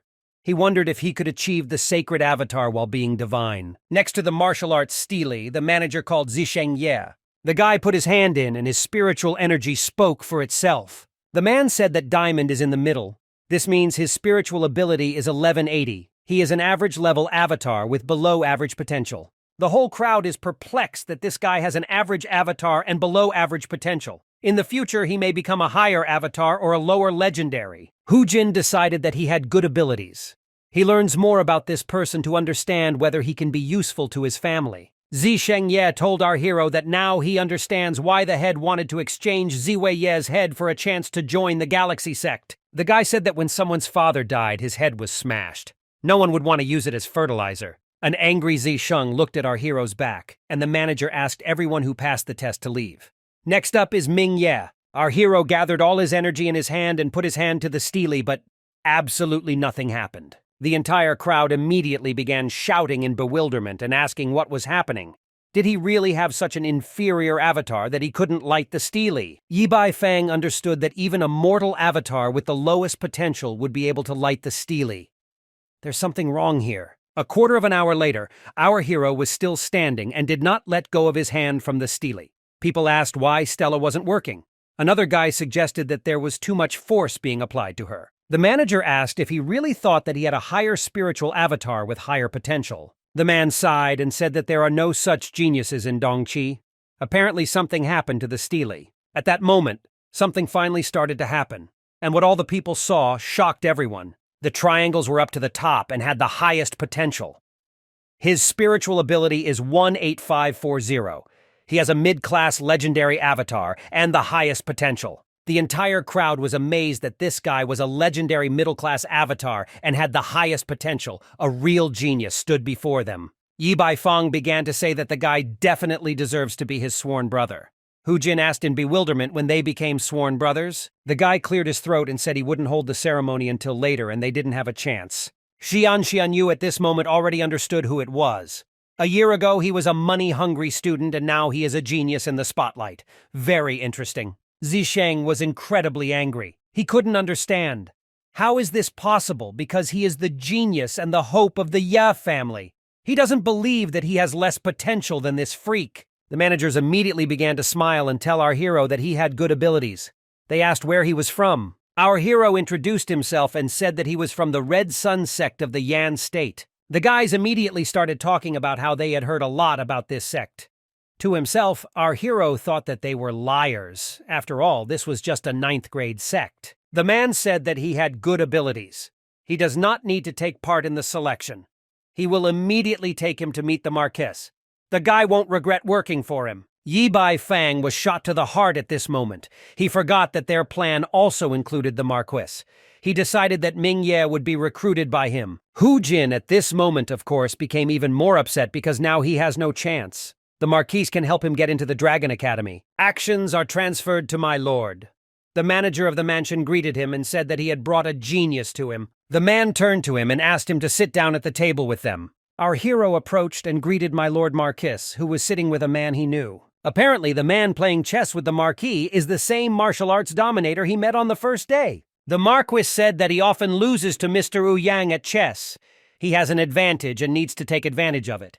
The man asked our hero to wait a little. Ming Ye, looking at their battle, he thought that he had never seen martial arts dominators play chess before. Suddenly, our hero seemed to be drawn into the chess field, but Bei Ming called him. Our hero, in bewilderment, said that it seemed to him as if a whirlpool had formed on the chessboard that would swallow his soul. Bei Ming told the master that these two are martial arts dominators, and they use their strength by playing chess. You need to use the art of Tai Yi to see everything that is happening. Our hero activated the Tai Yi arts and immediately began to see all the movements of the figures. Moreover, in an instant, he saw 100 game options. The Marquis at this moment looked at the serious Ming Ye and said that apparently he knows where to go. He asked how he should proceed. Our hero showed my lord where to place it, and he was right. The old man, in bewilderment, told Ming Ye that he could play instead of the Marquis. My lord stood up and agreed to have Ming Ye play in his place. He asked to try because Master Ouyang would not give in. In this case, our hero sat down at the table and said that he agreed and he would win. The man decided not to stand on ceremony and immediately placed a piece that plays a key role in their duel. With this move, the man was able to block 87 possible blows from our hero. In any case, Ming Ye decided that it didn't matter. After all, he still has 13 options for how to walk. The man said it was quite impressive. Looks like he'll have to use his trump card. He placed the figures lengthwise. Our hero said since he blocked 300 chess tracks, he will block 500 or 1,000. The man said that he would break his blockade, but Ming Ye had no intention of giving up. Thus, they were so focused on the game that they did not see anything around them and only placed their pieces. The Marquis was at a loss at such an aggressive battle. Master Ouyang attacks frequently and aggressively, and instead of defending himself, Ming Ye attacks back. Seeing how much Mr. Ouyang was sweating, the guy decided that he would lose. Suddenly, the man stood up and told our hero that he had done well. He destroyed all his chess, which means he lost. Our hero told Mr. Ouyang that he had changed the formation, which was against the Marquis. Therefore, the array he created couldn't handle it. Otherwise, he doesn't think he could have won. The man smiled and said that the guy was good at chess. He also hoped that they would play again someday. At this moment, Mr. Ouyang flew away, and the Marquis said that Ming Ye helped him a lot. As it turned out, they made a bet with Zhou Yang. If he loses, he will become his butler. He didn't expect our hero to win. The guy embarrassedly said that if he had known about this, he would not have interfered. It's somehow not right to offend a martial arts dominator. Marquis said that Ouyang is not stingy, and since the guy helped him recruit martial arts dominator, he will reward him. And the reward will be the opportunity to take what you like from the said state of Yan. Our hero remembered that there are countless treasures in this treasury, and this is a really good reward. But why Yan State? The man said that it had to do with the boy he brought, and he would find out the rest later. The test showed that he has a legendary avatar and the highest potential. He has a great future. Marquis said talent needs to be developed. He doesn't have to work for it. Thanks to his recommendation, our hero can join Dongqi Academy at any time. He then added that in 2 years there will be competition between academies in the Qinglong dynasty, and he hopes that he will surprise him. Our hero bowed down and thanked the Marquis. He also added that he will do everything possible to live up to expectations. After this conversation, our hero went back to his home. At that moment, a shadow approached the Marquis from behind. The man asked what he thought about this boy. Shadow said that based on his martial arts style, he will be the best in Dongqi Academy. He asked why the Marquis didn't send him to the Dragon Academy. The Marquis said that ability is not enough. Ming Ye will either become a real dragon or die along the way. If he becomes a real dragon, he can easily enter the Dragon Academy. In any case, he will miss the chance if he does not become a real dragon, and he gave him the chance to become one. The rest is up to him. Over the next few days, Yi Baifeng treated our hero very warmly. After Yi Baifeng's frequent hints, Ming Ye agreed that once they got along well, he would become Fang's sworn brother. Hu Jin admitted defeat and gave Ming Ye a weapon for 20,000 battle coins. Of course, it is useless for our hero since he has a sword made of dragon armor, so he sold it. A few days later, Ming Ye said goodbye to Yi Baifeng and returned to the Red Sun sect on a flying sedan. The action shifts to Ye's mansion in the landscape city, which was fortunately quiet. Until some time, the head of the sect sat in his house and drank tea, not thinking about anything bad. Suddenly, a guy burst inside and began shouting to the head that he had very bad news. The man tried to calm him down and immediately asked what happened. The guy, with a trembling voice, finally said on the third try that Zisheng Ye had returned. He continued to say that the guy wanted to meet with the head in the assembly hall. He's definitely up to something bad. Meanwhile, a huge crowd of people stood around Zisheng, and he was hugged by his mother, who had finally waited for him. People were happy that the guy was back. Wanliang will now suffer. They told the guy to take revenge for the head. Zisheng wanted to hear everything from his mother's perspective. He asked her to tell us about everything in more detail. The woman told her son that Ming Ye was incredibly cruel. He killed his father and uncle. Now they simply have no one to rely on. People meanwhile said that Wan Liang became the head by siding with Ming Ye.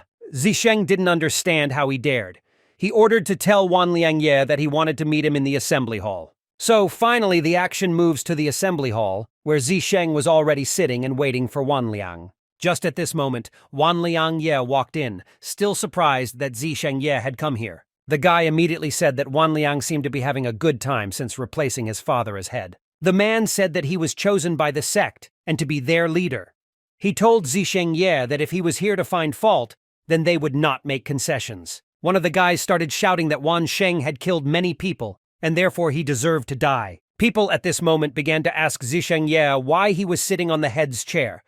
Does he really want to take away his position? Zisheng Ye laughed and said that he did not need the position of head. The guy told them to die, before his eyes. If he is in a good mood, then perhaps he will spare the others. Otherwise, he will kill everyone. People in horror began to shout at this freak that he was too arrogant. At the same moment, Zisheng Ye stood up from his chair and flew through the crowd. All the people who were screaming were on the floor, covered in blood within a second. After that, Zisheng Ye came face to face with Wan Liang Ye. Apparently, this was the end for him. The guy grabbed his face, and Wan Liang began to say that Zisheng killed his clanmates.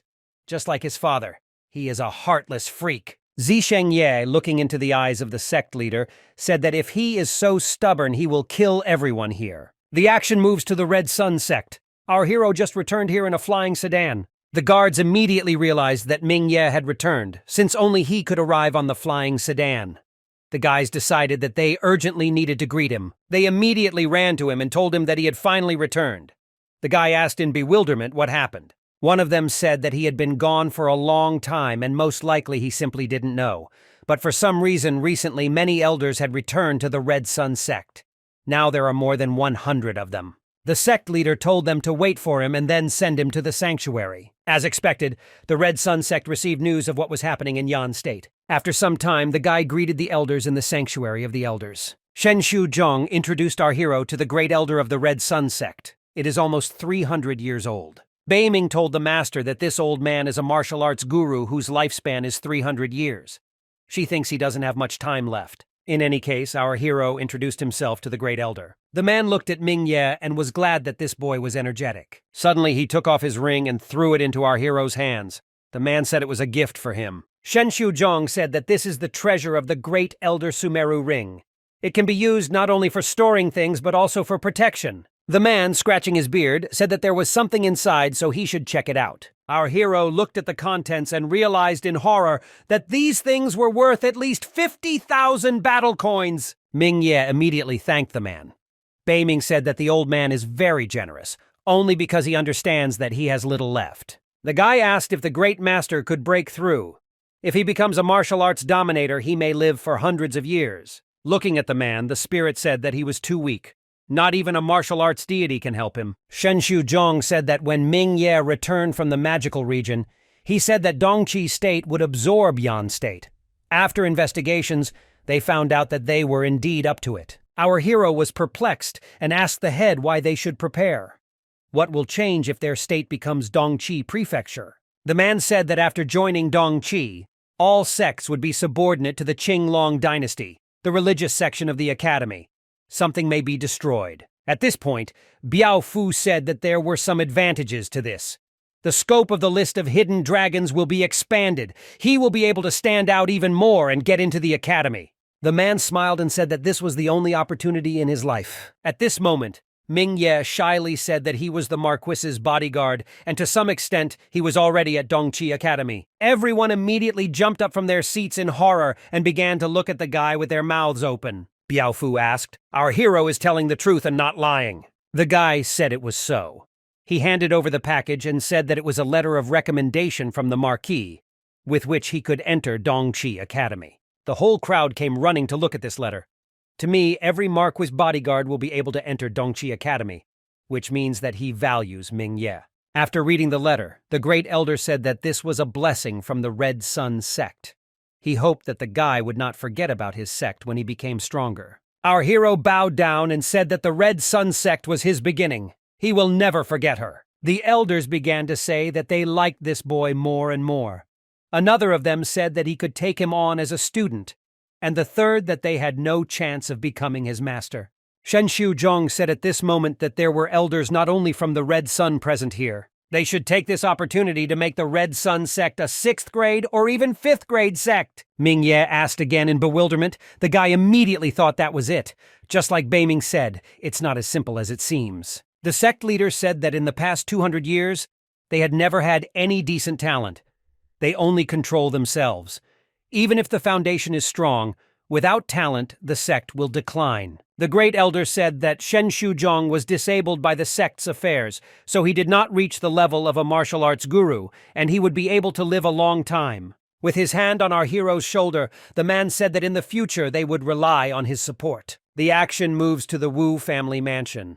Meanwhile, another family visited them. As soon as Hanyu Wu entered the hall, her father told her that my lord was here. Shihao Wu told his daughter that this was Yuankui Huang from the Huang family, the Bronze family. He asked her to greet him. The girl, of course, could not say a word because she had neither the strength nor the desire. Shihao Wu told the guests that his daughter has not spoken to anyone since she was kicked out of the Red Sun sect.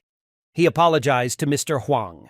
The guy laughed and said that everything was fine, as if the meridian rupture was a serious blow, so everything was quite understandable. Looking at the girl, he said that this was indeed Gengjin's blood vessel. He has been looking for it for many years, and it is finally in front of him. The guy asked the girl if she would marry him, but Hanyu Wu was still silent. Shihao Wu, perplexed, asked Yuankui Huang if he really wanted to marry his daughter. The meridians are severely damaged. There is almost no chance of their recovery. At this moment, the guy asked what if he restored her meridians and even made her stronger. The girl at this moment was finally able to speak and screamed, "Will he really be able to restore her meridians?" The guy said that it was very easy for his family. She has a blood vessel, just like him. If they cultivated together, they would become stronger. But he wanted to know about Ming Ye. Yuan Kui Huang said that he was Yuandu Huang's older brother, and he recently received a letter saying that a man named Ming Ye had killed his brother. How dare he? The girl ignored this and asked why the sucking Gengjin in her body had not been found earlier. The guy said that unlike the structure of the body, blood vessels are more difficult to detect and the likelihood of their detection is very low. If it weren't for their connection, she would never have known. The guy showed her the recovery pill and said that she would recover thanks to it. But first she had to tell her where that guy was, and everything would be in her hands. Hanyu Wu knew that this was true, but still could not believe that she could restore her meridians and become stronger. She started to reach for this pill, but suddenly it stopped. The girl remembered that when everyone despised her, Ming Ye was the only one who was kind to her. The girl looked away and said that she didn't want to hurt him again. Yuan Kui Huang did not dare to tolerate this and immediately hit the girl in the face, asking how she dare refuse him. He said that no one but him would help such a non-entity like her. Yuan Kui Huang added that she could take back her words if she didn't want to suffer. Xiaowu approached the guest and said that his daughter needed time to think. She is too weak to withstand blows and her blood is rare. The man said that he was telling her. And as for the whereabouts of that guy, he heard that Zisheng Ye eliminated Wanliang Ye and the others. Ming Ye will definitely return home to help them. Yuan Kui Huang snorted and said that he would kill the old man if it did not advance his cultivation. Shihao Wu said that the guy's abilities had greatly increased after being in the political district. He advised taking a master with him to make sure he could kill him easily. The action moves again to the Red Sun sect, to the Lansu building. Our hero came to her and said that he had returned, after which he asked if she missed him. The girl asked someone if it took a month to complete an assignment that could be completed in 3 days. Just a month! Ming Ye said in disbelief that a lot had happened, and it took him a while to figure it out. In addition, he left her a gift so that she would not be bored. Didn't it work? The girl immediately blushed and asked what kind of gift it was and what he was talking about. She didn't use anything. Ming Ye smiled and asked if she was sure about this. Then the guy went to the girl's room. A moment later, he ran out of her along with the full-length pillow. The sponge inside squeezed her out, but she said nothing worked. Besides, he has her scent on him. Lan Su began to prove to our hero that she didn't touch her, she just sat on her. The guy, in bewilderment, told her that he asked his battle brother to find someone to do this thing. The picture was painted by the best artist. So how then did she dare to use it as a pillow? The girl snatched it away and finally admitted that she was holding it. Then she asked again, what happened and why he was gone for so long? The guy said that a lot had happened, and he brought a lot of meat from Dongqi magical beasts. Our hero invited her to eat and talk. Suddenly, Xing Chen burst into the room and told Ming Ye that they had come to see him. Ming Ye asked in confusion what he was talking about. Are you sure you came to him? At this moment, after Xing Chen, a little girl came in and called our hero. The guy ran up to her and said that he remembered her. She's the granddaughter of Wanliang Ye, Xiaobei Ye. The girl immediately fell to her knees and began to ask for help. Her grandfather and her father, uncle, and many people were killed by the hands of Zisheng Ye. She kept saying that Zisheng is a monster. He killed almost all the men of the sect, and when Mom tried to resist him, he grabbed her. The rest of the survivors miraculously managed to escape. Xing Chen said that there were more than a dozen people gathered outside the mountain gate.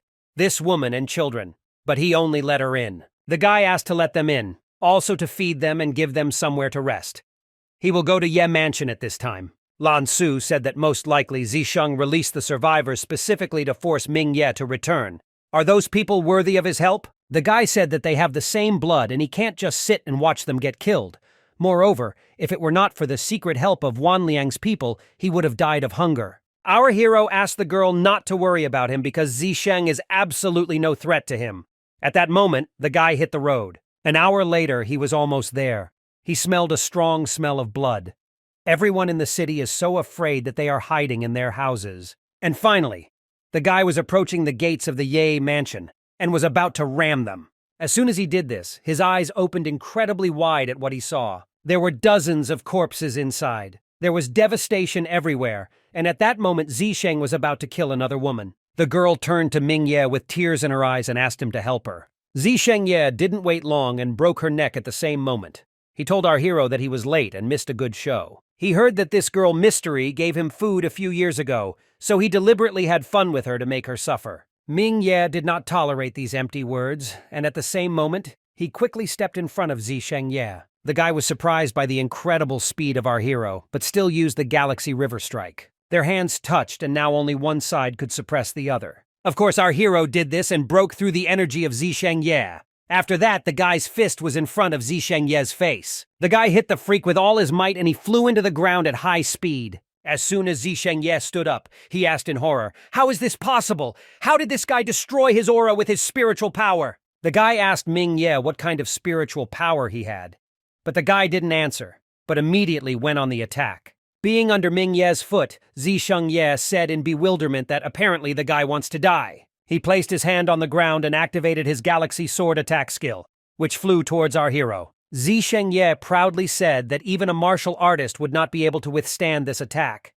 Using this technique to kill a warrior like him is useless, but still. At that moment, our hero silently took out the costume change talisman and activated it. The guy began to change before his eyes and his body became stronger thanks to the equipment that he bought. A moment later, our hero stood in a new guise and prepared to receive Zisheng Ye's blow. The sword flew straight into Ming Ye's hand, but could not do anything and only bounced off. The guy smiled and asked Zisheng if this was his main trump card. Zisheng eyes now showed incredible horror. His galaxy ball attack didn't penetrate Ming Ye's defense. Our hero at that moment took out a sword and dragon armor and began to swing. The guy dealt an incredibly powerful blow to Zisheng defense and broke it once again.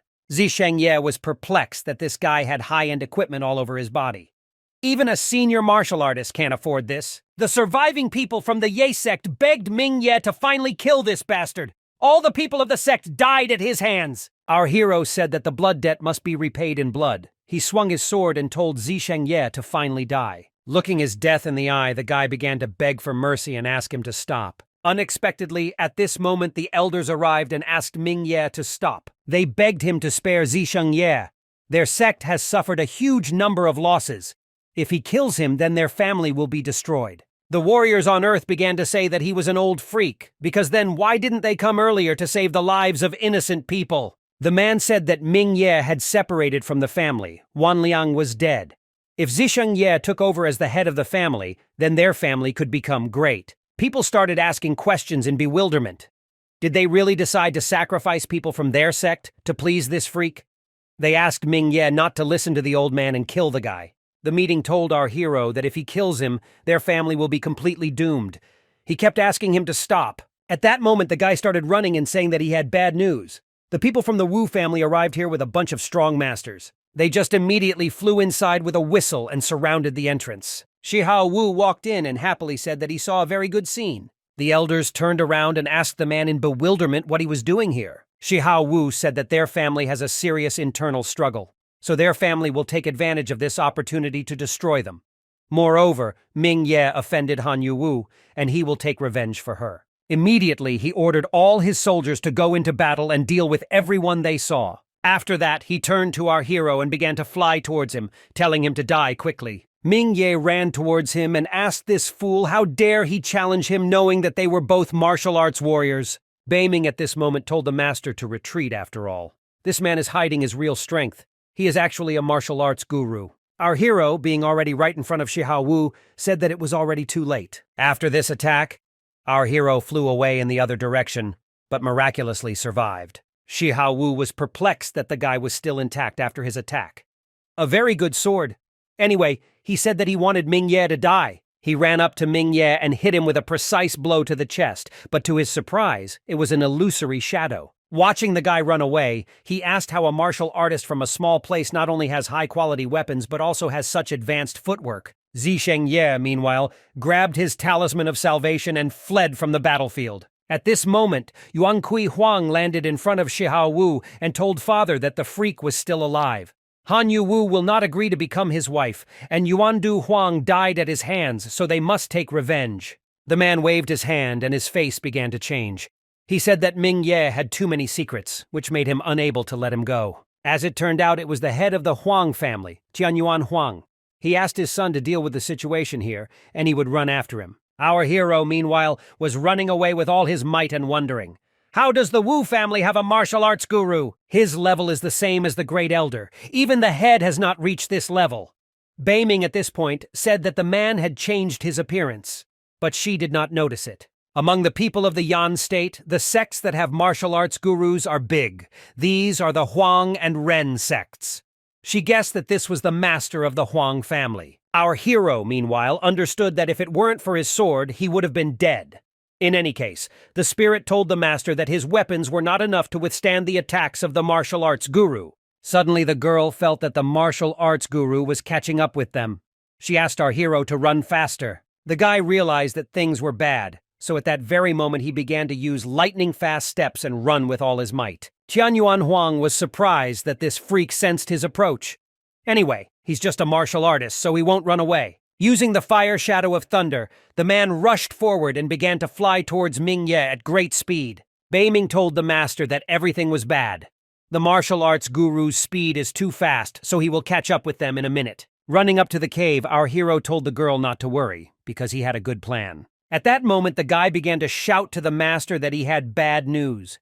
He began to ask him to stop cultivating him and help him, because his beloved student would soon be killed. Jianyuan Huang stopped in bewilderment and asked which master he was talking about. He asked how Mingye dared to deceive him, and how could there be a master in such a remote place? In any case, even if there is a martial arts guru there, he is not afraid of him. Screams began to be heard from the cave that the man was not afraid of the master. Mingye asked to stop cultivating and kill the arrogant man. At this moment, an incredible aura flew out of the cave.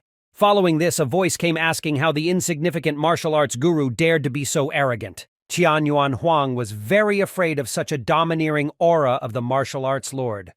Moreover, there was a woman's voice.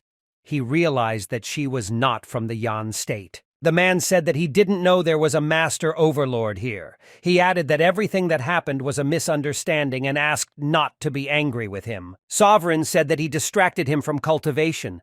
So how could she then allow him to stay alive? She told him to go away, otherwise she would destroy his body and soul. Jianyuan Huang immediately rushed out of his seat and once again asked him not to be angry with him.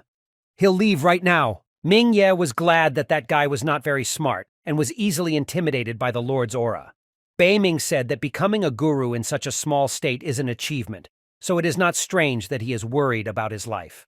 Moreover, if he, as the head of the family, had insulted the Lord of Martial Arts, then not only he, but his entire family would have been destroyed. He simply wouldn't risk it. Meanwhile, the action moves to Ye's mansion. All the people were gathered there and tied up. Yuan Kui Huang asked Jianyuan Huang if he had killed Mingye. The man said no, because the martial arts lord was behind him. He said he just couldn't kill him, or else their family would have problems. Yuan Kui Huang said that he had no remorse. He doesn't care who is behind that freak. He will not give up in trying to kill Mingye. Jianyuan Huang at this moment asked if all the survivors had gathered here. The son told him that the rebellious were killed, and 892 people were captured. One of the elders began to scream out of powerlessness and ask for mercy. They are ready to become their slaves. Jianyuan Huang looked away and said that they did not deserve to be their slaves. He ordered his people to kill everyone in case of trouble, including old women and children. After some time, Mingye told Beiming in horror that he did not know what was happening, but his mind had become chaotic and he could not control it. The merit Stella in his spiritual sea literally began to go crazy. The guy continued to suffer from a headache and asked what happened to Stella and why she became so angry. Beiming told the master that there was a blood connection between the families and this place was not far from the Ye family. The girl said that most likely the Ye family is in trouble and very serious. Our hero was terrified. He immediately rushed to the mansion in the hope that the Huang family did not do what our hero was thinking. As he came closer, he saw that a terrifying dark aura hung over the entire city. Beiming told the master that in the direction of the landscape town, blood illuminated the sky and thus the souls of the dead were collected. This is not just genocide, but also the destruction of the entire family. Mingye was incredibly angry with the Huang family. The girl said that the people of the Ye family are not united. What happened today will not surprise anyone. She asked the master not to blame himself and not to be sad. In the future, he will be able to destroy the Huang family and thereby avenge his people. In any case, our hero was at a loss because the old people, children, and women of the Ye family were innocent. He will make the Huang family pay for what they did. Fortunately, Xiaobei Ye and the other sect members are safe. The Ye family was not completely destroyed. The dirty Ye family was destroyed. But now our hero will help them create a clean and new Ye family. After some time, the action is transported again to the Lansu courtyard where the survivors were. As soon as Xiaobei Ye saw Brother Ming, she asked what happened there and why she felt somehow bad and sad. Grandma felt it too. She asked, "Did something bad happen at home, and what about Zisheng Ye? How many people are left?" Ming Ye sadly said that after he returned to the mansion, the Huang family attacked him.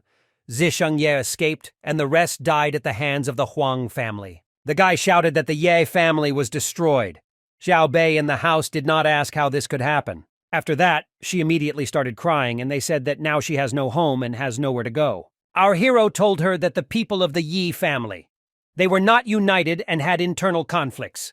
It is not difficult to imagine their demise, but in the future they should not behave as they did. Ming Ye handed over a bag with 300 battle coins and told them to buy land and shops to start a new life.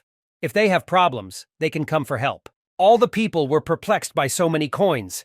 They began to thank Ming Ye. The guy nodded, but only thought to himself that he hoped that the Ye family would not repeat the same mistakes in the future. Suddenly, Lan Su came running and told our hero to go to the main hall. Yan State has become a county. Their master is looking for him. Approaching the hall, Ming Ye saw a bunch of strangers and felt that the aura of these people was very powerful. Some were even immeasurable. The spirit told the master that these were 27 grandmasters of martial arts, as well as 6 gurus.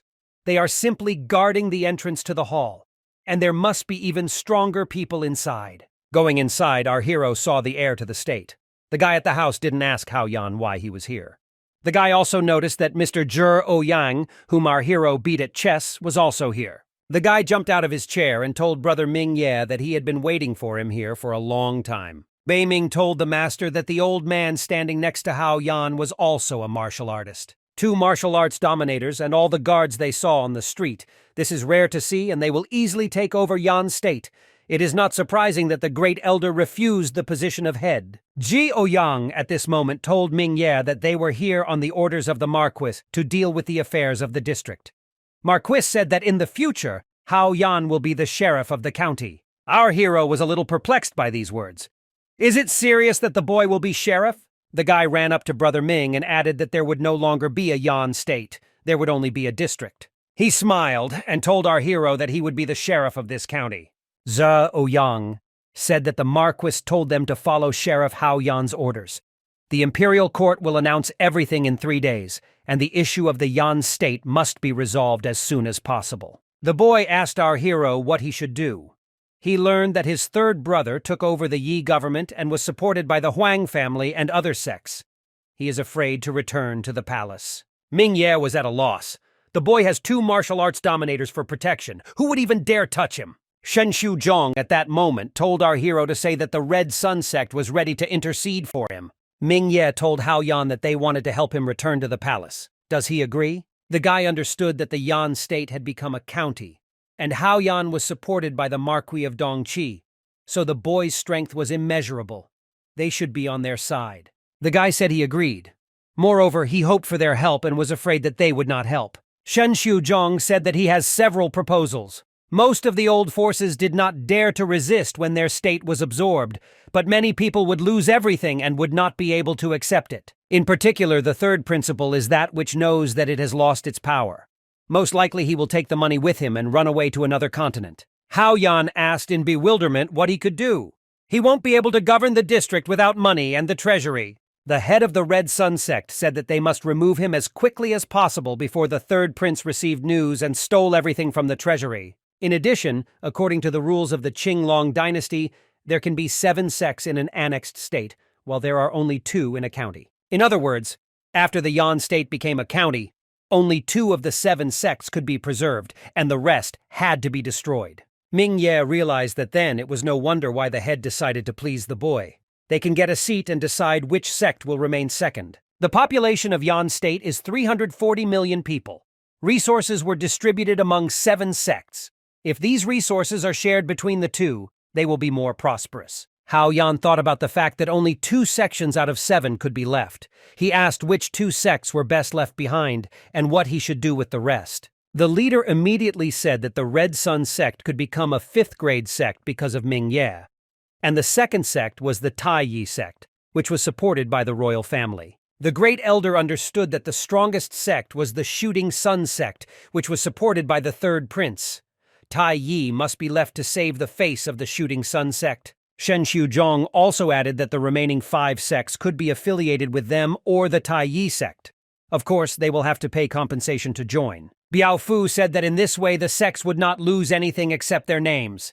This is the so-called union of the sect.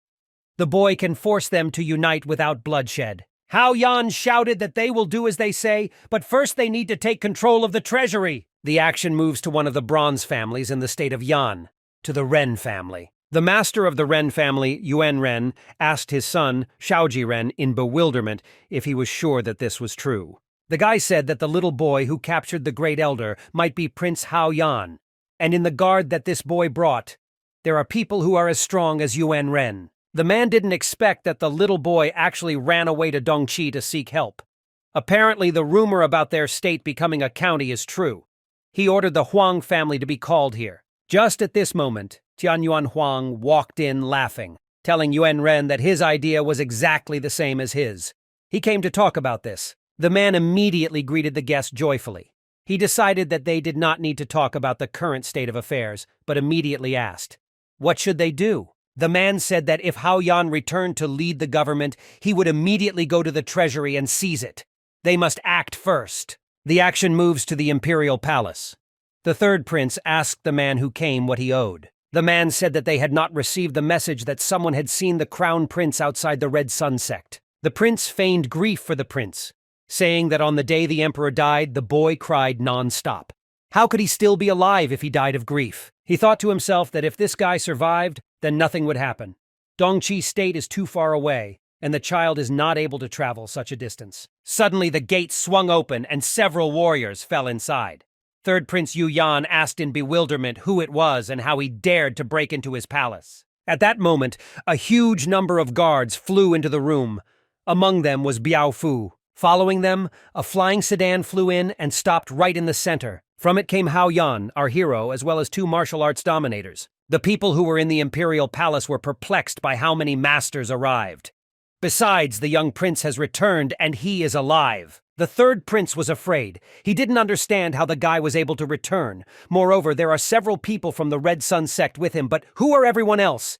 Has he really made it to Dongqi? The guy got scared and immediately ordered the guards to seize the traitors who so brazenly broke into the palace. Ji Ouyang used his terrifying aura and took off. He asked how the third prince dared to do this, and all the guards fell to the ground in horror. The third prince was horrified.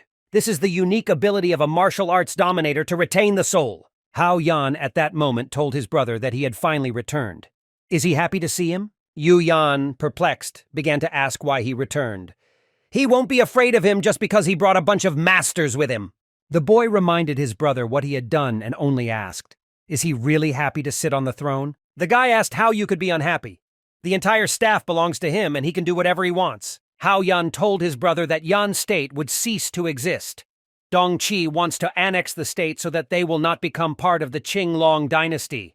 His dreams of ruling were dashed. Yu Yan was at a loss. What does it mean to change from a state to a district? This is simply incredible.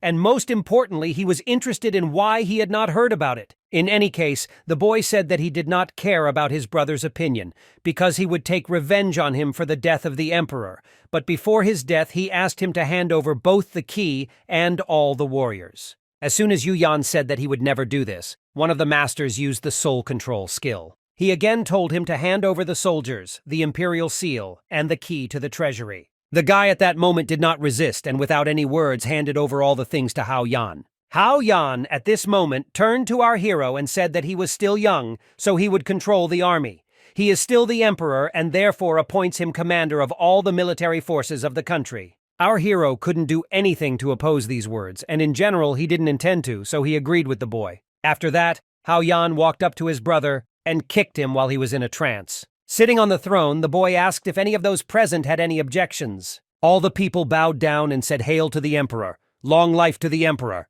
The boy said that in a few days the state will become a district, and he hopes for their support.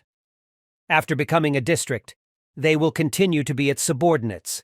The power will remain the same, and the titles will only change slightly. People understood that if the government did not change, then everything would be fine. The county will not change much other than being part of the Dongqi state. 4 days later, our hero was studying the Faifeng troops, the Shinki battalion, and others. The scroll lists more than 800,000 military personnel, 80,000 warriors, and 1,000 martial artists. Mingye was lost. Too many troops. He didn't understand how to sort through so many people. Being a commander is very difficult. At that moment, a young prince entered the room and told our hero not to grumble. In a few days, he will cease to be emperor. According to this, in a few days, Mingye will no longer be a commander. Our hero said that he was right, then asked if he had any business for him. Looking around, the boy realized that there was no one nearby, after which he approached his brother. He said that while he still had power, they could go to the imperial treasury and take whatever they wanted. Once they become part of Dongqi, they will not be able to enter it. Our hero smiled and agreed to go there and choose something. It is not surprising that the young brands immediately noticed the treasure trove. Approaching the treasury, Hao Yan knocked on it and a moment later it opened. Inside was an incredible amount of wealth that had been accumulated here for decades. Ming Ye was shocked by all the jewels that filled the treasury. Hundreds of thousands of coins and spiritual stones were simply dumped like trash. Hao Yan said that all the things behind those doors are very valuable. In fact, they should have belonged to me. But now everything will be taken over by the Dongqi state. Our hero told the boy that without losing anything, he would gain nothing. If Dongqi state had not agreed to annex Yan state, he would still be wandering. Beiming at this moment told the master that they did not need to go to other rooms. She checked everything here, and the most precious things are right there with the pile of spiritual stones. Approaching the indicated place, our hero asked the spirit if she was talking about these things. 2 books? The girl said that this was true. Moreover, she would never have thought that such a state could contain sacred scriptures and a book of battle spells. The author of the Book of Scriptures is unknown, but it appeared long before the holy dynasty of the 5 elements. It was written by the very first master of the scriptures. The second book appeared even earlier. Just like the holy scriptures, it was written by an unknown ancient master. If Ming Ye studies them, he will gain incredible knowledge. Our hero, looking at these books, could not understand how something so valuable could be lying around. It's like garbage here. Beiming said some craftsmen do this. They hide things. In places like this where no one will pay attention to them, this is a good option. Ming Ye thought about it. Did the previous emperors really assume in advance that the treasury might come to other people? He hid them among other things so that no one would find them. Beiming said that this is just a guess. Also, perhaps the imperial family simply did not understand the value of these books, and so as not to throw them away, they put them here. Hao Yan, in bewilderment, asked our hero why, out of a whole bunch of valuable things, he chose these books. You can watch something else or take money. Ming Ye said that this is unnecessary. He will just take these books and the money will still be useful for the district. As soon as the guys left, the boy asked his brother not to talk. Because he's greedy. He offered him any treasure and he himself took nothing. Ming Ye folded his hands and told him not to joke like that. Otherwise, he would take every last coin out of his treasury. Beiming at that moment noticed a glow in the bushes and immediately told the master that there were enemies here. A moment later, a dark force flew towards Hao Yan and was about to kill him. Our hero came to the boy's defense and repelled this attack without any problems, even though the blow was powerful. In any case, the killers were surprised that an ordinary warrior could withstand his blow. Ming Ye began shouting to the strangers who they were and how dare they attack the emperor. Life is not at all dear to them? Beiming said that 2 of them are martial arts grandmasters and the rest are masters. She asked the master to be careful. Our hero told Hao Yan that these people came for him, so he needs to hide. At this moment, all the assassins rushed forward to strike together. Ming Ye was using the Tai Yi art at this moment. He saw 2 of them being distracted by a feint attack, one attacking from above and one from below. But the other 3 rushed straight after the young emperor. We need to save him! Our hero immediately used an illusory step and thereby began to distract all the killers. Cutting, illusion after illusion, the guys were perplexed by this skill. However, one of them was flying towards the real Ming Ye. The guy immediately struck a strong blow, but our hero defended himself with his sword. However, he suffered a little. The killer was delighted that the guy was able to stop the 5, but unfortunately, he is only a martial artist and the killer asked if he could win. Our hero said that he could not do this, and even against one Grand Master he had no chance. But does he really need to win? Hao Yan at this moment began to call Mr. Ji Ouyang and ask him to protect the emperor. The killers immediately became very tense. They realized he was using summoning. All the masters began to use their skills to stop the boy. Unfortunately for them, at this moment the spiritual aura that protected Hao Yan flew out. Immediately after this, the martial arts dominator Ji Ouyang appeared next to him. Using his aura, the man asked these idiots what they needed. The killers were perplexed by the man's power. Even their master is too far behind him. The man continued to look at the strangers. He asked the same question in case they didn't hear it the first time. What do they want here? The killers were incredibly scared and decided it was time to escape from here. Of course, Ji Ouyang was not going to abandon those who attempted the life of the young emperor. He bound everyone with spiritual chains. The killers were perplexed and asked questions. What is this? Because they cannot move at all. After that, Ji Ouyang waved his hand and ordered everyone to go downstairs. Ming Ye also didn't understand what this technique was. He had encountered masters of such power, but he had never seen anything like it in his life. Beiming said that the difference between a martial arts dominator and a master is only 1 level, but the difference in their strength is huge. The very soul of the Dominator is imbued with martial arts. Ordinary people can only develop physical strength, but the martial arts Dominator has reached the pinnacle of physical strength. They must allow their soul to change and enter into the very essence of martial art. While this sounds simple, it is incredibly difficult to achieve. In the state of Yan, for thousands of years, not a single Dominator has been found. Although resources play a significant role, it is difficult to achieve this. Spirit added that there are billions of people on the continent, so there are many martial arts masters, but most of them are false. Our hero asked in bewilderment, "Are there really false lords of martial arts?" Beiming answered our hero that real martial arts masters gradually subjugate their strength. Even if the level is not very high, such people are appreciated, even by the emperor. But the main symbol of the Dominator in martial arts is not their special soul. In fact, the main symbol is the martial arts throne. In any case, the girl told the master that he still had a long way to go, so it was better to concentrate on the current problem. Ji Ouyang, meanwhile, tortured the killers because he wanted to know who they were and why they came here. The guy said that they were representatives of the Huang and Ren family. The heads of the families sent them to take away the keys to the treasury and take everything out of it. The young emperor laughed. Huang family and Ren family means... The boy called Commander Ming Ye and said that the Ren and Huang families had coveted the wealth of the state treasury and opposed him. This cannot be ignored, so he orders him to take 800 martial artists and 10,000 warriors to seize the property. He said that Ji Ouyang would also go with him. The boy said who should be killed and who should be saved. It already depends on our hero. He handed him a scroll with an order and ordered him to go to execution. Our hero took it and said that it would be done. He knew that Hao Yan probably knew about his thirst for revenge on the Huang family, and specifically sent him to deal with them. After some time, Ming Ye was riding a magical beast, with an army following behind them. People looking at this column were perplexed by this. In any case, they told each other not to make noise, otherwise there would be problems. The Huang family received the news, but they didn't care because Hao Yan blocked the news after killing the third prince. None of them knew that Hao Yan had 2 martial arts dominators, one of which was now heading straight towards them. The sect leader was at a loss as to how this boy dared to challenge the Huang family.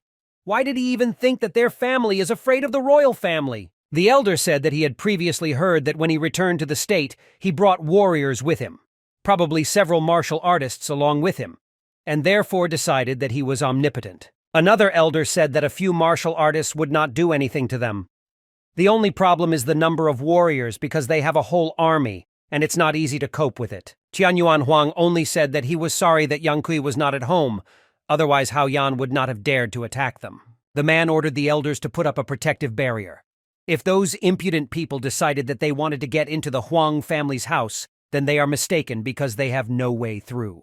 The elders immediately went to different parts of their mansion and were ready to activate the defenses. A moment later, they activated the protective array, and this only meant that everything was beginning. Beiming told the master that it costs 100,000 spiritual stones to create such protection for a quarter of an hour. The barrier, although of a low level, is enough to stop them. Our hero asked Mr. Ji Ouyang if he could destroy the barrier. He said it would take him about 15 minutes, but while he was dealing with it, they would sneak out through the secret passage. All powerful families have an escape route. Ming Ye replied that he definitely wouldn't do that, because if they let them take everything, how could they confiscate all their property? Qianyuan Huang flew into the air at that moment and asked who they thought he was. The real evil is his family, yeah! Instead of hiding in the arms of a female master and drinking milk, he came here to certain death. Ming Ye laughed and asked, "Can Qianyuan Huang really only think about a woman's embrace?" The man noticed that the master was not next to him, so he could beat him half to death. Moreover, the master will have no reason to take revenge on the Huang family. The only thing he was worried about was the old man, whose level he could not determine. But in any case, the man was safe thanks to the barrier. Our hero told the old dog Huang that his family opposed the emperor, and they tried to rob the treasury, which means the hour of reckoning has come. Raising his hand, Ming Ye added that the man also destroyed the Ye family, which means he doesn't deserve to live. He ordered all his people to create a barrier. 800 martial artists immediately prepared themselves and created a spiritual aura. To these were added 10,000 warriors, who also created a spiritual aura. As a result, their army managed to create 2 spiritual auras together, hand and spear. Using the spear celestial array, the spiritual hand threw the spear towards the barrier. Our hero understood that this was an ordinary army, but they were strong enough. It's good that the warriors know what they need to do, and he just needs to shout a few words. The people from the Huang family, meanwhile, were raking up all the spiritual stones they had, saying that they needed to take it all away as soon as possible. The elder told the people to hold their positions no matter what happened and continue to bring stones. Meanwhile, the spear flew to the barrier and stuck into it with a ringing sound. Tianyuan Huang began to laugh at what a meager army Ming Ye brought to him. They may not even dream of victory, because they have enough stones to cope with them. Ming Ye laughed in response and told the man that he would argue with that. Our hero asked Mr. Jai Ouyang how long it would take them to break through the barrier under the current circumstances. The man responded to the commander by saying that it would take literally 1 moment. At this moment, something strange began to happen. A grid appeared on the barrier, and the spear began to emit even more energy. Ming Ye noticed all this and was surprised at what kind of technique it was. Beiming said that it is the soul associated with martial arts that can change shape. Such techniques can only be used by masters of the arts. Tianyuan Huang was terrified at this moment. He understood that the chessboard was the soul of that man's martial arts. This man is a martial arts dominator! Having placed the piece on the square, it appeared on the grid and began to radiate incredible energy. Thanks to this attack, the Huang family's barrier was shattered. Tianyuan Huang was terrified. How could there be a martial arts dominator among this army? Did Hao Yan really bring the dominator with him? Ming Ye, meanwhile, shouted for his army to attack, and within moments the attack on the Huang family began. A bloody battle began, in which the Huang army received enormous resistance. Tianyuan Huang, looking at all this, understood that this was the end of his family. He must run away from here. The man turned around and told Ming Ye that he would come back and definitely take revenge on him. If the Dominator had not been with them, he would have killed them all without any problems. Feeling an incredible aura nearby, the man turned and noticed Ji Ouyang in front of him. The man told Tianyuan Huang that he would never run away from here. 3 hours later, the Huang family was destroyed and tied up, and the Ming Ye army was waiting for his words. The captain told the commander that they had captured most of the Huang family members. They killed all those who tried to escape. 78 of their men died. The commander, having heard what they had managed to take, said that the families of the victims would receive 10,000 coins each, and each would be awarded 3,000 coins for their participation. The warriors were perplexed by what they heard. They will finally be able to buy decent weapons. Some began to cry, saying that they did not think they would be treated as human beings. The captain of the army bowed to Commander Ming Ye and thanked him on behalf of all the warriors. Ji Ouyang said that he neutralized Tianyuan Huang. He also heard that they destroyed the Ming Ye family. Should they be killed? It will be fair. The guy said that if he kills them, he will become the same as them. It would be better to destroy their meridians and let the rest leave. They have thus lost the power of the family and will not be able to do anything. Then our hero leaned towards Tianyuan Huang, but he immediately began to shout that if he wanted, he could kill him, because he didn't care. But it was better to think about it well. His son Yuan Kui is the master of the sword sect, and he will definitely avenge him. Ming Ye laughed and said that too many people wanted him dead. His son will have to stand in a long line. About Tianyuan Huang, he can only say that he did not deserve to fall at the hands of Ming Ye. The guy told the captain to take him to Shanshui City and hide him in the Ye family's house and then burn it. This will be a tribute to his family. Our hero looked at another crowd of people and asked in bewilderment what was wrong with these people and why they were not tied up. The captain said that these people were locked in a dungeon. They are not members of their family and do not know how to deal with them. Ming Ye asked to check them. If there are criminals among them, then you need to follow the law. If there are innocent people, let them go. Suddenly, in the middle of the crowd, our hero noticed a girl who immediately hid from his gaze. Ming Ye pointed at her and asked who she was and why she was hiding from him. The girl continued to run, but the captain grabbed her and asked if she hadn't heard Commander Ye's words. Does he really need to use force to make her understand? The girl decided not to resist such people and turned around. As it turned out, it was Han Yu Wu. Ming Ye was very surprised to meet a girl here. She returned to the Wu family. Then why did she end up in the Huang family's dungeon? The girl said that if she told, it would not change anything. What happened happened. Beiming said that someone used blood power drain on Han Yu Wu, but they failed. The guy asked what it was. The spirit said that this is one of the most terrible types of increasing one's powers, by transfusing oneself with blood overflowing with power from the body of another person. The chance of luck is incredibly low. In any case, our hero, looking at the girl, could not understand how she ended up with the Huang family. Looking at Han Yu-woo, he knew that she was just an ordinary person, deprived of her powers forever. He asked one of the men what happened and why Han Yu-woo was being held hostage. The guy said that after Ming Ye killed Yuandu Huang, Yuan Kui Huang came to take revenge on him. And then he discovered that Han Yu-woo was a suitable vessel. He was able to join the swordsman only due to the fact that his vessel incredibly accelerated his progress in mastering the sword. He learned that Genjin Han Yu-woo was much better than his. To strengthen his power, he married a girl, but she refused to reveal Ming Ye's location, so the guy forcibly dragged her into the house. He tested the technique of extracting blood powers, but nothing came of it. He was simply torturing the girl.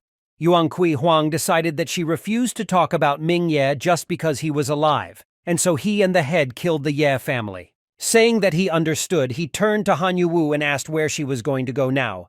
Does she need people to walk her home? The girl said that her parents always wanted to have connections with influential families, even turning a blind eye to the fact that people from these families could humiliate her.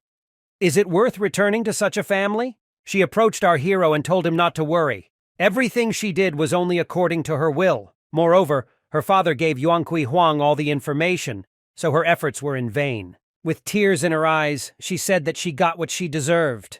She said goodbye and left. After our hero took a breath, he told the army that the Huang family had lost its status and dignity. It's time to head to the Ren family. After some time, the Ming Ye army set off, followed by Han Yu-woo. She didn't tell Ming Ye that the blood-pumping experiments and imprisonment in the dungeon were literally destroying her body. If she does not receive high-quality treatment, then at best she will endure 3 months of endless suffering. She knew that she could not stay by Ming Ye's side, and she had no right to ask for his forgiveness. For the remaining 3 months, she can only lament the deeds of the past. After this, the Ren family received news that the Huang family had collapsed and that they were powerless, so they tried to offer 50 million coins in exchange for forgiveness. Under Hao Yan's decree, Ming Ye could only confiscate all the family's property as revenge. If the powerful families lost power, then the power of the state would fall, so he decided to accept the offer of coins and let them go. Ming Ye decided that Hao Yan should be studying now. He will go there and report everything to him. The action moves to the Red Sun sect. Our hero immediately asked Mr. Fu what the head was doing. The man said that those two strangers are the heads of the Violet Space and Thunderwind sects. They discussed the possibility of joining the Red Sun sect. Ming Ye asked in bewilderment if they would give up the names of their sects. Biao Fu responded by saying that changing the name is much better than disappearing. One of the leaders asked if the Red Sun sect really did not take them into account at all. Shenshu Zhong laughed and said, "What are they talking about? No one needs the Thunderwind sect, and they only have 2 empty seats. If they don't want to join the sect, they can go to Tai Yi." The man could not say anything in response to this and only looked away. Another head said that the heart of the Red Sun is one of the lowest. Then how do they have the right to ask for a place? Shenshu Zhong laughed and said that they were right. Moreover, he understands Master Ling's concerns, but he did not lead to such a choice. The man approached the young emperor and asked what your majesty would say. Hao Yan smiled and said that Ming Ye from the Red Sun sect had performed well in protecting him, so the Red Sun sect deserved this place. Ming Ye realized at that moment what kind of training this was. Everything was planned so that young Hao would help him convince the others. The man snorted and said that the sect may deserve a chance, but besides their staff, there are others who want to unite with the Violet Space sect. Shenshu Zhong believes that it will not be very easy to break through where there are already a bunch of local sects. He continued to say that the Violet Space sect probably wants to find a new place and recruit new people, but starting from the very beginning is not so easy. The man said that joining the Red Sun sect would not be a mistake because the future belongs to them. He asked if they knew how their sect appeared. The head of the Violet Space sect said that they were some kind of second-rate sect. What kind of future could there be for them? Another man said that the Red Sun sect was named after the master who created it 1,300 years ago. Its founder was not very strong. Shenshu Zhong asked what if he revealed that the founder of the Red Sun sect was just a simpleton from the mountains with incredibly low potential. The heads, realizing that this man was one of the first who was able to master martial arts, screamed in bewilderment. Shenshu Zhong said that they understood everything correctly. Luck is the main advantage of their sect. In addition, they have their own sacred place. The sect leader shouted in bewilderment, saying that only the strongest sects that have existed for thousands of years have such luxury. Another man said that he would never have thought that the Red Sun sect could have such priceless treasures. They have every chance to become the greatest in the future. Beiming told our hero that sacred places are created by the powerful energy of a deity, and non-compact ones can accommodate an unlimited number of people inside. They are the best places for cultivation, as they absorb the radiance of space. It can be said that with just one sacred place, a large number of skilled craftsmen can be cultivated. The sect leader said doubtfully that wealth always attracts outsiders. Will they be able to protect their treasures when the whole world learns that they have a sacred place? Shen Shuzhong smiled at the man and asked Ming Ye to come to him to demonstrate it. The head of the Red Sun sect said that it was his sect member, Ming Ye. The guy immediately said that he was very capable and talented, and he also had connections with a young master from the Dongqi state. Yi Bai Feng, the heir of the Silver family, is his close friend. In addition, he is trained by a martial arts dominator and one of the elders of the Yin-Yang sect. His mentor is one of the best in the Yin-Yang sect. Shen Shuzhong said that once this is known to everyone, no one will dare to attack them. The heads immediately said in bewilderment that they were delighted. Moreover, Ming Ye's skill level is high. His close friend from the Silver family is too. Ming Ye was also surprised and asked if he was really that cool. How had he not noticed this before? Beiming asked the master whether he was seriously surprised or just joking. Our hero said that those whom he had met recently were, if not masters of martial arts, then definitely grandmasters whom he could not defeat and therefore felt insignificant. The girl said that it's true that recently they began to meet only strong opponents. Golden families are nothing more than thousands of years of training. For example, behind Xue Jiang is Emperor Rose Finch, who is so strong that even demons do not dare to challenge him. No wonder the master feels ordinary. The girl said that the past does not matter. The main thing is to continue to move forward and develop. You can't count on others, because if you rely on others, you won't achieve anything. Ming Ye said that what she said was true. Beiming at this moment asked what Shen Shuzhong would say if he found out that the master was taking a bath with Princess Rose Finch. Our hero blushed very red and asked her not to talk about it under any circumstances. Shen Shuzhong, meanwhile, said that they have special techniques for controlling ice, which they received from the River of Spirits. If they join them, they will teach them secret techniques. The head of the Violet Space thought that the Red Sun sect was indeed growing rapidly. It makes sense to unite with them before the Tai Yi sect gets to them. The head of the Thunder Wind at this moment thought that they had nothing to oppose, so all that remained was to join. In any case, they will not have to jump from place to place. The man came up and said that they are very sincere towards them. How can they refuse? Considering that the royal family will support their Red Sun sect, this is a huge advantage. The head of the Thunderwind asked, a year after joining, what they would achieve in the sect. Shen Shuzhong said that they should first of all be restrained and concentrate on increasing their strength. Shen Shuzhong smiled and thought to himself that as soon as they joined, they would immediately be able to take over their followers. Looking at the two heads, our hero said that these pretenders are just like old sly foxes. The head of the Violet Space sect said that there were still several sections left in the state, only the Puppet sect and the Fantastic Foresight sect. They are more likely to choose to develop in other states than to join a cult. The head of the Thunderwind sect said that he agreed, but the Fantastic Foresight sect was too difficult to negotiate with. Shen Shuzhong said that he has no idea how to approach the puppets, but he has an idea about the Fantastic Foresight sect. The men immediately asked if there was. Our hero has progress in the practice and arts of Tai Yi. The guy said that he had several basic prediction skills. Shen Shuzhong said it was great. The Fantastic Foresight sect loves to study military and divination techniques. He ordered to go to this sect right now with Biao Fu and tell them what they can master by joining them. Ming Ye said that he will do his best. But at that moment I thought to myself that this was a rather strange promise. Will they agree to join them? The guy turned to Hao Yan and said that with the help of 2 martial arts lords and a large number of good masters, the state would be safe. He needs to continue to calmly go about his business. Ming Ye said that he would be gone for a while, but as soon as he returned, he would definitely help Hao Yan. The boy said that as soon as our hero arrives, he will not be a commander, but he will do everything so that he has a high position. The guy smiled and said it was great. In this case, he will become the first detective of Yan County. The action moves to the puppet sect. The man addressed Master Hu. He said that he came to discuss something important with him. The leader of the Red Sun sect, Tianhua Lu, said that most likely the man already knows about the district and that there will be only 2 sects. He offered to join the Red Sun sect. Puppet sect leader Tianhua Hu laughed and told Master Lu that unlike them, they were focused on doing business and didn't care where they were. They can easily leave Yan State. Tianhua Lu asked in confusion, "Do they really dare to refuse the Red Sun sect?" The man said they wouldn't dare say no. He didn't want to talk about it, but they pursue completely different goals. Why don't they just go home? The man took a sip of tea and said that it was a shame because apparently people now don't value them at all. Suddenly, at that moment, their conversation was interrupted by an arrow that flew out of the door. Tianhua Hu said that this is the spirit of martial arts. There is a martial arts master in the Red Sun sect. The man stood up from his seat in bewilderment and asked if the rumors were true. Tianhua Lu told the head of the puppet sect that they would still be surprised by many things, and even now they were in trouble due to the attack of the martial arts spirit. The man said that he was afraid because the other members of the puppet sect couldn't lift a finger.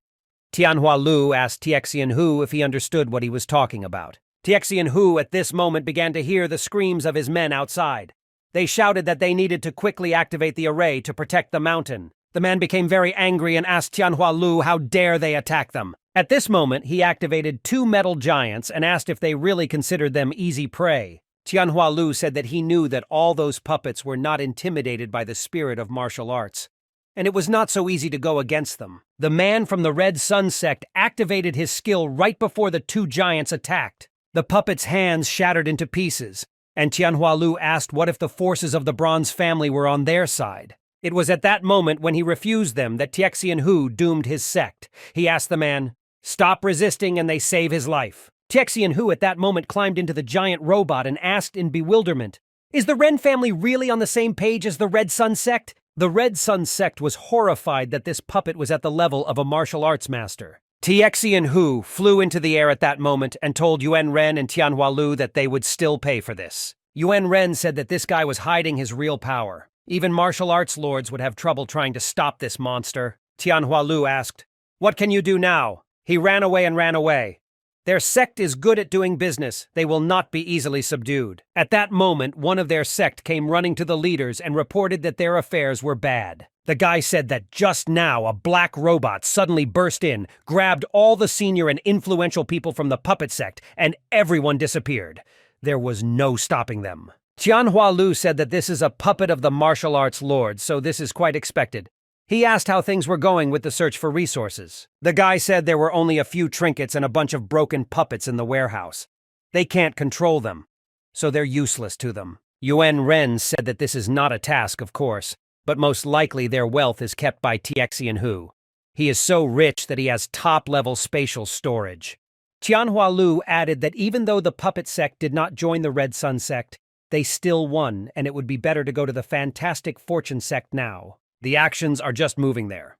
Our hero and Biao Fu stood right in front of the entrance. The guards who guarded this entrance stopped the strangers and asked who it was. The elder asked to report to his master that Biao Fu from the Red Sun sect was asking to meet with him. After some time, the men said that they had both come a long way, after which they asked to go inside. As soon as they crossed the threshold, the space around them began to change. In just a moment, they were standing in a different place. And what kind of incredible power is this? As soon as they entered here, the crystal began to teleport them directly to the main hall. At that moment, a voice began to be heard from the far corner of the room.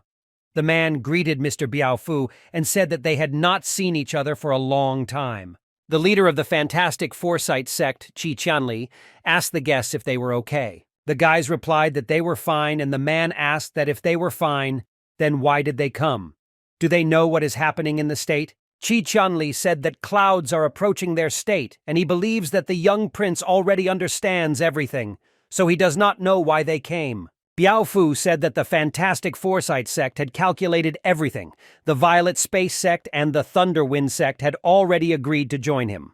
What will they say? The man said that they have raised many talented people and they are almost in first place among everyone. But suddenly they are asking them to forget everything and join a low-level sect. Biao Fu asked the gentleman not to get excited. Given the way the Rising Sun sector operates, he fears that they will be enslaved for thousands of years. Qi Qianli said that this is true, not to happen. They will not join another sect, even in danger of extinction.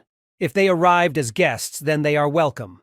Otherwise, it is better to leave. Biao Fu asked not to rush to conclusions, because this one of hers was able to master the sacred art of Tai Yi during his last journey. Qi Qianli immediately jumped up from his seat and asked Ming Ye, "Has he really mastered this art?" Our hero demonstrated it and said that he had mastered the sacred art and practiced it successfully. The man was shocked that some boy had the greatest treasure, which was lost during the Great Chaos. He immediately grabbed Ming Ye's hand and asked him to follow him.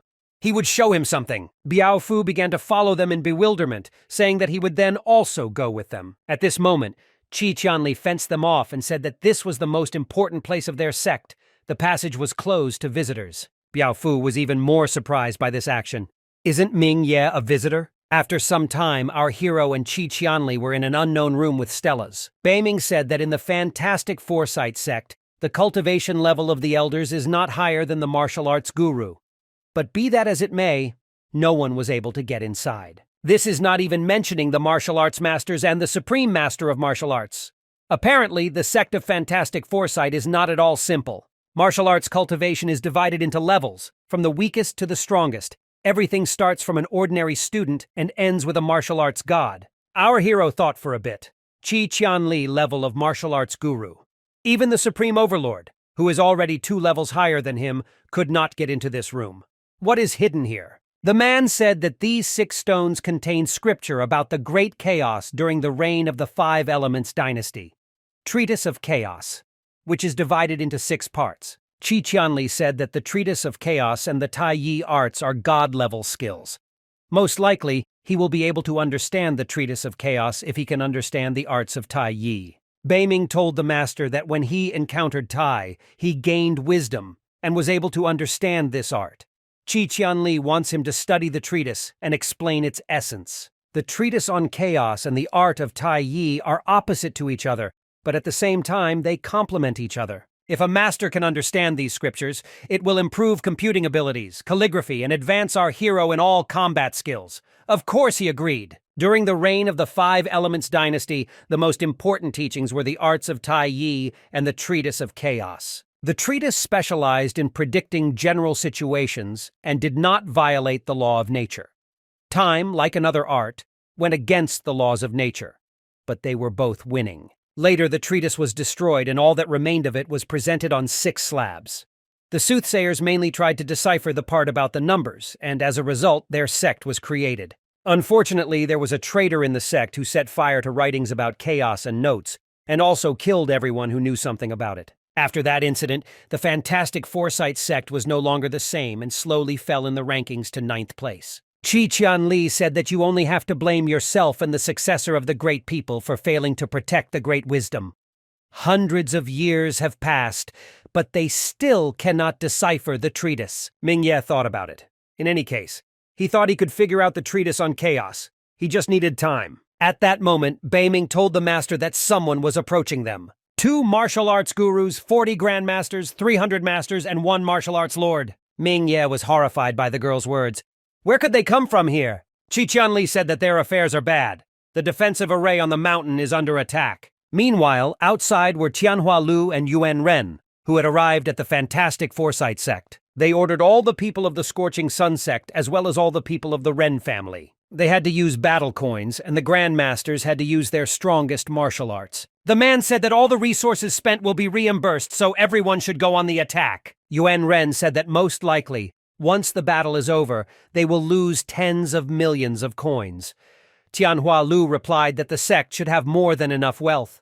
Qi Qianli, meanwhile, flew to the elders who were holding the dome over their sect. The men said that the Scorching Sun sect and the Ren family were attacking the mountain gate. Their brothers began to use spiritual stones.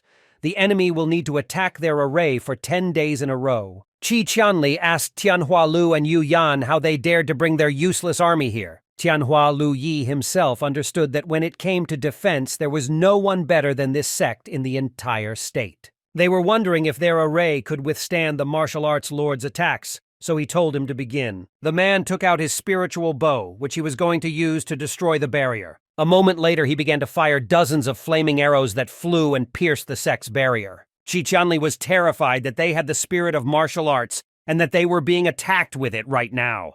The elders told the leader that their massif had cracks along its entire perimeter. The central layer has weakened, which means it will last a maximum of 3 hours. What should they do? The man said that they have a lot of arrays, so they will have time to take out all the treasures in just an hour. They can find a safe place, but if they break through here, they will become slaves. Qiqianli said that again, their sect treatise of chaos, which is part of the mountain. They won't be able to carry him away without him. They cannot be called a sect of fantastic foresights. The man then said that if the array was intact, then even the martial arts lord would not be able to break through here. Our hero asked in bewilderment what he was talking about. Is it possible that if the massif on the mountain were intact, then the overlord's attacks would not cause any harm? Qiqianli said that it is. Their sector used to be in first place, and they had more than a dozen martial arts lords. Would anyone dare to attack them in this situation? Mingye at this moment asked the sect leader what if he could restore the array. Our hero was thinking that he recently seized 50 million coins from the Ren family. If the fantastic foresight sect falls, then it will not benefit him. Qiqianli asked if he knew how arrays work. The difference between normal abilities and array creation is incredibly large. Our hero said that the part of the Chaos Treatise on barriers mainly talks about their creation.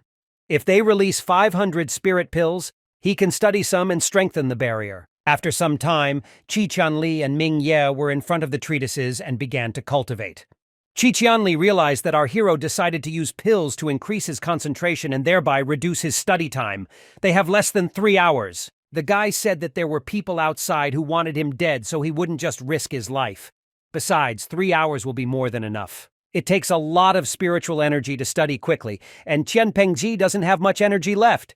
It's good that there are spiritual pills. After taking the pills, Mingye began to create an array in the spiritual sea. Beiming told the gentleman that 500 pills would be enough for him to train for 5 years, but it wouldn't take that much time to master the Treatise of Chaos. The girl said that the most important thing is the construction of arrays and special skills that significantly increase combat power. She advised the master to master these 2 volumes. He will be able to use the knowledge gained along with the scriptures and the creation of the array. Our hero thanked the spirit and said that he understood her. 15 minutes later, Qiqianli could not find a seat. He understood that even the god of martial arts could not master the treatise in 2 hours. Then the man began to realize that he had actually believed the guy for a second, but now he was thinking about running away. 30 minutes later, he was thinking that it would take an hour to copy one part of the scriptures. You need to select 2 main parts that he will have time to copy. The man understood that he needed to rewrite the most important part first. After another half an hour, Qiqianli began to feel the will of martial arts. At that moment, one of the elders teleported to the master, who said that everything was bad with them. The Scorching Sun sect's martial arts master covered the entire mountain with his will. Most of their brothers who dealt with spirit stones cannot even move. The man understood that the sect had been trying for so long to be the best in calculations, but in the end, everything had already been calculated for them. Apparently, this is the end of his sect of fantastic foresights. Meanwhile, something terrible was happening on the street.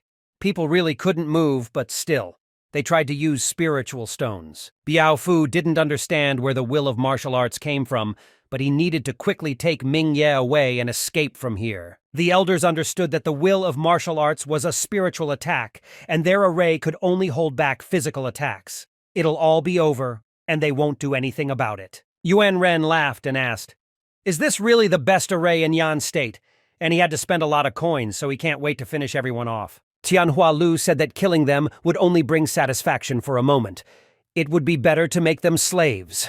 First, all the beautiful girls will be sent to his old mistress's collection. Meanwhile, the elders were asking.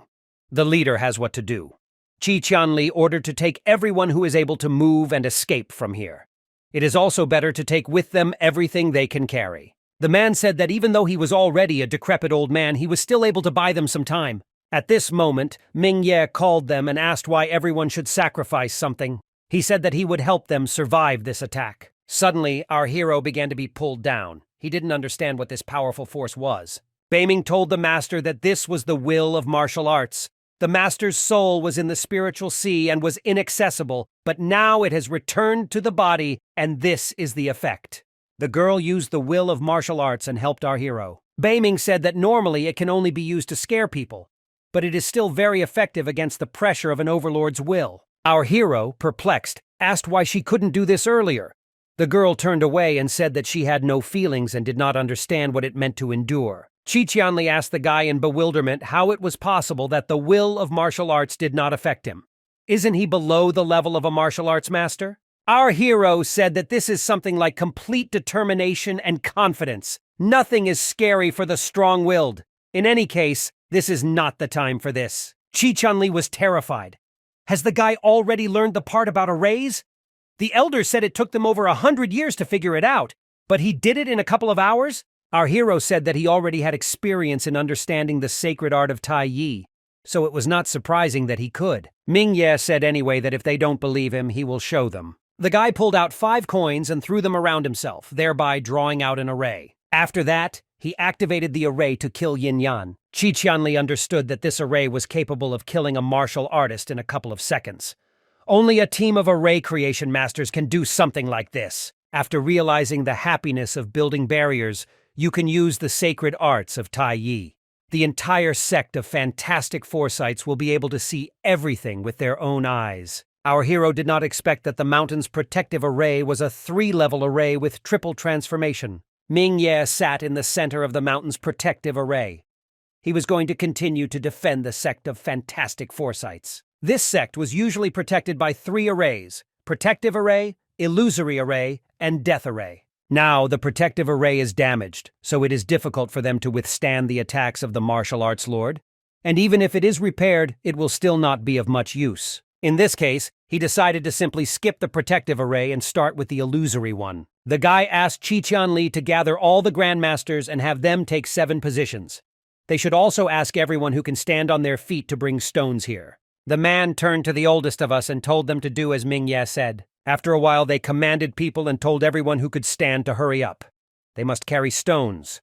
This will determine whether they live or die. Another elder told the Grandmaster to use all his strength to support the barrier. As soon as everything was ready, our hero began to create an illusory barrier. At some point, the army of the Scorching Sun sect, as well as the Ren family, noticed that they had finally broken through the barrier. Ordinary disciples of the sect lay on the ground and said that the array was destroyed, which meant they were finished and it was all over. Tianhua Lu ordered his troops to attack. If the fantastic Foresight sect resisted, they should simply kill them. The army enthusiastically flew toward people who literally could not move. As soon as the man landed to grab the 2 people, he realized that something was wrong here. Looking around, he noticed that something strange was happening here. The army asked why they were in this place. Aren't they in a cult? The martial arts master shouted that they were now in an illusion. The soldiers began to see their worst nightmares. One of them began to decompose, the hand, right before their eyes. Looking at this picture, the guy understood that he needed to cut off his hand, otherwise it would spread throughout his body. His comrade ran up to him and tried to stop him, saying that it was just an illusion and his hand was fine. The guy turned around to say something, but he discovered that worms were crawling out of him. He shouted that the worms were getting into his stomach, so he had to cut them out. Yuan Ren said in the Fantastic Foresight sect that this is quite good. They lured them into an illusory barrier. Tianhua Lu approached the master of martial arts and asked what they should do, because even he was beginning to be affected by illusions. The man said they couldn't do anything about the illusion. They need to concentrate and continue to resist, and if someone goes crazy, then they need to knock them out. He also said that thanks to him, people would not dare to enter the illusion to deal with them, but it was still a pity that the will of martial arts had stopped working. The man told Tianhua Lu that he would go with him, and Yuan Ren should stay here and distribute the medicine to the martial artists. Qiqianli was incredibly happy. The pressure of martial arts will dissipated, and the army was absorbed into the illusory array. The man said that thanks to Mingye, they had the opportunity to resist this scourge. Mingye said that he also gained a lot by being able to study the Chaos Treatise. The only downside was that the illusion could only delay the Dominator. Qiqianli understood that it would be good to use a deadly array, but it would come at an incredibly high price. Even their treasures are not enough for this. Our hero at this moment said that it was best to support the illusory array. His people can support him with spiritual stones. He offered to keep them there for half a month. Qi Qianli was surprised that this guy was literally evil incarnate, because the people inside the illusion would literally go crazy. Biao Fu at this moment finally found Ming Ye. He was very glad that the guy was okay, but they didn't let him inside because they said that the mountain range was indestructible and he believed them. The elder continued to talk about how happy he was that everything was okay with him, because the master would have buried him alive if he learned that Ming Ye had died. All the next time, Tianhua Lu racked their brains trying to find a way out of the illusion, but nothing helped. An increasing number of people went crazy. Many followers, unable to bear the suffering, chose suicide. This was a big blow to the Scorching Sun sect and the Ren family. After 3 days, since Ming Ye did not return, Shen Shuzhong began to worry about him, and himself went with all those fantastic foresights.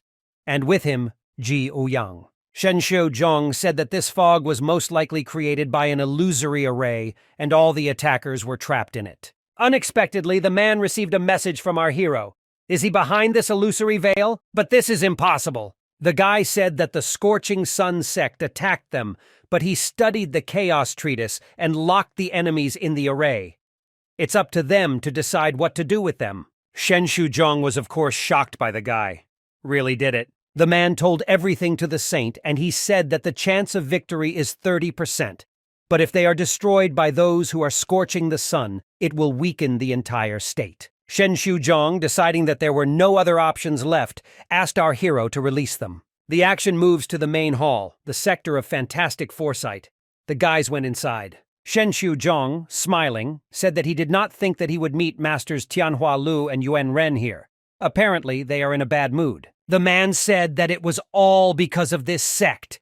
Yuan Ren and he came with good things, but they locked them in an illusory array without allowing them to say a word. Qi Qianli asked how dare they lie, since they were the ones who attacked them first.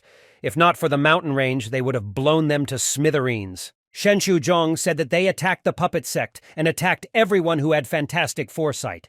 This cannot be ignored. But what punishment should they be given? Zhou Yang looked at them and said that first we need to figure everything out. Tianhua Lu understood that Hao Yan had sent the martial arts lord to help Shen Shuzhong. Apparently the boy brought with him many strong warriors. The man began to smile and said that the master was right. But they really came in peace, and most of his people died in illusion. The sect of fantastic foresight must be punished. There was extraordinary anger in Qi Qianli's eyes. He did not understand how it was possible to pass off black as white. How do they not have the right to defend themselves? Tianhua Lu asked Qi Qianli to look at himself and begin to behave calmly, because he is the leader of the sect. The man at that moment, in bewilderment, asked if anyone could prove that he attacked the puppet sect. Unexpectedly, just then a giant robot flew into the building, saying that he could do it. Tiexian Hu jumped out and said that he could prove it all. His sect was destroyed by 2 old dogs, Tianhua Lu and Yuan Ren. The man said that if he had not managed to escape, he would also have died at their hands. Tianhua Lu was no less angry than Qi Qianli. He didn't understand how this freak dared to return. Tiexian Hu said that the enemy of his enemy is his friend. Although his sect was destroyed, most of his comrades are still alive. The guy said that they want to join the Red Sun sect. Qi Qianli at this moment also said that he wanted to join them, but only on the condition that Ming Ye would come to the mountain every year and teach him the Treatise of Chaos. Shen Shuzhong began to laugh and said that he agreed to all their conditions. Now they are one family. Ming Ye was happy that 4 sects had already joined the Red Sun sect. Beiming also added that thanks to their resources, the difference between sects is insignificant. Shen Shuzhong said that now evidence has emerged and therefore they are bringing charges of causing severe damage to the section. They must fully compensate for the damage. The man smiled and said that for the sake of the freedom of the followers of the Tai Yi sect and others, it would be best to split the Tai Yi sect. Tianhua Lu asked in bewilderment, how dare he propose such a stupid proposal? Zhi Ouyang, using his aura, asked if there could be something inside the Yan state that they would not dare to do. With great difficulty, the man agreed to divide the sect, but in what way to divide, it was up to him to decide. He did not expect that the day would come when he would have to divide his sect. Shen Shuzhong was glad that leader Tianhua Lu already had ideas on how to do this. He asked to tell them more details. The guy said that with 4 sects and 3 sects, considering the remaining Ren family, the state has 8 major forces. They will send 10 warriors from themselves to fight in competitions. The winner will receive 30% of the resources, second place will receive 25%, third place 20%, and so on, reducing the reward by 5% for each place. Shen Shuzhong understood that in this case only the first 5 would receive a significant reward, but each family and sect must send as many as 10 people. The man asked how they liked this offer. They will send their best masters to the spiritual river secret space, and they will fight them fairly. The head of the Red Sun sect said that the Tai Yi sect had already been sealed by the state and would not open until the competition was over. Looking at Ming Ye, Shen Shuzhong knew that he had nothing to fear and would definitely receive half of the resources despite the other masters of other sects. Shen Shuzhong also looked at Yuan Ren and said that his family was also involved in the attack and therefore they would pay for it. The man looked at the head of the Red Sun sect in confusion and asked what he meant. Shen Shuzhong said that the county would have to pay tribute to the dynasty, so as a bronze family, Ren would pay 100,000 battle coins per year. The man said that they couldn't pay 100 years in advance because that's 10 million battle coins. They recently paid 50 million to the state treasury. The head of the Red Sun sect smiled and said that they could pay the universal social contribution according to the rules of the Qinglong dynasty. Yuan Ren, in bewilderment, said that his family would pay for everything. If you even count wives, concubines, and others, then even 100 million coins will not be enough for him. Next few days. In the fantastic foresight sect, Ming Ye was treated as an elder. He kept his promise and explained the treatise of chaos to all the elders in the sect. He then went to the small town of the Red Sun sect, where he met Xiao Bei Ye and other people of the Ye family. There he opened his own shop and settled down. While our hero was in the sect of fantastic foresight, the state finally became a district. Everything reminiscent of the Yan state has been removed. Hao Yan received a letter from the emperor of the Qinglong dynasty and officially became the sheriff of Yan County. From then on, Yan state disappeared from the pages of history and became a county. After this, Hao Yan issued a decree granting amnesty and tax exemption to the people of Yan County for 3 years. The people of the district staged joyful celebrations. After the tax exemption, the treasury of Yan County was replenished with the wealth of the Ren and Huang families. The action takes place in Yan County, the sheriff's training hall, or the former imperial training hall. Ming Ye, going inside in bewilderment, said that the dragon and other royal symbols had disappeared. The palace was quickly transformed. Hao Yan jumped up happily and said that he wanted to meet him, but he was busy in the fantastic foresight sect and was afraid to disturb him. Our hero said that he had to stay there. In any case, he was glad to see the Yan County sheriff. He is also calm, because now no one will dare to harm him. The guy bowed and said that before, as a ruler, he could not bow, but now he is only a sheriff, so he no longer has such obligations. His aunt said that if it weren't for Ming Ye, he wouldn't have been able to become a sheriff. Everything got better only thanks to our hero. Unexpectedly, our hero was transported to a stele that indicated that the task had been completed. Her reward is 100,000 merit points. Ming Ye is extremely happy because he managed to complete this task. Hao Yan at this moment said that he had agreed on a place at Qinglong Academy. He asked, "What is the academy attack like, and is it worth going there?" Our hero told him that this is one of the best academies in the world. The boy doesn't have to let his chance go. The boy said that in that case he would get ready, but at that moment he reached into his cloak and began to take out something. He handed over the token and said that Ming Ye wanted to become a representative of the law. This badge is for the chief of the legislative branch, the second rank after him. With the award of this badge, all civil affairs, crimes, and military affairs of the district, as well as administrative organs, come under the leadership of Ming Ye. Our hero began to smile at Hao Yan and said that this was a very good gift. The boy said that this was nothing compared to his help. After that, he said it was time to have lunch, so he suggested we have lunch together. Ming Ye suggested doing this next time. He has not communicated with his sister for a long time, so he returns to the Red Sun sect. Climbing up the steps, our hero was glad that he received 100,000 merit points, because this is the same as receiving 100,000 battle coins. He also realized that he had studied the treatise Chaos. He definitely didn't waste his time, and in that case he thought about buying some equipment. Beiming said that this is only an external enhancement. Martial artists should pay more attention to cultivation. You can't rely on equipment. Ming Ye understood that using high-level equipment was prohibited, especially in resource-sharing competitions. The rules there will be stricter than usual. He understood that otherwise, the sect leaders would simply equip their members with high-level equipment that would determine the outcome. Meanwhile, the guards greeted Ming Ye. Our hero thought that with the help of his equipment, he could fight against a martial artist. But without them, could he defeat several warriors? The guy understood that other sects would probably send the strongest level 9 warriors, and they in turn could kill a first-level warrior in a second. The guys behind our hero were at a loss. They decided that Ming Ye did not yet know what happened to Lan Su. Our hero, as soon as he heard her name, turned around and asked what happened to her. The guys turned around and said in horror that they didn't know anything, after which they ran away. Ming Ye was very frightened by this event and began to think about the worst. Just at this moment, Elder Gongsun approached our hero, who was glad to see him. Ming Ye immediately asked what was going on and what happened to Lan Su. Gongsun said that in general, now Guangsun, who has won the support of the elders, is competing with the sect leader for position and leader. Our hero had a lot of questions, but he asked why the elders supported this freak, and what does this have to do with Lan Su? Gongsun told the guy that this was not a place to talk, and therefore asked him to follow him. As soon as they arrived at the library, Elder Gongsun told our hero that this is quite a long story. Although Guangsun is an inner elder like him, he is older in age than the leader from the same generation as the leader and Fengshen Gao. He was one of the most talented in the sect. His potential is limitless, and he is one of the best candidates for the position of sect leader. There is a noticeable difference between Shenshu Zhong and Fengshen Gao. Later, when the spiritual river Faith appeared, the two became much stronger and bypassed Guangsun. Then Fengshen Gao everyone joined and became their followers. While the sect leader passed away, Shenshu Zhong and Guangsun were involved in a fierce race, and Guangsun had an advantage due to his connections. Decisive moment, Fengshen Gao returned and supported Shenshu Zhong. Considering the help of Yin Yan sect, the elders chose Shenshu Zhong as leader. Even after so many years, Guangsun cannot come to terms with this, and so he secretly persuaded most of the elders to side with him.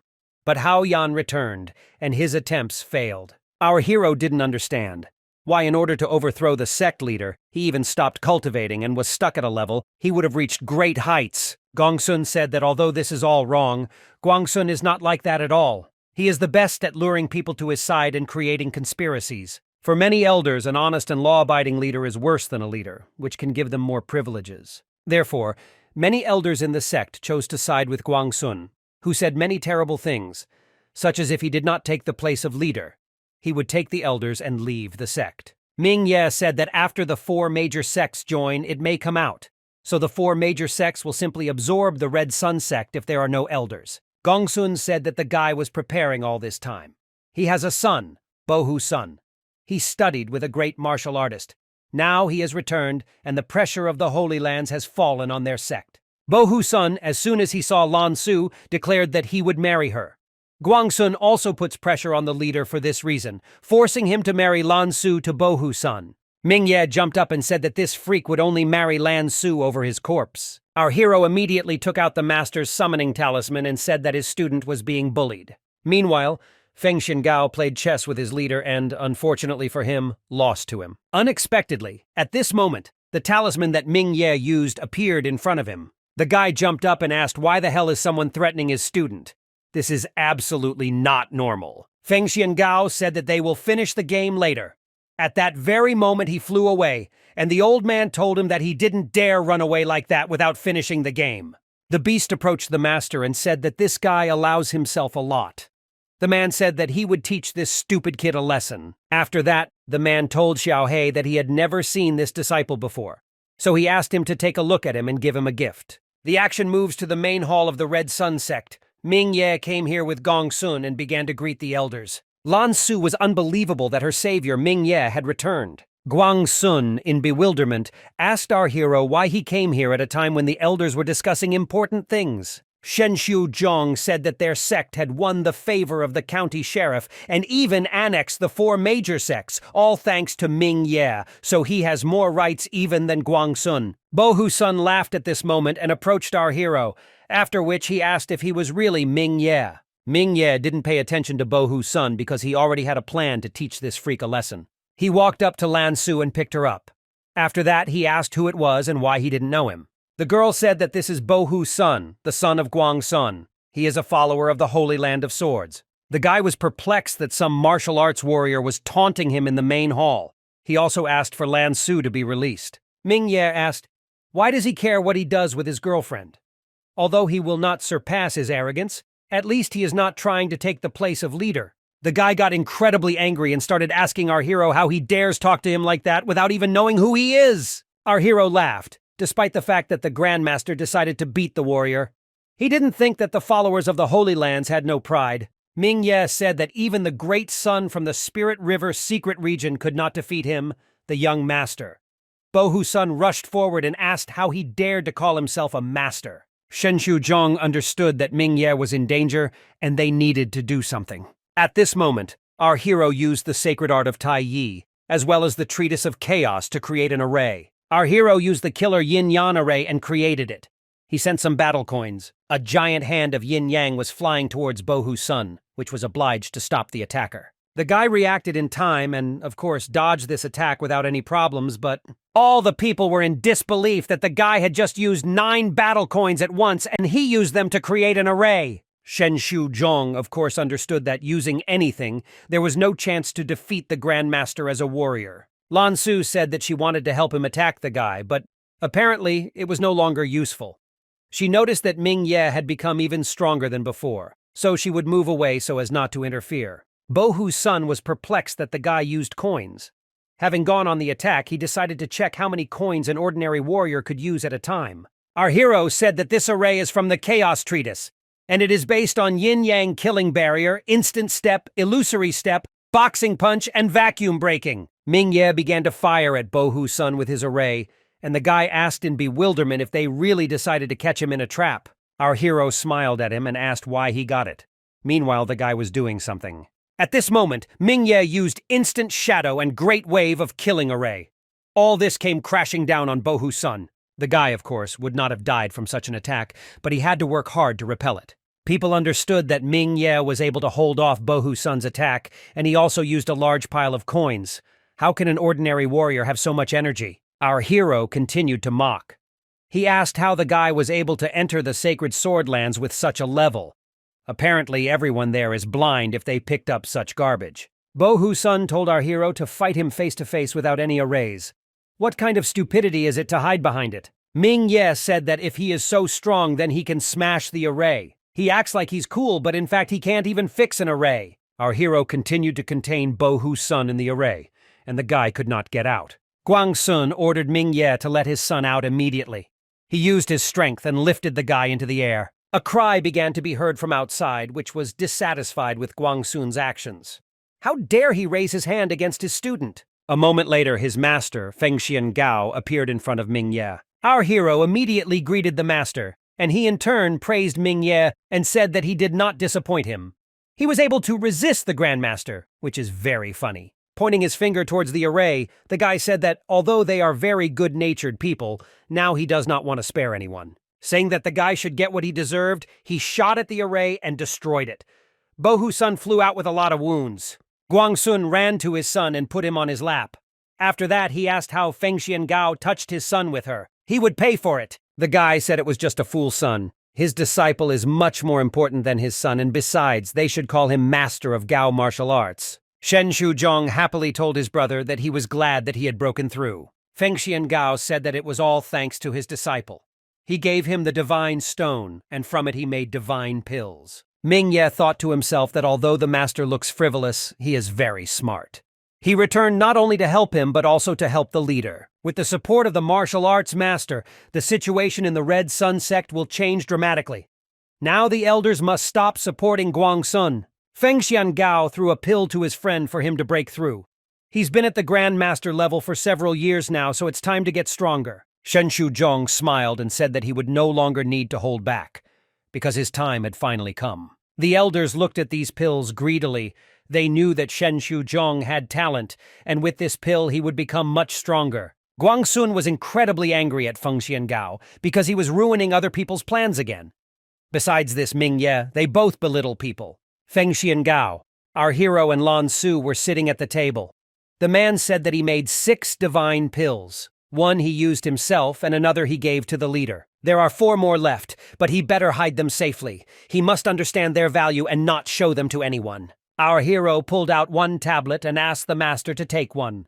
This will be his tribute to respect for him, and 3 will be enough for him. Feng Xiangao said that he had not noticed how kind Ming Ye was before. In any case, his master is already a god of martial arts, and will he accept anything from his student? The guy said that there were 800,000 coins in his ring, so we can assume that he bought it, and if the guy needs money, he can come for it. Ming Ye was shocked by how rich his master was. The guy said that the Grandmaster needs 800,000 battle coins per month for cultivation. You can die from poverty. Our hero was perplexed by these words. How can you even complain about poverty with such expenses? Feng Xiangao said that with that being said, his leader took the divine pill. From now on, he must try, and when the day comes, his leader will reward him in full. Unexpectedly, at that moment, the master's dog landed next to them. Lan Su immediately screamed and asked Ming Ye what this scary dog was doing here.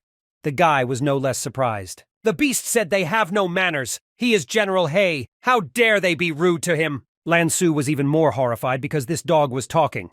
Our hero said that it is not so easy to develop the ability, being a wild dog, to learn to speak. The beast began to shout even louder that they themselves were all wild dogs, and he was General He. Feng Xiangao walked up to him and petted him, and then asked what Xiao He was doing here. Xiao He said that the master asked him to look at the disciple, and now he feels that no matter how good he is, his behavior is terrible. Feng Xiangao told our hero that General Xiao He was raised by his master. He loves him even more than him. Ming Ye walked over and said that he was indeed his Grandmaster's General Xiao He. He was not surprised that the general was so bold and fierce. He also asked for forgiveness for his words. The guy said that they had nothing to give him a proper welcome, but they had a piece of monster meat. He asked the general to forgive his rudeness and not report this to the Grandmaster. Xiao He started eating the meat and said that the meat of level 5 monsters tasted pretty good. After this, the beast said that apparently not only our hero's behavior is good, but also his character is excellent and he likes it. Xiao He asked Feng Xiangao to finish his business with the Red Sun sect. The Grandmaster is waiting for him at home because something happened there. He asked if they would force him to play checkers. Then Xiao He told our hero that the Grandmaster was giving him a gift, but on the way, he ate it because he was very hungry. Next time, he will definitely bring something. Immediately after these words, General Xiao He and Feng Xiangao flew away. Lan Su asked Ming Ye in surprise when they would be able to fly across the sky as easily. Our hero said that soon because with their abilities it will not be difficult to become masters of martial arts. After that, Ming Ye asked if Guangsun had brought any inconvenience to her. The girl said that he wanted to make him his student, and although he did not say it directly, she understood that he wanted to marry her to Bohu's son. The dispute lasted 3 days. Ming Ye was disappointed that even though he knew they were a couple, he still dared to set his sights on her. In the future, he will definitely defeat Bohu's son with just his fists. Lan Su said that for the next few years, Guangsun will not attempt to become the sect leader. They need to become stronger, and in this case, they will not have to be afraid of anything. Our hero told her that she was right. Immediately after that, he gave her the pill, saying that if she had any difficulties, she could use it. The girl was a little embarrassed that Ming Ye gave her such a valuable thing, and she could not give him anything in return. The guy laughed and said that he already had everything. He will train hard to prepare for the competition, but she will also be busy until then. After some time, our hero sat on the couch and cultivated. He told Beiming that the competition would take place in a month. Looking at the floor, he was confident that the followers of other sects would be first-rank martial arts warriors. Our hero has been a warrior of the 9th rank for a long time, but it will be difficult to overcome the path to the 8th rank in 1 month. The next step is to collect the demon blood and turn the light demon blood into dark. He will be able to break through to the 8th rank of martial arts warrior. The spirit said that the master is fixated on ranks, so she wants to ask what rank means to him. Our hero said that this is a concept to indicate the strength levels of martial arts followers. When he reaches the top of the current level, his rank becomes higher. Beiming then asked another question. How many battles against stronger opponents ended in victory or defeat due to differences in cultivation? The guy at that moment realized that, being a 9th rank student, he could already defeat 5th rank students. And after that, there were a huge number of meetings with different ranks. Spirit said that it would be appropriate to say that if a martial arts student faces a warrior, there is no chance of survival, but the master is still alive. Our hero said that everything ended thanks to Beiming or someone else, or it was just luck. The girl said that luck is also a force because even it is a force. The guy said that that's why he had to become stronger to improve his current strength. He didn't think that focusing on increasing strength was a bad thing, although the so-called real strength is just rank. The master trained in icy waters and tried to cultivate even with destroyed meridians. Our hero at that moment realized that all this increased his vitality, but did not raise his rank. All this for the sake of increasing strength. Suddenly, Ming Ye started to think. Life energy, strength, wisdom, agility, defense are all included in the concept of strength, and he was fixated only on ranks. Beiming said that being a master with a great mind is priceless. These ranks mean nothing, but people are divided into them. A master should not evaluate himself using the same system. She said that in fact, there was no division into ranks before. Long ago, some could cause wind and rain with their life energy. Some fought against the whole world using their strength, while others smashed the void with their strong will. Based on their current ranks, these people would be nothing more than ordinary warriors. Our hero told the spirit that he understood what she meant, but he could not use the dragon sword because its level was too high. And besides, the arrays required coins, which were forbidden. Beiming told the master to use physical strength, without taking into account light and dark energy or life force. She's sure he can handle it. In the face of true power, nothing seems serious anymore. The girl gave him saint-level elephant dragon arts. Ming Ye said that after mastering the first level, one can gain a strength equal to 50,000 kilograms, and as the level increases, the strength doubles. In addition, there are 13 levels of this skill, and if you master them all, the power will be 50 million kilograms. In any case, cultivation requires the blood of the dragon elephant monster, which apparently is not cheap. The spirit said that 1 drop of blood is worth 30,000 battle coins. Ming Ye said that he will not practice this, because she knows that he is trying to save coins, and she is just looking for a way to spend it quickly. The guy understood that he only wanted to experience the pleasure of a rich life when he would become poor again. Beiming asked if the master doesn't like to spend money. The guy said he loves it, but he doesn't like being poor. The girl at that moment said that when she met the master, he was very poor. At that moment, Lan Su came into the room and asked why he was not sleeping. Besides, she was interested in who he was arguing with here. The guy understood that he had lost his temper and started screaming. Ming Ye told the girl that he was just training and started talking to himself. Our hero said that he wanted to buy the blood of an elephant dragon and invited her to go with him. The girl immediately agreed, saying that she had not gone anywhere with him for a long time. Ming Ye was also happy, and besides, he thought that he needed to be more attentive to her, because he had not rested with Lan Su for a long time. Actions are postponed to the next day. The guys walked through the city together. Lan Su said that the treasure shop owner said it would take a couple of days for delivery. She offered to go and relax, and she would pay for everything. She said that the guy bought 30 drops of the blood of an elephant dragon, 36,000 coins each, and now he was completely left without money, so she treated him. Our hero told the spirit that it was all because of her. Beiming said that the ability to make a girl pay for herself is also strength. The master should be happy. Unexpectedly, Lan Su pulled Ming Ye's hand and told him that they sell monster meat here, which he loves. Our hero decided that it would not be so bad to live at the expense of a girl for once.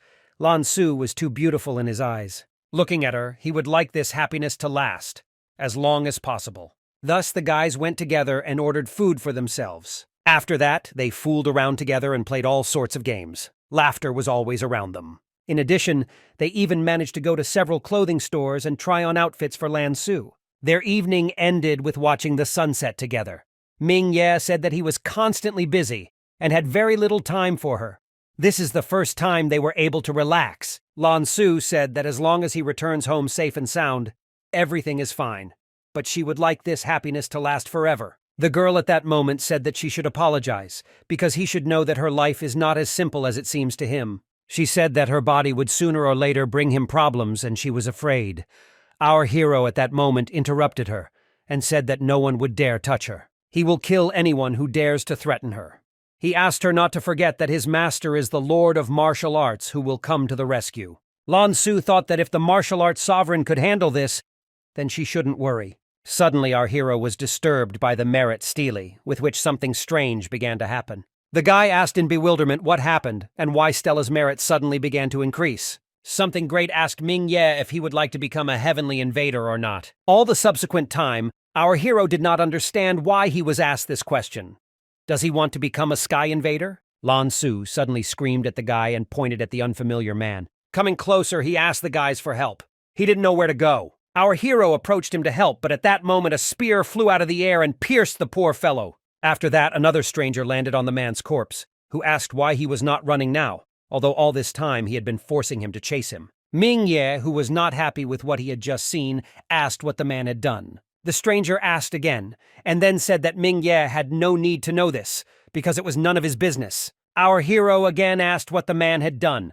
The stranger finally replied that the people from their village had insulted their young master, Yuankui Ren. The young master decided to make girls in the village as maids, but they did not dare not only object, but also run to call for help. Looking at Lan Su, the stranger said that this girl was much better than those from the village. The master will definitely appreciate it if he brings her. Ming Ye, of course, did not tolerate this, and with the help of her stone fist skill, smacked the freak in the face. Frightened, the stranger said that if he killed him, the Ren family would not let it go so easily. Our hero said that when he led the troops to their home, the Ren family did not dare to stick their heads out. It was imprudent to commit murder in front of a sheriff's deputy. After some time, he told Lan Su that their date would end here.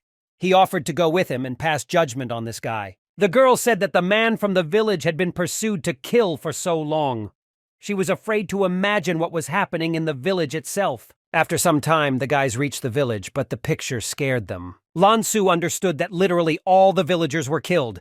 This scared the girl very much. Ming Ye suddenly shouted and told her that this person was still breathing. The woman stood up and with all her strength began to say how much she hated. She didn't have time to finish. The girl fell dead to the ground and stopped breathing. The Stella of Military Merit again began to call our hero, and asked if he wanted to become a heavenly invader and rid the world of evil in order to bring justice to it. Seeing all the horror in the village, our hero said a confident yes because he was tired of watching terrible acts. After the guy became a heavenly invader, Obelisk began to give him easier tasks. Completing these tasks not only helps eradicate evil, but also rewards it. At this moment, our hero remembered that same Yuangui Ren from the Ren family and laughed. The guy screamed and said that now everything is under his control. He, Ming Ye, as the chief overseer, orders him. He ordered to follow him to the Ren family to arrest everyone for their crimes. The actions are transferred to the freak who told the girl that he was right as always.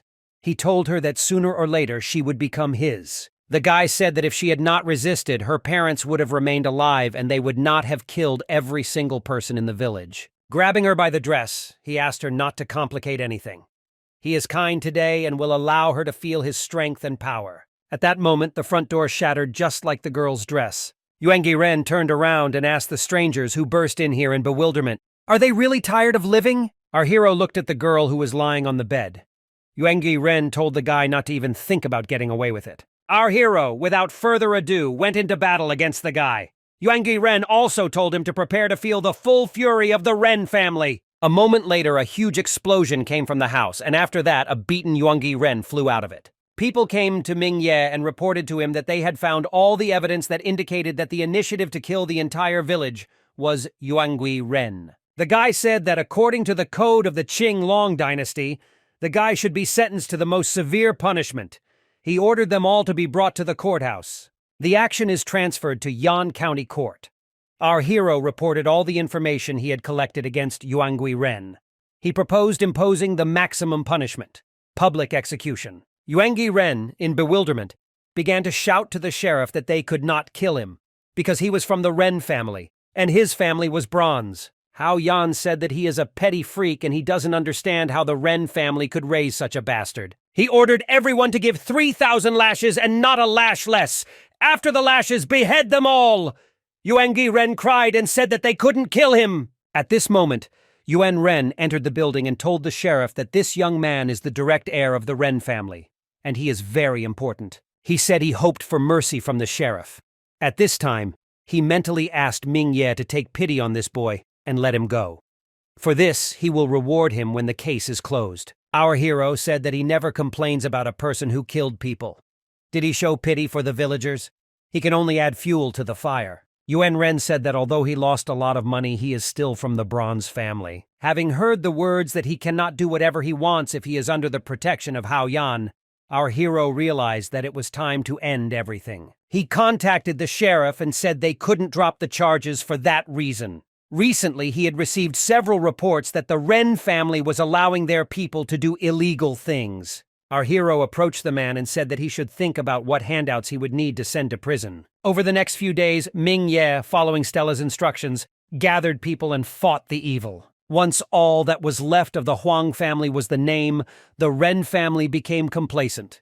In recent days, they have done evil so often that the Staley has often targeted them for quests. Ming Ye was excellent at this task, and this led the Ren family to an even worse situation. After our hero completed all the tasks, he began training in anticipation of the upcoming competition. Thanks to the Haoyan mission and the newly completed building, he now has 130,000 merit points, but he never found out where they can be exchanged for battle coins. Either way, he decided it didn't matter. He needs to concentrate on training the elephant dragon art. Using the blood of a level 9 dragon elephant, he can easily do this. According to ancient records, this beast was so strong that it could lift and carry the entire world on its back and travel across the entire universe. Now the elephant dragon is just a weakened monster that has the pedigree of the former beast, but it is not even close to its ancestor.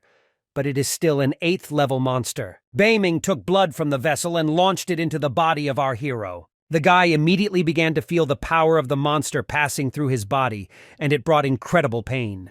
Perplexed, Lan Su, who wanted to help, came running to the cries of her lover. The spirit told Ming Ye to let the master use the girl's sacred body. The blood of a level 9 dragon elephant is much purer than the blood of an ordinary dragon elephant.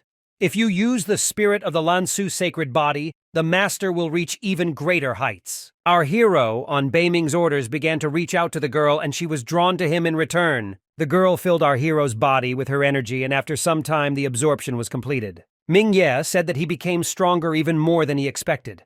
Beiming said that it was thanks to Lan Su's body. In total, he gained strength of 6,500 kilograms. The guy hugged the girl and told her that she had helped him a lot. He smiled and asked if she wanted to practice the art of the elephant dragon with him.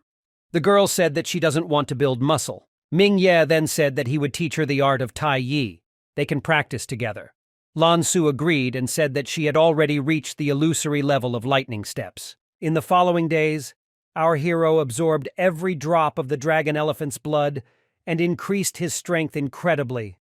The total amount of blood was enough to learn the first level of the art. All this time, Lan Su practiced with Ming Ye, and from time to time he unexpectedly kissed her. Thus, the very day of the competition crept up unnoticed. The girl told all participants that the competition on the Tianyi sect resource had been declared open. Looking around, our hero realized that all the major sects had arrived except the Tianyi sect. Even the Ren family was here. But looking at the sect leader, Ming Ye realized that most likely he had already broken through. Guangsun told the leader that Ming Ye is still a level 9 warrior. Does it seem to me that sending him to competitions is pointless? Shenshu Zhong told the man that this guy beat his son, who is a grandmaster, so don't worry about him so much. The leader told our hero that thanks to their connections, the battle with the sects of Foresight and Puppets will be ostentatious. But you should be wary of the sect of the Scorching Sun, Thunder Wind, and Violet Space. Although they had allied with them, they were still willing to take over the Red Sun sect, so he would have to face their arrogance. Shenshu Zhong stood up and told his men that they should not worry too much. If they don't get the resources, at least it will be good training. The entire competition will be held under the supervision of the sheriff. You must fight with honor and follow all competition rules. Any violation will be punishable by law. The presenter looked admiringly at the sheriff, who was still as serious and respectful. The first round was the battle between Ritian Zhao from the Red Sun and Lei Han from the Violet Space sect. People asked in bewilderment who Ritian Zhao was. Some told them that this guy was in 3rd place among the followers of the sect. Ritian Zhao at that moment pointed at his opponent and told him that he had already lost. Lei Han told him in response that he would lose not because he was weak, but only because he thought too much of himself. The guy began to swing his fist and asked if it was true. Ritian Zhao, countering Lei Han's incredible attack and aura, launched a blow that was not accompanied by anything. In an instant, Lei Han's limbs and bones were crushed. The guy fell to the ground from powerlessness. Biaofu guessed that the guy had mastered the 6th level of the Red Sun sect's arts, Red Sun Radiant Light. In this case, Lei Han is not his opponent. Ming Ye was convinced that Ritian Zhao was strong. He is a 1st-level warrior and his strength is about 20,000 kilograms. If it weren't for the dragon's skill, he would never have defeated him. The crowd of people screamed in disbelief, saying that they didn't think this guy was that strong. The presenter announced that Ritian Zhao won the first round, which means now it's time for the second round. Our hero, meanwhile, was thinking that the dragon sword was too high level. He can only use a regular sword. Meanwhile, the 9th round began. Our hero had to fight against Xiao Zhan from the scorching sun. Tianhua Lu said that Xiao Zhan is from his sect. He said their genius would need a coffin. The sect leader laughed in bewilderment and asked what the man was talking about.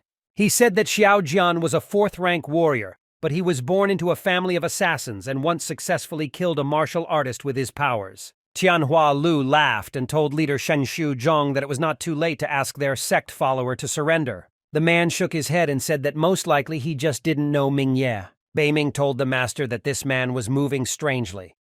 Most likely he is measuring the distance and calculating something. Our hero said it doesn't matter. Xiao Zhan at the same moment began to gallop all over the field, not allowing himself to be detected. Then he began to fly at our hero from behind and is preparing to attack. For himself, he already understood that the target had been destroyed. As soon as he landed, the guy looked at his dagger, but he didn't understand why there wasn't a drop of blood on it. Mingye told the guy that most likely he was very happy after killing the illusory shadow. Without allowing Xiao Zhan to say a word, our hero sent him flying with one swing of his sword. Tianhua Lu was perplexed that a rank 9 warrior could deal with a rank 4 warrior in just one move. This guy is very strong. Our hero, meanwhile, used a killer foot technique, the lightning flash. He ran after Xiao Zhan. Xiao Zhan tried to at least oppose his opponent with something and, out of desperation, used hidden aerial techniques. Mingye parried this attack without much trouble and continued to run forward while still looking into his opponent's eyes. His own projectile was reflected and flew straight into Xiao Zhan's mouth. He was startled by his own attack. The guy fell to the ground and began to dry out literally before our eyes. Our hero approached him. He said that he can read any movement and he even knows about playing with poison in his mouth. Whether he can survive depends on how strong his poison was. Within a moment, the guy fell dead. People were horrified by how strong Xiao Zhan's poison was. This guy was very cruel. It was good that his opponent was Mingye, otherwise the other person might have died. Shenshu Zhong laughed and told Leader Lu that he was looking into the water because they really needed to prepare a coffin, but only for their follower. Tianhua Lu was very angry. Looking at the leader of the Red Sun sect, the man said that he was rejoicing too early. The presenter looked in horror at this disgusting sight and asked to remove it. After that, she said that the winner of this round is Mingye. The next round will be Lan Su versus Yuanjin Ren from the Ren family. Meanwhile, the girl walked towards Mingye. She asked if he was okay. That guy he fought was incredibly terrifying. The hero said that there is not a scratch on him, but now it's her turn. She needs to be careful, and if she feels she can't win, it's better to give up. The girl smiled and said that she was not a helpless girl who was only counting on his protection. As soon as Lan Su entered the ring, the entire crowd started screaming in disbelief and saying that they didn't know that the Red Sun sect had such beautiful followers. The girl, looking at her opponent, tried to understand where she saw him or who he reminded her of. The guy asked if he reminded her of someone. His brother Yuangui Ren was sentenced to 1,000 lashes and all because of her. Yuanjin Ren licked his lips and said that she would pay for this with her body. The girl said that Yuangui Ren was a freak who killed innocent people without mercy. She asked in bewilderment, "Is he really going to take revenge for this idiot himself?" Yuanjin Ren said that he is now more concerned about other things than this. The guy smiled and told him to let him look up her skirt and then they would talk about revenge. As he had planned, the skirt rose, and the entire crowd was extremely happy about this event. Yuanjin Ren enjoyed what he did, but the girl used the frost to stop the air. As soon as she landed, she immediately asked if this was the path he had chosen. Yuanjin Ren was surprised that the girl managed to stop the attack with cold air. This young beauty is very smart. The guy rushed out of his seat and said that in this case, he would lift up her skirt with his own hands. Unexpectedly, Lan Su used an ice strike and was behind the man in a few moments. As a result, the arrogant pervert Yuanjin Ren was frozen, and the battle was almost over. The girl ran up to her opponent and again began to assemble a powerful attack. Within a moment, she hit him with all her might, and with that she knocked him out of the ice and sent him flying. Lying on the ground, Yuanjin Ren only said in horror how cold he was. Yuan Ren understood that his internal organs were damaged and it would most likely take months to recover. Pillars, he heard a strange voice approaching. The guy asked people to step aside and let him pass. It was Mingye who finally walked out of the crowd, but much to his horror, he tripped and began to lose his balance. But fortunately for him, he fell on Yuanjin Ren and thereby softened his fall. Yuan Ren was incredibly angry and was at a loss for words. Ming Ye has disturbed his family too often. The guy stood up and embarrassedly said that he didn't understand how this could happen. He just picked it up and accidentally fell. He was careless. They don't hold a grudge against him, do they? One of the guys glanced at Yuanjin Ren. To his horror, he discovered that Yuanjin Ren's internal organs had been completely destroyed by this kid's butt. He understood that Yuanjin Ren would have to lie in bed for at least 7 to 8 years. An enraged Yuan Ren asked Ming Ye to stop pretending. He can't think like the Ren family won't touch him. Our hero said that Yuanjin Ren is not a good person. If he takes this matter seriously, they can't even imagine how many people from their family will go to prison. The man screamed in horror, saying that some pathetic martial artist was threatening the martial arts master. Looks like he doesn't lack courage. The sheriff at this moment reminded that an important competition was taking place, so they should sort out their problems elsewhere. Ming Ye said that if the sheriff himself said so, then he would back down. Besides, there is no need to accompany him. He will leave on his own. Yuan Ren tried to calm down. Hao Yan is only here to observe the competition, so there is no need to touch him. Hao Yan breathed a sigh of relief. If something happened to the girl on the battlefield, he would not be able to look into Brother Ye's eyes. The girl laughed and said that Ming Ye was behaving worse and worse every day. The presenter said that the first round of the competition was over. 45 participants advanced to the next round, so the second round begins now. Ritian Zhao had to fight against Guanglang from the Scorching Sun sect in this round. The crowd began to shout in disbelief. They said that this round would be for Guanglang. Tianhua Lu told the guy that he is the strongest disciple of the Scorching Sun. No warrior can defeat him. Pointing at Ming Ye, he told Guanglang that this guy was now his target. He deserved no mercy, and he must kill him. Guanglang bowed to the master and said that he would carry out the leader's will. The action moves to the ring. Ritian Zhao, looking at his opponent, said that he looks quite strong. In any case, it will allow him to feel how great he, Ritian Zhao, is. At this moment, Guanglang silently passed by Ritian Zhao, and he asked in bewilderment what was going on. The guy approached our hero and said that he dealt with Xiao Jian. Being a 9th-rank warrior, this is impressive. To this, he added that he is still weak to compete with him. If not for the will of the leader, he would not even be worthy to enter the same ring with him. Ming Ye said in response that there are enough people stronger than him, but he is not one of them. Guanglang was amazed at how smug the guy spoke. He promised him that he would soon pay for everything, including for insulting the Scorching Sun sect. At this moment, Ritian Zhao grabbed Guanglang's shoulder and asked how dare he not take him seriously. Guanglang began to swing his arms and in bewilderment, asked if he thought the guy was worthy of his attention. At this moment, Guanglang and Ritian Zhao's fists collided. Ritian Zhao felt how strong his opponent was.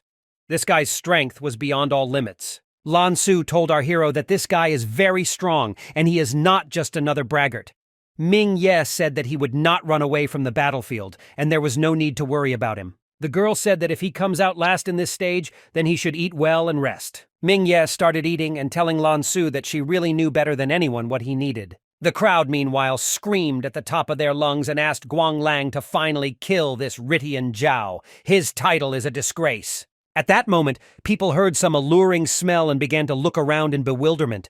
They noticed that Ming Ye was eating during the competition. This is the meat of a level 5 monster. Half a kilo of such meat costs 5 battle coins and cannot be bought in their area. The smell alone is worth it. People were more interested in watching than in the competition. Guanglang and Ritian Zhao, meanwhile, continued to fight. Guanglang turned around at that moment and, in bewilderment, discovered that Ming Ye did not take him seriously at all. At this moment, Ritian Zhao hit the guy in the face and asked where he was staring. He asked how dare Guanglang get distracted while fighting him. Guanglang became incredibly angry, telling Ritian Zhao that he was incredible trash. How dare he hit him? The guy clenched his fists and said that Ritian Zhao was most likely looking for his death. He used his fists and flew towards the Red Sun sect guy. Ritian Zhao understood that this guy was too fast and he couldn't easily dodge. He can only parry his blow. In any case, the blow was strong. Even having reflected it, the guy flew out of the ring. Ritian Zhao flew perfectly towards our hero, who was eating at that time. He asked Ming Ye to run away from here because that guy filled his body with his chi. He might get hurt if he doesn't dodge. Our hero used the yin-yan small barrier, wave kick technique, and illusory step. At this moment, a hand came out from the array and grabbed Ritian Zhao. A moment later, the guy landed on the ground and realized that all of his opponent's chi had evaporated. The crowd asked in bewilderment what kind of technique this was.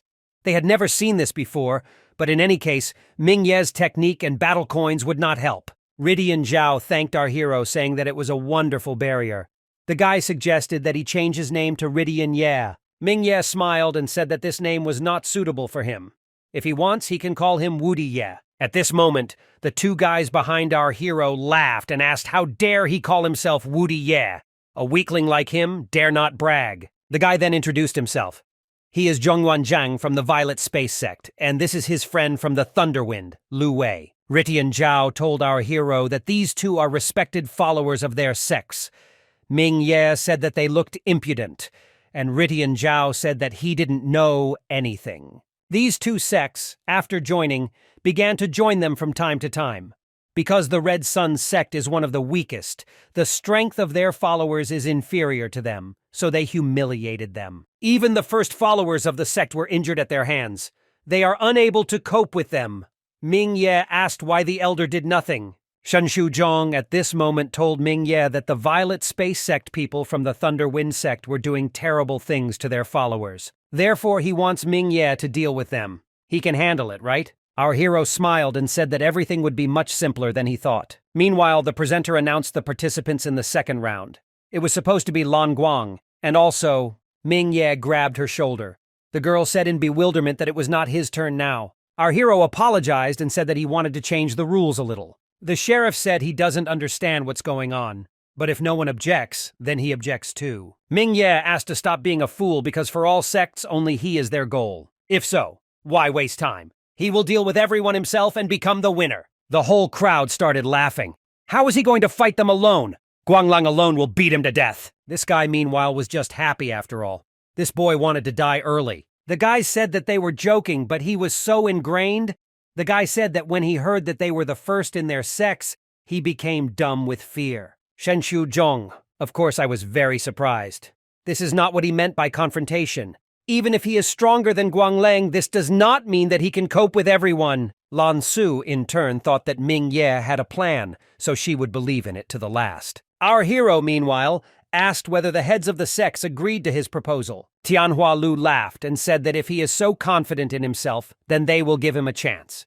If he beats all the people, then Tian's resources will go to the Red Sun sect. Ming Ye smiled and turned to the sheriff. He asked what he thought about this. Hao Yan understood that although this all sounded reckless, if it was brother Ming Ye himself who proposed it, then he had an ace up his sleeve. The sheriff said the rules have changed. If Ming Ye of the Red Sun sect defeats all opponents, then all the resources will go to the Red Sun sect. Immediately, all the guys jumped up and began asking to fight with Ming Ye, saying that if he loses, it will take a lot of strength because he is only a 9th rank warrior. Ming Ye calmed them down a little and asked them not to rush to fight. He needs a little time to prepare. People started laughing. Was he really scared? Why not just fall on your knees and bow at their feet? The guy said that his weapon was of too high a rank to be used in competitions, and the steel sword that he had recently bought was too light and inconvenient. He smiled and said that he needed to get another weapon for the battle. Our hero activated the yin-yang small killing barrier and summoned a breaking point. People looked at him in bewilderment and said that it looked like he had decided to cut the earth. But still, they did not understand what he wanted to do. Ming Ye cut a circle in the ground, then hit it with his hand to grab a hold and began to pull it up. A moment later, a huge column emerged from the ground. Ming Ye grabbed it and told all his opponents that he was ready so they could start. Most of them immediately turned around and began to run away in horror, at the same time asking our hero not to touch him. Ming Ye swung the column to check and demolished all the cowards. The remaining people were in shock, because most likely the bones of their comrades were broken. Our hero then put the column on his shoulder and asked who is next. Tianhua Lu told his disciple that the guy's strength was about 50,000 kilograms. What is he thinking? Guanglang said that this guy is just showing off. At this moment, Zhongyuan Zhang landed in the ring and said that the guy was just a little stronger than them, but he was acting so arrogant. Tearing off his cloak, the guy asked if he really thought that by taking a piece of stone he became invincible. The guy ran forward and said that using such a heavy weapon he wouldn't even be able to touch it. At that same moment, our hero hit Zhongyuan Zhang like a tennis ball. Lu Wei saw how confidently his comrade was flying towards him and decided that something needed to be done. The guy used a thunderstorm windshield in the hope that at least he would remain unharmed. Unfortunately for him, The speed was so strong that it penetrated his shield and knocked the guy off his feet. A moment later, both guys, who were the best representatives of their sects, lay unconscious. People were perplexed. Stormwind Shield is a level 5 defense technique that is not easy to destroy. They could not understand what kind of destructive power the guy had. Our hero said that this column weighs only about 40,000 kilograms. Its weight is almost not felt. He has no idea why they thought he had to be slow. At this moment, Yansu from the Blazing Sun entered the ring, and he is here to take the worthless life of Mingye. The guy began to jump incredibly quickly across the battlefield, not letting anyone know where he was. The crowd, judging by the shadows, immediately determined that this guy was Yansu. His technique is the art of void shadows. Even the elders cannot follow his movements. Mingye, meanwhile, stood motionless and watched his opponent. People laughed and said that the guy was probably very scared. They asked Brother Yansu to finally teach this idiot a lesson. Our hero, meanwhile, asked Yansu if he really decided to play catch-up with him. Having said that the guy was not bad, at that very moment he crushed him with a column, like an ordinary midge. Yansu said that this is simply impossible. How could he find the real one and hit him? Mingye said that a bunch of illusions are just standing there. His technique is much worse than the illusory step. The guy said that if he was so eager to take his life, it was worth thinking about the consequences in case of failure. Our hero hit the ground with all his might, hoping to kill this insolent man. To the surprise of our hero, Guanglang grabbed the column and did not let that guy die. A moment later, the guy used an explosion and destroyed the column into smithereens, and he pushed Mingye back. The crowd cheered with happiness. Finally, Guanglang will show its true strength. They had no doubt about his victory. Guanglang recognized our hero's strength and said that he was worthy to be his opponent. The guy admitted that his weapon matches the power, but he will destroy him and his weapon. Let the fight begin. Ridian Zhao said that Guanglang is very strong, and although physically he is not as strong, our hero does not become weaker from this. Lan Su understood that her boyfriend was in trouble. Shen Xiu Zhong told Biao Fu that even though Mingye didn't have time to break through, he couldn't meet his death so easily. If something goes wrong, the safety of the sect members must be ensured. Guanglang, meanwhile, continued to mock and ask who. Is there invincible Ye? He'll let him brush it off. People didn't understand why the guy didn't attack. Was he really scared, or had he spent all his strength on his previous opponents? Guanglang also didn't understand why he froze. Is it true that your strength has run out? Mingye said thoughtfully at this moment that that's not the point. He just realized now that he doesn't know how to pretend to be strong and admire himself so well. Guanglang completely enraged our hero, so he himself went on the attack. The guy swung his sword and hit the ground. Mingye dodged this attack without much trouble. Our hero said in surprise that his sword seemed to be of high rank. Aren't such weapons prohibited in competition? Guanglang said that the destructive power of his stone pillar is no less than a high-level weapon, so there is no need to talk about it here. Mingye, in this case, decided not to restrain himself and finally took out his favorite dragon armor sword. As soon as the guy defended himself from Guanglang's attack, he struck back with a crushing blow. The entire crowd screamed in disbelief. Brother Mingye's sword is a first-class weapon that he obtained from the ruins. The guy is really strong. Tianhua Lu was also surprised that the guy was able to stop his student's blow. Either way, it will soon open and Guanglang will immediately end the fight. Guanglang, as soon as they met face-to-face with a sword, laughed, telling our hero that he was using a sword but did not know how to use it. He asked if Mingye really only improves his physical fitness. The guy was silent. Guanglang swung his sword and pushed his opponent back. He said that today he would show him what swordsmanship was. At the same moment, the guy used the Thunderblade cut and hit the ground. A crushing wave passed across the entire ring and split it. But our hero, of course, was able to dodge. Beiming said that thanks to the art of Tai Yi, the master can see all the movements and winning is not so difficult. Why then waste time? The guy said that he finally managed to meet someone who also wields a heavy sword, so this is good training. Our hero at that moment said the universe created two things, yin and yang, that endlessly replace each other. Lan Su looked at the seal that appeared behind Mingye in bewilderment. She decided that this must be some kind of sword technique. Shen Xiu Zhong knew what it was. This is the teaching of yin-yang, the sword technique of Liang Li. The guy was just using his opponent to practice swordsmanship. At this moment, Guanglang launched an attack on our hero, but he repelled his attacks over and over again. The crowd was surprised that they had already crossed blades 300 times and were not tired.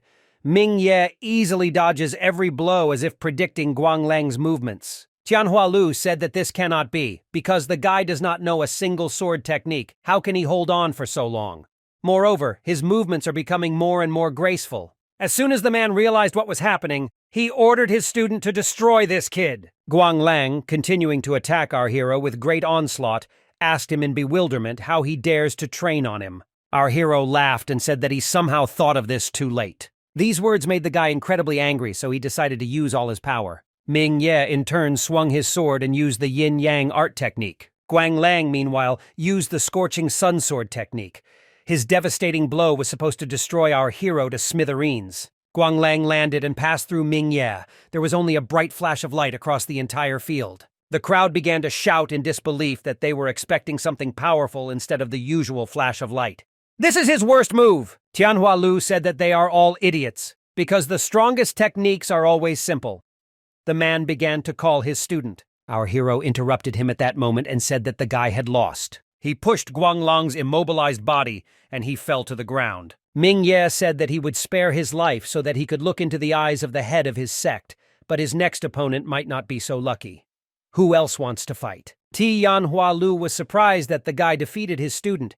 He is no less talented than the followers of the sacred lands. In addition, he saved Guang Lang's life and gave him a choice. The man turned around at this moment and said that the Scorching Sun sect was admitting defeat. Ming Ye shouted in bewilderment and asked what about the other sects?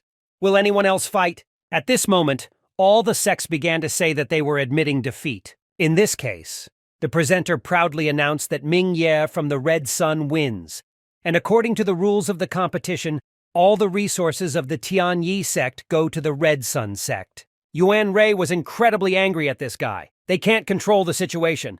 Tianhua Lu said that he was right, but it was better to just not run into them. Shenxiu Zhong at that moment told our hero to take Lan Su with him and go to the main hall. The guy said it was time to visit the secret cave of the Red Sun. Ming Ye said that he would inform her right away. Guang Sun, meanwhile, called his son and asked how he was doing. Bohu Sun said that people had already been gathered into the Scorching Sun sect. When father returns, they will begin. The man understood that if it weren't for this freak, he would have become the leader of the sect, but this time there would be no mercy. The action moves to the main hall of the Red Sword sect, where the head of the sect was already waiting for the guys. Shenxiu Zhong told our hero and Lan Su that they were the most outstanding followers of their sect. The cave contains many valuable resources for them to cultivate. Then the man added that only the two of them would go there. Other followers simply lacked the skills to be there. Ming Ye understood that in this case they were pioneers, which meant that the resources were untouched and they could take anything from there. Lan Su was happy. As she previously thought, the master is trying to give them the best. Our hero at this moment asked the head why they had not yet eliminated Elder Guang Sun, despite the fact that he was potentially dangerous. Shenxiu Zhong replied that he was not that strong. Bohu Sun is his son, can become the emperor's son, and cannot be touched. Once the guy enters the academy, there will be no threats. He then added that once Ming Ye grew even bigger, Guang Sun would become nothing at all for him. Ming Ye still understood that it was better to take drastic measures than to warm the snake on his chest. He feels that Guang Sun will become a big problem later. The Great Elder said at this moment that the caves of the Red Sun sect were connected to each other. Are they ready? After that, the old man waved his hand and a luminous seal appeared under the guy's feet. After some time, our guys found themselves in the caves of the Red Sun sect. Ming Ye was surprised that these were the Red Sun caves. It is like the second level of the River of Spirits. There is no moon, no sun. The girl said that this is a cave of the Tai Yi sect. There are no territorial divisions here. The difference between the caves is because they were created by different people. Ming Ye was surprised that she knew so much. The girl said that as a child, she often went with her father to the master of the sacred lands. That's where she learned everything. At that moment, she reached out her hand to Ming Ye and said that if he wanted to know more about her, then she could. At this point, our hero said that he knew it was for his safety. But it's better not to rush. When she wants, then she will say. The guy said that this time they are not surrounded by enemies like in the secret valley, and there is plenty of time so they can walk around a little. Shenxiu Zhong meanwhile told the Great Elder that no one would believe that their cave did not recognize them, and therefore they could not control it. The man said that this cave was built in the ancient times of the Red Sun sect. specifically for the training of warrior followers, so only they are allowed to enter. The great elder added that in those years, the cave did not even recognize such powerful ones as Shen Shuzhong and Feng Xiangao. The guy said that he had come to terms with this, but in 200 years she had not recognized anyone from the Red Sun sect. In any case, he believes that the guys will succeed. He hoped that the cave would recognize them and they would be able to use its resources. Meanwhile, the action moves to the garden where the people Bohu's son told his father about were gathering. He introduced 3 people and said that these were the same followers of Jiang Qi from the sacred land. They are the best of the best. Guangsun added that this is quite good. He can feel their qi. Each of them is stronger than Guanglang, which means Mingye definitely cannot cope with them. The guy shouted to Xiangfei, Tu Sheng, and Ding Bo that their father would soon take them to the Red Sun Cave. They can gather all the resources they have, but there is one requirement. They are obliged to kill the 2 people they meet in the cave, Lan Su and Ming Ye from the Red Sun sect. One of them asked, when did they, the Jiang Qi people, lose? All they were interested in now was how to get into the cave and whether the sect leader was opening it. The man at this moment said that the fantastic Foresight sect had not explored the cave.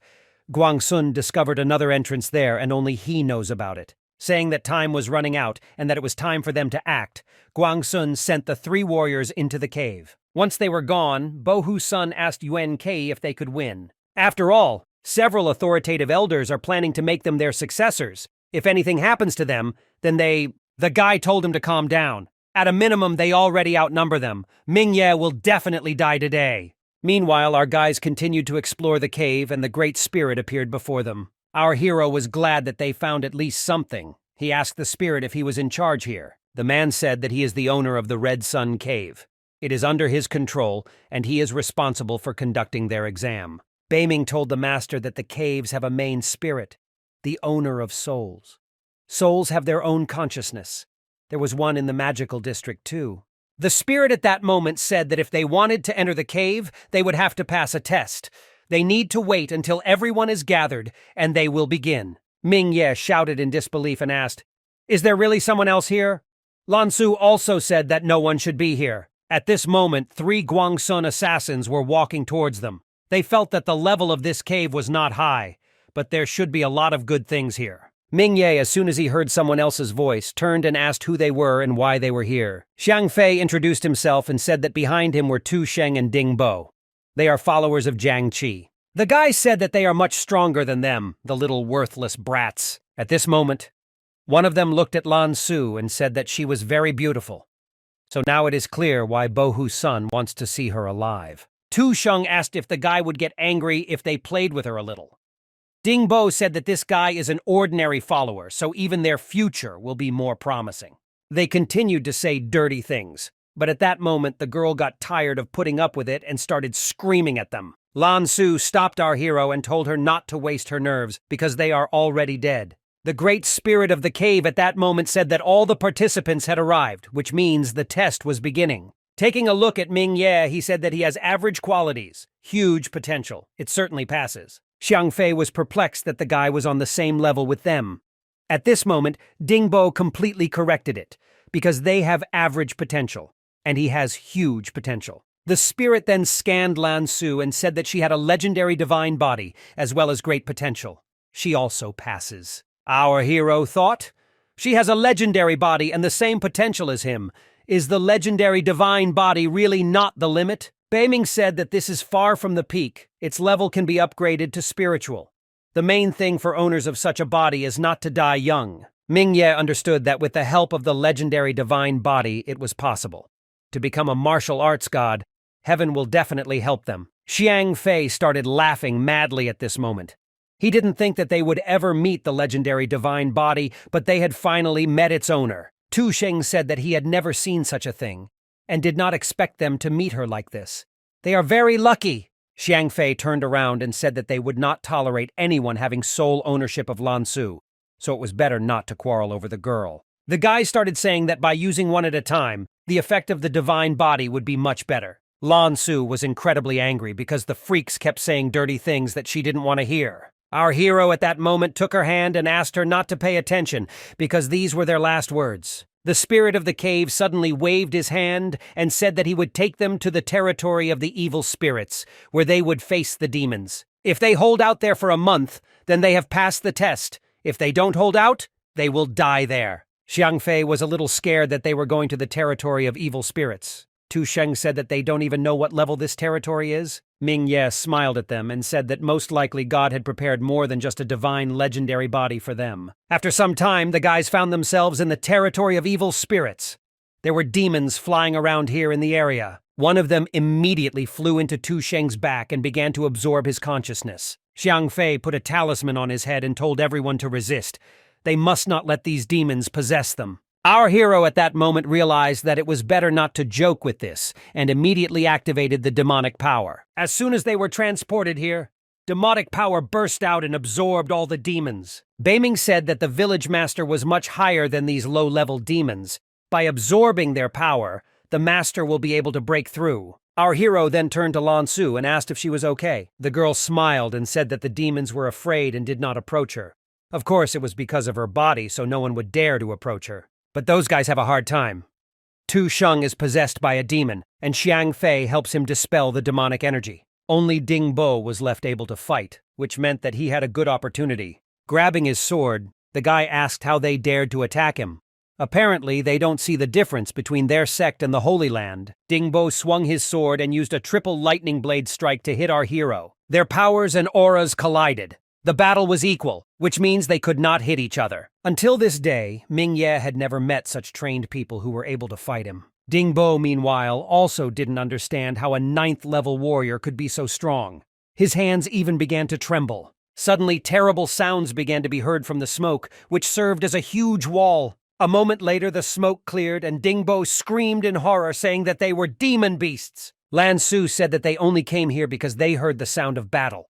They need to go hide somewhere. The worst thing is that demons love to subjugate human consciousness. For them, people are just food. In addition, they are quite smart because some attack the spirit, while others attack the human body. Beiming said that these demon beasts are equal to level 5 warriors. She also believed that the master needed to hide. The guys decided to run away, but Ming Ye was upset because he had a good opportunity to kill those freaks. Then it will not be so easy to do. Xiang Fei, meanwhile, was thinking the same thing. He didn't expect so many demon beasts to come. They also decided to flee from here. At this time, our heroes were running away from the demon beasts as fast as they could.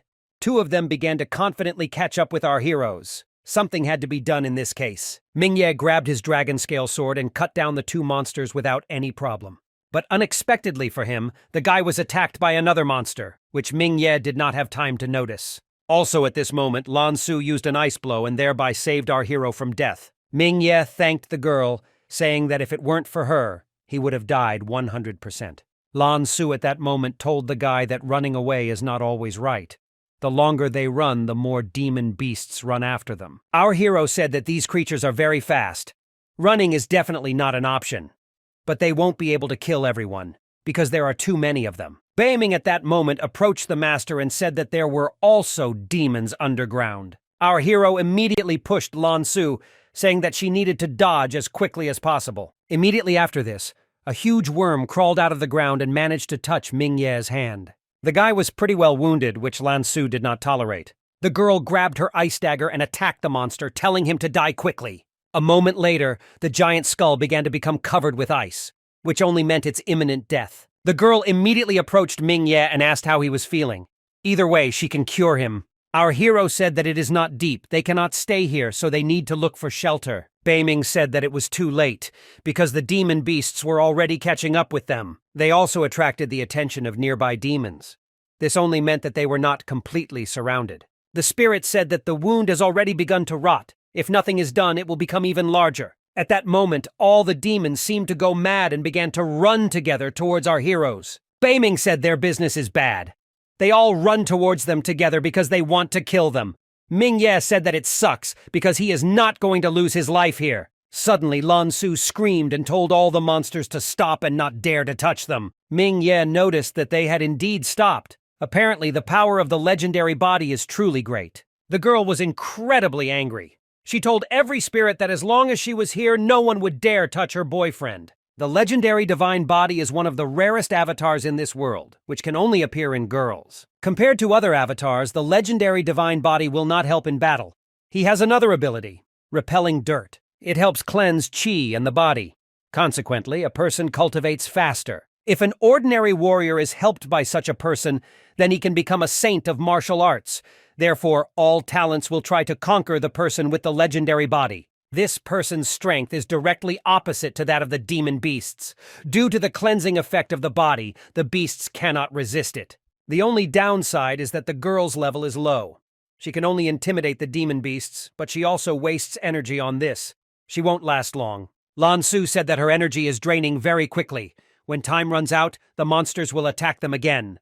This means that our hero needs to recover. Our hero said that she was stupid, because if she spent all her energy, she would become very weak, and thus they would slow down. The guy knew that if they continued to run, they could attract even more demons, and then they would die from fatigue. In the worst-case scenario, powerful demon beasts may come. That is, if they make even more noise, they will attract even more attention. In this case, they have only one way left. Ming Ye said that before he is consumed by the demonic energy, he will kill everyone. The guy activated the battle coins. Now he can only use 20 of these coins. In any case, you can use the girl's power and show the monsters what they are capable of. It is impossible for any of them to survive. Our hero asked Beiming to give him the coordinates of all the demon beasts and not miss a single one. The girl said that they are from all sides. The farthest are 300 meters in the east and are now running here. It looks like they also want to profit from people. Ming Ye launched the battle coins into the air and said that he would happily feed them now. The guy, as soon as he tossed all the battle coins, realized that he needed to put all his strength into the array. Lan Su understood that Ming Ye was creating an array. She asked if she could help. The guy told her to continue holding back the monsters, but he needed time. 2 minutes later, our hero could not help but admit that creating an array is very expensive. He used 30 pills, but his chi is not enough. Beiming told the master that usually when creating an array, high-level soul stones, animal bones, and other materials are used. Otherwise, too much chi is needed.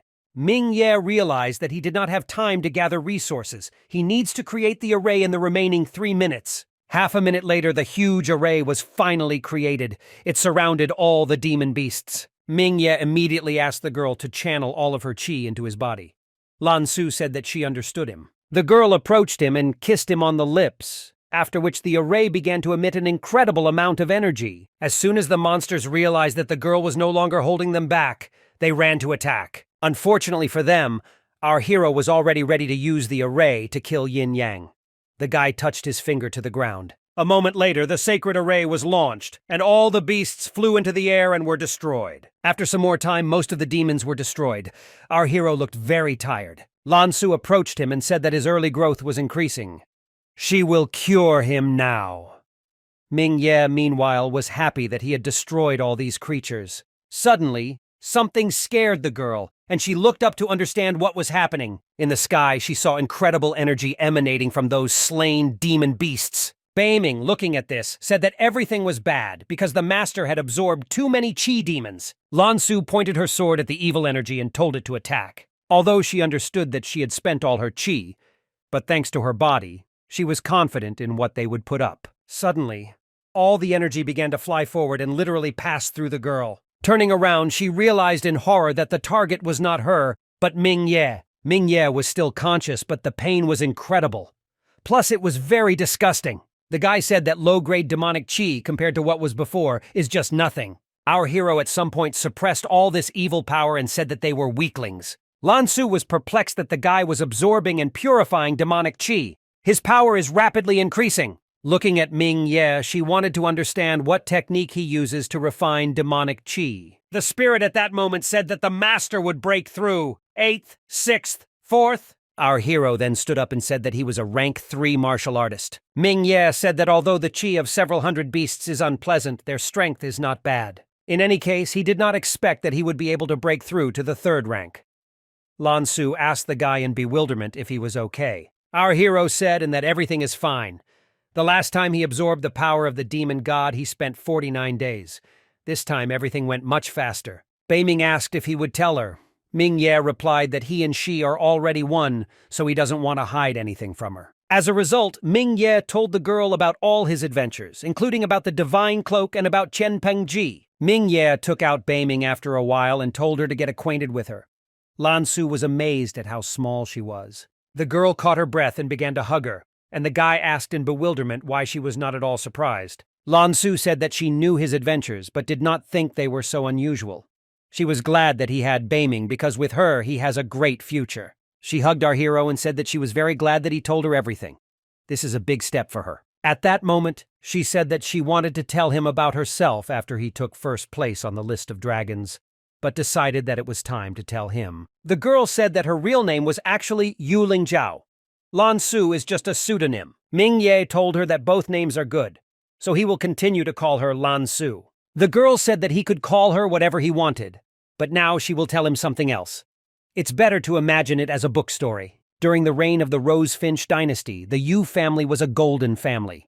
It flourished and produced 10 generals, 33 officials, and 6 marquises. Their ancestors were on good terms with the emperor of the Rose-Finch dynasty. A child of the Yu family could go to the Rose-Finch Dynasty Academy, one of the largest schools, and receive an excellent education there. A religious sect, sacred lands, nothing is impossible for them. When another era arrived, the Yu family wanted to take the throne for themselves, but the candidate they nominated could not take it.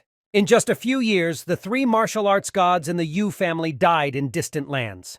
24 saints were either banished or mysteriously disappeared. During the reign of her great-grandfathers, the Yu family was in last place and eventually fell to the rank of Silver family.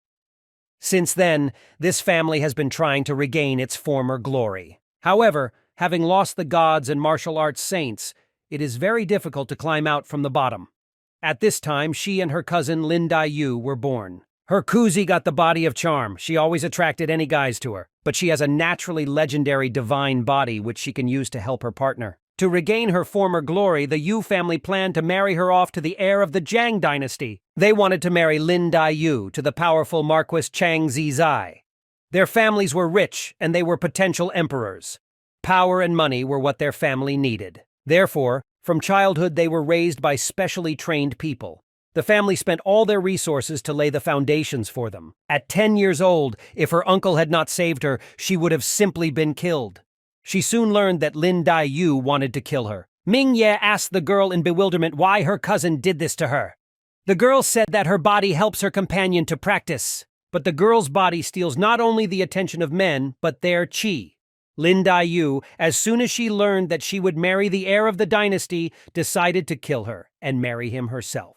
Our hero was shocked by her words and asked, "Didn't her family get involved in this?" The girl said that Lin Dai-yu's father is the most authoritative elder of the family. Her parents are ordinary martial artists, so they would not go against the master of martial arts. Lan Su went through a lot of dangers. Soon her father died, and her mother began to become paranoid. As a result, she committed suicide and left her daughter alone. She knew that if she waited and did nothing, she would be killed sooner or later. So she ran away, changed her name, and joined the Red Sun sect.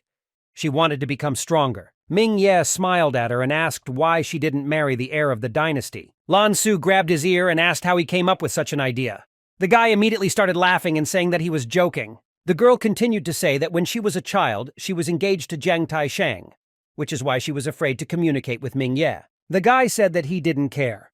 And even if the emperor of the Rose-Finch dynasty came for her, he wouldn't give her up. The girl sighed and asked if he even knew his abilities. Our hero said that although he is the heir of the Jian dynasty, he is still a human, and he does not have the legendary divine body. Lan Su said that he became a master of martial arts at the age of 20, and will soon become even stronger. They say he wants to found his own teaching and become a god. Ming Ye realized that this 20-year-old boy had become a master of martial arts. This means he is very strong. In any case, he clenched his fist and said that he was not a weakling either. He will definitely surpass this freak. Ming Ye at this moment asked what was wrong with her cousin. The girl said she didn't know.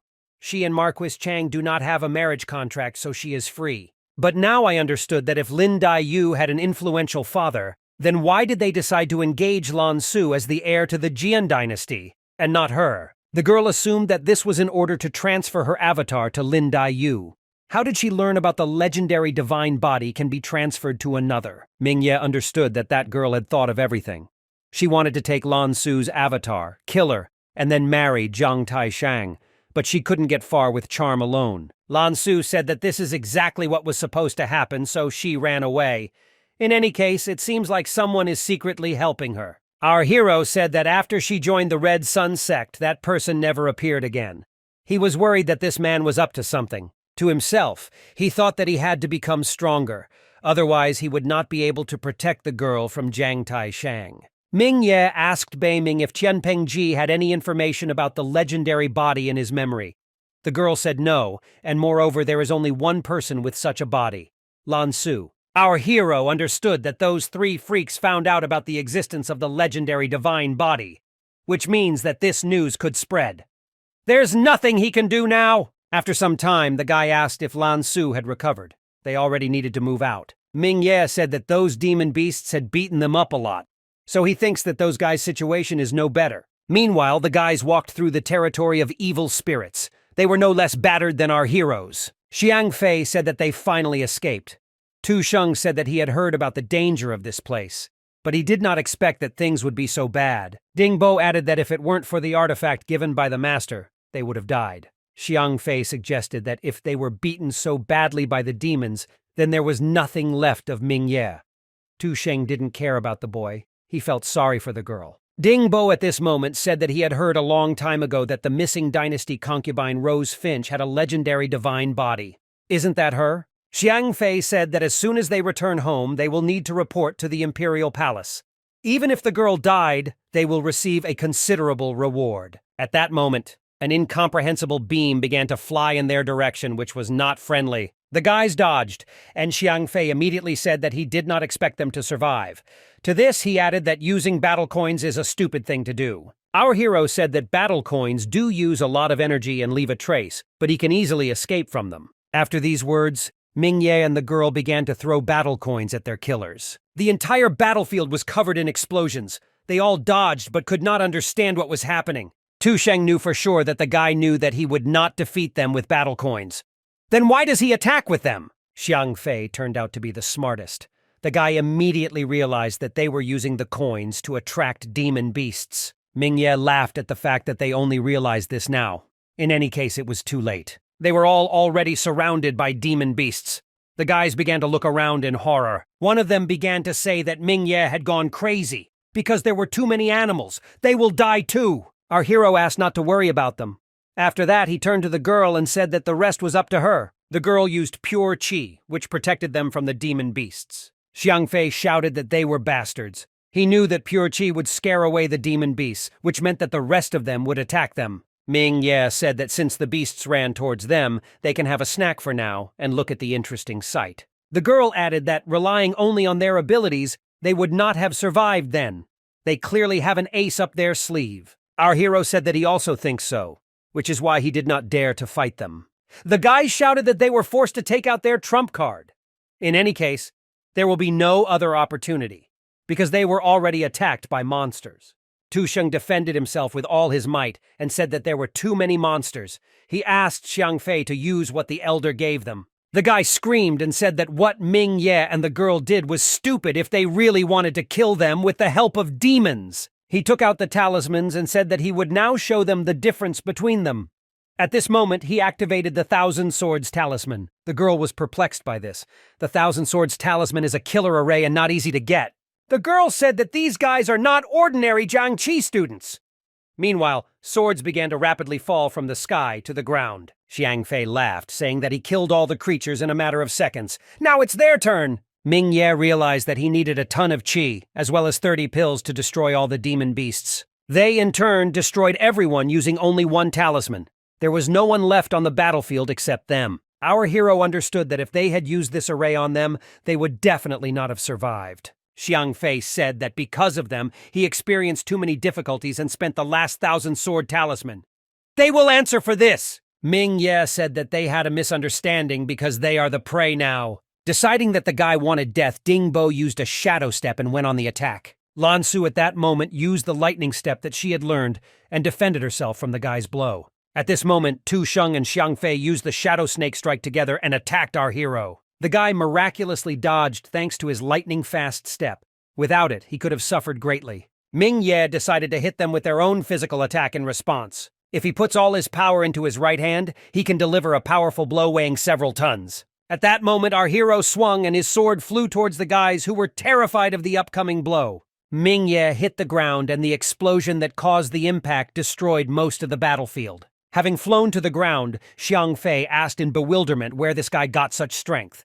Tu Sheng said at that moment that when we last met, he was a 9th-level warrior, and now he was already a 3rd-level warrior. Our hero clenched his sword and asked if these were their last words. The guys grabbed their sword and went on the attack, saying that they were followers of the sacred lands.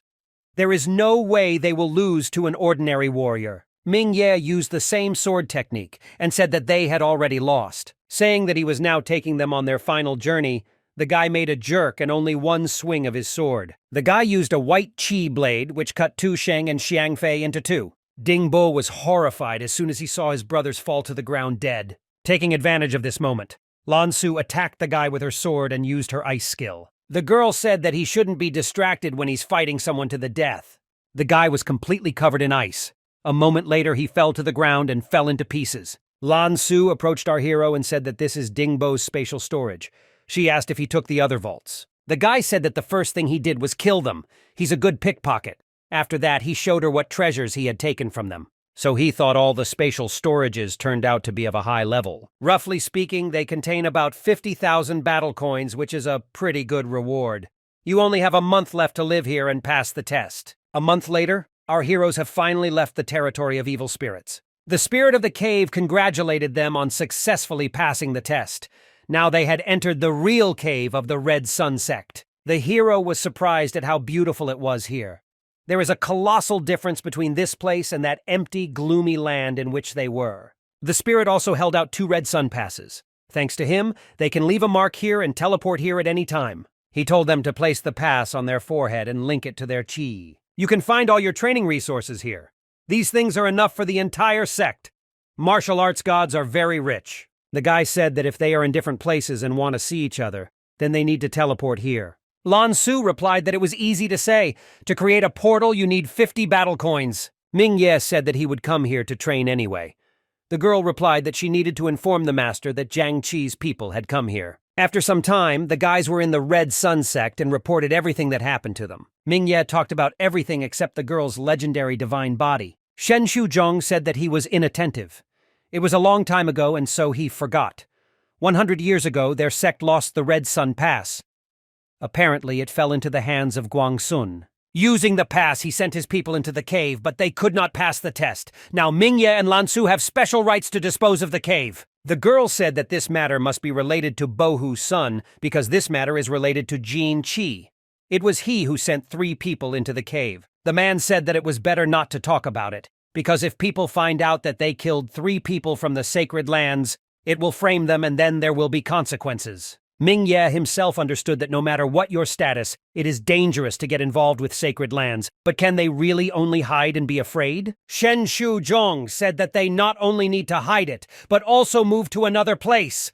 The sect will not be able to help them contain the wrath of the sacred lands. Master Gao Fang suggested a place in the northern sacred lands. Lan Su should go there and practice there. This place is very valuable. After this, Shen Shuzhong told our hero that in a few days he would be enrolled in the academy. The Red Sun sect is just the first step on the path to greatness. Lan Su was upset that she and Ming Ye would have to be separated, and she didn't want that. The guy said that it was only for a few years and they would see each other every month in the cave. For real feelings, distance is not a hindrance. The sect leader smiled and said that in this case he would write a letter to the mentor so that he would notify the northern sacred lands. Tomorrow they will be able to meet her. Meanwhile, the action moves to the courtyard of the elder Guangsun. The man screamed in bewilderment at that moment. What does it mean that only Lan Su and Ming Ye came out of the cave? Where are the Xianfei people? The guy said that most likely there was a misfortune. They were important people of the sacred lands, and if something really happened to them, Bohu's son was terrified. He didn't know what to do because in any case he was finished. Yuan Ke could not understand how the followers of the sacred lands could die. Are Ming Ye and Lan Su stronger than them? Guangsun told them that the past cannot be changed, so it is better to think about how to remove suspicion from themselves. He asked his son if he had a way to cover up this matter. The guy at that moment was still in a panic and said that 3 talents had died and not some prodigal dogs. Their task was simply to train and improve their avatars to the legendary divine body and not to get involved in dangerous matters. UNK hit the table and said that in this case it is necessary. Say it directly. Of course they will shift responsibility to another person. At this moment, Bohu-sun smiled and said that they could not tell everything, as if Shenshu Zhong killed Xiang Fei, and then he would have to pay for what he had done. Meanwhile, the father will become the head of the sect, and it turns out that they will kill 2 birds with 1 stone. Isn't this wonderful? The man said that the people of the sacred lands are not fools, and they do not believe everything they say. We need to think things through correctly. UNKE said that he has a transformation technique so they won't cope. He may turn into Shenshu Zhong, and Uncle will discover this. Meanwhile, the action is transferred to the dining room of the Red Sun sect, in which almost a feast was taking place. Ming Ye, taking a glass, said that for some reason he and Lan Su would soon leave the sect. They hope that in the distant future they will still be able to get together. Xing Chun said that if they decided to leave, they had a good reason, so he supported them. In any case, their whole life is still ahead. They will meet again. At that moment, a perplexed Ritian Zhao, who had not been invited, entered the dining room. Don't they take the freeloaders seriously? Our hero laughed and said that they didn't say anything because they knew that the king of freebies would definitely come. They even prepared cutlery for him. The guys started laughing at that moment because Ritian Zhao really came, as Ming Ye said. The guy immediately jumped at the table. He was told that he could eat as much as he wanted. At that moment, a sword flew towards them, which our hero felt and grabbed. People came into the dining room and said that the guy was a daredevil if he dared to kill Xiang Fei people. Bohu-sun began to scream and ask why he did this if he knew that they were talents of the sacred lands. Our hero broke the sword with his fist and asked if the guy had lost all his brains after their last meeting. He sat in the cave all the time and trained. Bohu-sun continued to shout that Xiang Fei had died in the Red Sun Cave. How dare Ming Ye say he didn't do it? UNKE said that this guy is just a 3rd-level warrior. They definitely couldn't kill the 1st-level warriors. 100% there is someone very strong behind them. Meanwhile, people said that Ming Ye definitely could not cope with the followers of the sacred lands. But the head of the sect treats the guy very well. Is it really him? Bohu-sun and UNKE were pleased with themselves. The result was beyond all expectations because the news had already begun to spread. Ming Ye stood up at the table and said that although they talk about everything, he didn't see any Xiang Fei in the Red Sun Cave. They should behave more modestly in their sect. Yuan Ke and his comrade left the dining room with the words that he was a murderer and ran into Xiangji, which means they are finished. Ritian Zhao said that these guys are from Holy Lands and they are very ambitious. They started quarreling like fools, which means something is wrong here. At that moment, our hero realized what was happening. Their target is the sect leader. Ming Ye immediately ran, saying that he urgently needed to get to the head, and they might not be waiting for him.